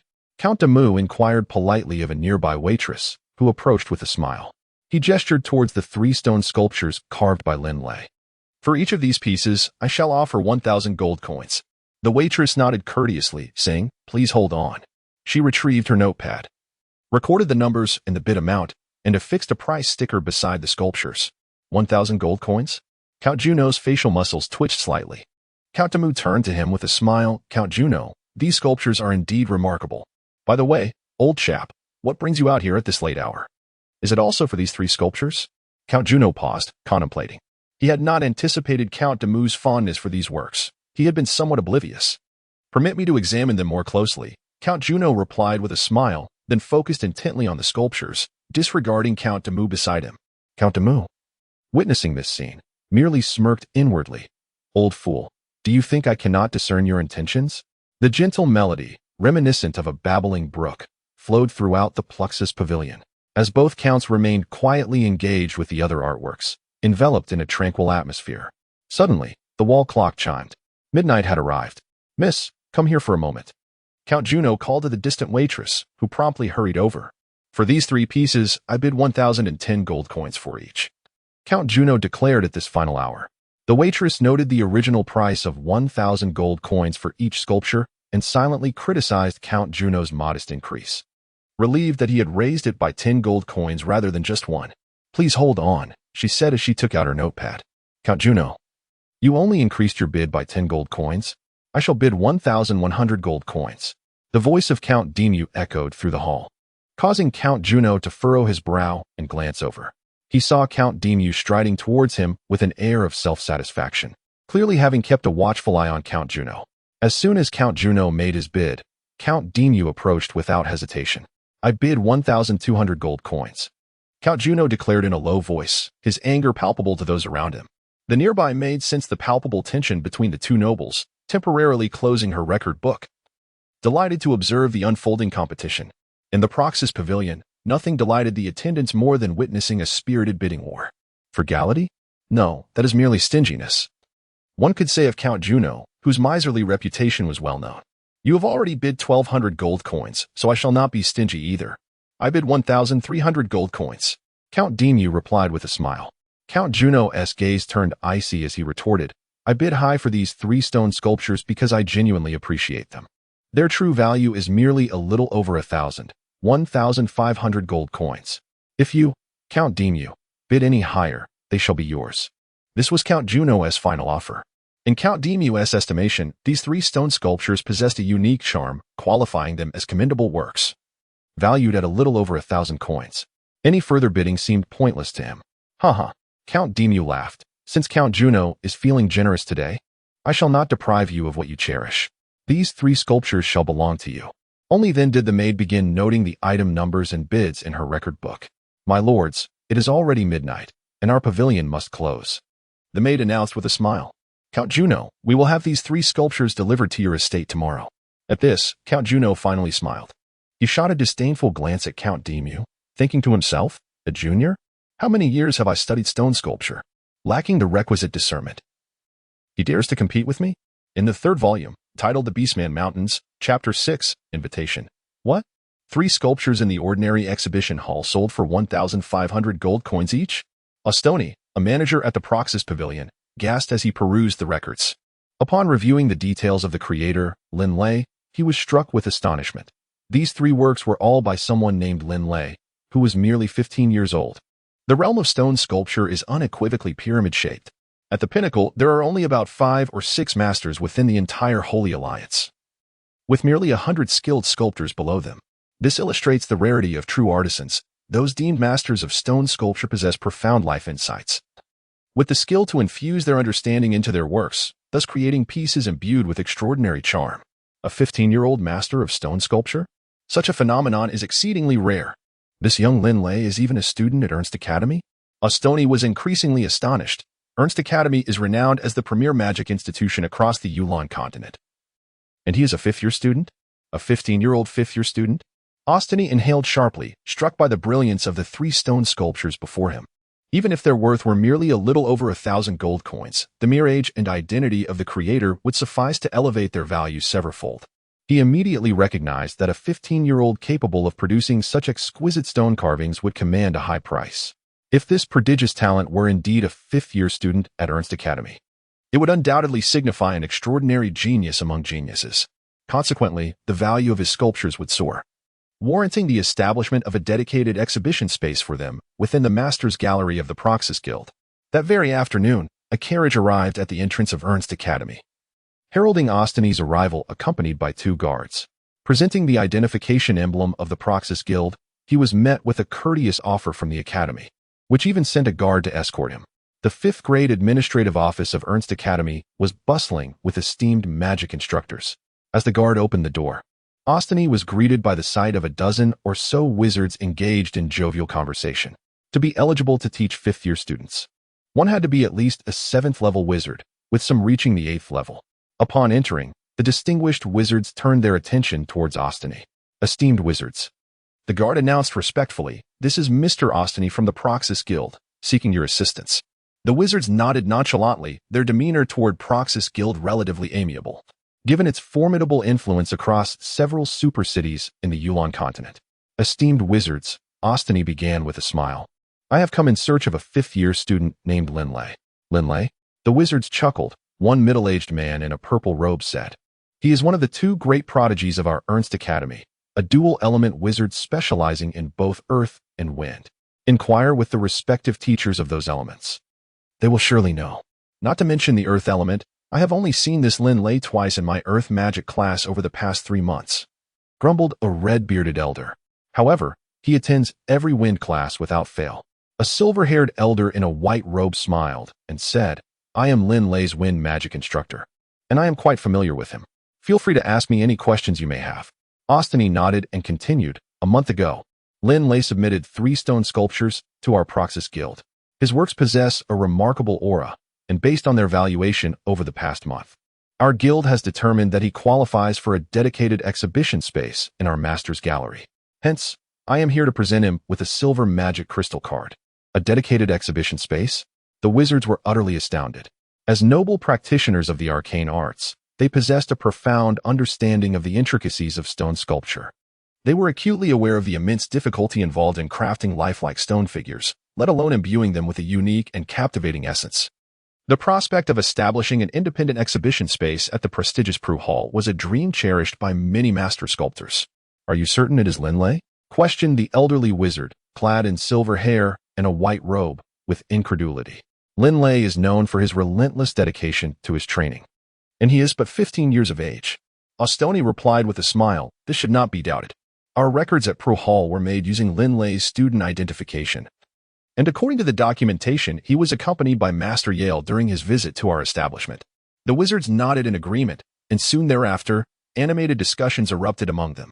The fact that Linley, one of the 2 superlative geniuses from Ernst Academy, had emerged as a master sculptor capable of warranting an independent exhibition space at Prue Hall was indeed a remarkable rarity.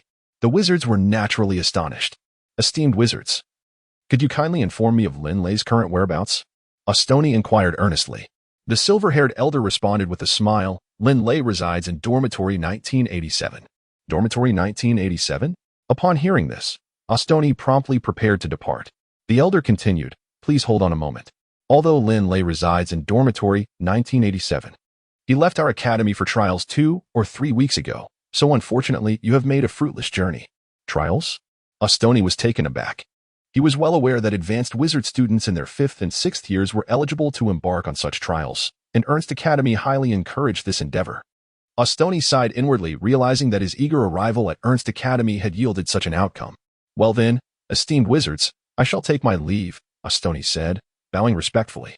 The wizards acknowledged him with casual nods, returning to their lively discussions. They were astonished by Linley's remarkable prowess. The wizards were left in awe of the fact that Linley had quietly secured an independent exhibition space in the esteemed realm of stone sculpture, the Prue Hall.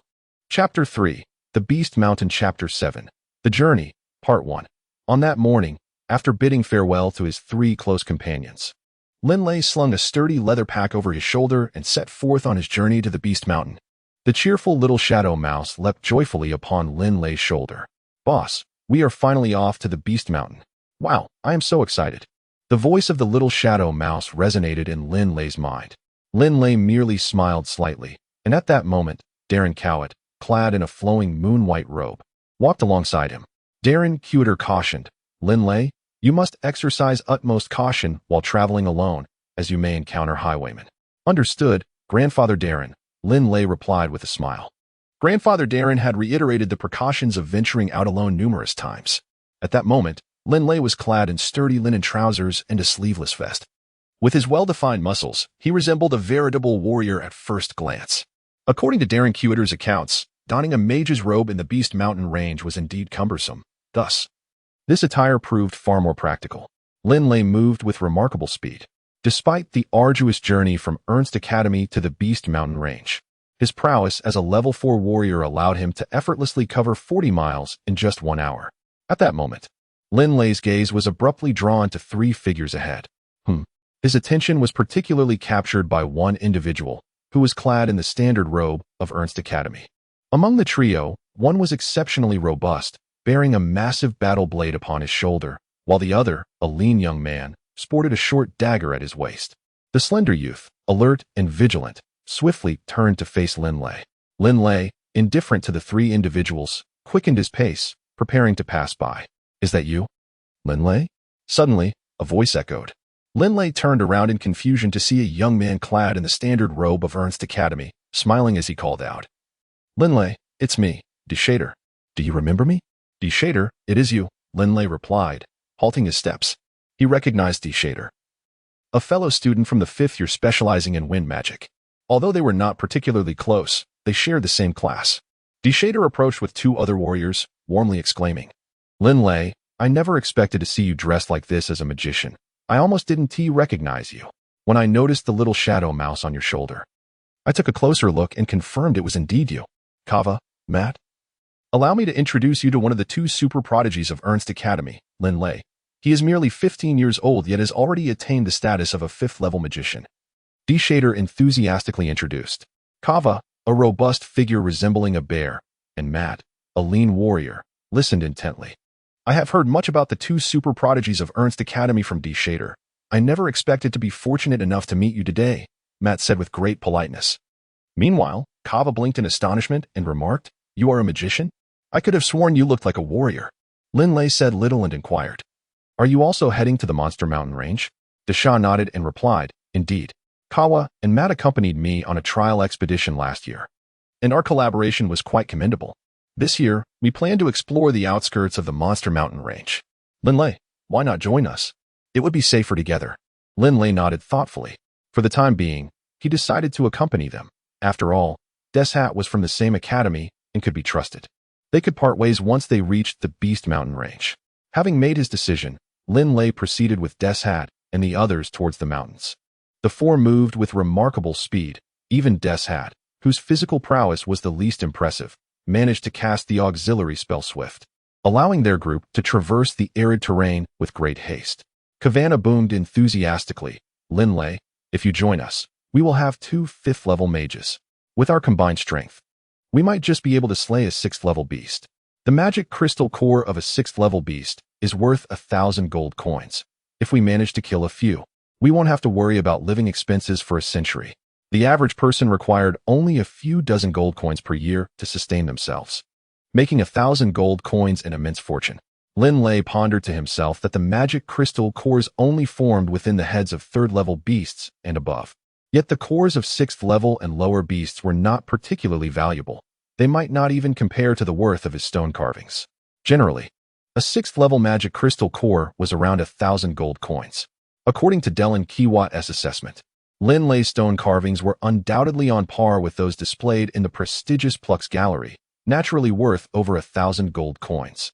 Engaging in combat with 6th-level beasts involved far greater difficulty and peril than crafting a stone sculpture. Reaching the Beast Mountain Range was where true self-improvement lay. The magic crystal cores were merely a secondary reward. Meanwhile, Deshat and the others were animatedly discussing their expectations for the magic crystal cores. The cores from 3rd, 4th, and 5th-level beasts were not highly valued, and even the 6th-level cores only fetched around 1,000 gold coins. Deshat, shaking his head dismissively, stated, "If we managed to take down a 7th-level beast, that would truly be our fortune." His eyes sparkled with excitement at the thought. Just as with humans, the leap from 6th-level mage to 7th-level mage was significant, and similarly, the transition from 6th to 7th-level beasts represented a substantial increase in power. A 7th-level beast's magic crystal core was worth tens of thousands of gold coins. Securing one could make one a small fortune in the countryside, ensuring a life free of financial worries. 7th-level beasts? With our combined strength, we would likely be courting death, Linley remarked casually. He had seen the raptor among the 7th-level beasts, and with its astounding defenses, even he would find it difficult to breach them. To think of killing a 7th-level beast was utterly unrealistic. Among the group, the seemingly shrewdest, Ma, nodded in agreement. "Whether we could withstand a 6th-level beast is debatable. Challenging a 7th-level beast would undoubtedly mean our demise." Kavanna, scratching his head, added with a smirk, "I was merely speaking in jest." As the 4 continued their light-hearted banter, a figure clad in green, his face smeared with green substance, lurked in the forest over 100 meters away, holding a powerful composite longbow, his cold gaze fixed upon Linley and his companions. The man's lips moved incessantly, as if he were intoning an incantation. Simultaneously, the longbow was drawn to its full moon form, and suddenly, the arrow was released at an astonishing speed. The tip of the arrow glowed faintly with a bluish light, propelling it to a terrifying velocity that tore through the air and sliced across the sky, covering a distance of over 100 meters in the blink of an eye. At that moment, Linley, who was engaged in conversation with Deshart and others, felt every hair on his body stand on end, and his heart plummeted to the depths of dread. Danger! Linley swiftly dodged to the side, and in an instant, a lightning-fast arrow pierced through the neck of Deshart, who was clad in the robes of Ernst Academy. The arrow shot through the back of Deshart's neck, creating a gaping wound, before soaring forward for several meters before finally descending. Deshart clutched his throat, his eyes wide with terror, emitting indistinct sounds as blood gushed from the wound.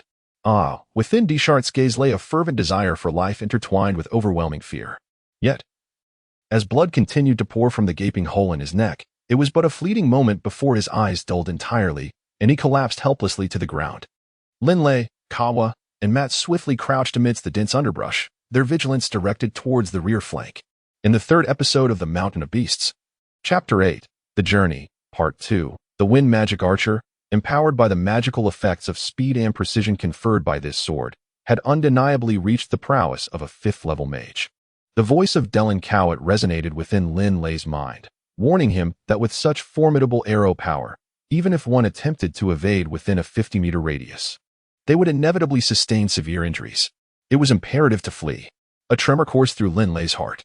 "Surrender all your valuables, and I shall spare your lives," echoed a chilling voice. Moments later, a dozen figures clad in green emerged from the distant woods, each armed with bows and arrows, and a short dagger hung at their waists. These individuals regarded Linley and his companions with an icy indifference, steadily advancing towards them. Yet, the speaker remained concealed from view. Linley and his companions exchanged glances, refraining from surrendering their possessions, instead remaining vigilant against the group of over a dozen individuals. "Shoot!" The chilling voice echoed, and the wind magic archers behind them displayed remarkable decisiveness. Rather than capitulating, Linley and his companions swiftly ordered a counterattack. Whoosh, whoosh, whoosh. In a sudden flurry, the group unleashed a volley of arrows, which hurtled towards them at breakneck speed. Linley, Kava, and Matt immediately evaded, while Kava wielded his massive war blade to deflect the incoming projectiles. Linley executed the wind-based support magic Swift, gracefully evading attacks while simultaneously keeping an eye on his two companions. At that moment, Matt was exceedingly cautious, continuously dodging and occasionally parrying with his short blade. In contrast, Kava acted recklessly, brandishing a massive battle knife, lacking the agility required for such a confrontation. He relied on his colossal weapon and a thin layer of battle aura for defense. Indeed, the arrows shot by the dozen archers lacked considerable power. Kava, a 5th-level warrior, was more than capable of withstanding them. "Perish!" Kava roared, charging toward the archers with his enormous blade, hidden among the branches. The wind magic archer observed this scene with a flicker of murderous intent in his eyes. He drew his powerful bow to a full moon and silently intoned the support spell Swift and Precision. The metallic tip of the arrow began to glow with a bluish radiance. Kava charged forward, but halfway through his advance, he suddenly noticed the blinding blue light ahead. Before he could react, an arrow was already upon him.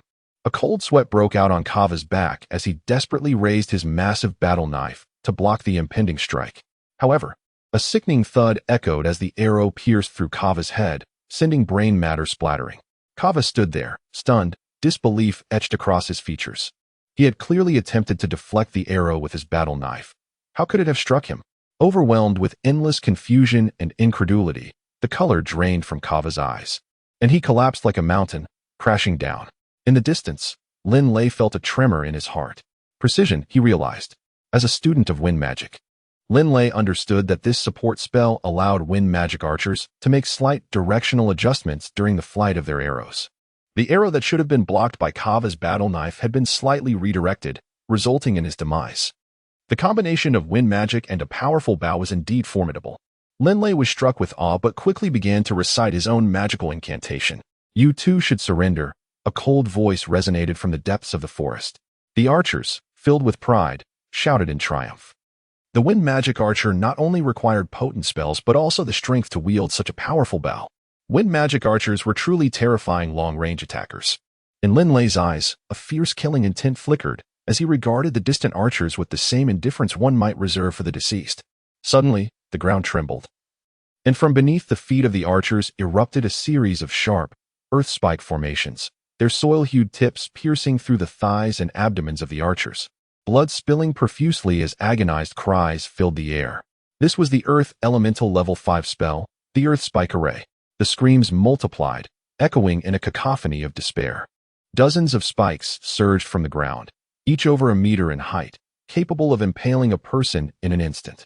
The onslaught of these concentrated spikes descended upon the archers like an unforeseen calamity, plunging them into a state of excruciating suffering. "Chief, help, save me," cried one archer, impaled through the groin, writhing in agony.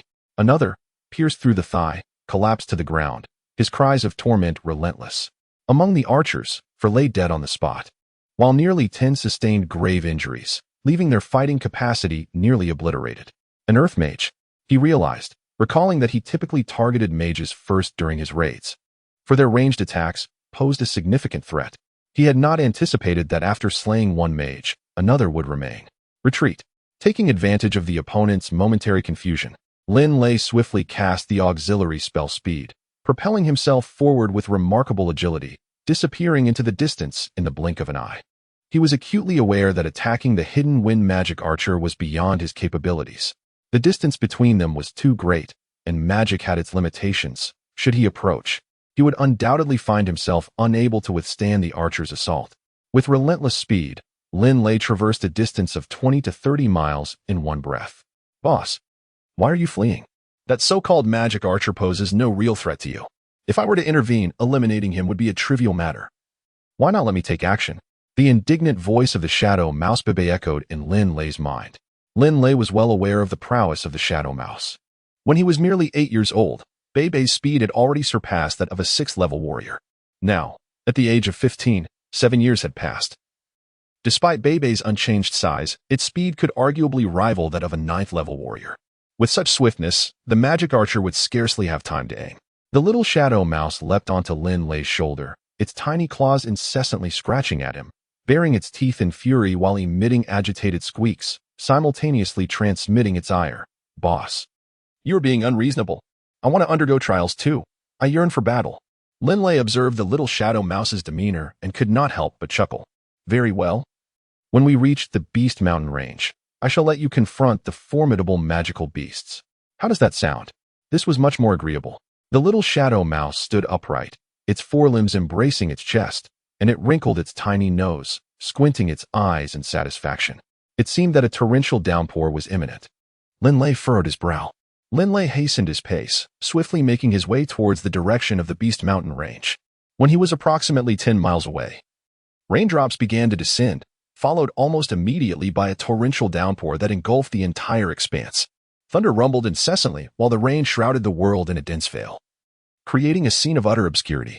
Yet, despite his rapid advance, Linley remained relatively dry, for a wind shield, measuring several meters in circumference, hovered just 10 centimeters above his head. This wind shield possessed formidable defensive capabilities, effectively repelling the raindrops, and Linley required only a modest amount of magical energy to maintain it. The wind, being formless, rendered the shield a mere translucent azure layer, nearly invisible from a distance. Relying on this ethereal protection, Linley continued his swift journey until, not long after, he beheld an endless mountain range stretching north and south, a colossal formation that nearly bisected the continent of Yulan. This majestic mountain range, known as the Beast Mountain Range, was the foremost range of the entire Yulan Continent. Gazing at the unbroken expanse of towering peaks in the distance, Linley found himself momentarily breathless. Such a grand mountain. The range was astonishingly long, with the eastern horizon still filled with undulating summits, and to the north and south, the mountains persisted endlessly. Faced with this boundless Beast Mountain Range, it felt akin to confronting an infinite ocean. Boundless.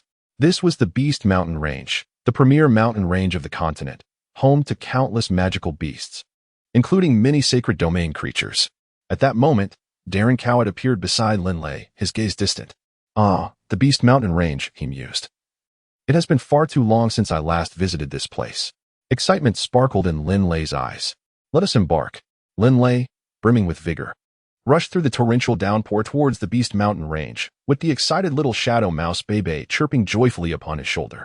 Amidst the endless curtain of rain, Linley swiftly assimilated into the distant expanse of the Beast Mountain range. Chapter 3. The Beast Mountain Range. Chapter 9. The Beast Mountain Range Part 1. The Beast Mountain Range is boundless. Upon entering, one encounters ancient trees that have flourished for hundreds, if not thousands, of years, their canopies obscuring the sky. A plethora of weeds blankets the ground, while thorns thrive in abundance.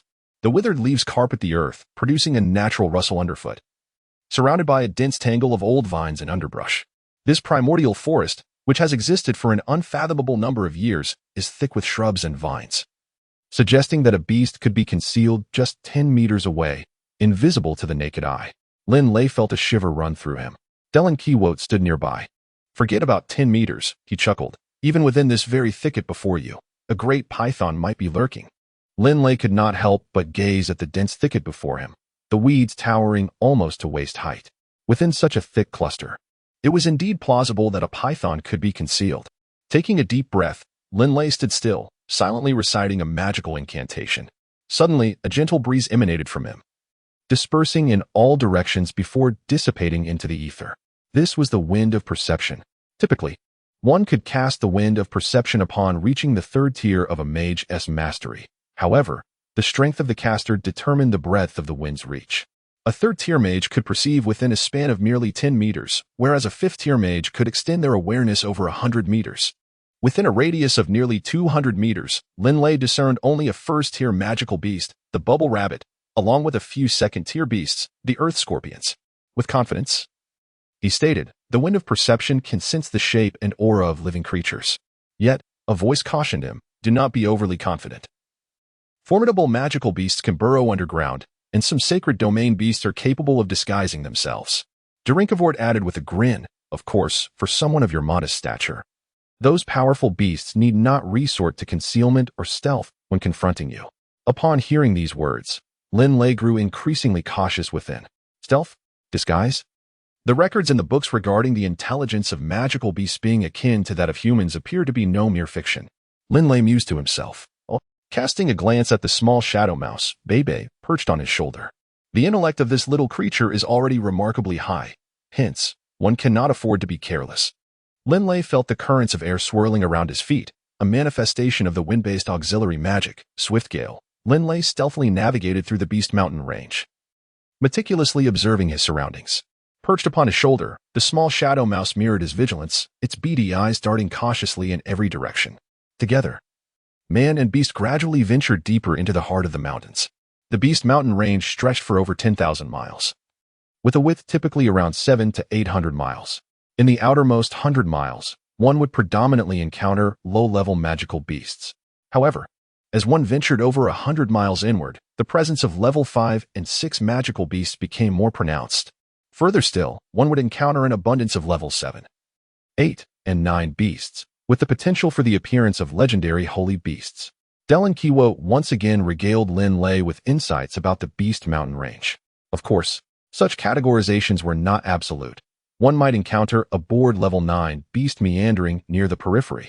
Delan Kiwote jested that one could also find themselves unfortunate enough to stumble upon a colossal pack of over 10,000 magical wolves. In such an event, one could only lament their ill fate. Linley, upon hearing Delan Kiwote's words, couldn't help but curl his lips in disdain. Nonsense. The expanse of the Monster Mountain range is so vast. Could it be that fortune has so cruelly turned against him? Furthermore, once calamity had struck, the soul-bound Delan Kiwote would be of no assistance whatsoever. What efficacy could a sanctified sorcerer possess without magical prowess? Grandfather Delan, I am well aware of all this. Kindly remain silent and do not distract me, Linley replied, somewhat irately. Delan Kiwote chuckled, stroking his white beard, and chose to say nothing further. Linley exerted a gentle force with his legs and effortlessly leaped onto a tree branch 8 meters high. Cautiously, he gazed into the distance. Boss, there is a wild boar in the far right rear, Bebe's voice echoed in Linley's mind. Linley turned his gaze, and indeed, at a distance of approximately 100 meters, he spotted a solitary horned wild boar cautiously surveying its surroundings.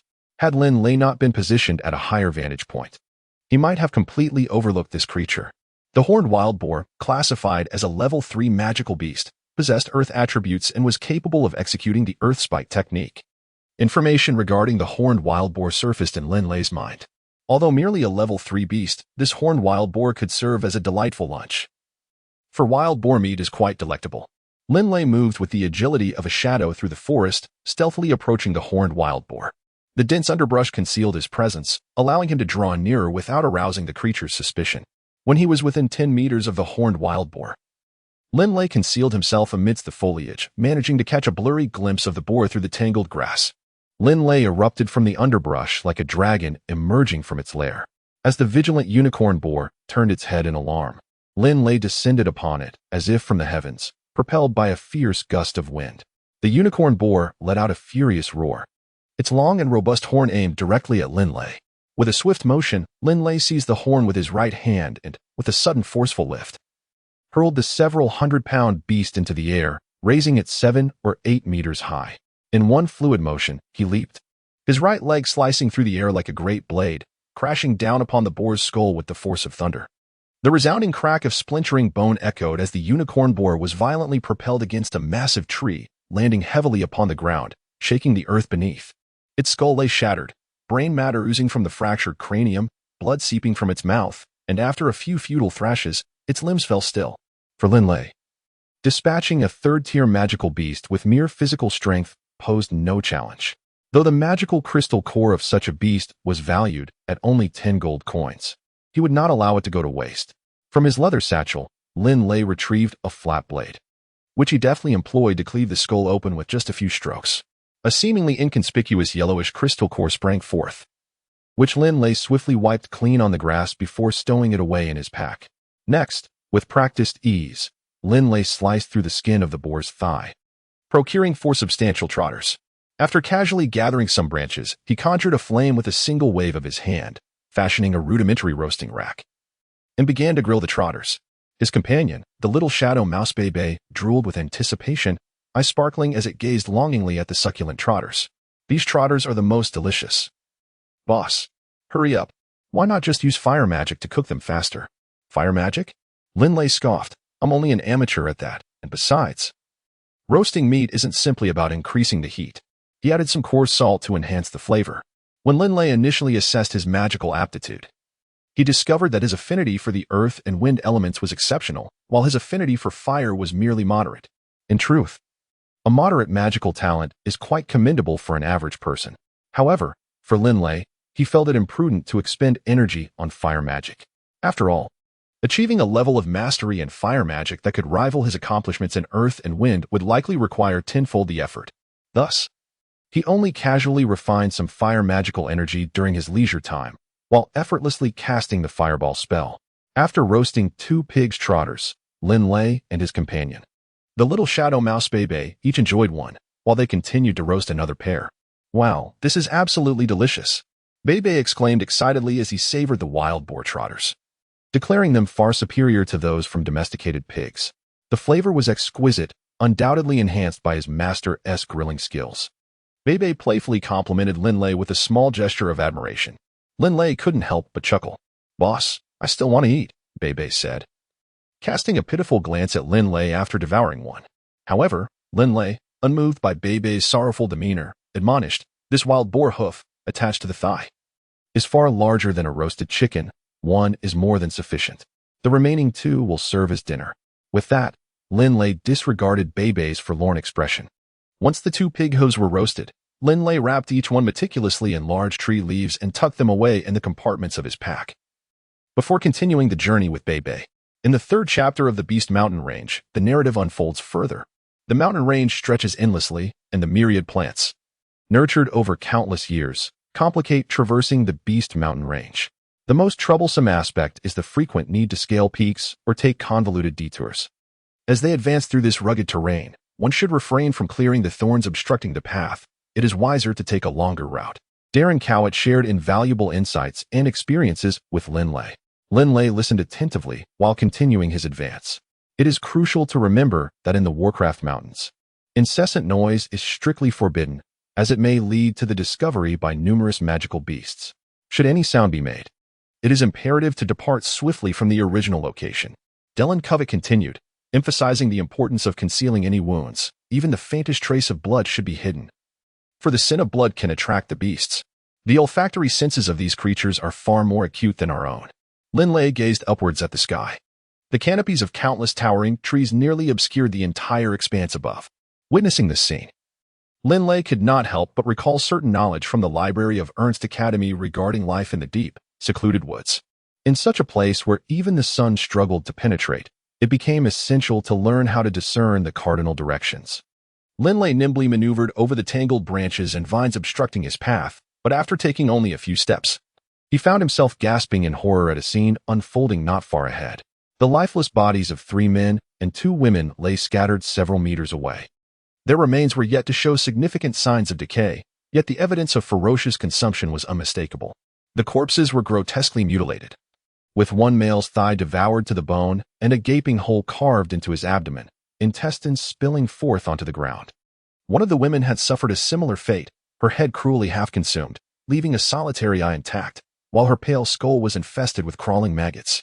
Linley's complexion turned pale, and he held his breath. They should have died 2 or 3 days ago. Dragonblood appeared beside Linley, closely inspecting the 5 corpses. His expression remained relatively calm. Linley, take a closer look.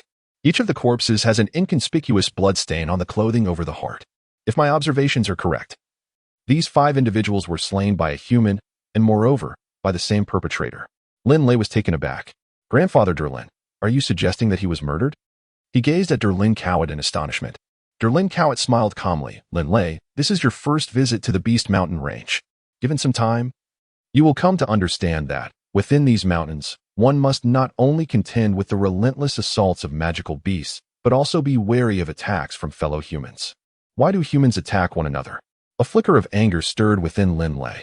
In the Beast Mountain Range, where countless magical beasts held dominion, it was disheartening to realize that humans were not only disunited but also resorted to infighting. This was to be expected. For what brings humans into the depths of the Beast Mountain Range? The vast majority seek to obtain magical crystal cores. Slaying a single beast yields but 1 core, whereas the death of a human may result in the acquisition of several, or even more, magical crystal cores from their belongings. Yulan Continent stroked his white beard thoughtfully. Linley understood in his heart. Greed. It was all due to greed. Some individuals in the Beast Mountain Range sought to acquire more magic crystal cores with greater ease. And indeed, killing others within the Beast Mountain Range was a swift means to achieve that end. Linley stepped forward a couple of paces to examine the surroundings more closely and nodded in agreement. We are still on the outskirts of the Beast Mountains. Please proceed swiftly, Yulan Continent remarked with a smile. Linley nodded and continued his journey deeper into the Beast Mountain Range. Along the way, remnants of both magical beasts and humans were frequently visible, alongside numerous rusted weapons. Linley also encountered several weaker magical beasts. As night fell, Linley and his companion, the Shadow Mouse, each consumed a wild boar's hoof before preparing to rest. Linley sat on the ground while the Shadow Mouse curled up beside him. In the Beast Mountain Range, lighting a fire at night was strictly forbidden, as reiterated by Darren Kiwat. Understood, Grandpa Darren, Linley replied, well aware of the survival knowledge required in the Beast Mountain Range. Magical beasts were not ordinary animals. They were unperturbed by regular flames. His affinity for earth and wind elements allowed Linley to sense his surroundings with remarkable clarity, the pulsation of the earth and the rhythm of the wind.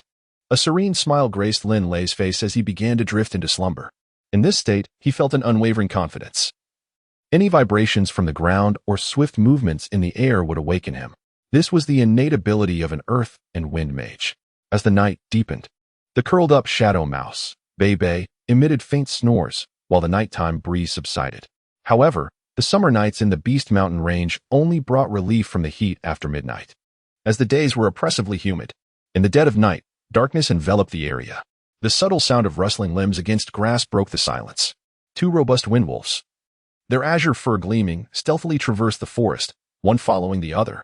Their green eyes remained vigilant, scanning their surroundings, while their powerful limbs moved silently along the path. The stark whiteness of their fangs glinted ominously in the night.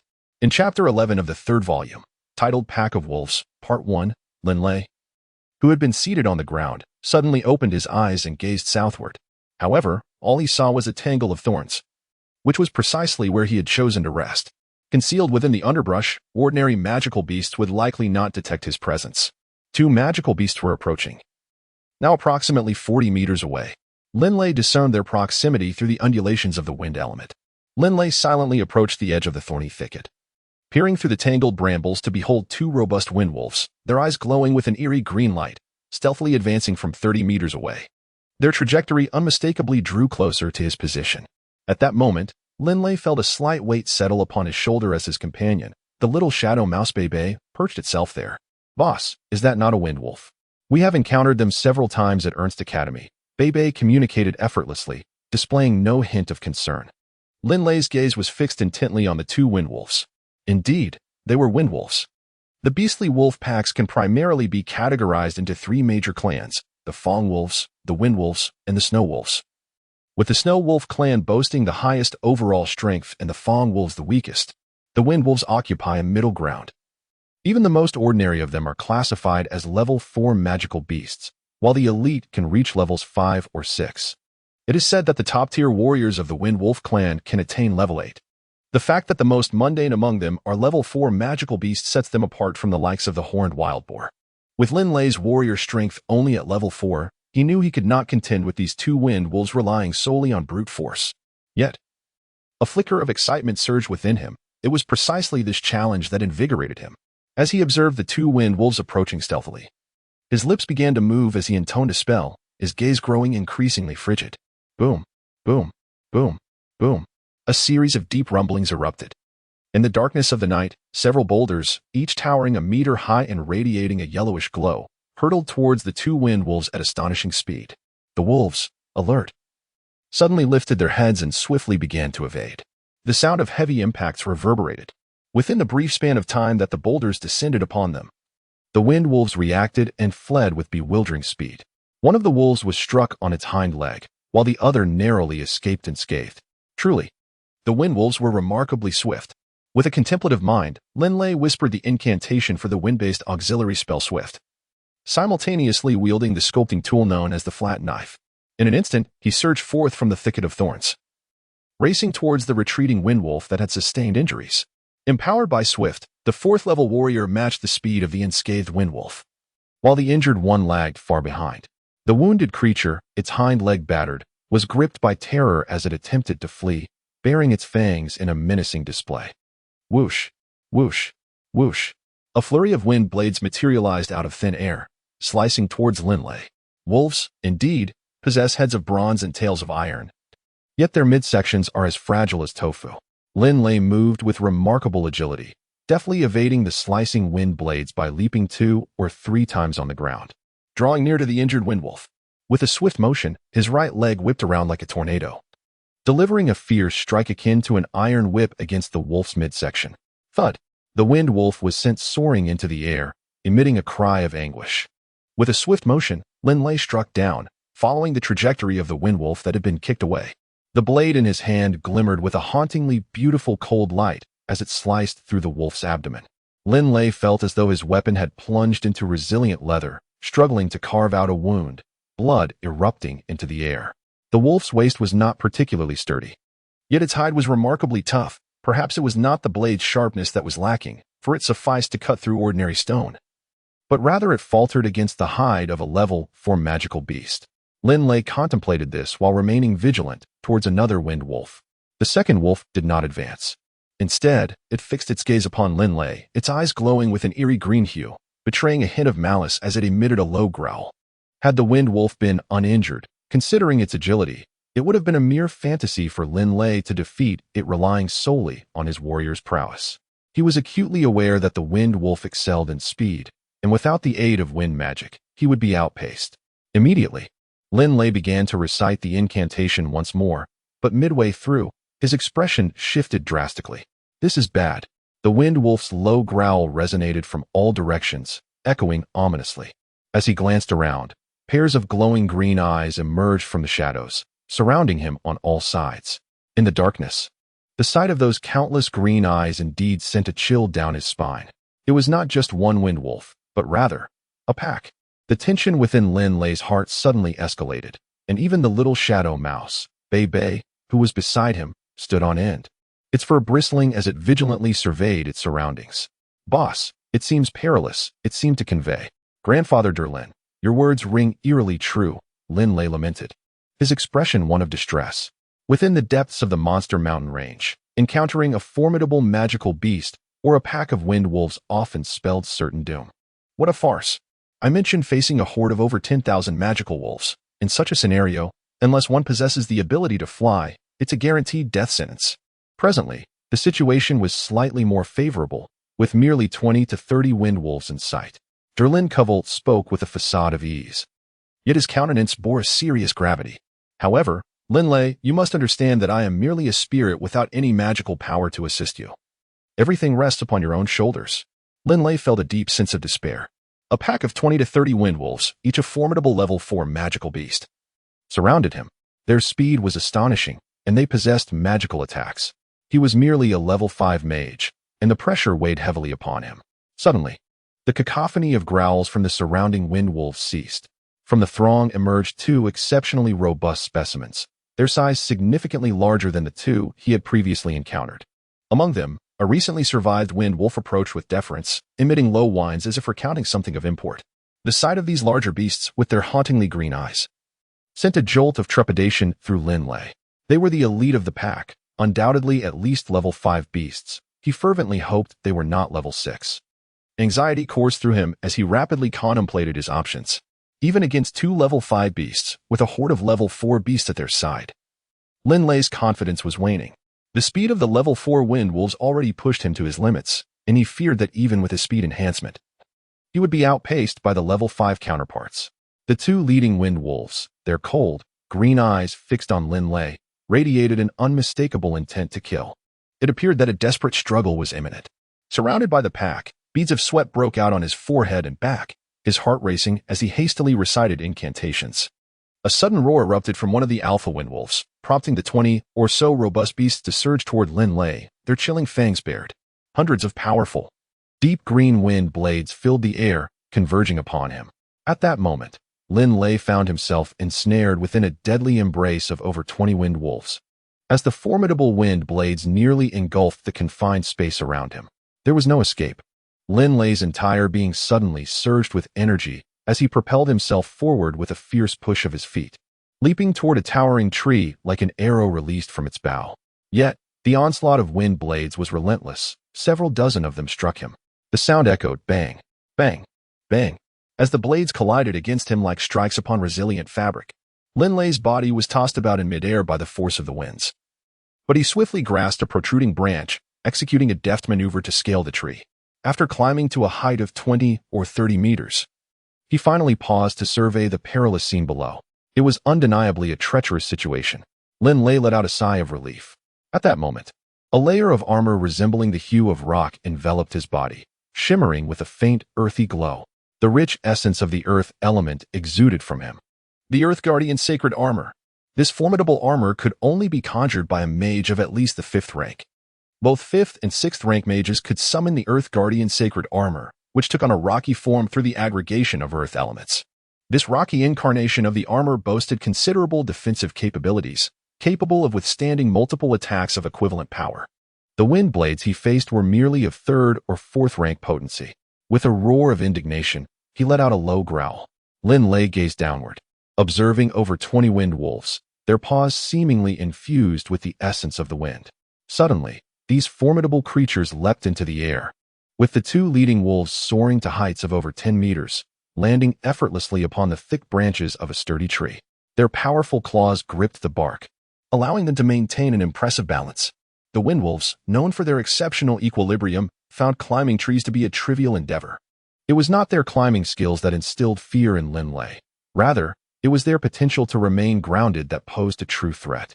He felt the blood within him begin to boil, a surge of exhilaration igniting within him amidst the encroaching peril. In terms of climbing prowess, the magical wolves were somewhat inferior to humans. Linley swiftly maneuvered between the towering trees, while the pack of wind wolves roared in pursuit. In the outer regions of the monster beast mountain range, the wind wolf pack undeniably stood as the most formidable force. Even a seasoned 6th level warrior would find themselves compelled to flee when faced with such a relentless group. After all, The resilience of a 6th-level warrior's physique could scarcely withstand the lethal strike of these wind wolves. Linley found himself pursued by over 20 wind wolves, which began their chase from a height of more than 20 meters. The two leading wolves moved with a swiftness that surpassed even his own, compelling Linley to swiftly alter his direction in a desperate attempt to evade them. Suddenly, one of the foremost wind wolves unleashed a barrage of wind blades from its maw, prompting Linley to change course once more to dodge the attack. With a resounding whoosh, several branches were severed and plummeted to the ground. In a swift motion, the claws of the lead wind wolf grazed Linley's back, causing the Earth Guardian armor to tremble violently, its earthy glow flickering intermittently. The relentless speed and terrifying agility of the wind wolf leader allowed it to land multiple strikes on Linley's body, targeting his head and neck. Fortunately, the Earth Guardian armor, being composed of condensed magical elements, could shift its form and envelop his head to provide protection. However, under the relentless onslaught of the wind wolf leader, the armor's yellowish glow continued to flicker, revealing that it was nearing its limits against the extraordinary speed of its adversary. Linley gritted his teeth and climbed upwards with determination, ascending higher and higher. In terms of weight, he was considerably lighter than the wind wolves, and his climbing abilities surpassed theirs. When Linley reached an altitude of 80 meters, the wind wolves below could no longer ascend. They could only unleash gusts of wind blades directed at him. Linley adeptly dodged them, and when evasion proved impossible, he braced himself with the Earth Guardian holy armor. Would you not perish from such a height? Linley swiftly recited a spell, maintaining a tranquil mindset even in the face of peril, a testament to his long-standing practice of sculpting stone in serene contemplation. With a resounding thud, a wind blade struck the Earth Guardian holy armor, which was on the brink of collapse. It finally shattered, dissipating into a warm, earthy glow that mingled with the atmosphere. Almost immediately, another wind blade came slicing through the air, and Linley sensed its approach. The wind blades of the ordinary wind wolves were akin to those conjured by a 3rd-tier sorcerer, insufficient to fell a 4th-tier warrior like him. Linley continued to chant his incantation, allowing a wind blade to strike him. The blade tore through flesh, leaving a ghastly wound on his chest, from which blood flowed freely. Linley merely furrowed his brows slightly and continued to silently chant the incantation. Boom, boom, boom, boom. Over 100 stones, each the size of a human head and shimmering with a sandy yellow glow, were densely hurled towards the 20 or so wind wolves behind. Notably, 30 of these stones struck fiercely upon the two leaders of the wind wolves, forcing them to the ground. The sheer quantity and density of the stones was overwhelming, and a cacophony of howls erupted as one after another. The wind wolves plummeted to the earth. Even branches were snapped and fell amidst the chaos. With this maneuver executed, the vast majority of the wind wolves were brought down, yet these creatures reacted with remarkable agility, their thick fur providing adequate protection. As they fell, their claws dug into the branches, resulting in only a few sustaining minor injuries, with none meeting their demise. The wounds appeared alarming but were not deep, though the blood loss could not be sustained. Suddenly, flames erupted from Linley's right hand, which he pressed against the location of his injury. A hissing sound filled the air as Linley involuntarily gasped, his brows knitting together in discomfort. A savory aroma of roasted meat wafted from his chest as the wound cauterized and began to heal, albeit leaving behind unsightly scars. As Linley executed this maneuver, he took advantage of the moment to swiftly dart and leap between the branches of the trees, covering a considerable distance in a single breath. He then plunged directly towards the ground from a height of over 80 meters. Despite the steep descent, Linley was enveloped in a swirling current of air, which tempered his fall, ensuring that he descended at a manageable speed. During the descent, he began to silently recite an incantation. Meanwhile, the pack of wind wolves pursued him closely, soon closing the gap. With a low growl, one of the wind wolf leaders issued a command, prompting a 4th-level magical beast to leap towards Linley. Linley suddenly leaped into action, pointing a finger towards a distant group of wind wolves, and quietly commanded, "Gravity spell. Earth element gravity spell." This formidable earth magic harnesses the flow of earth elements to manipulate gravitational forces within a specific area, resulting in a drastic increase in pressure on the targeted entities. To cast the gravity spell, one must possess at least the capabilities of a 5th-level mage. The potency of the gravity spell intensifies with the strength of the earth magic tome utilized. A hum reverberated through the air as the ground within a 100-meter radius of Linley shimmered with a faint, earthy hue.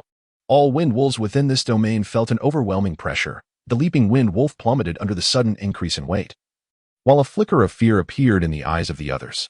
However, the two leading wind wolves, enraged, charged recklessly towards Linley, yet their speed was evidently diminished, barely reaching half of their usual pace. You are slowing down, but I remain unaffected. Linley's body radiated a golden-brown light, harmonizing with the earthy glow of the ground below. The earth element of the gravity spell emanates unique waves. Different earth mages exhibit variations in their casting. Mastery over these elemental waves allows one to counteract the effects of the gravity spell. As the enemy's speed waned, Linley, moving with agility, swiftly evaded their advances while silently reciting the incantation for his next spell. Suddenly, dozens of earth spikes erupted from beneath the wind wolves, piercing through the ground. The sharp spikes brutally penetrated the abdomens of 7 wind wolves, spilling blood profusely. Several others sustained severe injuries from the lethal spikes. The two leading wind wolves, now desperate, realized their predicament. Within the gravitational zone, their speed was insufficient to intercept the nimble Linley. In a direct confrontation, 5th-level wind wolves could undoubtedly overpower him. Yet they could not near him. With Linley's prowess as a 5th-level mage, dealing with them was hardly a challenge. With a low growl, the two leading wind wolves turned and fled without hesitation, followed quickly by the remaining 10 wind wolves. In the darkness, they vanished from Linley's side in the blink of an eye. At that moment, Linley sprang forward, like a gust of wind, darting past 3 severely injured wolves unable to escape. Thud, thud, thud. With 3 powerful kicks to the heads of the injured wind wolves, the sound of shattering skulls echoed, and the 3 wolves collapsed to the ground. In total, 10 wind wolves lay dead, including the 7 that had been eviscerated by the earth spikes. However, due to the vigorous exertion, Linley's previously cauterized chest wound reopened, blood seeping out once more. Volume 3, Beast Mountain, Chapter 13, Crisis, Part 1. Finally, they are gone. Linley exhaled a sigh of relief. Linley was acutely aware of his own limitations, possessing merely the strength of a level 4 warrior, and engaging in close combat with a level 5 wind wolf would be tantamount to courting death. His only recourse lay in the realm of magic. Yet, without sufficient speed, how could he hope to articulate the incantations? Fortunately, his swiftness was commendable, which ultimately led to his success. Even if a level 6 mage were to arrive, they would likely not fare any better than he. A typical level 6 mage, with their average speed, would find it impossible to evade the relentless pursuit of the wind wolves. Surrounded by a pack, they would scarcely have time to cast a spell. In that moment, Linley felt an increasing appreciation for the wisdom of his earlier decision to cultivate his physical abilities. Linley cast a glance at the dragon ring adorning his left middle finger. This mystical ring had been with him since his adolescence. It was indeed a stroke of fortune to possess the dragon ring. Otherwise, how could he have unleashed such a plethora of 6th-tier magic in one breath? Typically, a 6th-tier mage could manage to cast 2 spells at most before their magical energy was depleted. Yet Linley was different. He had just executed 3 instances of the 6th-tier earth magic Shattering Stone, alongside 1 casting of Gravity, 1 of Earth Guardian Armor, and 1 of Earth Spike Formation. In total, he had performed 6 instances of 6th-tier magic, primarily owing to the Dragon Ring. The Dragon Ring was serendipitously acquired by Dragonblood years ago. During one of his magical incantations, Dragonblood was astounded to discover that the same spell, when cast through the Dragon Ring, required merely 1/6 of the usual magical energy, while still achieving identical effects. The Dragon Ring evidently facilitated a superior connection with earth elements, allowing for enhanced manipulation with minimal strain on both mental and magical energies. 1/6, what does this signify? For instance, a domain mage could unleash a formidable destruction storm only once, but with the Dragon Ring, they could cast it 6 times.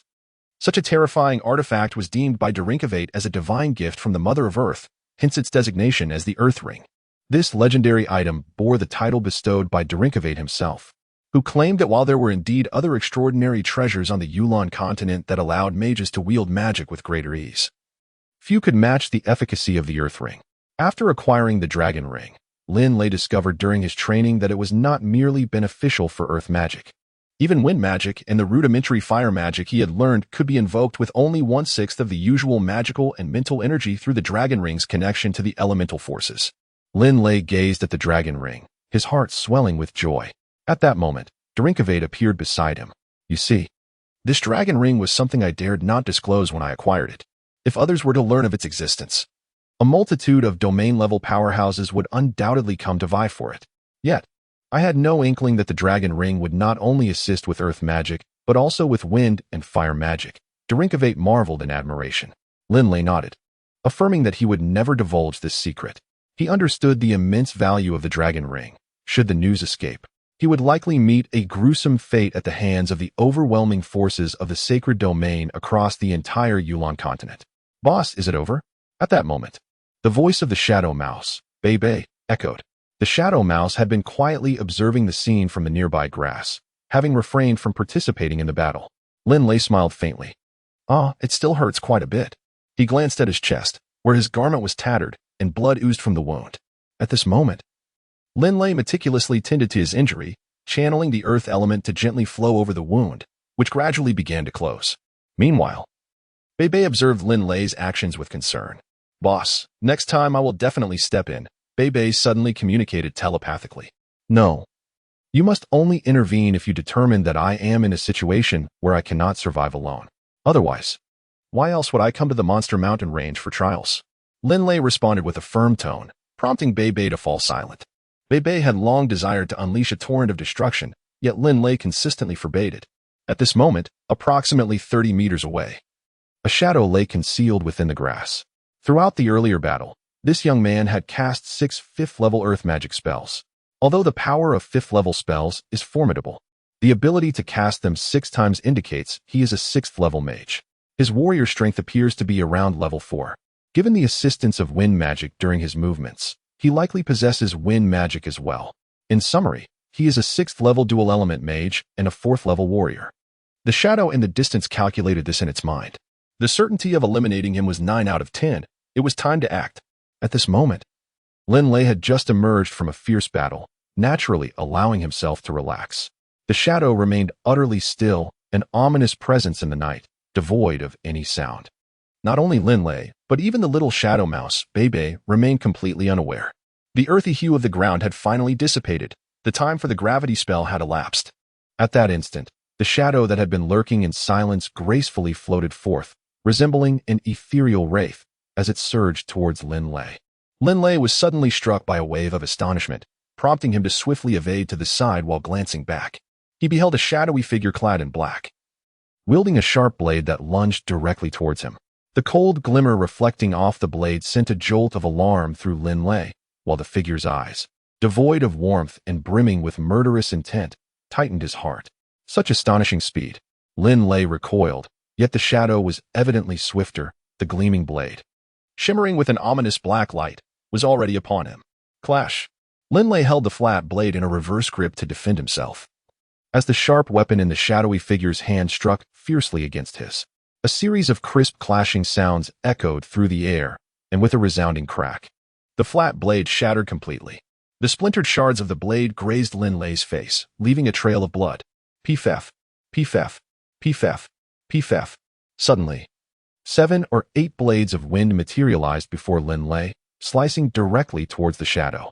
With his current prowess, Linley was entirely capable of unleashing wind blades silently. Although these blades struck the shadow, the dark aura enveloping it dissipated their force. Dark attribute battle energy. Linley discerned this immediately. While the wind blades failed to halt the shadow, they did slightly distract it. Linley swiftly pivoted, launching himself sideways like an arrow released from a bow.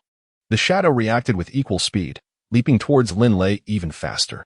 In midair, the shadow unleashed a rapidly advancing blade of dark energy aimed squarely at Linley's heart. At that moment, images of the 5 corpses he had encountered upon entering the Beast Mountain range flashed through his mind. Those 5 individuals had also perished from heart wounds. Die, the shadow declared, brimming with confidence, as the dark blade thrust violently into Linley's chest. With no leverage to evade in midair, Linley could only conjure a simple defensive spell, the Earth Shield. A small earthen barrier, merely a third of the size of a typical shield, materialized before his heart. Humph! The shadow scoffed, and its blade pierced through the Earth Shield at an alarming speed. For the shadow, such a rudimentary magic posed no real hindrance. The shield's area may have decreased, but its defensive strength remained potent. However, against this dark blade, it could only slow its advance, failing to prevent the inevitable. Linley felt a searing pain in his chest as the blade punctured the shield. A terrifying shriek echoed as the shadow mouse, Bei, suddenly appeared beside the shadow's wrist. With a mouth large enough to engulf a fist, the shadow mouse bit down fiercely on the shadow's wrist, eliciting a blood-curdling scream as the shadow's hand was completely severed. Only a powerless, severed hand remained, grasping a dagger that was embedded in Linley's chest shield. "Ow! Ow!" The shadow cried out in agony as its wrist was devoured, suffering excruciating pain. Bei darted in front of the shadow, which stared in terror at the seemingly pet-like creature. What is this monster? The shadow could scarcely believe it was a shadow mouse. It had encountered them before, but none had been so fearsome. Suppressing the pain of its severed hand, the shadow summoned a black energy shield. Yet, it felt the terrifying little creature before it suddenly blur, and then it was met with a sharp pain as Bei sank its wide mouth into the shadow's throat, tearing through the dark energy shield with ferocity. With a sickening crunch, the shadow's neck was nearly severed, leaving only a thin layer of skin connecting its head to its body. Its eyes dimmed completely, and it fell helplessly to the ground. At this moment, Linley also landed, promptly drawing his dagger. Blood stained his chest, vividly coloring his attire. Gazing at the wound embedded in his chest, a chill coursed through him. Had the assailant's blade penetrated any deeper, his heart would likely have been pierced. It was a narrow escape, a mere hair's breadth from death. Surviving this ordeal, Linley turned his gaze towards the diminutive shadow mouse, Bei, who had saved his life.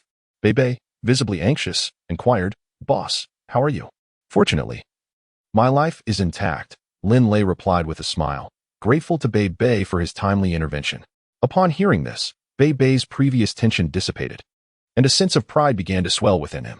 He stood upright on his hind legs, playfully wiggling his rear in Linley's direction, engaging in a spirited exchange of thoughts.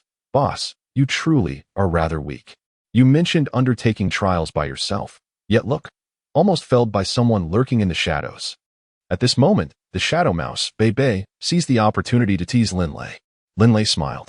"Bei, I am truly grateful to you. You have saved my life." As he gazed at the two ghastly wounds on his chest, a deep sigh escaped his lips. "And this is merely the first day?" At that moment, Dylan Cowett also made his appearance, exclaiming in astonishment, "The stealth capabilities of this assassin are indeed formidable. We owe our fortune to this shadow mouse. Had it not been for him, Linley, you would have met a dire fate. As for me, this old soul of mine is but a remnant, unable to assist you in any way." Linley understood that Darren Cowett, the archmage of the sanctuary, was merely a remnant of his former soul. "Grandfather Darren, how can this assassin be so swift? Even with my wind-based auxiliary magic, I find myself outpaced," Linley expressed with disbelief. Darren Cowett elucidated. "This assassin is likely a level 6 warrior, but he has cultivated an unusual dark attribute of fighting spirit. Furthermore, he has probably undergone specialized training, excelling in stealth and the suppression of his presence. A level 6 warrior of his caliber, honed through such unique training, typically possesses a greater offensive capability than an ordinary counterpart. The dark attribute of fighting spirit is rather peculiar. He must be employing some arcane method to enhance his speed." Linley nodded slightly. "The cultivation of dark magic or fighting energy is prohibited within the Sacred Alliance, whereas the Dark Alliance is permitted to practice it in the 4 great empires. This is akin to the Dark Alliance forbidding the cultivation of light magic and light-based fighting energy." "Boss, hurry up," exclaimed the shadow mouse Bei, bouncing excitedly beside the assassin's corpse. Linley looked over in confusion and asked, Bei, what is it?" The little shadow mouse, Bei, excitedly replied, "That assassin has a concealed package on his back." Linley turned his gaze toward the lifeless body of the assassin, noticing that the black garment covering his back had been torn open. It was evident that this was the work of the little shadow mouse. Beneath the ripped fabric, a tightly bound package was secured to the corpse's back. Linley speculated that the 5 individuals who perished before were also victims of this assassin. Given his strength, it was uncertain how many lives he had claimed, and the magic crystal cores concealed within his package were undoubtedly numerous. Derinkavate smiled as he spoke. Linley felt a stir within his heart. Given the prowess of this assassin, it was likely that even an ordinary 6th-level warrior would fall victim to him. It was reasonable to assume that this assassin's treasure would be substantial. The little shadow mouse, Gigi, clutched the package tightly and leaped onto Linley's shoulder. Witnessing this scene, Linley could not help but marvel at Bei's astonishing speed. Although the assassin was swift, he was merely slightly faster than Linley. Beibei's velocity was such that Linley could hardly react in time. It was no wonder that the assassin, unable to evade, was ultimately overwhelmed and met his demise at Beibei's jaws. Clutching the package in his mouth, Beibei stood on Linley's shoulder, eagerly shaking the parcel and communicating through their spiritual connection. "Boss, please open it and see what's inside." Beibei too was filled with curiosity about the contents. Linley smiled as he accepted the parcel, which was entirely enveloped in a deep black hue and crafted from leather. It was evident that the quality of this parcel far surpassed that of Linley's own. It was likely made from the hide of a formidable magical beast. As he unfastened the clasp of the parcel and gazed inside, Linley's eyes sparkled with delight. Nestled within was a set of garments and an assortment of grilling spices, while another compartment contained a pouch filled with gold coins. The largest section of the parcel held a substantial bag, and upon opening it, Linley couldn't help but gasp in astonishment. Just how many individuals and magical beasts had this assassin dispatched? He was taken aback to find that this large bag was brimming with a riot of colors, various magical beast cores, interspersed with a few magic crystals. The sheer quantity of magical beast cores was staggering, easily numbering in the dozens. Linley felt a surge of exhilaration in his heart. Linley promptly began to count while distinguishing the levels of the beast cores. For a magician, discerning the energy contained within each beast core is not a daunting task. In a short span, he thoroughly comprehended the contents of the large bag filled with beast cores and magic crystals. There were a total of 102 beast cores and 7 magic crystals. Among the beast cores, there were 5 level 6 cores, 26 level 5 cores, and 71 level 4 cores, with none belonging to level 3. Of the 7 magic crystals, 6 were of medium quality, while 1 was of superior grade. Linley felt his heart beating steadily, unaware that the assassin had also obtained a level 3 magical beast core, though the assassin had been too indifferent to claim it. As for the magical crystals, they are typically embedded in wands to facilitate the rapid restoration of magical energy. This was precisely why the assassin pried the magical crystals from the wand of the mage he had slain. With 102 magical beast cores valued at approximately 13,000 to 14,000 gold coins, and 7 magical crystals worth around 1,600 gold coins, the total amounted to about 15,000 gold coins. Linley was pleasantly surprised to calculate such a sum from a mere assassin's spoils. What of his own family? They had nearly depleted their resources to enable his brother, Walton, to study in the O'Brien Empire. The current Baruch family would struggle to produce even 10,000 gold coins. On the very first day of entering the magical Beast Mountain range, he had amassed so much wealth. How much more might he acquire over the next 2 months? Linley found himself filled with anticipation. However, he was also acutely aware that it would be unlikely to encounter such a substantial fat sheep again, and that formidable adversaries often guarded such treasures. He had narrowly escaped with his life this time. Recalling the earlier scene, Linley instinctively touched the wound on his chest and the laceration on his face caused by the blade. Linley suddenly turned his gaze toward the 10 lifeless windwolves. The 10 4th-level magical beast cores were collectively worth several hundred gold coins. Such treasures should not be squandered. Grasping the short dagger wielded by the assassin moments prior, Linley pried the magical cores from the skulls of the 10 windwolves. In doing so, he realized that this dagger was significantly sharper than his own regular sword. In the 3rd volume of the Beast Mountain series, Chapter 15, Cruelty Part 1, Linley tended to his wounds beside a water source in the Beast Mountain range, absorbing the earth element to facilitate his healing. The Mother of Earth is the most benevolent and selfless. As he stood upon the ground, feeling the gradual improvement of his body through its nurturing embrace, Linley experienced a profound sense of tranquility and peace within his heart. Linley's current package has undergone a transformation in terms of leather quality and internal design. It pales in comparison to that of the assassin. The assassin's package boasts a meticulous arrangement of compartments and fasteners, and once that single clasp is tightened, the contents are held securely in place, allowing for unrestricted movement when worn.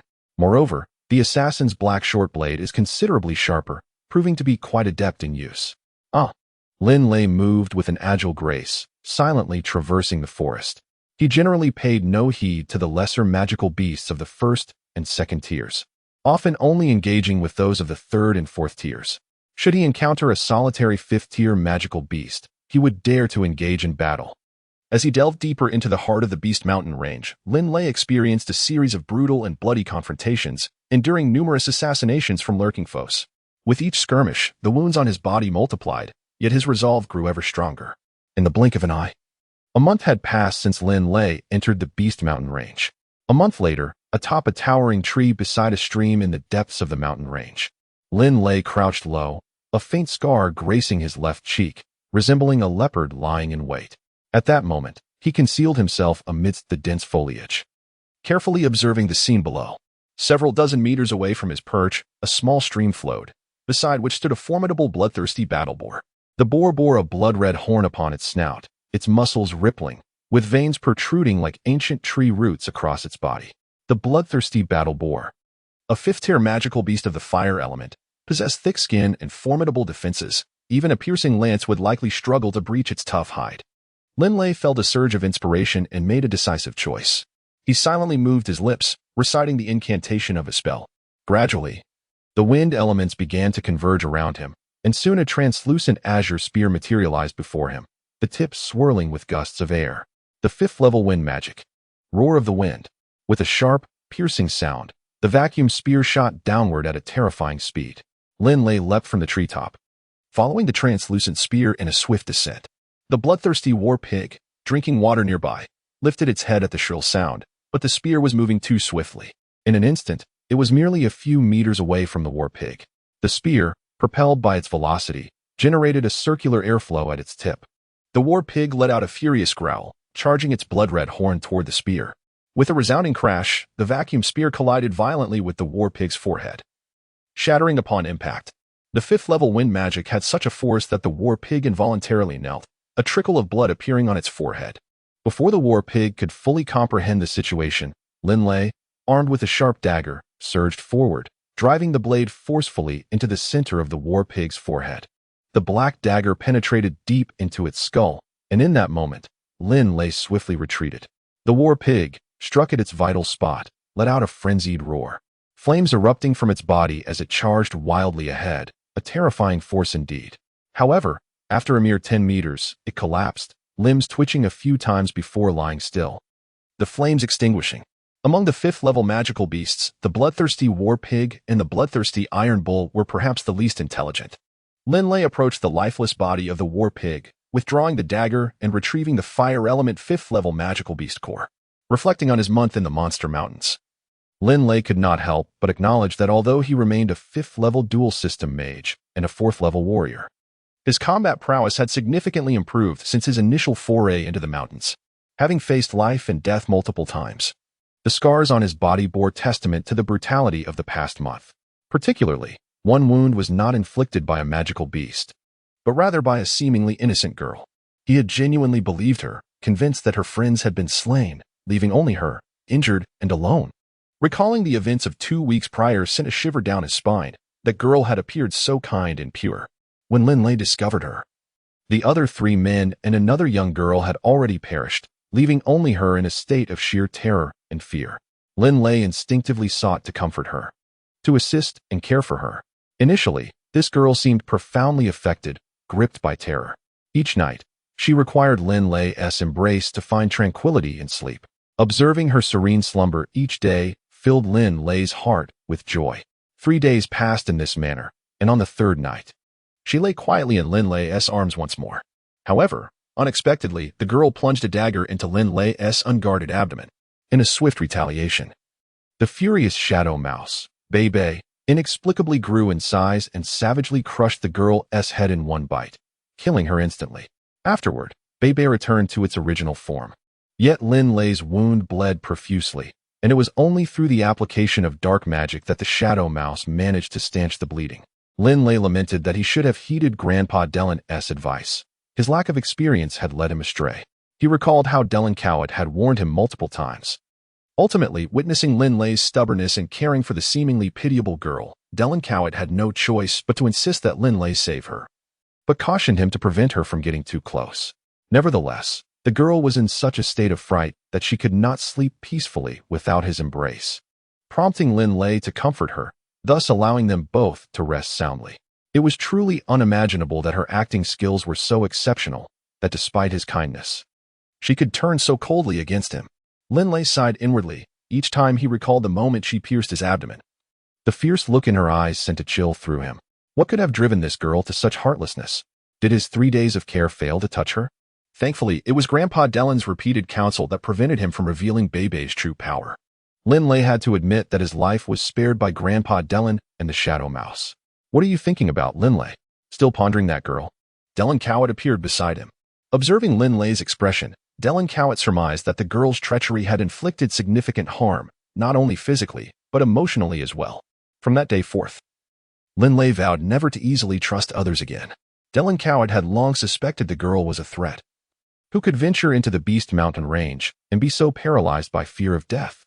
Unfortunately, Linley remained captivated by the girl's performance, believing her to be genuinely unfortunate.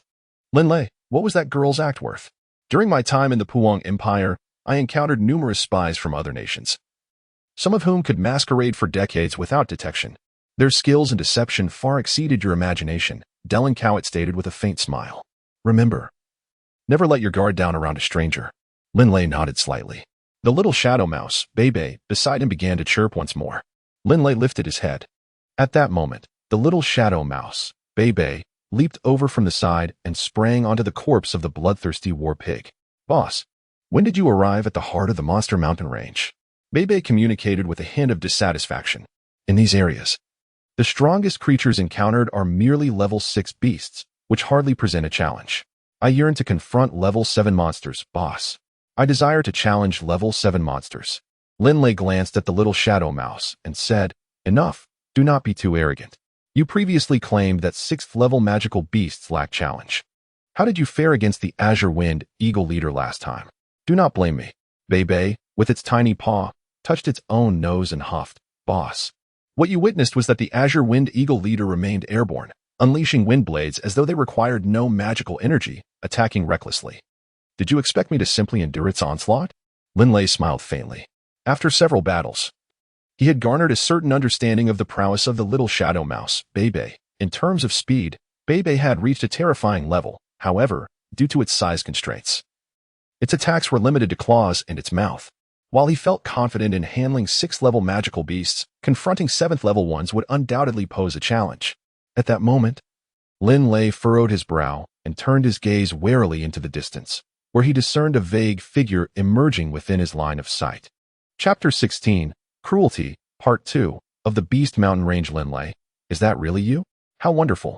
A voice filled with joy rang out as a lean young man hurriedly jogged toward him. This young man was none other than the acquaintance Linley had met on their journey to the Beast Mountain Range. The other 2 companions from that time, his classmate Deschart and the burly Kava, had unfortunately perished. At that moment, when faced with the Wind Element Archer, Linley had unleashed the Earth-based Spell Earth Spike formation, allowing the agile 5th level warrior Matt to seize the opportunity to flee. Nevertheless, Linley had not taken offense at his departure, as he had little personal connection with Matt. To be frank, among the 3, Linley only held a modicum of trust for his classmate Deschart. The impression left by the robust Kava was somewhat favorable, but Matt remained the one who left the most ordinary impression on Linley. Ah, it's Matt. I never expected to meet you again in the Beast Mountain Range after a month apart. Linley maintained his composure. Matt, however, exhibited great excitement. This is fantastic. Throughout this month in the Beast Mountain Range, I have come perilously close to becoming a magical beast snack on several occasions. I was fortunate to survive. Wait, did you slay a bloodthirsty war pig? That's truly impressive. Linley chuckled softly. I am quite famished. I have heard that the meat of the bloodthirsty war boar is remarkably hearty, much like that of the bloodthirsty iron bull, both of which offer a delightful chewiness. I have yet to have my lunch. Would you mind sharing a bit of the bloodthirsty war boar with me? Matt jested. Given the immense size of the bloodthirsty war boar, it must possess several hundred pounds of meat. Surely, it would suffice for 10 people. Of course, I don't mind. Linley replied, drawing a short blade to commence the dismemberment of the bloodthirsty war boar. Linley, you need not trouble yourself. This bloodthirsty war boar is your trophy, and it would be improper for you to be burdened with such labor. Allow me. My skills at roasting are quite exemplary. With that, Matt approached the bloodthirsty war boar, drawing a short knife from his belt.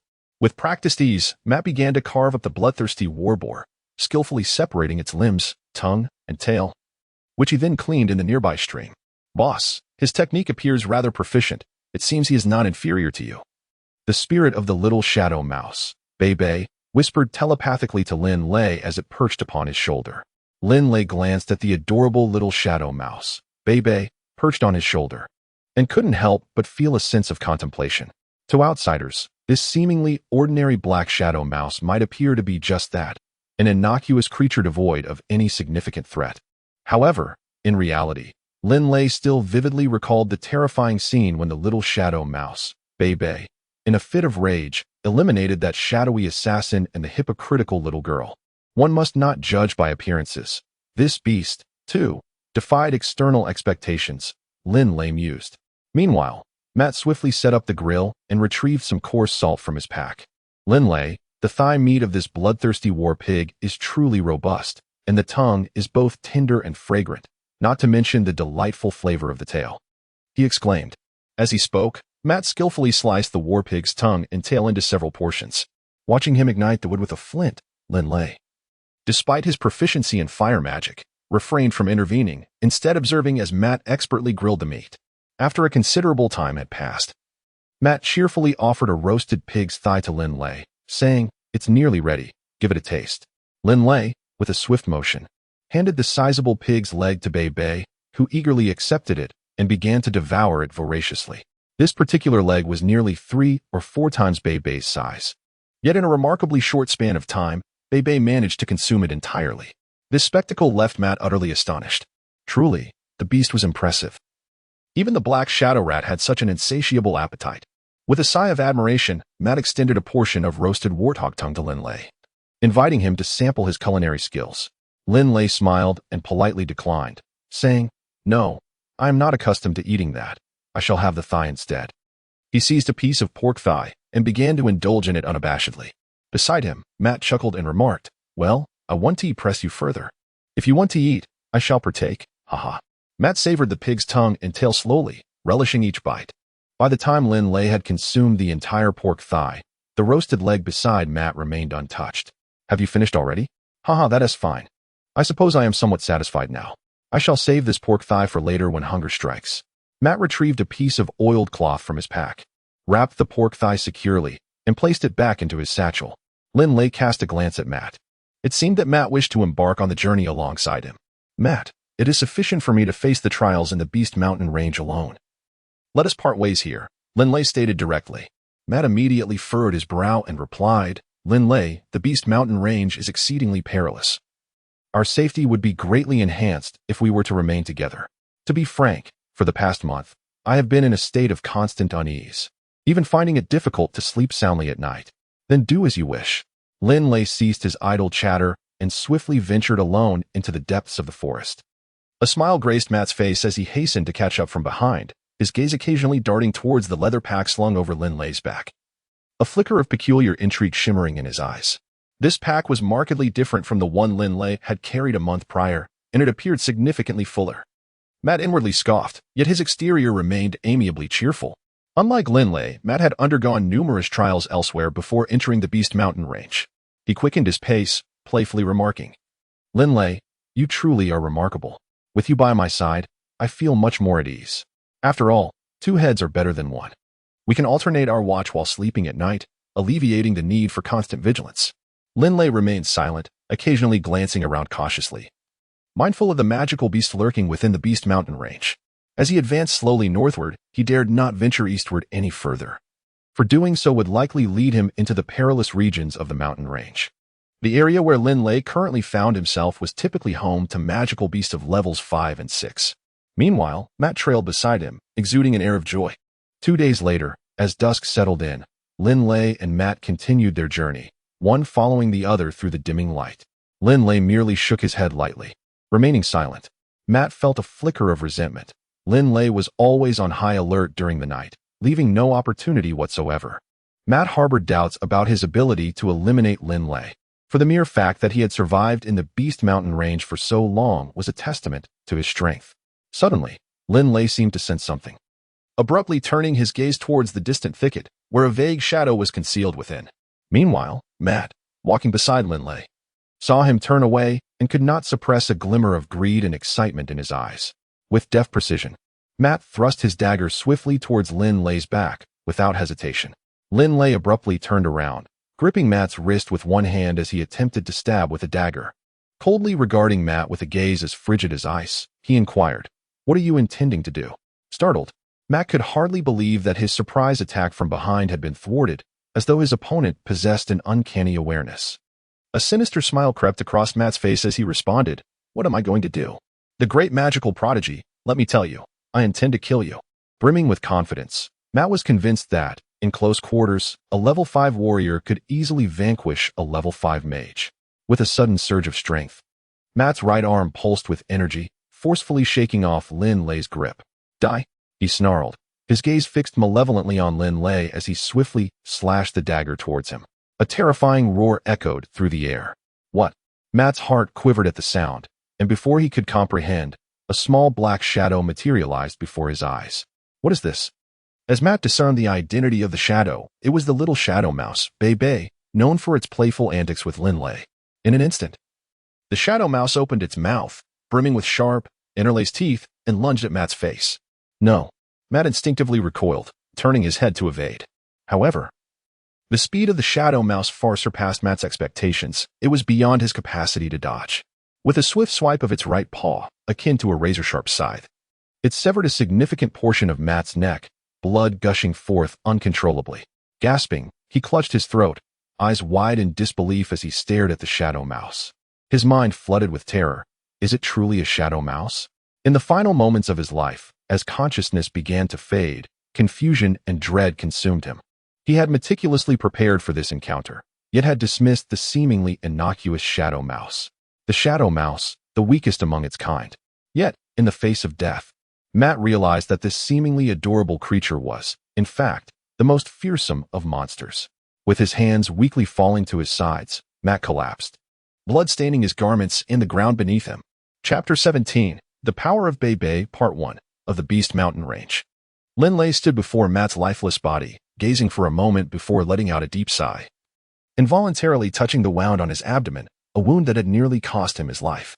"You're no match for Nina," Linley murmured, shaking his head in resignation. In truth, he shared little camaraderie with Matt. Their acquaintance was fleeting, insufficient to foster any trust. Furthermore, after his encounter with Nina, Linley would not easily entrust his back to another. At that moment, his little shadow mouse, Bei, scampered over, clutching the pack from Matt's back in its mouth. Eagerly, it communicated telepathically with Linley, "Boss, hurry and open it to see how many magic crystals are inside.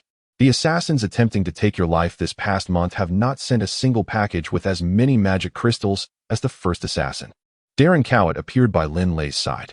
"Linley, it seems your little shadow mouse has developed a fondness for counting magic crystals," he chuckled. "Indeed," Linley replied, unwrapping the package while teasing Bei. "It seems you defeated this Matt without using your sharp teeth, but rather your claws. Why not utilize your most formidable teeth?" Bei stood upright, proudly chirping, "Boss, my prowess is indeed impressive. My claws are no less formidable than my teeth. Besides, Matt was far too treacherous. Biting him would have sullied my mouth." Bei then pretended to spit in disgust. A small mouse deliberately acting out such a human-like gesture elicited laughter from Linley. "All right. Oh look, Bei. This pack contains quite a number of magic crystals, over 30. It seems he has been idle this past month. However, among these crystals, the finest is merely a level 5 beast crystal." Linley meticulously calculated the results of his endeavors. Over the past 30 days, he had vanquished numerous magical beasts and retaliated against those who sought to take his life, amassing a total of over 300 magic crystal cores. Based on his estimations, the cumulative value of these cores should approximate 40,000 gold coins. The thought of presenting such a substantial sum to his father filled Linley with a surge of joy, envisioning his father's reaction upon receiving the 40,000 gold coins. "It is only natural for you to gather such wealth," remarked Darren Cowett, standing nearby. "Of the 300 cores you possess, nearly 50 were obtained from your own slaying of magical beasts, while the remainder were acquired from the belongings of various assassins." Linley nodded in acknowledgement.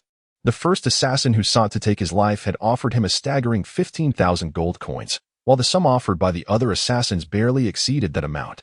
The Beast Mountain Range is fraught with peril, which is why individuals typically venture into its depths in groups.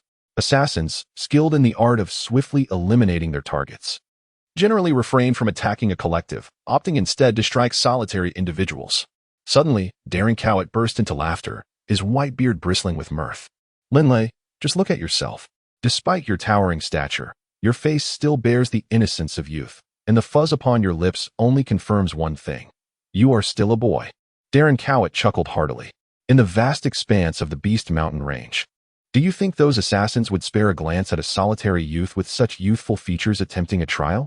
Hence, within a mere month, you have encountered several assassins. Meanwhile, those who traveled in a group with friends might not even cross paths with a single assassin in that time. Of course, the 5 of us who entered the Beast Mountain Range were an exception. Their strength was insufficient, while the assassins were exceedingly formidable. However, that particular assassin ultimately met his demise at the hands of Bebe. Linley nodded with a smile. Though he was merely 15 years of age, standing at a height of 1.80 meters, those with discerning eyes could easily perceive that Linley was still just a youth. Typically, 5th or 6th level mages could only earn a few thousand gold coins over the course of a month in the Beast Mountain Range. And those few thousand gold coins were hard-won, as the dangers of the Beast Mountain Range were truly formidable. Darren Cowett remarked with a sigh. Linley nodded in agreement, acknowledging the inherent danger of his situation. Until now, he had been testing himself in the outer regions, encountering only monsters of the 6th level at most. However, he had sustained injuries on several occasions, had it not been for the Panlong Ring, and the fact that he was both an earth and wind dual-element magician as well as a 4th level warrior. He might have perished long ago without the company of his companion, the Shadow Mouse Bebe.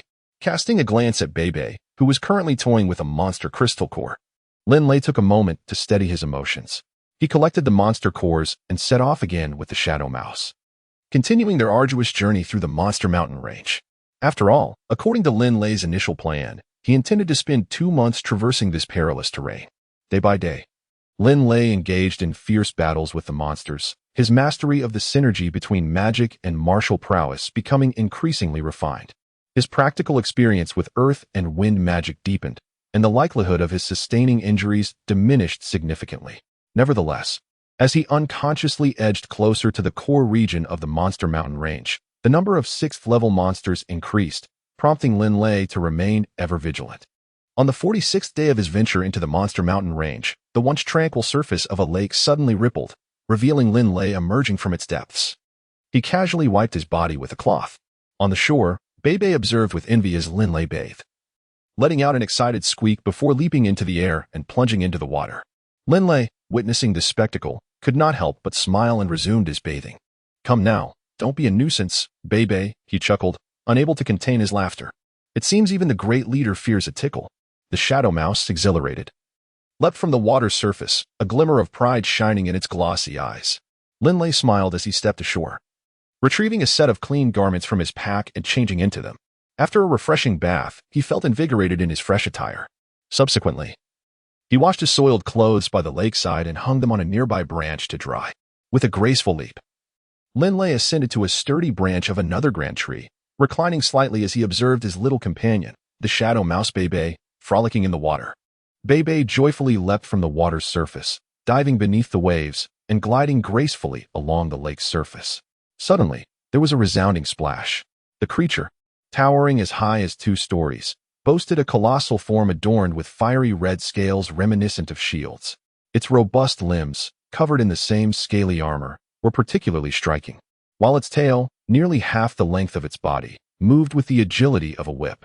Its eyes, as large as lanterns and gleaming like rubies, fixated intently on the lake, while a white plume of sulphurous vapor occasionally escaped from its nostrils. Linley seemed to be as agitated as a cat whose tail had been stepped on, his entire body suddenly tensed with excitement. The Raptor, a level 7 magical beast. The Raptor.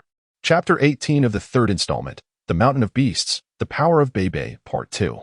From a young age, Linley was captivated by the concept of monsters, particularly during a formative encounter with a velociraptor.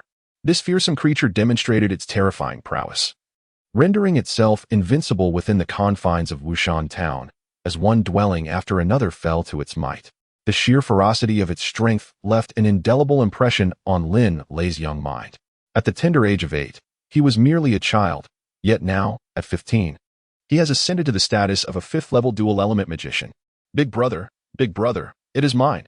The exuberant voice of his Shadow Mouse, Bebe, echoed within Linley's mind. Linley gazed out upon the lake, where at that moment, the Shadow Mouse Bebe stood with its fur erect, resembling a myriad of steel needles. Its muscles swelled with tension, while its claws and head began to enlarge. The diminutive shadow mouse, originally measuring a mere 20 centimeters, had astonishingly grown to nearly half a meter in length.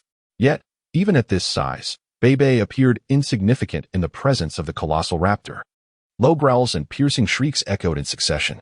Observing this spectacle from a branch of a towering tree by the lakeshore, Linley felt as though the raptor and the small shadow mouse were locked in a standoff, evenly matched adversaries. With a sudden, thunderous roar, a torrent of flames erupted from the raptor's maw, engulfing the space ahead for several meters. The lake immediately hissed as the water was swiftly evaporated. Yet Bebe remained unperturbed amidst the flames, enduring the inferno without a hint of damage.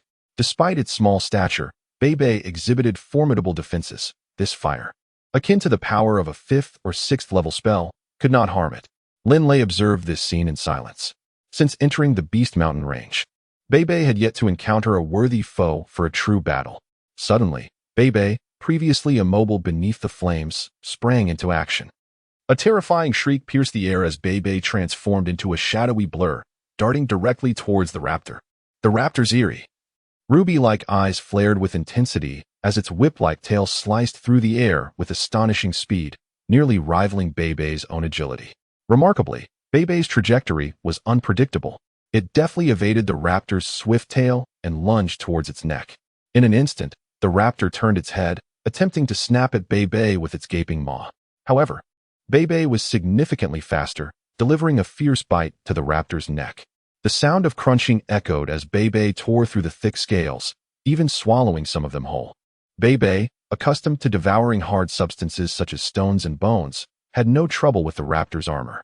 At that moment, the raptor's tail struck back with a loud crack, causing Linley's scalp to prickle, but Bebe had already evaded the blow. The raptor's neck was heavily muscled, and although Bebe had inflicted a minor injury, Linley held his breath, captivated by the clash between two vastly different beasts. The raptor's tail moved with uncanny speed and direction, able to change course abruptly. Bebe, now a mere shadow, leapt from the water, narrowly avoiding the tail once more. Yet, just as it had evaded, the tail's trajectory shifted unexpectedly, whipping back with ferocity and striking Bebe with a resounding impact. The dark silhouette was violently thrust into the depths of the distant woods. Bebe, Linley's heart tightened. Meanwhile, the velociraptor regarded the shadows of the forest with great apprehension.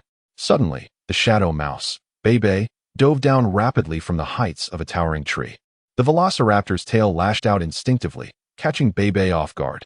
However, the cunning creature adeptly maneuvered using its shadowy tail to change direction. Two phantoms, one of the shadow mouse and the other of the dragon's tail, chased each other relentlessly. The shadow mouse was at times flung away by the forceful sweep of the dragon's tail, yet it retaliated fiercely, sinking its teeth into the velociraptor whenever the opportunity arose. The fierce battle raged from the lakeside into the dense thicket, where the colossal trees were uprooted with thunderous crashes as the velociraptor's tail struck them down. Despite the chaos, the struggle between the shadow mouse and the velociraptor showed no signs of abating. It appeared that Bebe was gaining the upper hand. Linley anxiously gazed at the scene before him. At that moment, the formidable raptor bore several gaping wounds across its massive body. Where its scales had been brutally torn away, blood gushing forth incessantly. The crimson liquid stained much of the raptor's form, and its furious roars echoed relentlessly. The raptor's tail suddenly lashed out. Wherever it swept, trees were effortlessly shattered, collapsing in a cacophony that obliterated the forest within the hundreds of meters surrounding the two combatants. Yet, could Bebe withstand such a ferocious strike from the raptor's tail? Linley felt a growing sense of trepidation within. The power of the dragon's tail was formidable, shattering stones upon impact and splintering trees with ease. The sheer force of such attacks sent a chill down his spine. He was convinced that should he be struck even once, his life would be forfeit. With a swift motion, Bebe was once again sent flying, yet in an instant, he transformed into a shadow, rushing back with furious shrieks. The velociraptor, drenched in crimson, bore countless wounds across its scaled body, a tragic sight indeed. Roar! Linley leaped down from the tree branch, while the little shadow mouse, Bebe, scurried over from a distance, simultaneously returning to its original size. Bebe, are you all right? Linley inquired through their spiritual connection. Bebe hopped onto Linley's shoulder, standing upright on its hind legs, proudly squinting its glossy little eyes at Linley. Boss, what kind of magical beast do you think I am? Am I afraid of that velociraptor? A triumphant expression adorned Bebe's adorable little face. Suddenly, Bebe smacked its lips and remarked, however, that velociraptor's tail is indeed quite formidable. Getting struck by it does hurt. Witnessing this scene, Linley couldn't help but chuckle.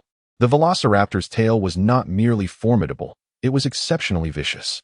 Linley felt immense joy that Bebe had endured so many attacks without sustaining significant injuries. The velociraptor's scales and flesh are remarkably tough. I expanded to my maximum size, yet I still couldn't pierce its skin, Bebe lamented. But you know what? If I just persist a little longer, Bebe, can make it bleed to death. Although that velociraptor is quite cunning, its muscles continuously shift, preventing me from biting the same wound. Linley secretly smiled. The transition from level 6 to level 7 marks a significant watershed. Both in terms of offensive power and other attributes, the increase is substantial. The intelligence of the raptors is likely not much inferior to that of humans.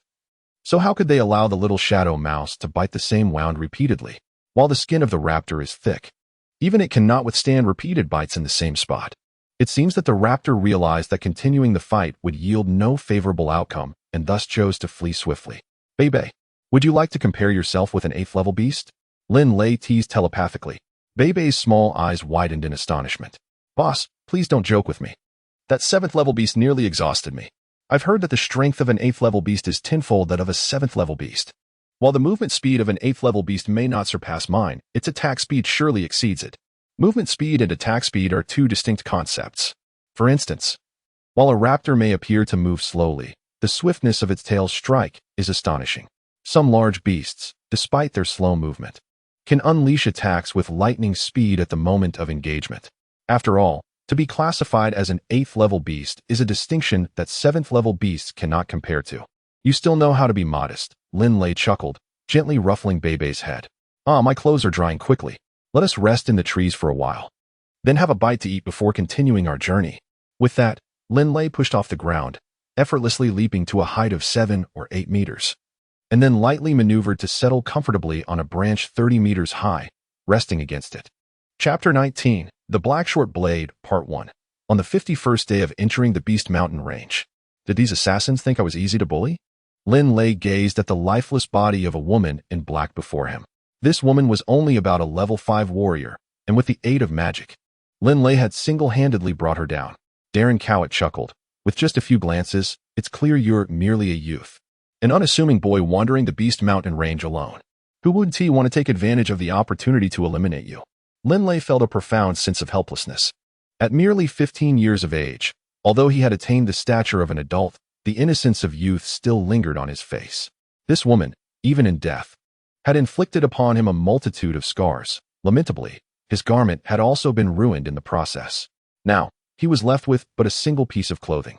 As Linley gazed at the torn fabric draped over him, he found himself in a state of bemusement. Throughout his journey, he had acquired several outfits from various assassins. Yet within the perilous expanse of the Beast Mountain Range, it was his clothing that had suffered the most damage. Boss, the magic crystal core from this assassin's pack is worth several thousand gold coins. Can a mere piece of clothing truly be valued at such a sum? Bebe countered.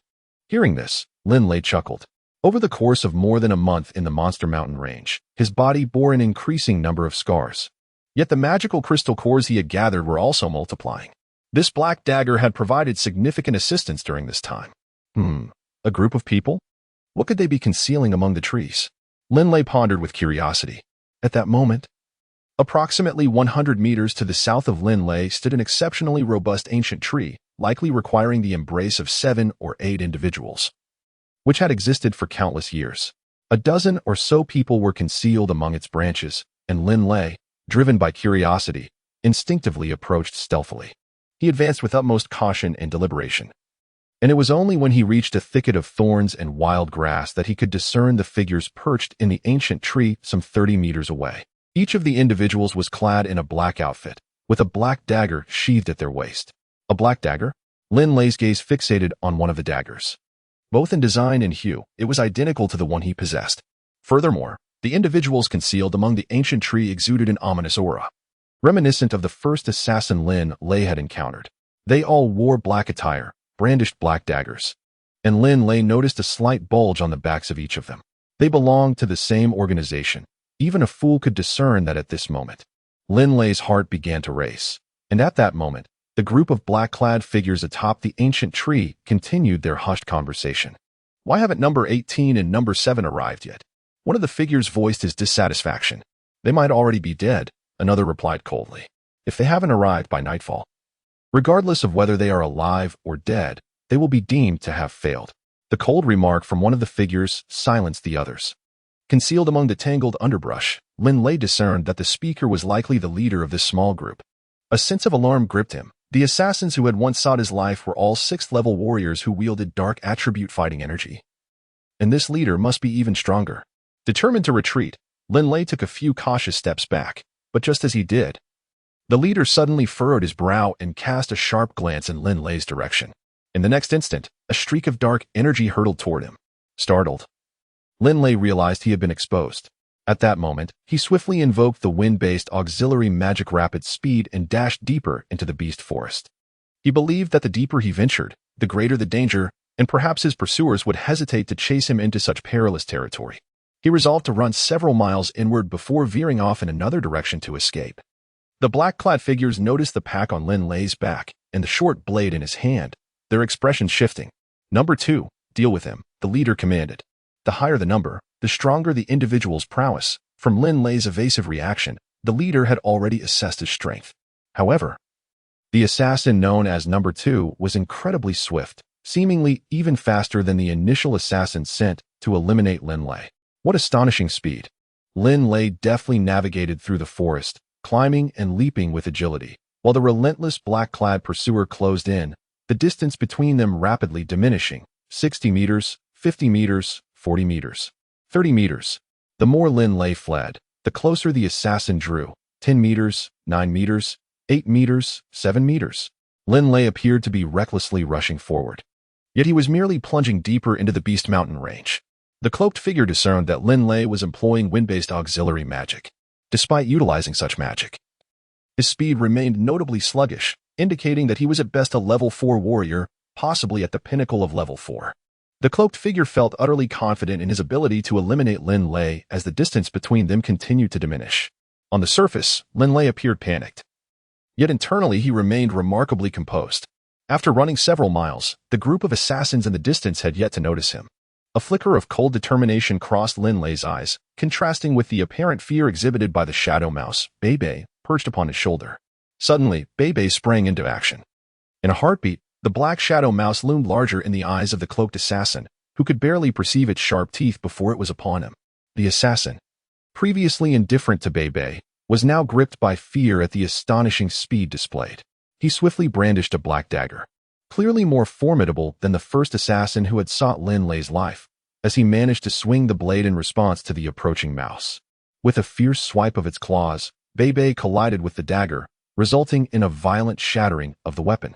In a swift follow-up, Bebe aimed a powerful strike at the assassin's head, causing it to shatter upon impact, resulting in an immediate and gruesome demise. The disparity between a 6th and 7th level warrior was stark, and Linley couldn't help but reflect on this stark reality.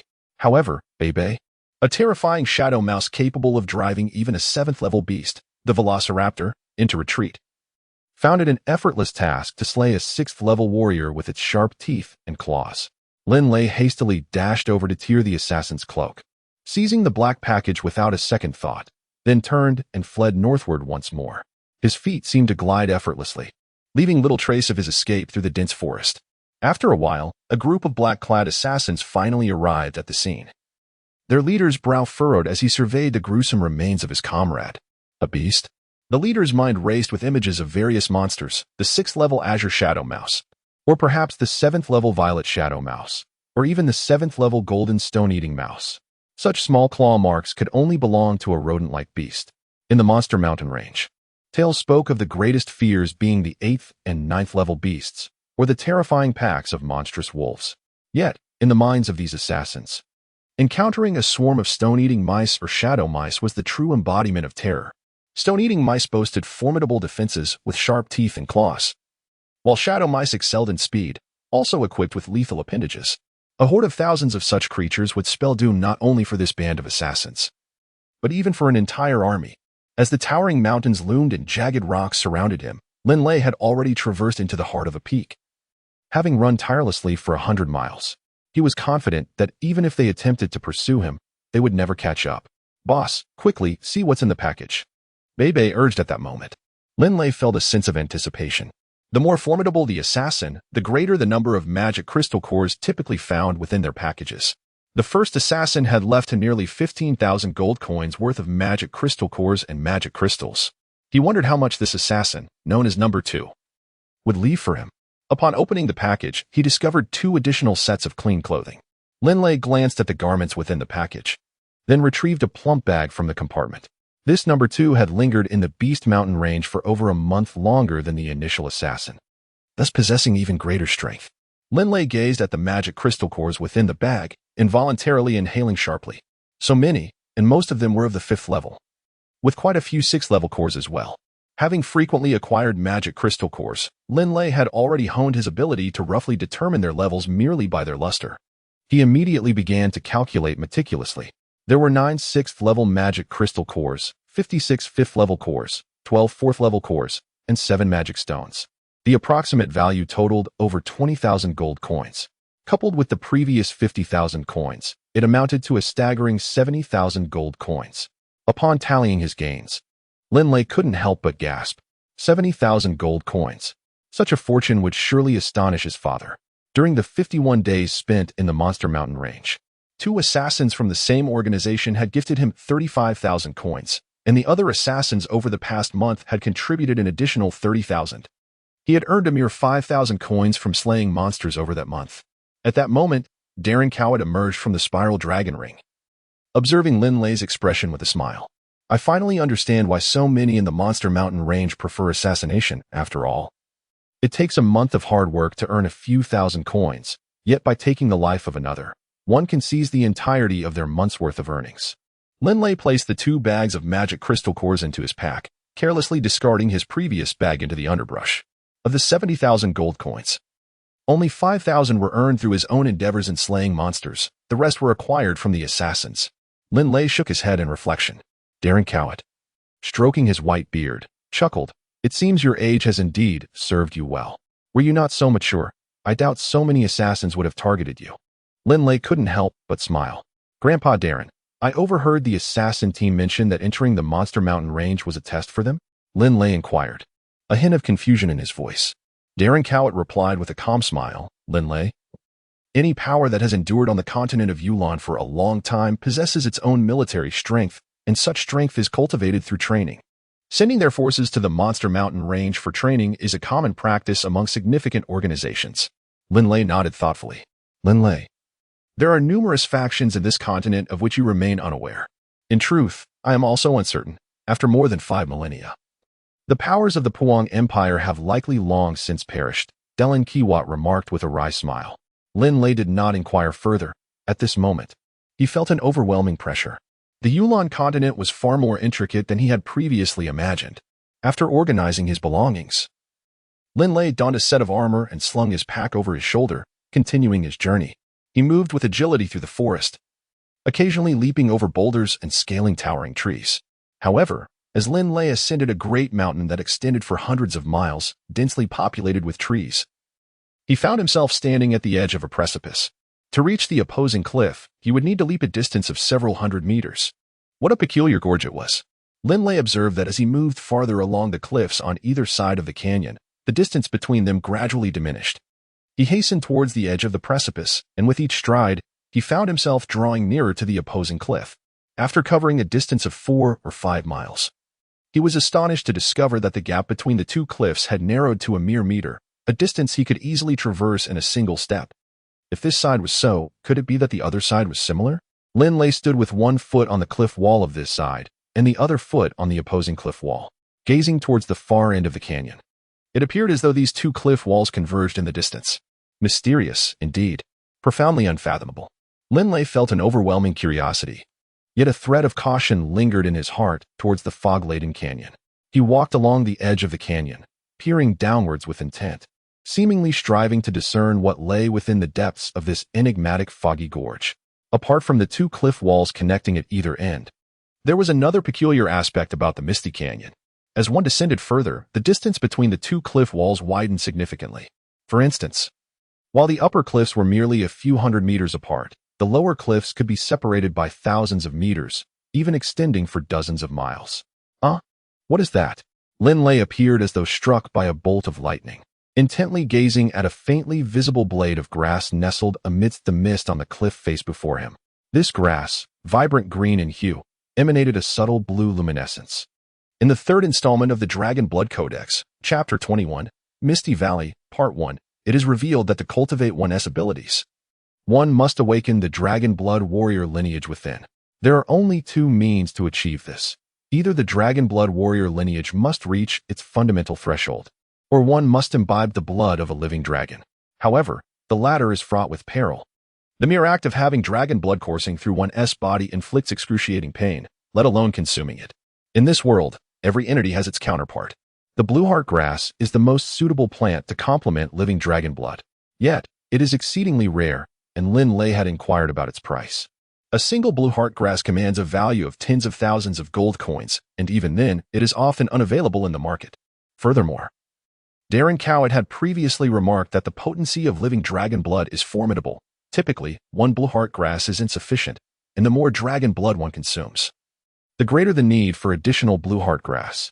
Given that a single blueheart grass is so exorbitantly priced, could Linley afford it? Perhaps the 70,000 gold coins he earned over the course of a month might only suffice to purchase a solitary blueheart grass. Blueheart grass, blueheart grass. How fortunate I am, thought Linley, a wave of joy surging within him. Linley exerted force beneath his feet, leaping powerfully across a distance of over 10 meters to land upon the opposing cliff. Subsequently, he began to silently recite a magical incantation. In a mere moment, his form was enveloped by the elemental winds, with currents of air swirling around him. This was the 5th level wind magic, levitation. Linley could only achieve a state of levitation, unable to soar through the skies. His floating was limited to rising and descending. He took a step forward, positioning himself above the chasm, and then gradually began to descend, delving deeper into the misty gorge. Bebe, enviously perched on Linley's shoulder, accompanied him into the depths. Although Bebe possessed considerable strength, he lacked the ability to fly, as he was not a flying-type magical beast. To attain flight, he would need to transcend into a sacred domain beast. The misty gorge was enshrouded in swirling white fog.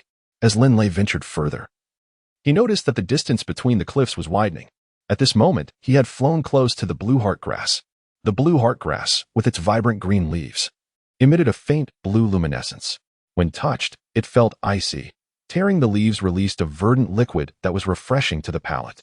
Linley recalled the fundamental descriptions of blueheart grass from the library of Ernst Academy. Gazing at the plant clinging to the cliff, swaying gently in the breeze, Linley took a deep breath and carefully uprooted the blueheart grass. Indeed, it was cold to the touch. Holding the blueheart grass, which felt akin to a block of ice, he promptly placed it into the pouch at his back, then cautiously scanned his surroundings, wondering if there were more blueheart grass to be found. The presence of one blueheart grass suggested the possibility of another. Under the influence of levitation, Linley descended slowly and cautiously while straining to observe below. The white mist swirled and rolled, rendering everything indistinct. He vaguely discerned vines twisting around the cliffside. How vast! The deeper he flew, the more he realized the expanse below the gorge. The maximum distance between the cliffs above was merely a few hundred meters. Yet Linley was now certain that the distance between the two cliffs below extended at least several thousand meters, as he had been flying close to one side.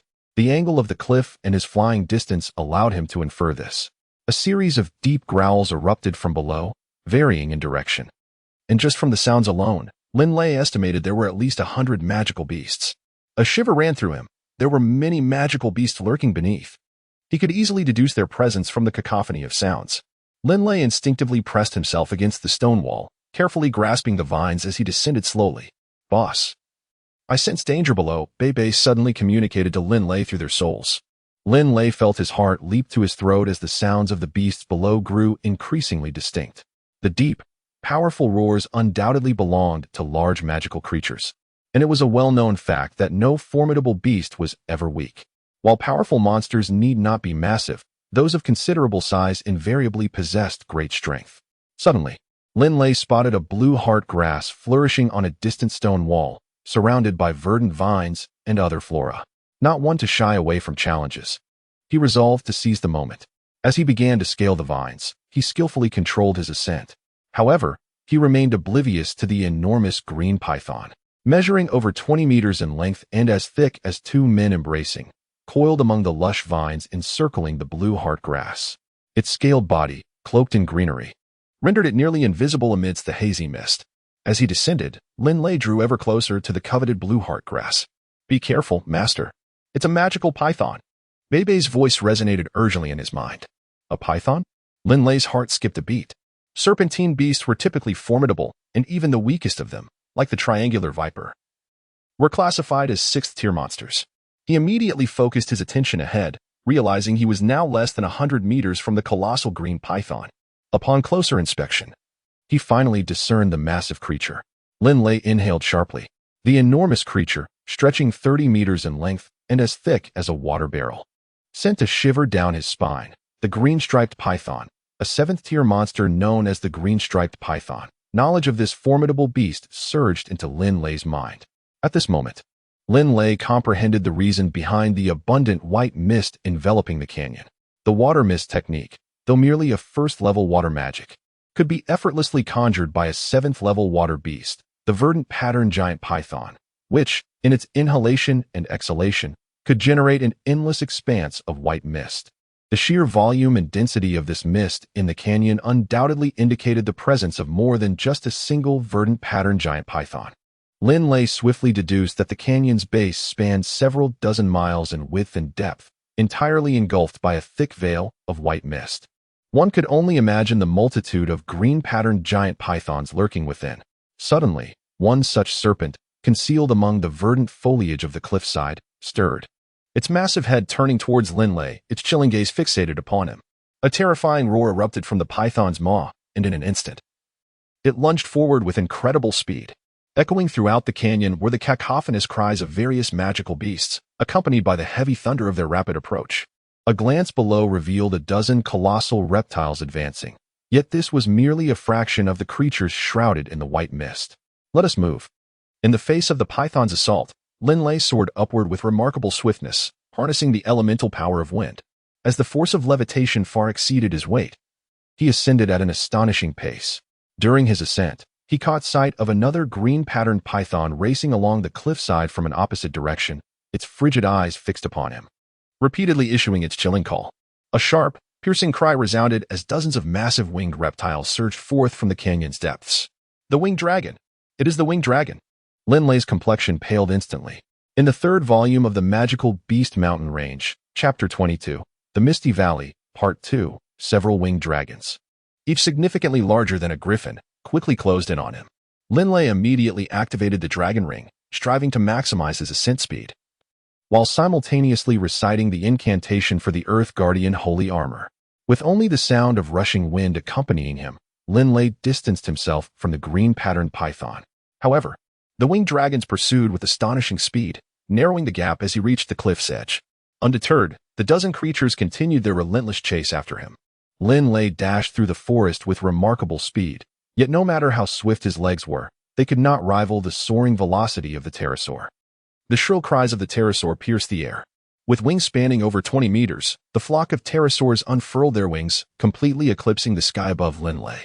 He felt an overwhelming darkness enveloping him as the pterosaurs swooped down simultaneously, unleashing torrents of searing flames from their mouths. In an instant, the surrounding trees ignited, consumed by the inferno. The Earth Guardian's sacred armor enveloped Linley, providing comprehensive protection to his entire being. Fiery flames crackled upon its surface, while the rocky exterior of the armor shimmered with a warm, earthy glow. Among the dragon kin, the winged bird dragons and the earth dragons are considered the most rudimentary of their kind. Yet, even the weakest among them are classified as sixth-level magical beasts. Notably, both the earth dragons and winged bird dragons are social creatures. A dozen sixth-level magical beasts launching an aerial assault would compel even a seventh-level warrior to flee. As a multitude of winged bird dragons swooped down, one of their lethal claws struck fiercely against Linley's Earth Guardian sacred armor. The armor trembled slightly, its golden hue flickering ominously. There was no choice but to evade. Linley was taken aback by the ferocity of the claw attack, and in an instant, he began to dash frantically through the dense forest, deliberately seeking out the most treacherous paths. He leaped, jumped, and climbed with all his might. At that moment, he was utterly desperate, while a dozen winged dragon birds fervently swooped down above him, eager to grasp him with their claws. Suddenly, a furious shriek erupted from Bebe, the shadow mouse, whose body began to swell, transforming from a mere 20 centimeters to a formidable half-meter in length.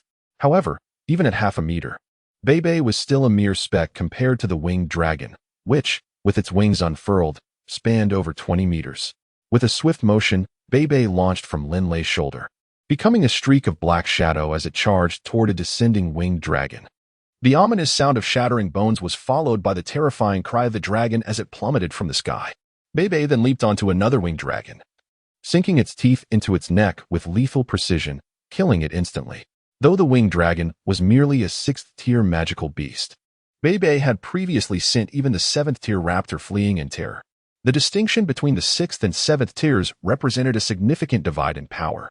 Bebe, though unable to fly, was a death sentence for any winged dragon it managed to mount.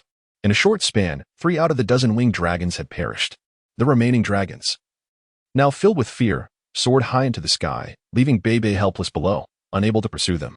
The valley was a terrifying place. At that moment, Linley finally let out a quiet sigh of relief. As Linley extracted the magical crystal cores from the 3 winged dragon birds, he pondered the matters concerning the Misty Canyon. Grandfather Derlin, Linley called out. Derlin Cavort emerged from the dragon pan ring, clad in his perpetually pristine moonwhite robe, a smile adorning his face as he gazed at Linley. Linley, what is it that you wish to discuss? At this moment, Linley's heart was still in turmoil. Grandfather Derlin, he began, I recently ventured into a misty canyon, where I encountered a multitude of magical beasts. There were green-striped giant pythons and enormous reptiles, which I could not clearly discern at the time, but their size rivaled that of a velociraptor. I also spotted winged dinosaur-like creatures. However, what I witnessed was merely a fraction of the Misty Canyon. I have yet to glimpse its true essence. As Linley reflected on this, he felt a surge of astonishment at the existence of such a gathering of magical beasts. Oh, Derlin Cuter replied, somewhat taken aback. This Misty Canyon harbors so many magical creatures? How intriguing. Typically, magical beasts of the same species congregate together. Yet, the beasts you mentioned belong to different kinds, all coalescing within the Misty Canyon. This is indeed fascinating, truly fascinating. If I were still alive, I would certainly delve deeper into its mysteries. Linley shook his head with a resigned smile. Within that canyon, there exists the blue heart grass. Just now, I encountered a single specimen, but I was unable to gather it in time, only managing to collect one. The mention of blue heart grass sparked a glimmer of excitement in Delencauder's eyes. The presence of blue heart grass signifies that the area is far from ordinary. It is highly probable that the Misty Canyon harbors treasures or formidable magical beasts, perhaps even a level 9 beast or a creature from the sacred domain. However, Delencauder's brow furrowed in contemplation. Typically, powerful magical beasts possess territorial instincts. If such a beast were present, it would not permit creatures like the winged bird dragon or the green-striped giant python to dwell within its domain. Yet, the winged bird dragon, the green-striped giant python, and numerous other reptilian magical beasts coexist here. This is indeed peculiar. The circumstances in the Misty Canyon seem contradictory. Linley smiled and said, Grandfather Derlin, do not overthink it. Let us embark on our exploration once I attain the status of a 7th level mage, capable of casting flight. Upon reaching the 7th level, the Earth Guardian Holy Armor will also ascend to the Jade grade, significantly enhancing the power of auxiliary spells such as acceleration. At that time, I will possess unwavering confidence in confronting those winged dragon beasts. With the ability to fly, I will naturally have the audacity to venture into the Misty Gorge. A 7th level mage? You are currently only at the 5th level. It is still a long way off, Derlin Cavort remarked, dousing Linley's enthusiasm with a dose of cold reality. Linley understood well that while reaching the rank of a 6th level mage might not be particularly challenging, the transition from a 6th level to a 7th level mage represented a significant hurdle. In the 3rd volume, The Beast Mountain Range, Chapter 23, the girl named Alice Part 1. The magical beasts encountered on the return journey grew increasingly feeble. As Linley stepped into the outer regions, he found himself facing predominantly 3rd and 4th level beasts, posing no real threat whatsoever. Nevertheless, Linley refrained from completely lowering his guard. Walking alongside him was Dragonblood, who bore a persistent sense of unease. Although Linley exuded an air of calmness, he was unyielding when it came to taking action, his eyes reflecting a chilling indifference that kept others at bay. Dragonblood recalled that prior to their venture into the Beast Mountain range, Linley's gaze had been imbued with sincerity, making him quite trustworthy. After much contemplation, Dragonblood finally communicated telepathically, Linley. Linley, agilely navigating through the forest, turned his head in curiosity towards Dragonblood. Grandfather Darren, is there something on your mind? Dragonblood nodded gravely and replied, Linley, before we entered the Beast Mountain range, I cautioned you that the human heart is a labyrinth, and one should not easily place their trust in others. It is imperative to maintain a vigilant disposition towards those around you. Linley nodded and said, Grandfather Derlin, you are absolutely right. One must not easily place their trust in others. Had I heeded your advice sooner, I might have avoided the wound to my abdomen. Grandfather Derlin Cowett shook his head and replied, while it is true that one should not readily trust others, it is equally important not to be overly cautious. If you continue in this manner, how will you ever foster relationships with others? Remember, one must not be excessively aloof. Yet, one should not be overly trusting either. Trust is something that is cultivated gradually through prolonged interactions, and one should not be swayed too easily by the words of others. Linley was astute, having read numerous books both at home and at Ernst Academy. Upon hearing the words of Grandpa Derlin, he gained some understanding. However, after 2 months of harsh existence, he had witnessed the cruelty of human nature, making it exceedingly difficult for him to place his trust in others. Grandpa Derlin, I comprehend, Linley nodded and replied. Grandpa Derlin sighed inwardly, yet he felt a sense of relief that Linley had his companion, the little shadow Mouse Bebe, as well as some good friends from Ernst Academy. At the very least, he would not become excessively indifferent. Grandpa Derlin vividly recalled a white-clad man who had been a formidable sword saint and a fellow powerhouse of the sacred domain during the existence of the Puang Empire thousands of years ago. This man was exceedingly reclusive. Grandpa Derlin, what do you think my father's reaction will be upon discovering so many monster crystal cores? Linley suddenly turned to Grandpa Derlin, inquiring with a smile, his eyes filled with the anticipation of receiving his father's praise. Much like a child hoping for commendation after performing well on an exam. Linley, are you intending to present all these monster crystal cores to your father? Grandpa Derlin asked with a smile. Linley nodded and said, of course, these magical beast cores are worth over 70,000 gold coins. And all I need is to avoid hunger. A few dozen gold coins a year would suffice for me.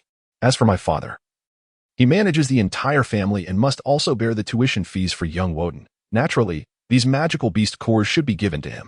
Linley was reluctant to sell the magic beast crystal himself, for he possessed no experience in such transactions and would likely be deceived without even realizing it. Haha. I believe your father would leap for joy, Dragonblood exclaimed with hearty laughter. Linley couldn't help but smile, quickening his pace along the path home.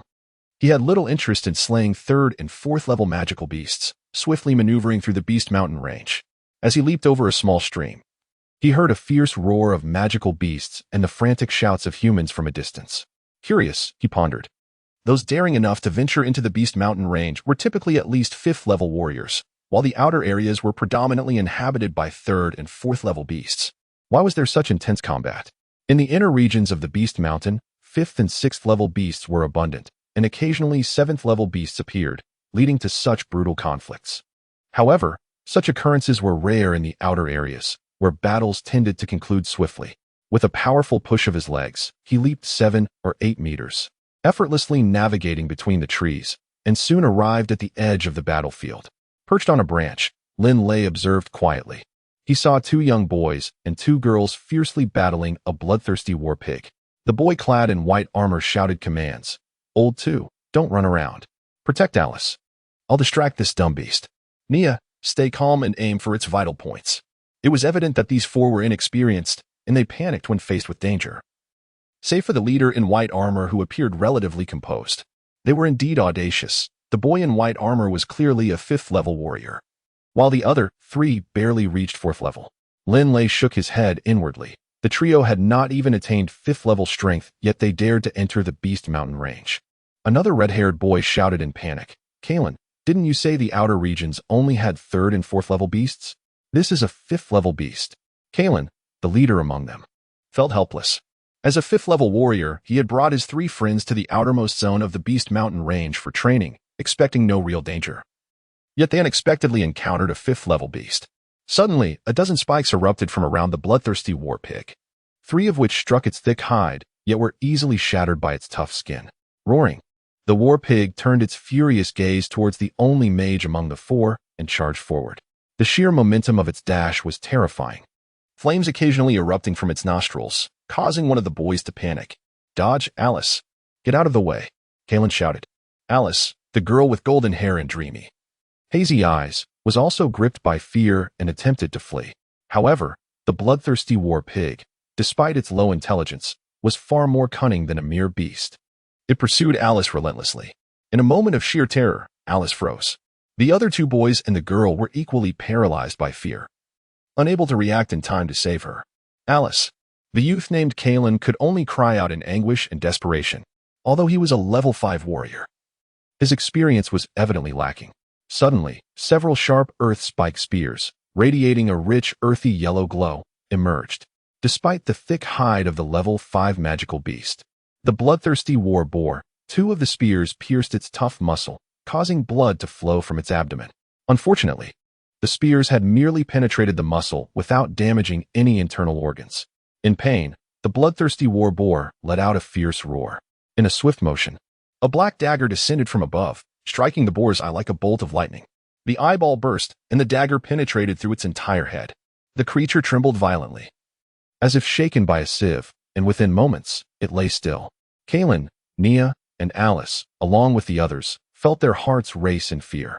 They watched as the robust youth clad in blue warrior attire deftly extracted the magical core from the bloodthirsty war boar before turning to leave.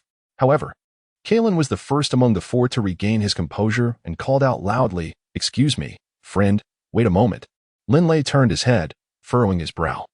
Kalen approached him, expressing his gratitude. "My name is Kalen. I sincerely thank you for your assistance. Without you, Alice would have surely perished." At that moment, the girl named Alice also hurried over, clearly still shaken, her chest rising and falling rapidly as she caught her breath. Her hazy eyes fixed curiously upon Linley. "Thank you for saving my life," she said.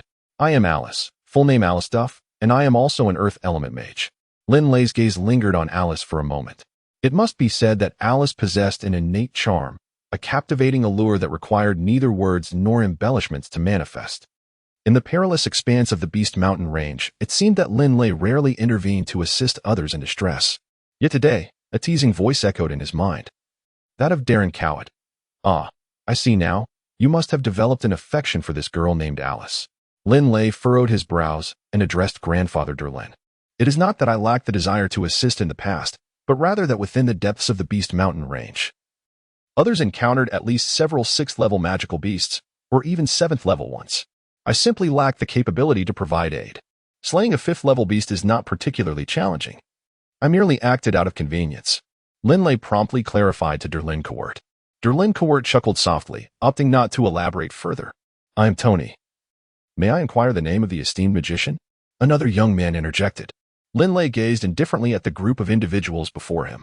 "How long have you been in the Monster Mountain range?" he inquired. "Only a day," Kalen replied helplessly.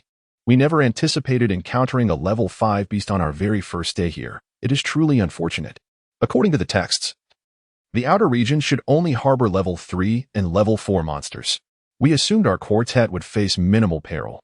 "Foolishness," Linley remarked, shaking his head disapprovingly.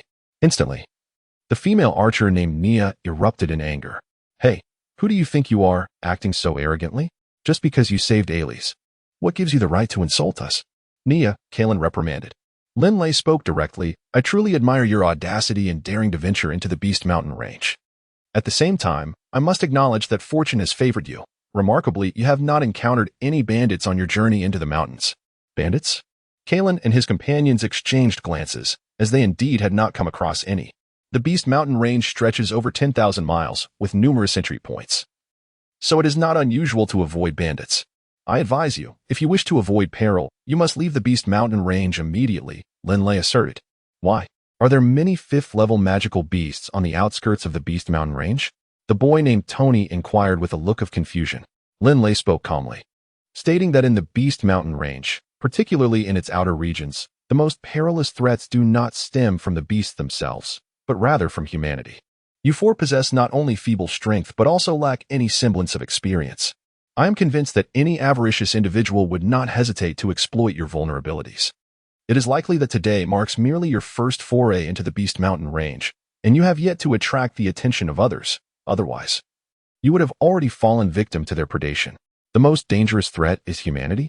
Kalon furrowed his brow, but soon his expression shifted dramatically. With immediate respect, Kalon addressed Linley, saying, "Esteemed mage, we have only just entered the Beast Mountain range today, possessing only a rudimentary understanding of its perils. Our decision to venture here was made in private. I earnestly hope that you, esteemed mage, might assist us in safely departing from this treacherous realm." Linley furrowed his brow. "Great mage, I implore you to lend us your assistance," Alice also pleaded. Kalon, overjoyed, promptly nodded and said, "We would be immensely grateful for any help the great mage could provide." Linley nodded and continued forward, addressing the 4 individuals behind him. "Follow me." The 4 members of Kalon immediately trailed after Linley, safely guided out of the Beast Mountain range and towards the city. During their journey back, Kalon and the others learned Linley's name. The Earth Mage, Alice, who was also 15, held great admiration for him, as she was regarded as the top genius at the Yulan Magic Academy. However, despite her accolades, Alice had only recently attained the rank of a 4th-level mage. Such an achievement, in the Ernst Academy, could only be considered average. As they took a break along the way, Linley, Kalon, Alice, and the others began their meal, with Linley and Alice sitting together. "Brother Linley, you are truly remarkable. You reached the 5th level at just 14. I fear I want to achieve that until I'm 20, Alice gazed at Linley with admiration. "It's nothing extraordinary. Our academy's top genius, Dixie, became a 4th-level mage at 9 and attained the 5th level by 12, Linley casually replied, omitting the fact that he had been a 4th-level mage at 13 and had only taken a little over a year to catch up to Dixie's 3 years of progress. 9 years old as a 4th-level mage. I am already 15 and have just become a 4th-level mage myself, and I am still considered the best in our academy. The gap between Yulan Magic Academy and Ernst Academy is quite vast," Alice lamented. "Brother Linley, I feel that your Earth Spike formation possesses tremendous power, seemingly surpassing even some 5th-level students from our academy. What accounts for this?" Alice, being an Earth mage herself, naturally perceived Linley's unique prowess. Linley smiled faintly, for it was not merely the power that impressed him. In truth, the speed at which the Earth-based magical formations emerged was remarkably swift. Earth magic, rooted deeply in the essence of the Earth itself, Linley commenced to elucidate to Alice. In reality, Linley's understanding of Earth magic surpassed even that of the instructors at the Ernst Academy, for he had the guidance of a teacher of the sanctuary level. Alice gazed up at Linley, her attention wholly captivated. One spoke while the other listened, and the distance between them gradually diminished. Linley was entirely engrossed in his narration, only to realize, during a pause in his discourse, that their faces were a mere fist's breadth apart. Linley's heart skipped a beat. It was his first time being so close to a girl. Especially at such proximity, he could behold Alice's hazy eyes, her delicate nose, and even feel her breath, inhaling the fragrance that enveloped her. "Brother Linley, why have you stopped speaking?" Alice inquired with a hint of confusion. Yet, in a mere moment, she realized the situation and swiftly distanced herself from Linley, her face flushing a vibrant red, resembling a ripe apple. Linley made an effort to calm his emotions, then stood up and pretended to be unconcerned as he addressed the group. "All right, everyone has had their fill. Let us continue our journey, aiming to reach the city as early as possible." In the 3rd episode of the Beast Mountain Range.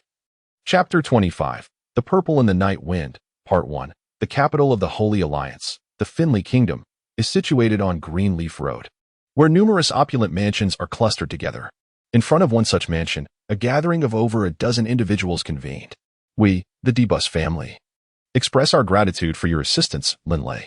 Without you, young Kalon would have undoubtedly faced grave consequences," remarked an elderly man with gleaming silver hair, smiling warmly at Linley. Beside this silver-haired elder stood Kalon, along with Elise, Tony, and Nia, while a retinue of servants from the Debus family lingered behind them. The silver-haired elder turned and nodded at one of the servants, who promptly retrieved a small yellow pouch from within his robes. The elder took the pouch, handed it to Linley, and said with a smile, "This contains 100 gold coins. While it may not be a significant amount, it represents the heartfelt appreciation of the D-Bus family. We hope you can accept it." "There's no need for that. It was merely a small effort on my part." Linley replied politely, "I shall take my leave now." The elder did not insist further and smiled as he watched Linley depart. Once Kalen and the silver-haired elder entered the parlor, the elder's expression turned icy, and he coldly commanded, "Kneel." Kalen immediately dropped to his knees with a loud thud, saying, "Great uncle, I was wrong. I failed to ascertain the dangers of the Beast Mountain range before recklessly leading my 3 friends into it. Please, punish me as you see fit." "Humph, reckless?" The elder's piercing gaze swept over Kalen. "Kalen, you are now of age and the future heir of the D-Bus family. How could you commit such a foolish error? The dangers of the Beast Mountain range are beyond your imagination. To venture forth without consulting the family is unacceptable. As for your punishment, I will leave that to your father. However, I must warn you, if you continue to act so thoughtlessly, even if the family is entrusted to you in the future, you will surely bring about its ruin." Kalen bowed his head in silence, not daring to speak.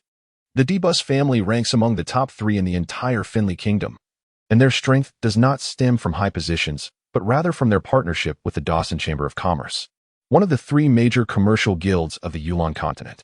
The Dawson Chamber of Commerce is immensely wealthy, with its business sprawling across the entire Yulan Continent. Any of the 3 major guilds possess formidable financial and military power. Even within the Finley Kingdom, many families aspire to collaborate with the Dawson Chamber of Commerce, as such an alliance is akin to riding a colossal war chariot. The D-Bus family's connection with the Dawson Chamber is indeed remarkable. After all, the attitudes of the 3 major guilds reflect the alliances of the 2 major coalitions in the 4 great empires. As Linley departed from Finley City, he embarked on a journey towards Ernst Academy. Beside him, Bebe perched on his shoulder, curiously surveying the surroundings, while Darren Kivo walked alongside him. "Grandfather Darren, do you not find this world somewhat unsettling?" Linley communicated through their bond. Darren Kivo nodded in agreement, but chose to remain silent, listening intently instead. In contrast, the nobility, mages, and formidable warriors of Finley City donned splendid attire and exhibited courteous demeanor. The city radiated prosperity, yet its social hierarchy was starkly rigid and indifferent. Even within the confines of the law, the privileges of the aristocracy significantly overshadowed those of the common folk. Although Finley City thrived with laughter and joy, the underlying rules were far more intricate than those found in the Beast Mountain range. In the Beast Mountain range, there existed no distinction of nobility. Only the disparity of strength mattered. At this moment, Linley gradually came to understand the nature of this world. In this realm, the great nobility occupies the upper echelons, while the commoners face relentless exploitation. No matter how gentlemanly or hypocritical the nobles may appear, they cannot conceal the rigid hierarchy that pervades society. To attain status, one must become a formidable warrior or a powerful mage. A lack of effort results in inevitable elimination. Human society is far more intricate than the brutal competition found within the Beast Mountain range. It merely adorns the savage struggles of that realm in a splendid guise. Yet, at times, this opulent fade proves to be remarkably beneficial. Deep within, Linley harbored a quiet disdain for those hypocritical nobles. The stark contrast between the cruelty of the Beast Mountain range and the splendor of Finley City transformed Linley's perspective. "Are you afraid of competition?" Dylan Cowett suddenly inquired. Linley smiled broadly, expressing fear. "No, I relish it. Without competition, every day would be mundane and devoid of meaning. I embrace competition, the thrill of exhilarating rivalry. Dancing on the edge of a blade, such days are filled with passion." Beside him, Bebe chirped joyfully. Upon entering Ernst Academy and having once ventured into the Beast Mountain range, Linley had come to recognize the insidious nature of humanity. This understanding heightened his appreciation for the camaraderie within the academy. As he approached the dormitory door, he heard voices emanating from within. "Old 4, George exclaimed with wide eyes. "You were just worried about Old 3's safety." "Me?" Reno replied, a look of confusion crossing his face. "Did I say that?" "Old 2. Old 4, Linley chuckled. "Come on, let us enjoy a drink today. It's on me." "Really?" Reno's eyes widened in surprise. Yell burst into laughter. "Yes, Old 3 is treating us. Don't forget, the Pluxus Pavilion sent an invitation recently. and old 3s3 pieces sold for over 4,000 gold coins. We ought to celebrate. The invitation from Pluxus Pavilion? Linley was momentarily taken aback. Yale quickly added, Old 3, your stone sculptures fetched a high price. Pluxus Pavilion has fully acknowledged your sculpting prowess and invited you to set up an independent exhibition space in their master's gallery. Let me fetch the invitation for you. With that, Yale dashed into the dormitory. Reno leaned towards Linley, speaking conspiratorially. Linley, you may not realize it, but ever since the representatives from Pluxus Pavilion visited the academy, news of your invitation to set up an independent exhibition has spread throughout the entire academy. Your reputation has soared. Spread throughout the academy? Linley felt a bit bewildered, as he had only just learned of it himself. Indeed, you are likely the last to know, George chuckled. Linley, here is the invitation from Pluxus Pavilion. Yale emerged from the dormitory, holding a gold-embellished white envelope. As evening fell, the four brothers of Dormitory 1987 strolled along the tranquil paths of Ernst Academy, casually discussing the events of the past 2 months. Is that brutal? Reno exclaimed, lifting Linley's shirt to reveal a grotesque wound on his abdomen, resembling a writhing worm, causing him to hold his breath in shock. George fell silent, while Yale grinned. You've seen so little. I've witnessed worse in my youth. Yale, is that true? Reno asked incredulously. Yale smugly replied, absolutely. I've seen plenty, from the execution of prisoners to watching live battles between humans and beasts. During those clashes, a throng of wealthy spectators gathered, and the scene was utterly gruesome. Linley listened to what Yale had said, and he could vividly envision that scene in his mind. How splendid it is to be in an academy, George remarked with a sigh. Linley nodded in agreement. At this tranquil hour of the evening, one could often observe couples strolling along the serene paths of the academy, either hand in hand or leisurely seated upon magical beasts, basking in the peaceful ambience of the institution. By the way, Yale, aren't you supposed to be accompanying your girlfriend tonight? Why the change of plans? Reno suddenly interjected, his expression dripping with disdain. Linley, a voice filled with surprise echoed from a distance. Delia was someone Linley had known since his arrival at Ernst Academy, and their camaraderie was exceptionally strong. When he was with Delia, he felt an unparalleled sense of ease, devoid of any mental burdens, as if he were in the company of his 3 closest friends. Delia, my uncle's carriage is still outside. Let us not squander any more time, a chilling voice remarked. Linley lifted his gaze and beheld a youth clad in the academy's robes, standing at a distance. It was none other than Delia's brother, Dixie, one of the 2 prodigies of Ernst Academy. Dixie's academy attire was impeccably neat, devoid of any blemish. His eyes sparkled with clarity. Well, farewell? Delia expressed her disappointment at not having more time to converse with Linley. As Dixie approached from afar and cast a brief glance at Delia, she promptly made her way towards him. However, Dixie turned his attention to Linley and remarked, Linley, I have heard that you successfully completed the trial in the Monster Mountain range. Congratulations on your achievement. Linley was taken aback. Did Dixie actually speak to him? Dixie's indifference was well known at Ernst Academy. Most individuals felt immense pressure in her presence, especially when those clear, piercing eyes were fixed upon them. The psychological strain could be overwhelming. Dixie inclined her head slightly and then walked toward the academy entrance with her sister, Delia. The following morning, within the Procus Hall of the capital city, Finley. Linley, please take a seat. Ostoni warmly invited. Yale, you and the others, please sit and rest as well. Ostoni scrutinized Linley and exclaimed, Linley, I must say, you are truly a prodigy, an extraordinary genius. At merely 15 years of age, you have become a distinguished student at the foremost magic academy in the entire Yulan Continent. Not only that, but your skills in stone carving have also reached an exceptionally high level. What you have accomplished is nothing short of miraculous. To say you are a magical genius is one thing, but even among the elite stone carvers of this era, those who have been invited by our Ernst Academy to establish independent exhibition rooms at Procus Hall are typically over 40 years of age. You are the youngest among them. Throughout history, only 2 unparalleled geniuses can be compared to you. Yet, what sets you apart is that you are not only a stone carving prodigy, but also a magical one. Oh, the genius. Ostoni's flattery made Linley feel somewhat bashful. Ostoni, let us not waste time. Please expedite the matter at hand. My brothers and I wish to enjoy ourselves. Yale urged. Only then did Ostoni appear to snap back to reality, quickly retrieving a silver magic crystal card from a nearby folder. Smiling as he handed it to Linley.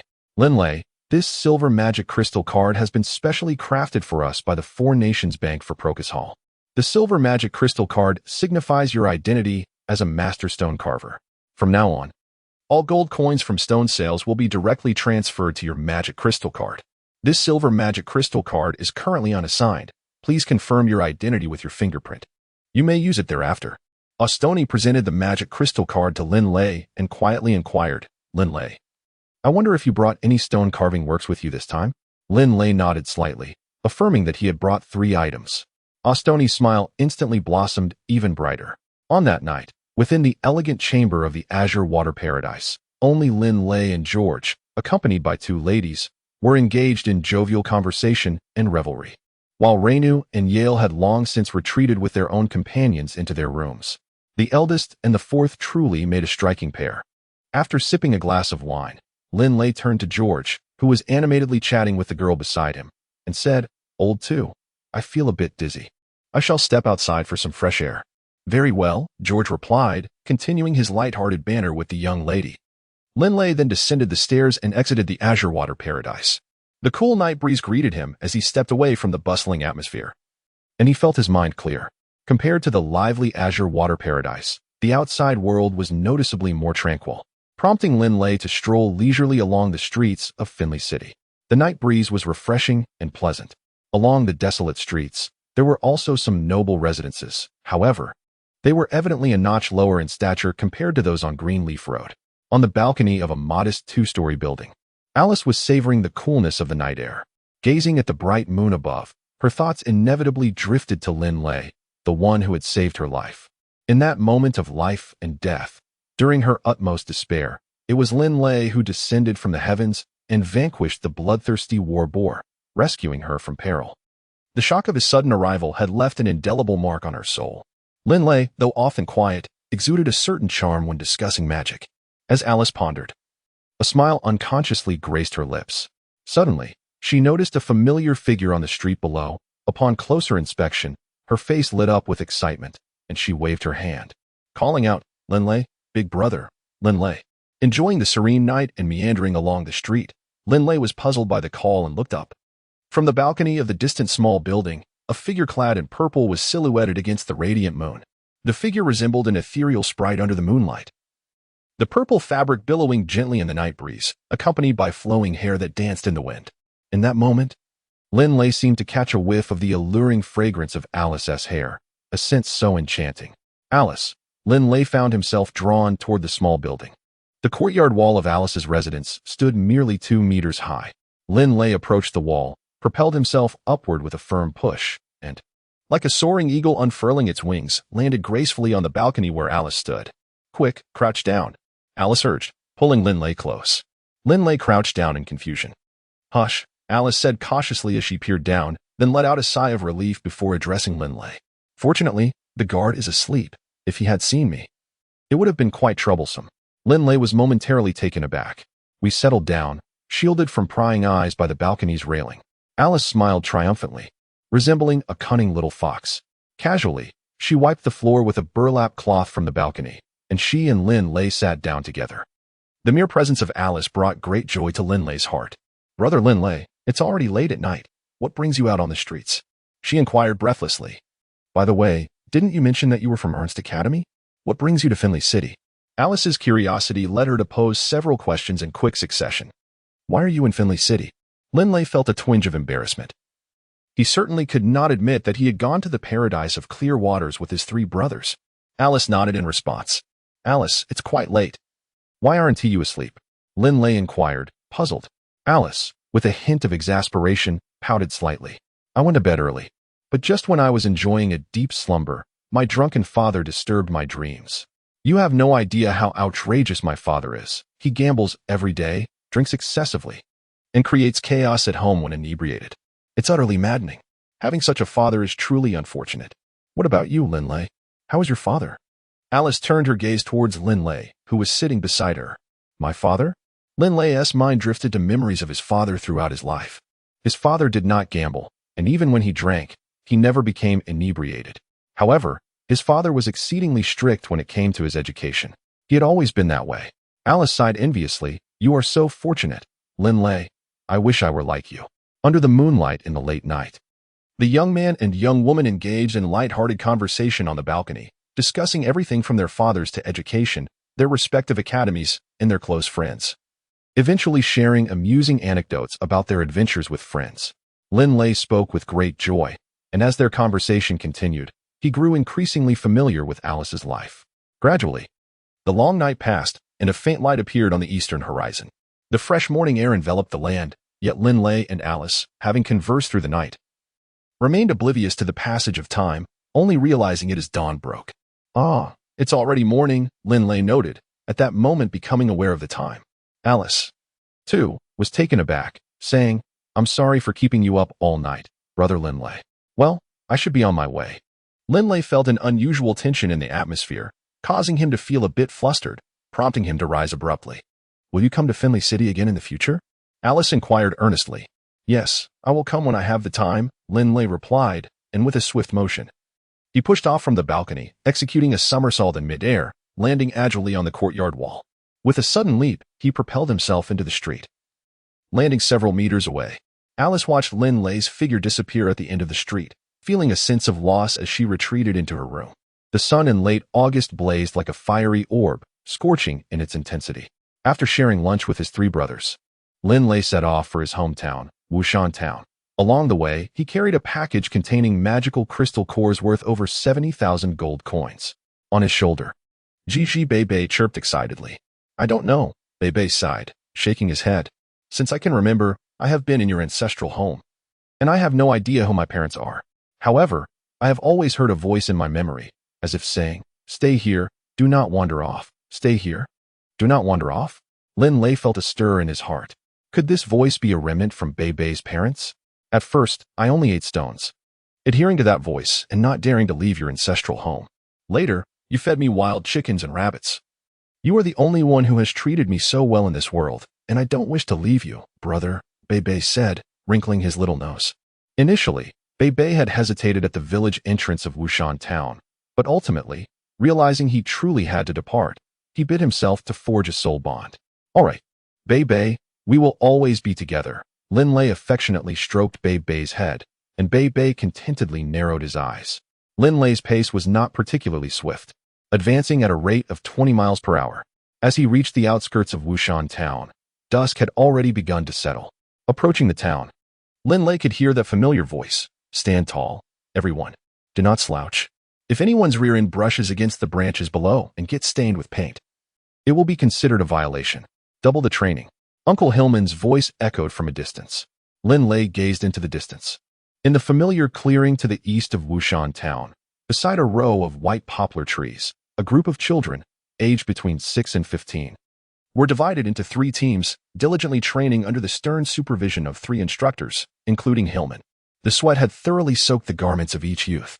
It was a scene reminiscent of my own training years ago, evoking a deep sense of nostalgia within Linley. Hillman spotted Linley from afar and casually briefed his companions, Rory and Roger, before hastening toward him, enveloping Linley in a bear hug. "Uncle Hillman, it has been a long time since we last met," Linley expressed with great joy. Young Master Linley, Rory and Roger enthusiastically greeted from a distance. "Uncle Rory."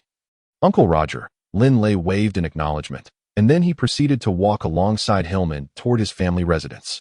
Linley smiled mysteriously. A gift for my father." In the courtyard of the Baruch family estate, Lord Hogg reclined in a chair, engrossed in a remarkably thick tome. "Lord Hogg, dinner is ready," a maid approached respectfully to announce. Ever since the steward, Sir Hiri, had taken young Walton to the O'Brien Empire, there had been no servants left within the Baruch family. Hogg, being the patriarch of the Dragonblood warrior clan, certainly could not perform menial tasks himself. Thus, he had reluctantly hired a maid. "Oh." Hogg closed the book in his hands and glanced at the maid beside him, reflecting inwardly that he was fortunate the nobles were aware of his son's status as a prodigious wizard at Ernst Academy, willing to lend him gold coins. Otherwise, life would have been considerably more arduous. Given the current tax rate in Yulan Town, he was barely managing to cover the kingdom's taxes and the salaries of the guard. The thought left Hogg feeling stifled, as most of the family's assets had been sold off during his tenure. Fortunately, Hogg, had 2 sons, 2 remarkable sons. Linley was now a level 5 wizard, nearing graduation, at which point the family legacy could be entrusted to him, allowing Hogg to pursue his long-held aspirations. Rising, Hogg made his way toward the parlor when suddenly he heard, "Lord Hogg, Lord Hogg." The voice of Hillman echoed from a distance. Hogg, puzzled, turned his gaze toward the estate's entrance. Moments later, Hillman entered, accompanied by a robust young man. Linley wore a mysterious smile and said, "Father, I will tell you after dinner." So enigmatic? Hogg feigned a frown. Beside them, Hillman chuckled, "Lord Hogg, Linley has informed me that he has prepared a mysterious gift for you." When I inquired, he remained tight-lipped. "Uncle Hillman," Linley frowned at him. "All right, I won't say a word." Hillman laughed heartily. As night descended, darkness enveloped the earth, with several candles burning in the living room of the Baruch family, illuminating the entire space. Once dinner concluded, the servant Agatha tidied the table, leaving only Linley and Hogg in the hall. It was then that Linley placed his package before his father. "What is this?" Hogg inquired, puzzled. "Please wait a moment before opening it," Linley replied as he stood up to close the living room door. Hogg couldn't help but chuckle. "So mysterious? You even need to shut the door." Linley confidently settled down and said, "Father, please open this package. I am eager to see what treasures lie within." With curiosity, Hogg unwrapped the parcel, only to discover a large bag tightly secured at the opening, filled to the brim with an abundance of magical crystal cores. As Hogg touched the hefty bag, he pondered aloud, "This sizable pouch does not appear to contain gold coins. Could it possibly be filled with gravel?" Perplexed, Hogg proceeded to untie the bag. Upon its opening, a dazzling array of vibrant, multicolored magical crystal cores radiated a spectacular brilliance, overwhelming Hogg's senses. He had never encountered such a bountiful collection of magical crystal cores in his lifetime. "Is this truly a cache of magical crystal cores?" Hogg gasped, his eyes widening in astonishment as he turned to Linley, swallowing hard in disbelief. Although he had seen magical crystal cores before, he had never beheld such an extraordinary quantity. The sheer visual impact of so many magical crystal cores was utterly breathtaking. Linley nodded and replied, "Indeed.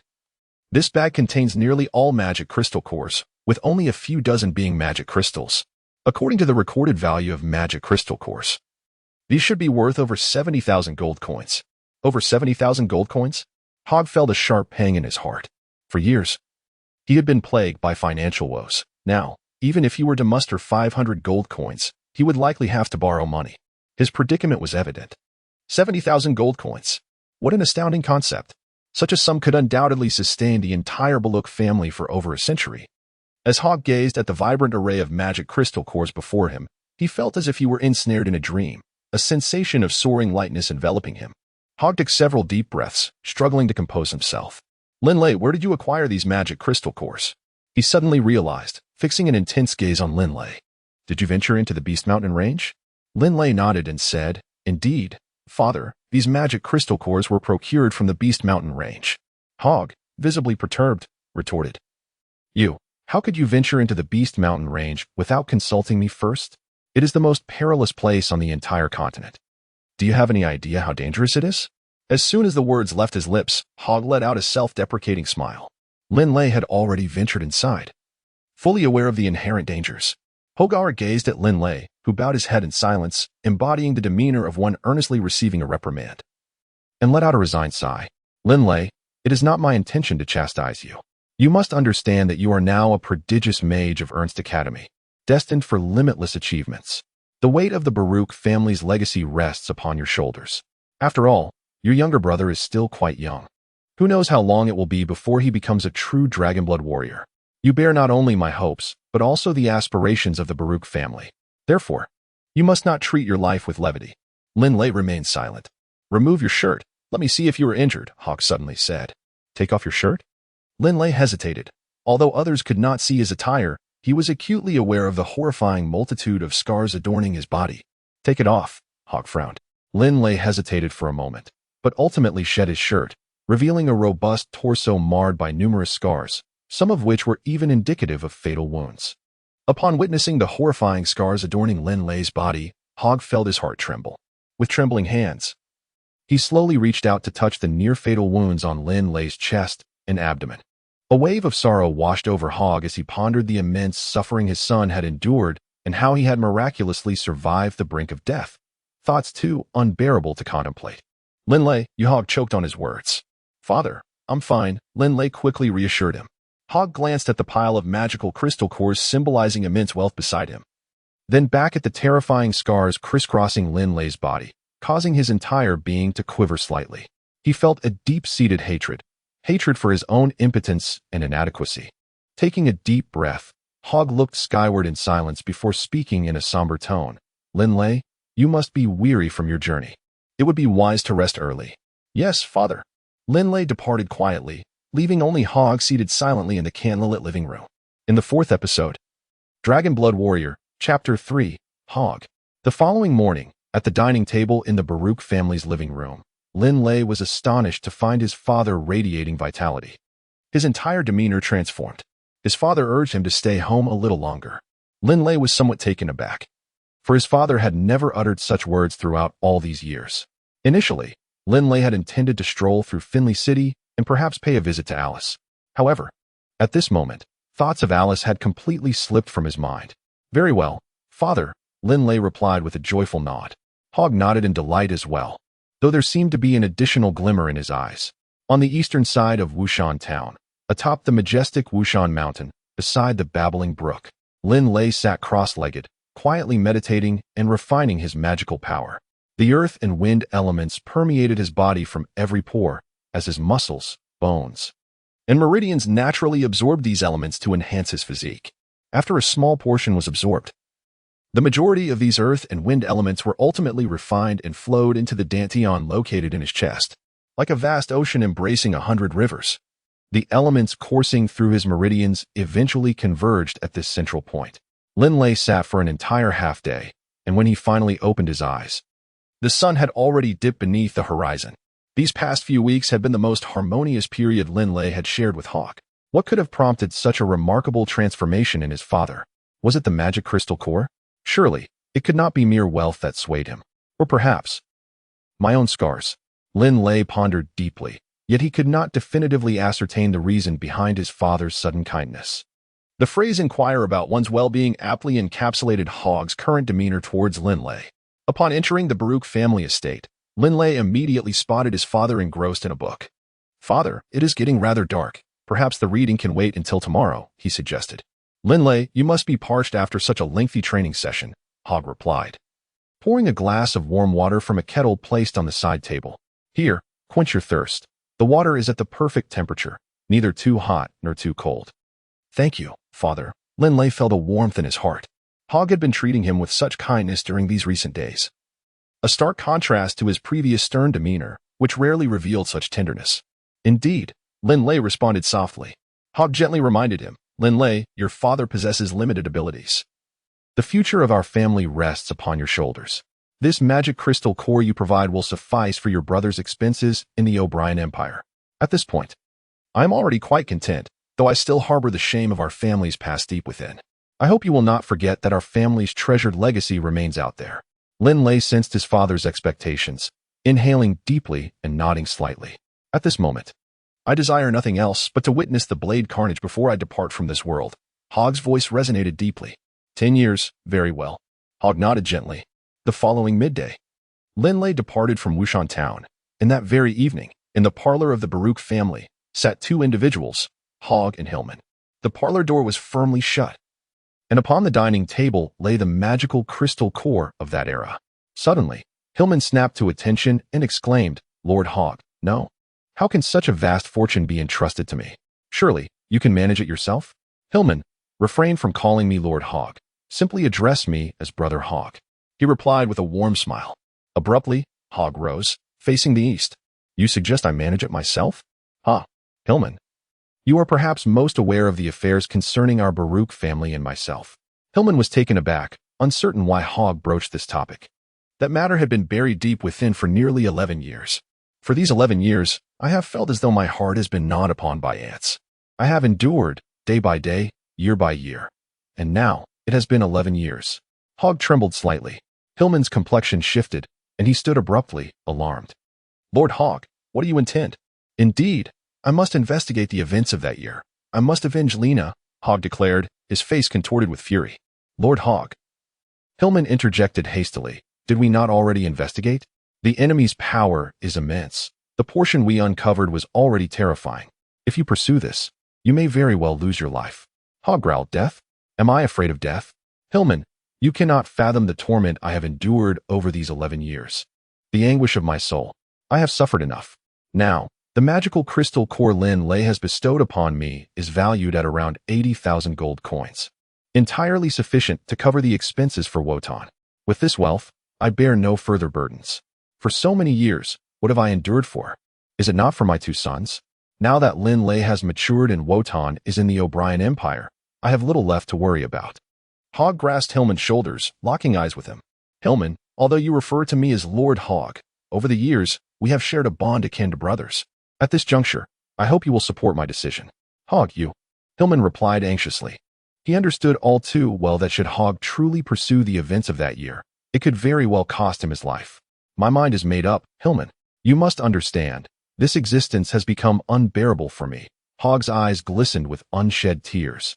Seeing him in such a state filled Hillman with a sense of helplessness. He comprehended Hogg's plight.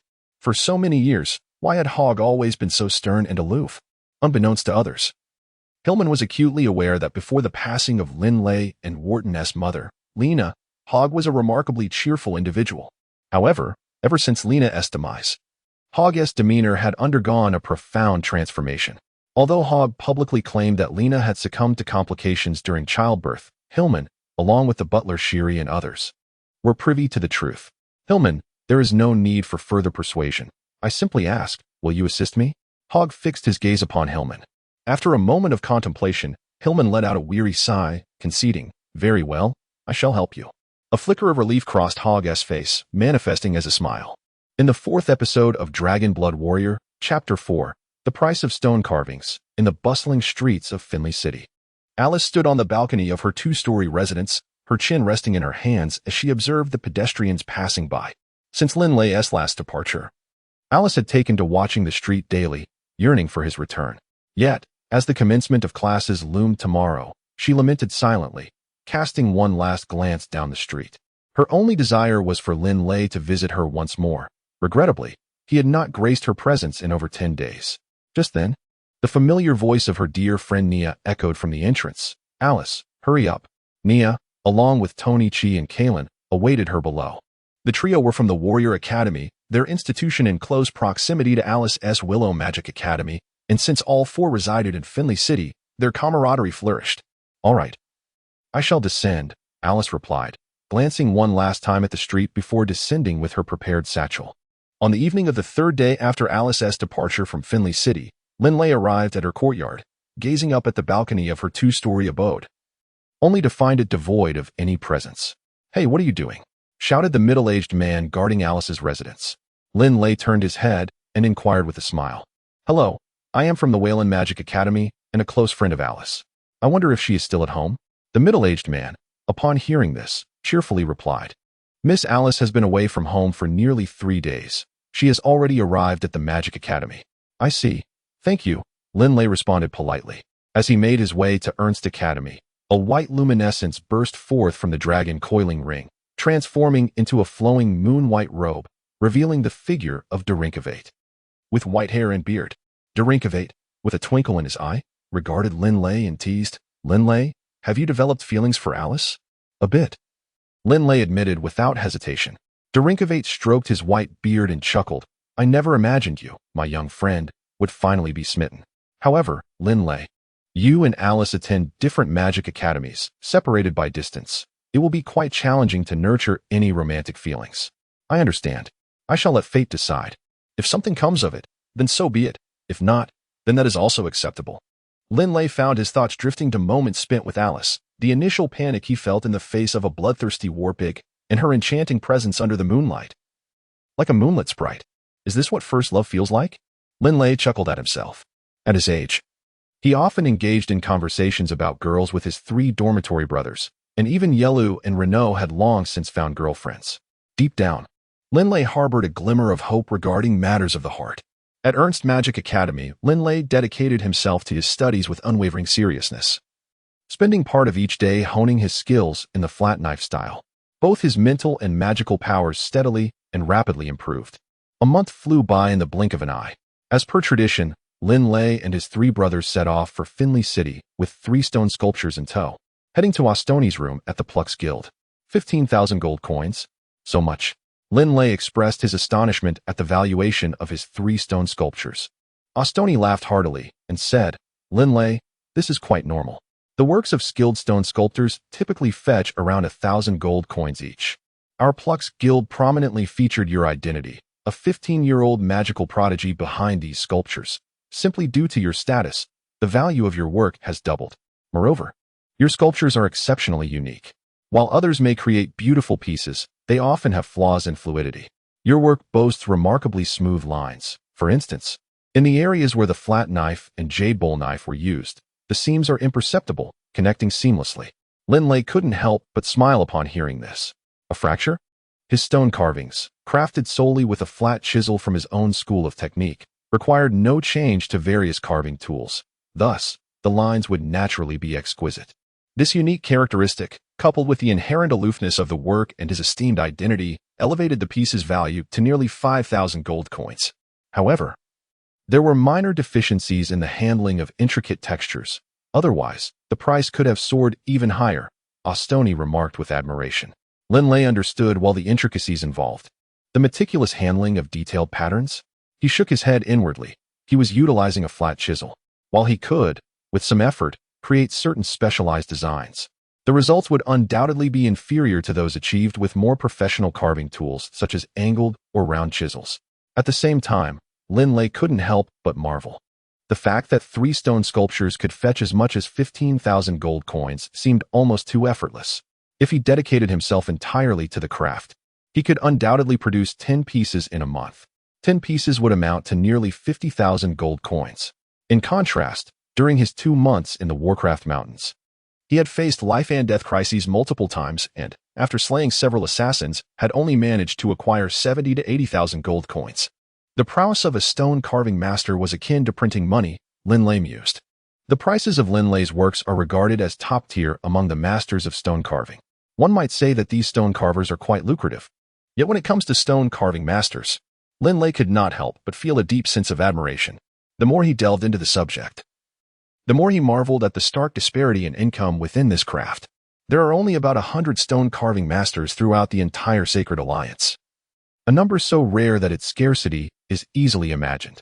Linley, strive diligently. I believe you will undoubtedly become a great master of stone carving in the future. Astoni encouraged. Stone carving masters not only possess astonishing wealth, but also hold a position of great esteem. They stand at the pinnacle of this ancient art, commanding respect even from the highest echelons of nobility, who dare not exhibit arrogance in their presence.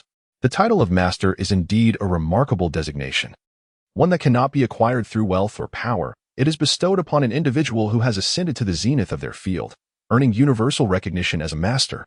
In the 4th volume of Dragonblood Warrior, Chapter 5, Roses in Winter, Part 1, as evening descended, Linley, Yale, and 2 others exited a hotel. According to their usual custom, their next destination should be the paradise of crystal waters. Yale, you 3 go ahead. I'll take a leisurely stroll for now, Linley stated as he stepped out of the hotel. Yale, Reno, and George exchanged surprised glances at Linley's words. I'm not particularly fond of the atmosphere at the paradise of crystal waters. You all go ahead. I'll join you in a couple of hours, Linley explained.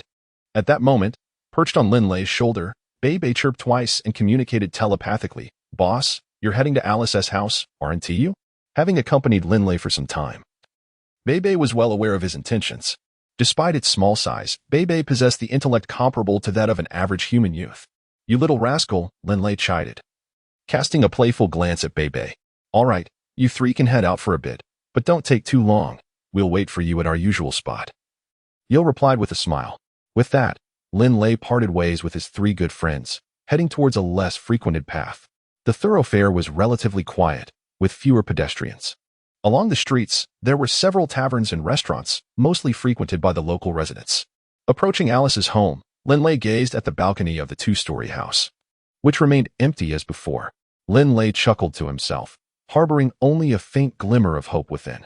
He promptly turned and entered a nearby tavern, selecting a seat by the window. Through the glass, Linley could easily observe the balcony of the Alice residence. Bring me a bottle of emerald green and 2 wine glasses. He casually ordered a bottle of mild wine. Certainly, sir. The waiter, though puzzled by Linley's request for 2 glasses, refrained from inquiring further. Bebe, take your time drinking. Linley poured a glass for Bebe and set it aside. Bebe immediately leaped onto the table, imitating Linley by savoring the drink sip by sip. Linley held his wine glass, gazing contemplatively towards the balcony, savoring each sip. The man and the magical beast shared this leisurely moment, and after nearly 2 hours spent finishing 3 bottles, Linley settled the bill and rose to leave the tavern, accompanied by Bebe. Master, are you feeling disappointed? Bebe inquired telepathically from his perch on Linley's shoulder. Linley reached out to stroke Bebe's small head, playfully chiding, "You little rascal." He then meandered through the streets of Finley City, en route to the paradise of azure waters, all the while admiring the enchanting nightscape. The following day, September 30th, Linley and his 3 brothers departed from Finley City to return to Ernst Magic Academy. Remarkably, that very evening, Alice and Kaelin returned to Finley City. This coincidence arose from the differing holiday schedules of Ernst Magic Academy and Welling Magic Academy. Regrettably, Alice, perched on her balcony, rested her chin on her hands, gazing at the throngs of people below. Occasionally, silhouettes reminiscent of Linley would spark a glimmer of excitement in her, but as they drew nearer, disappointment would wash over her. On the afternoon of October 2nd, Alice reluctantly returned to the Magic Academy. On October 29th, Linley delivered 3 stone sculptures to the Pluxus Pavilion. In the evening, he found himself once more at the tavern on Dry Missouri Road, choosing a seat by the window and ordering the familiar emerald green wine, sipping leisurely alongside Bebe. "Boss, it seems you're destined for disappointment again," Bebe remarked, his round little eyes glancing at Linley, communicating through their soul bond. "Disappointment is merely fate's way of saying we are not meant to be," Linley replied, tilting his head back to drain the remaining wine in his glass. By this time, he and Bebe had consumed 2 bottles of emerald green. Yet the balcony remained devoid of the figure Linley longed to see. At that moment, a nearby waiter approached. "Another bottle of emerald," Linley began. But his words faltered as his eyes brightened, fixating on a figure appearing on the balcony of Alice's 2-story abode, a girl clad in white. "Check, please," Linley suddenly exclaimed, rising to his feet. The waiter, taken aback, quickly regained his composure. After settling the bill, Linley strode towards the exit, with Bebe leaping from the table to perch on his shoulder. By now, it was nearly 8 in the evening, and the streets of Dry Missouri Road had grown dim, as it was not a major thoroughfare, leading to a sparse crowd at night. "It's Alice," Linley affirmed with unwavering certainty in his heart. "Wow, boss. You finally get to meet this beauty. Haha, are you excited? Thrilled?" Bebe chattered proudly beside him. Linley, without regard for Bebe, nimbly darted towards the wall of Alice's residence. With a swift push of his hands, he executed a graceful leap, casting a fleeting shadow as he landed upon the balcony. At that moment, Alice happened to catch sight of Linley approaching from the direction of the wall. "Big brother Linley," she exclaimed, instantly recognizing him, her heart racing with excitement and her cheeks flushing slightly. A sense of relief washed over her as she continued, "What a coincidence, big brother Linley." Linley was momentarily taken aback. "Alice, what a remarkable coincidence." Alice couldn't help but chuckle, and then she quickly realized and pulled Linley down. "Hurry, sit down, lest the doorman discovers us." Linley complied, and they both concealed themselves beneath the balcony railing, engaging in hushed conversation. Darren Cowder also appeared nearby. Linley, "Grandfather Darren, is there something you need?" Linley replied, somewhat displeased. Darren Cowder laughed heartily. "Young man, cease discussing trivial matters with this girl. Be more affectionate. Take the initiative. You're such a fool. Just look at Alice. She clearly has feelings for you. No rush, no rush." Although Linley was not particularly fearful of life and death, he felt somewhat lacking in confidence at that moment. "What a fool," Darren Cowder exclaimed in exasperation. Linley then disregarded Dylan Kivo, engaging in a leisurely conversation with Alice. "Brother Linley, you are so impressive. There must be many girls pursuing you at Ernst Magic Academy," Alice inquired casually, though her heart raced at the question. Fortunately, as Linley conversed with Alice, his words seemed to flow without much thought. "Fool," the voice of Dylan Kivo resonated in Linley's mind. In the 4th volume, Dragonblood Warrior. Chapter 6, The Rose in Winter, Part 2, Linley felt a surge of joy from the depths of his heart while being with Alice, and unbeknownst to them, an entire night passed. Neither Linley nor Alice sensed the fatigue of a night spent without sleep. As dawn broke, a faint light began to illuminate the horizon. Morning has arrived, Alice. I must take my leave, Linley announced as he rose to his feet. Alice replied softly. She too stood up, gazing at Linley with a hint of reluctance. Linley smiled and, with a gentle push, surrounded himself with a flow of energy, floating down to the street like a falling leaf. Upon returning to Ernst Academy, Linley continued his diligent training as before, yet during his moments of rest, thoughts of Alice frequently occupied his mind. He felt as though he had been struck by Cupid. On the evening of November 29th, 9997 in the Yulan calendar, Alice had been waiting patiently in front of her home. After a while, she spotted Linley's figure at the end of Ganmo Road and immediately ran towards him. Brother Linley, Alice exclaimed with excitement. After a month of separation, the moment they reunited, Alice could hardly contain her exhilaration. Linley's heart was filled with excitement. After all, it had been a month since their last meeting. Yet, at this moment, he felt a surge of exhilaration. Although he had not specified a time for their reunion, Alice was here waiting for him today. During their previous conversation, Linley learned that the holidays at the Wailing Magic Academy fell on the 1st and 2nd of each month. He understood the significance of Alice skipping class to meet him. Linley, muster your courage this time, echoed the voice of Darren Cowett in his mind. Linley silently resolved within himself. He did not wish to endure another month of waiting. Alice, what brings you outside today instead of staying on the balcony? Linley inquired as he strolled alongside Alice on the street. With a smile, Alice replied, We cannot possibly confine ourselves to the balcony all the time, can we? Linley couldn't help but smile as he recalled the scene of the two of them hiding on the balcony. Brother Linley, I have grown up in Finley City since childhood. It is quite vast, and I am certain there are numerous places you have yet to explore. Come. Allow me to guide you, Alice said with a cheerful tone. As they walked, Alice continued to chat, seemingly oblivious to those around them. Oh, it's snowing, Alice exclaimed, glancing up at the night sky, where delicate snowflakes were gently descending. I adore snow. This is the first snowfall of this winter. I too cherish snow, Linley replied, gazing up at the sky as snowflakes landed softly on his face and melted away. Strolling through the streets of Finley City with the girl he cherished felt extraordinarily romantic. Brother Linley, do you have a girlfriend? Alice suddenly inquired, then feigned nonchalance as she added, With your remarkable abilities, you must surely have one. No, absolutely not, Linley quickly responded. After hearing this, Alice fell into contemplative silence. Alice, do you have a boyfriend? After much deliberation, Linley finally posed the question. Alice's cheeks flushed crimson, even her neck betraying a hint of color, though the dimness of the night made it difficult to discern. Oh, I have no boyfriend. Who would want me as a girlfriend? Linley took a deep breath and suddenly said, How about you be my girlfriend? Alice looked up at Linley in astonishment, seemingly momentarily stunned. Just moments ago, they had been engaged in conversation, and now he had abruptly made such a direct proposal, leaving her somewhat flustered. In the Holy Alliance, it was quite common for young men and women to be together. Many of Alice's female classmates already had boyfriends, and she had also contemplated having one herself. However, she had never anticipated that Linley would ask so straightforwardly. You want me to be your girlfriend? Alice inquired, and at that moment, Linley felt his heart racing like never before. Even in the perilous depths of the Beast Mountain, he had never experienced such tension. Yes, would you be willing? Alice's cheeks flushed, and her large eyes fixed on Linley. Linley, I must confess, I may not be as wonderful as you imagine. After a brief moment of contemplation, she lowered her head and gently nodded. Phew. Linley felt a surge of excitement, unable to resist embracing Alice, who shyly buried her face into his chest. At that moment, Linley noticed a flower shop nearby. In a fleeting instant, he lifted Alice's chin, only to find a vibrant rose before her. Blushing slightly, Alice accepted the rose, and as Linley gazed at her, the brilliance of the flower harmonized beautifully with the rosy hue of her cheeks, creating an indescribably enchanting scene. This moment was forever etched in Linley's memory.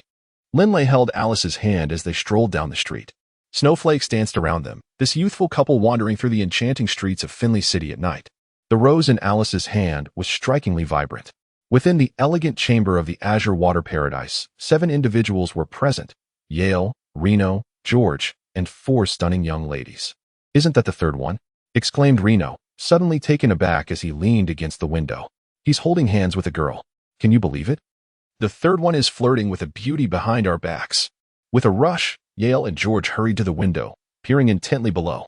At that moment, Linley, lost in the blissful feelings of first love, was completely oblivious to the fact that he was right next to the azure water paradise. He and Alice walked past the establishment, continuing towards the distant champs, Lissy asked. When did the third one become so impressive? Yale's eyes sparkled with excitement. George and Reno shared in the enthusiasm, with Reno suggesting, haha, when the third one comes over in the morning, we must interrogate him thoroughly. The following morning, in high spirits, Linley arrived at the azure water paradise's chamber. According to custom, Reno and Yale should have been sleeping with the ladies in the private room. But upon opening the door, Linley was astonished to see, Yale, why are all three of you here? What do you mean, why are we all here? Reno chuckled mischievously, while George and Yale wore similarly devious grins as they approached. Spill it, Reno demanded, his eyes narrowing. Who was the beauty you were with last night? Speak up. Yale and George leaned in, their gazes sharp. Linley was completely taken aback. Under the pressure of his brothers, he candidly recounted his relationship with Alice, which left Reno and Yale, the charming scoundrels, in awe. Ever since confirming their romantic relationship, although separated by different academies, they had arranged to meet twice a month.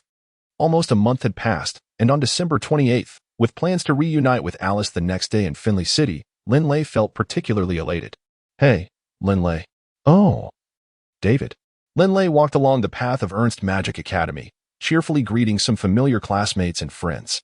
Hey, are you so excited because you're with that Alice? Remarked Bebe, perched on Linley's shoulder, wrinkling his nose in disdain.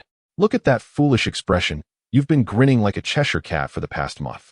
Although Linley had never been particularly cold or indifferent towards others, he had not been overly warm either. However, in this past month, his spirits had evidently improved, and he often wore a broad smile when interacting with others. You little rascal, what do you know? Linley shot a side glance at Bebe, yet he continued to stride confidently into the library. After selecting a couple of books on wind magic, he settled into the reading room to begin his studies. The reading room was remarkably tranquil, with only about 20 or 30 individuals scattered throughout the spacious area. Linley selected a secluded spot and began to immerse himself in reading at the library of Ernst Academy. He perused various subjects, including history, magical beasts, continental geography, and diverse schools of magic. However, he devoted the majority of his attention to wind magic. After all, Linley was majoring in earth magic. Guided by the esteemed Archmage Dylan Cowett, while the instruction in wind magic was markedly different. As he read, Linley felt a profound understanding dawning upon him. Nodding in silent appreciation, time passed swiftly, and 2 hours soon elapsed. Linley closed the book in his hands, reflecting on the wisdom of Grandfather Dylan. To fully grasp the profound principles of wind magic was already a formidable task, let alone to create new wind spells. The casting of magic often involved reciting incantations in a methodical manner, illustrating a mere understanding of the mechanics without true comprehension of their essence. Achieving insight into the principles of magic could allow for the simplification of incantations or the enhancement of magical efficiency through the control of mental energy. Of course, one might wonder, is the creation of magic truly so simple? The voice of Dylan Cowett echoed in Linley's mind. Setting aside creation, simply gaining knowledge of spells above the 7th level would suffice. Unfortunately, the Academy was rather stingy. Spells of the 7th, 8th, or even 9th level, not to mention forbidden magic, were not disclosed. Linley felt a sense of dissatisfaction regarding this matter. Yet he was acutely aware that Ernst Academy was under the aegis of the Radiant Church, which would never divulge powerful magic to individuals from other nations. Linley felt a sense of relief, fortunate to have the guidance of his grandfather Dylan, alleviating his concerns regarding earth magic. He then turned to another tome on wind magic and continued his reading. Upon reflection, it became evident that not only wind magic, but also advanced spells from other magical schools were often extensions of foundational spells. For instance, within the realm of wind magic, the spell Wind Blade leads to the more advanced chain of wind blades, which further evolves into Dance of the Wind Blades, culminating in the 9th tier wind spell vacuum binding technique, all belonging to a singular lineage. Of course, Windblade could also evolve into the formidable forbidden magic dimensional blade through an alternative branch of development. As Linley absorbed the detailed descriptions of Windblade within this book, excitement surged within him. The text provided a perspective from the pinnacle of the magical world, offering a cohesive description. It proved immensely beneficial to those with a solid foundational understanding. enabling them to construct a comprehensive mental framework of magic. The levitation spell, while seemingly simple, posed challenges in execution as it required a strong affinity with wind elemental forces.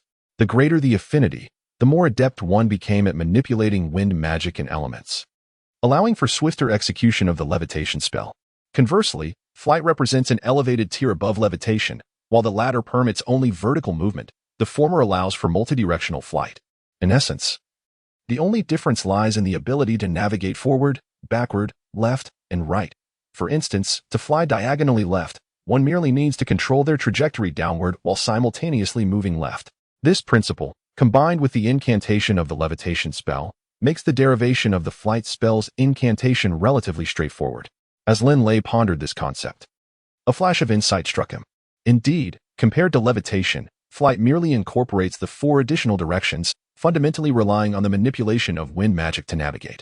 It became apparent that the only requirement was the addition of 4 currents of wind. Thus, the formulation of the flight spell's incantation seemed well within Linley's grasp. Previously, he had believed that flight necessitated complex directional navigation, making the incantation formulation daunting. However, it now seemed that the only requisite was the inclusion of 4 wind currents, presenting minimal difficulty for Linley. Linley continued reading with great enthusiasm.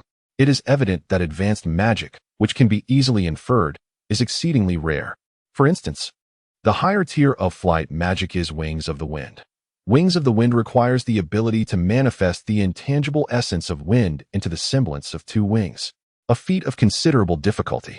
The incantation for this magic is worlds apart from that of flight magic, rendering any attempt at deduction utterly futile. Linley nodded slightly. The deeper he delved into the text, the more he became convinced that the author of this book was undoubtedly a master in the study of magical creation. The book elucidated the principles of magic, detailing how to research incantations and control the arrangement of elements, yet it refrained from discussing how to augment magical potency. For an ordinary individual, the intricate arrangements of magical elements would likely deter them from pursuing this book. However, Linley understood that by grasping the underlying principles, one could naturally learn to manipulate magic, thereby enhancing the efficacy of the same spell. Just as Linley was engrossed in the tome, a melodious voice broke the silence beside him. Linley raised his gaze to the side, where he beheld a tall and enchanting young lady standing beside him, his dear friend Delia. However, her complexion was far from radiant. "Delia, what troubles you?" Linley inquired with a warm smile. Delia, pursing her lips, remained silent for a considerable time before finally speaking. "Linley, I have heard that you have a girlfriend?" Her captivating, large eyes were fixated intently on Linley. Chapter 4, Dragonblood Warrior, Chapter 8, A Confluence of Experts, Part 2. Linley was momentarily taken aback. At that moment, he hesitated, his mind racing with myriad thoughts, yet he still nodded affirmatively. "Yes, her name is Alice." Delia's eyes instantly welled with tears. "Congratulations." Without a moment's pause, Delia turned and, unable to contain her emotions, tears cascaded down her cheeks as she swiftly exited the reading room. Linley, however, remained oblivious to the tears streaming down Delia's face. With a deep breath, he directly conveyed his thoughts to her, feeling a mixture of frustration and relief. "Boss, I know you have feelings for Delia as well, don't you?" Bebe remarked with a gleeful malice. "I always thought Delia was superior to Alice." Silence. Linley retorted through a soul transmission. I've struck a chord," Bebe replied triumphantly. Linley took a deep breath, then slowly exhaled, a faint smile gracing his face. "It doesn't matter anymore. Now that I have clarified things with Delia, my heart feels considerably lighter." He thought to himself, "Tomorrow I shall meet with Alice. I ought to prepare a gift." The mere thought of Alice eased Linley's mind significantly. On the evening of December 29th, Linley parted ways with Yale and the others, making his way alone to meet Alice on Ganmo Road. This time, Linley would spend an extended period with Alice. As the holy city of the Bright Church, Finley City was home to the headquarters of the Bright Church situated in the West City. Naturally, the Mass held in Finley City was the grandest of its kind across the entire Yulan Continent. The Pope of the Bright Church would personally preside over this magnificent ceremony, drawing an immense crowd of spectators. On January 1st, in the West City of Finley, the Divine Hall of the Bright Church stood as a colossal edifice nearly 100 meters high, visible from various points throughout Finley City. Before the Divine Hall lay an expansive square, several thousand meters in length and width, its surface paved with smooth white stone. At this moment, the square was teeming with people, with Linley and Alice amidst the throng. Knights of the Church's order diligently maintained order in the square, and the gathered crowd exhibited remarkable decorum. Brother Linley, at 8 o'clock, a host of high-ranking individuals from the Bright Church will emerge, including the Pope himself.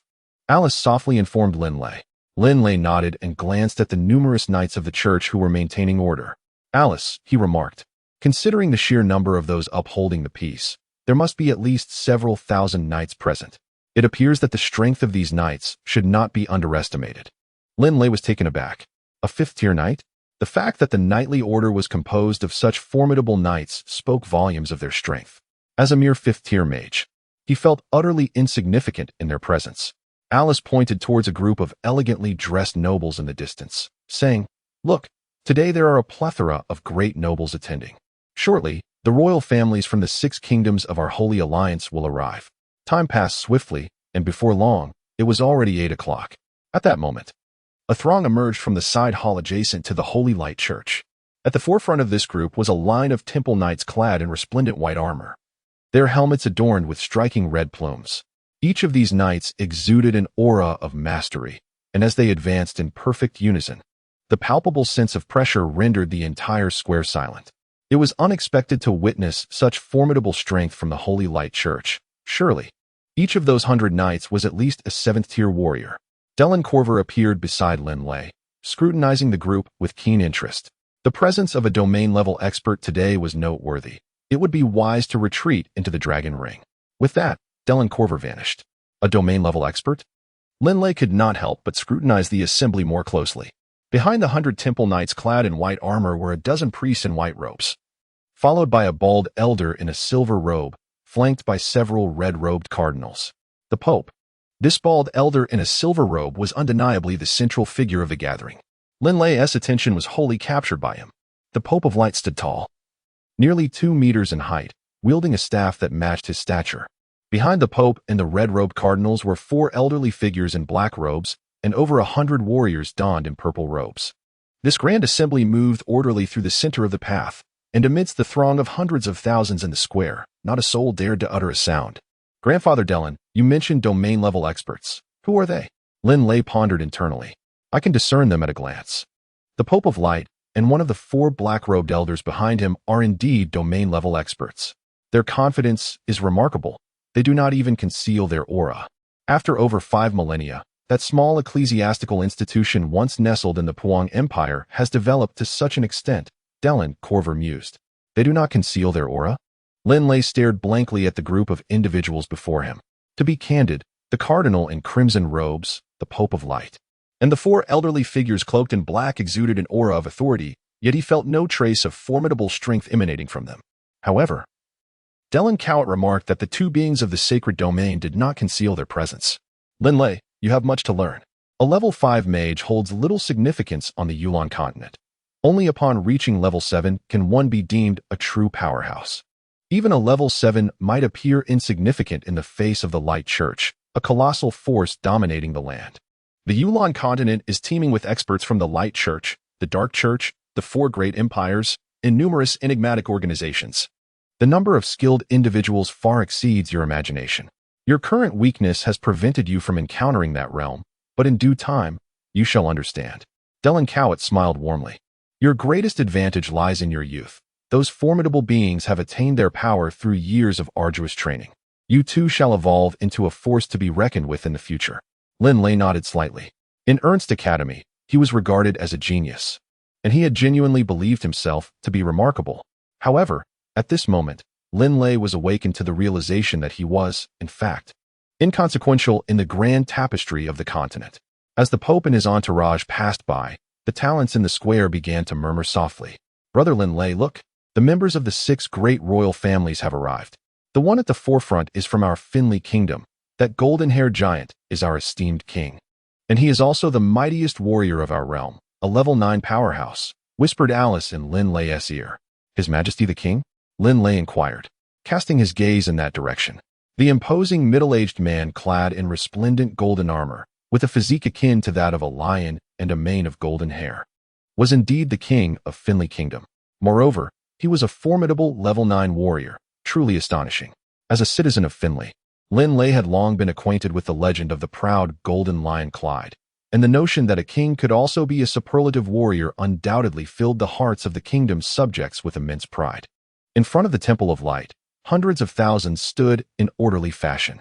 Before the angelic statue, the Pope of Light, the Cardinal, the White Priest, and the Temple Knights stood silently, with the Pope of Light radiating an undeniable brilliance. The 6 royal families of the Sacred Alliance, along with numerous dukes from various principalities, also stood solemnly. Suddenly, centered around the Pope of Light, a distinct milky white ripple emanated outward, enveloping the square of hundreds of thousands in a profound silence. Almost every face bore a tranquil smile, and an unprecedented serenity washed over their souls. The sheer ease with which the Pope of Light could project such divine radiance across the multitude was nothing short of terrifying. As a mage, Linley could discern the formidable might of the Pope. The square was enveloped in a stillness, the only sound being the gentle whisper of the breeze. In the name of the Lord, the Pope of Light proclaimed calmly, yet his voice resonated throughout the heavens, shaking the very core of their beings.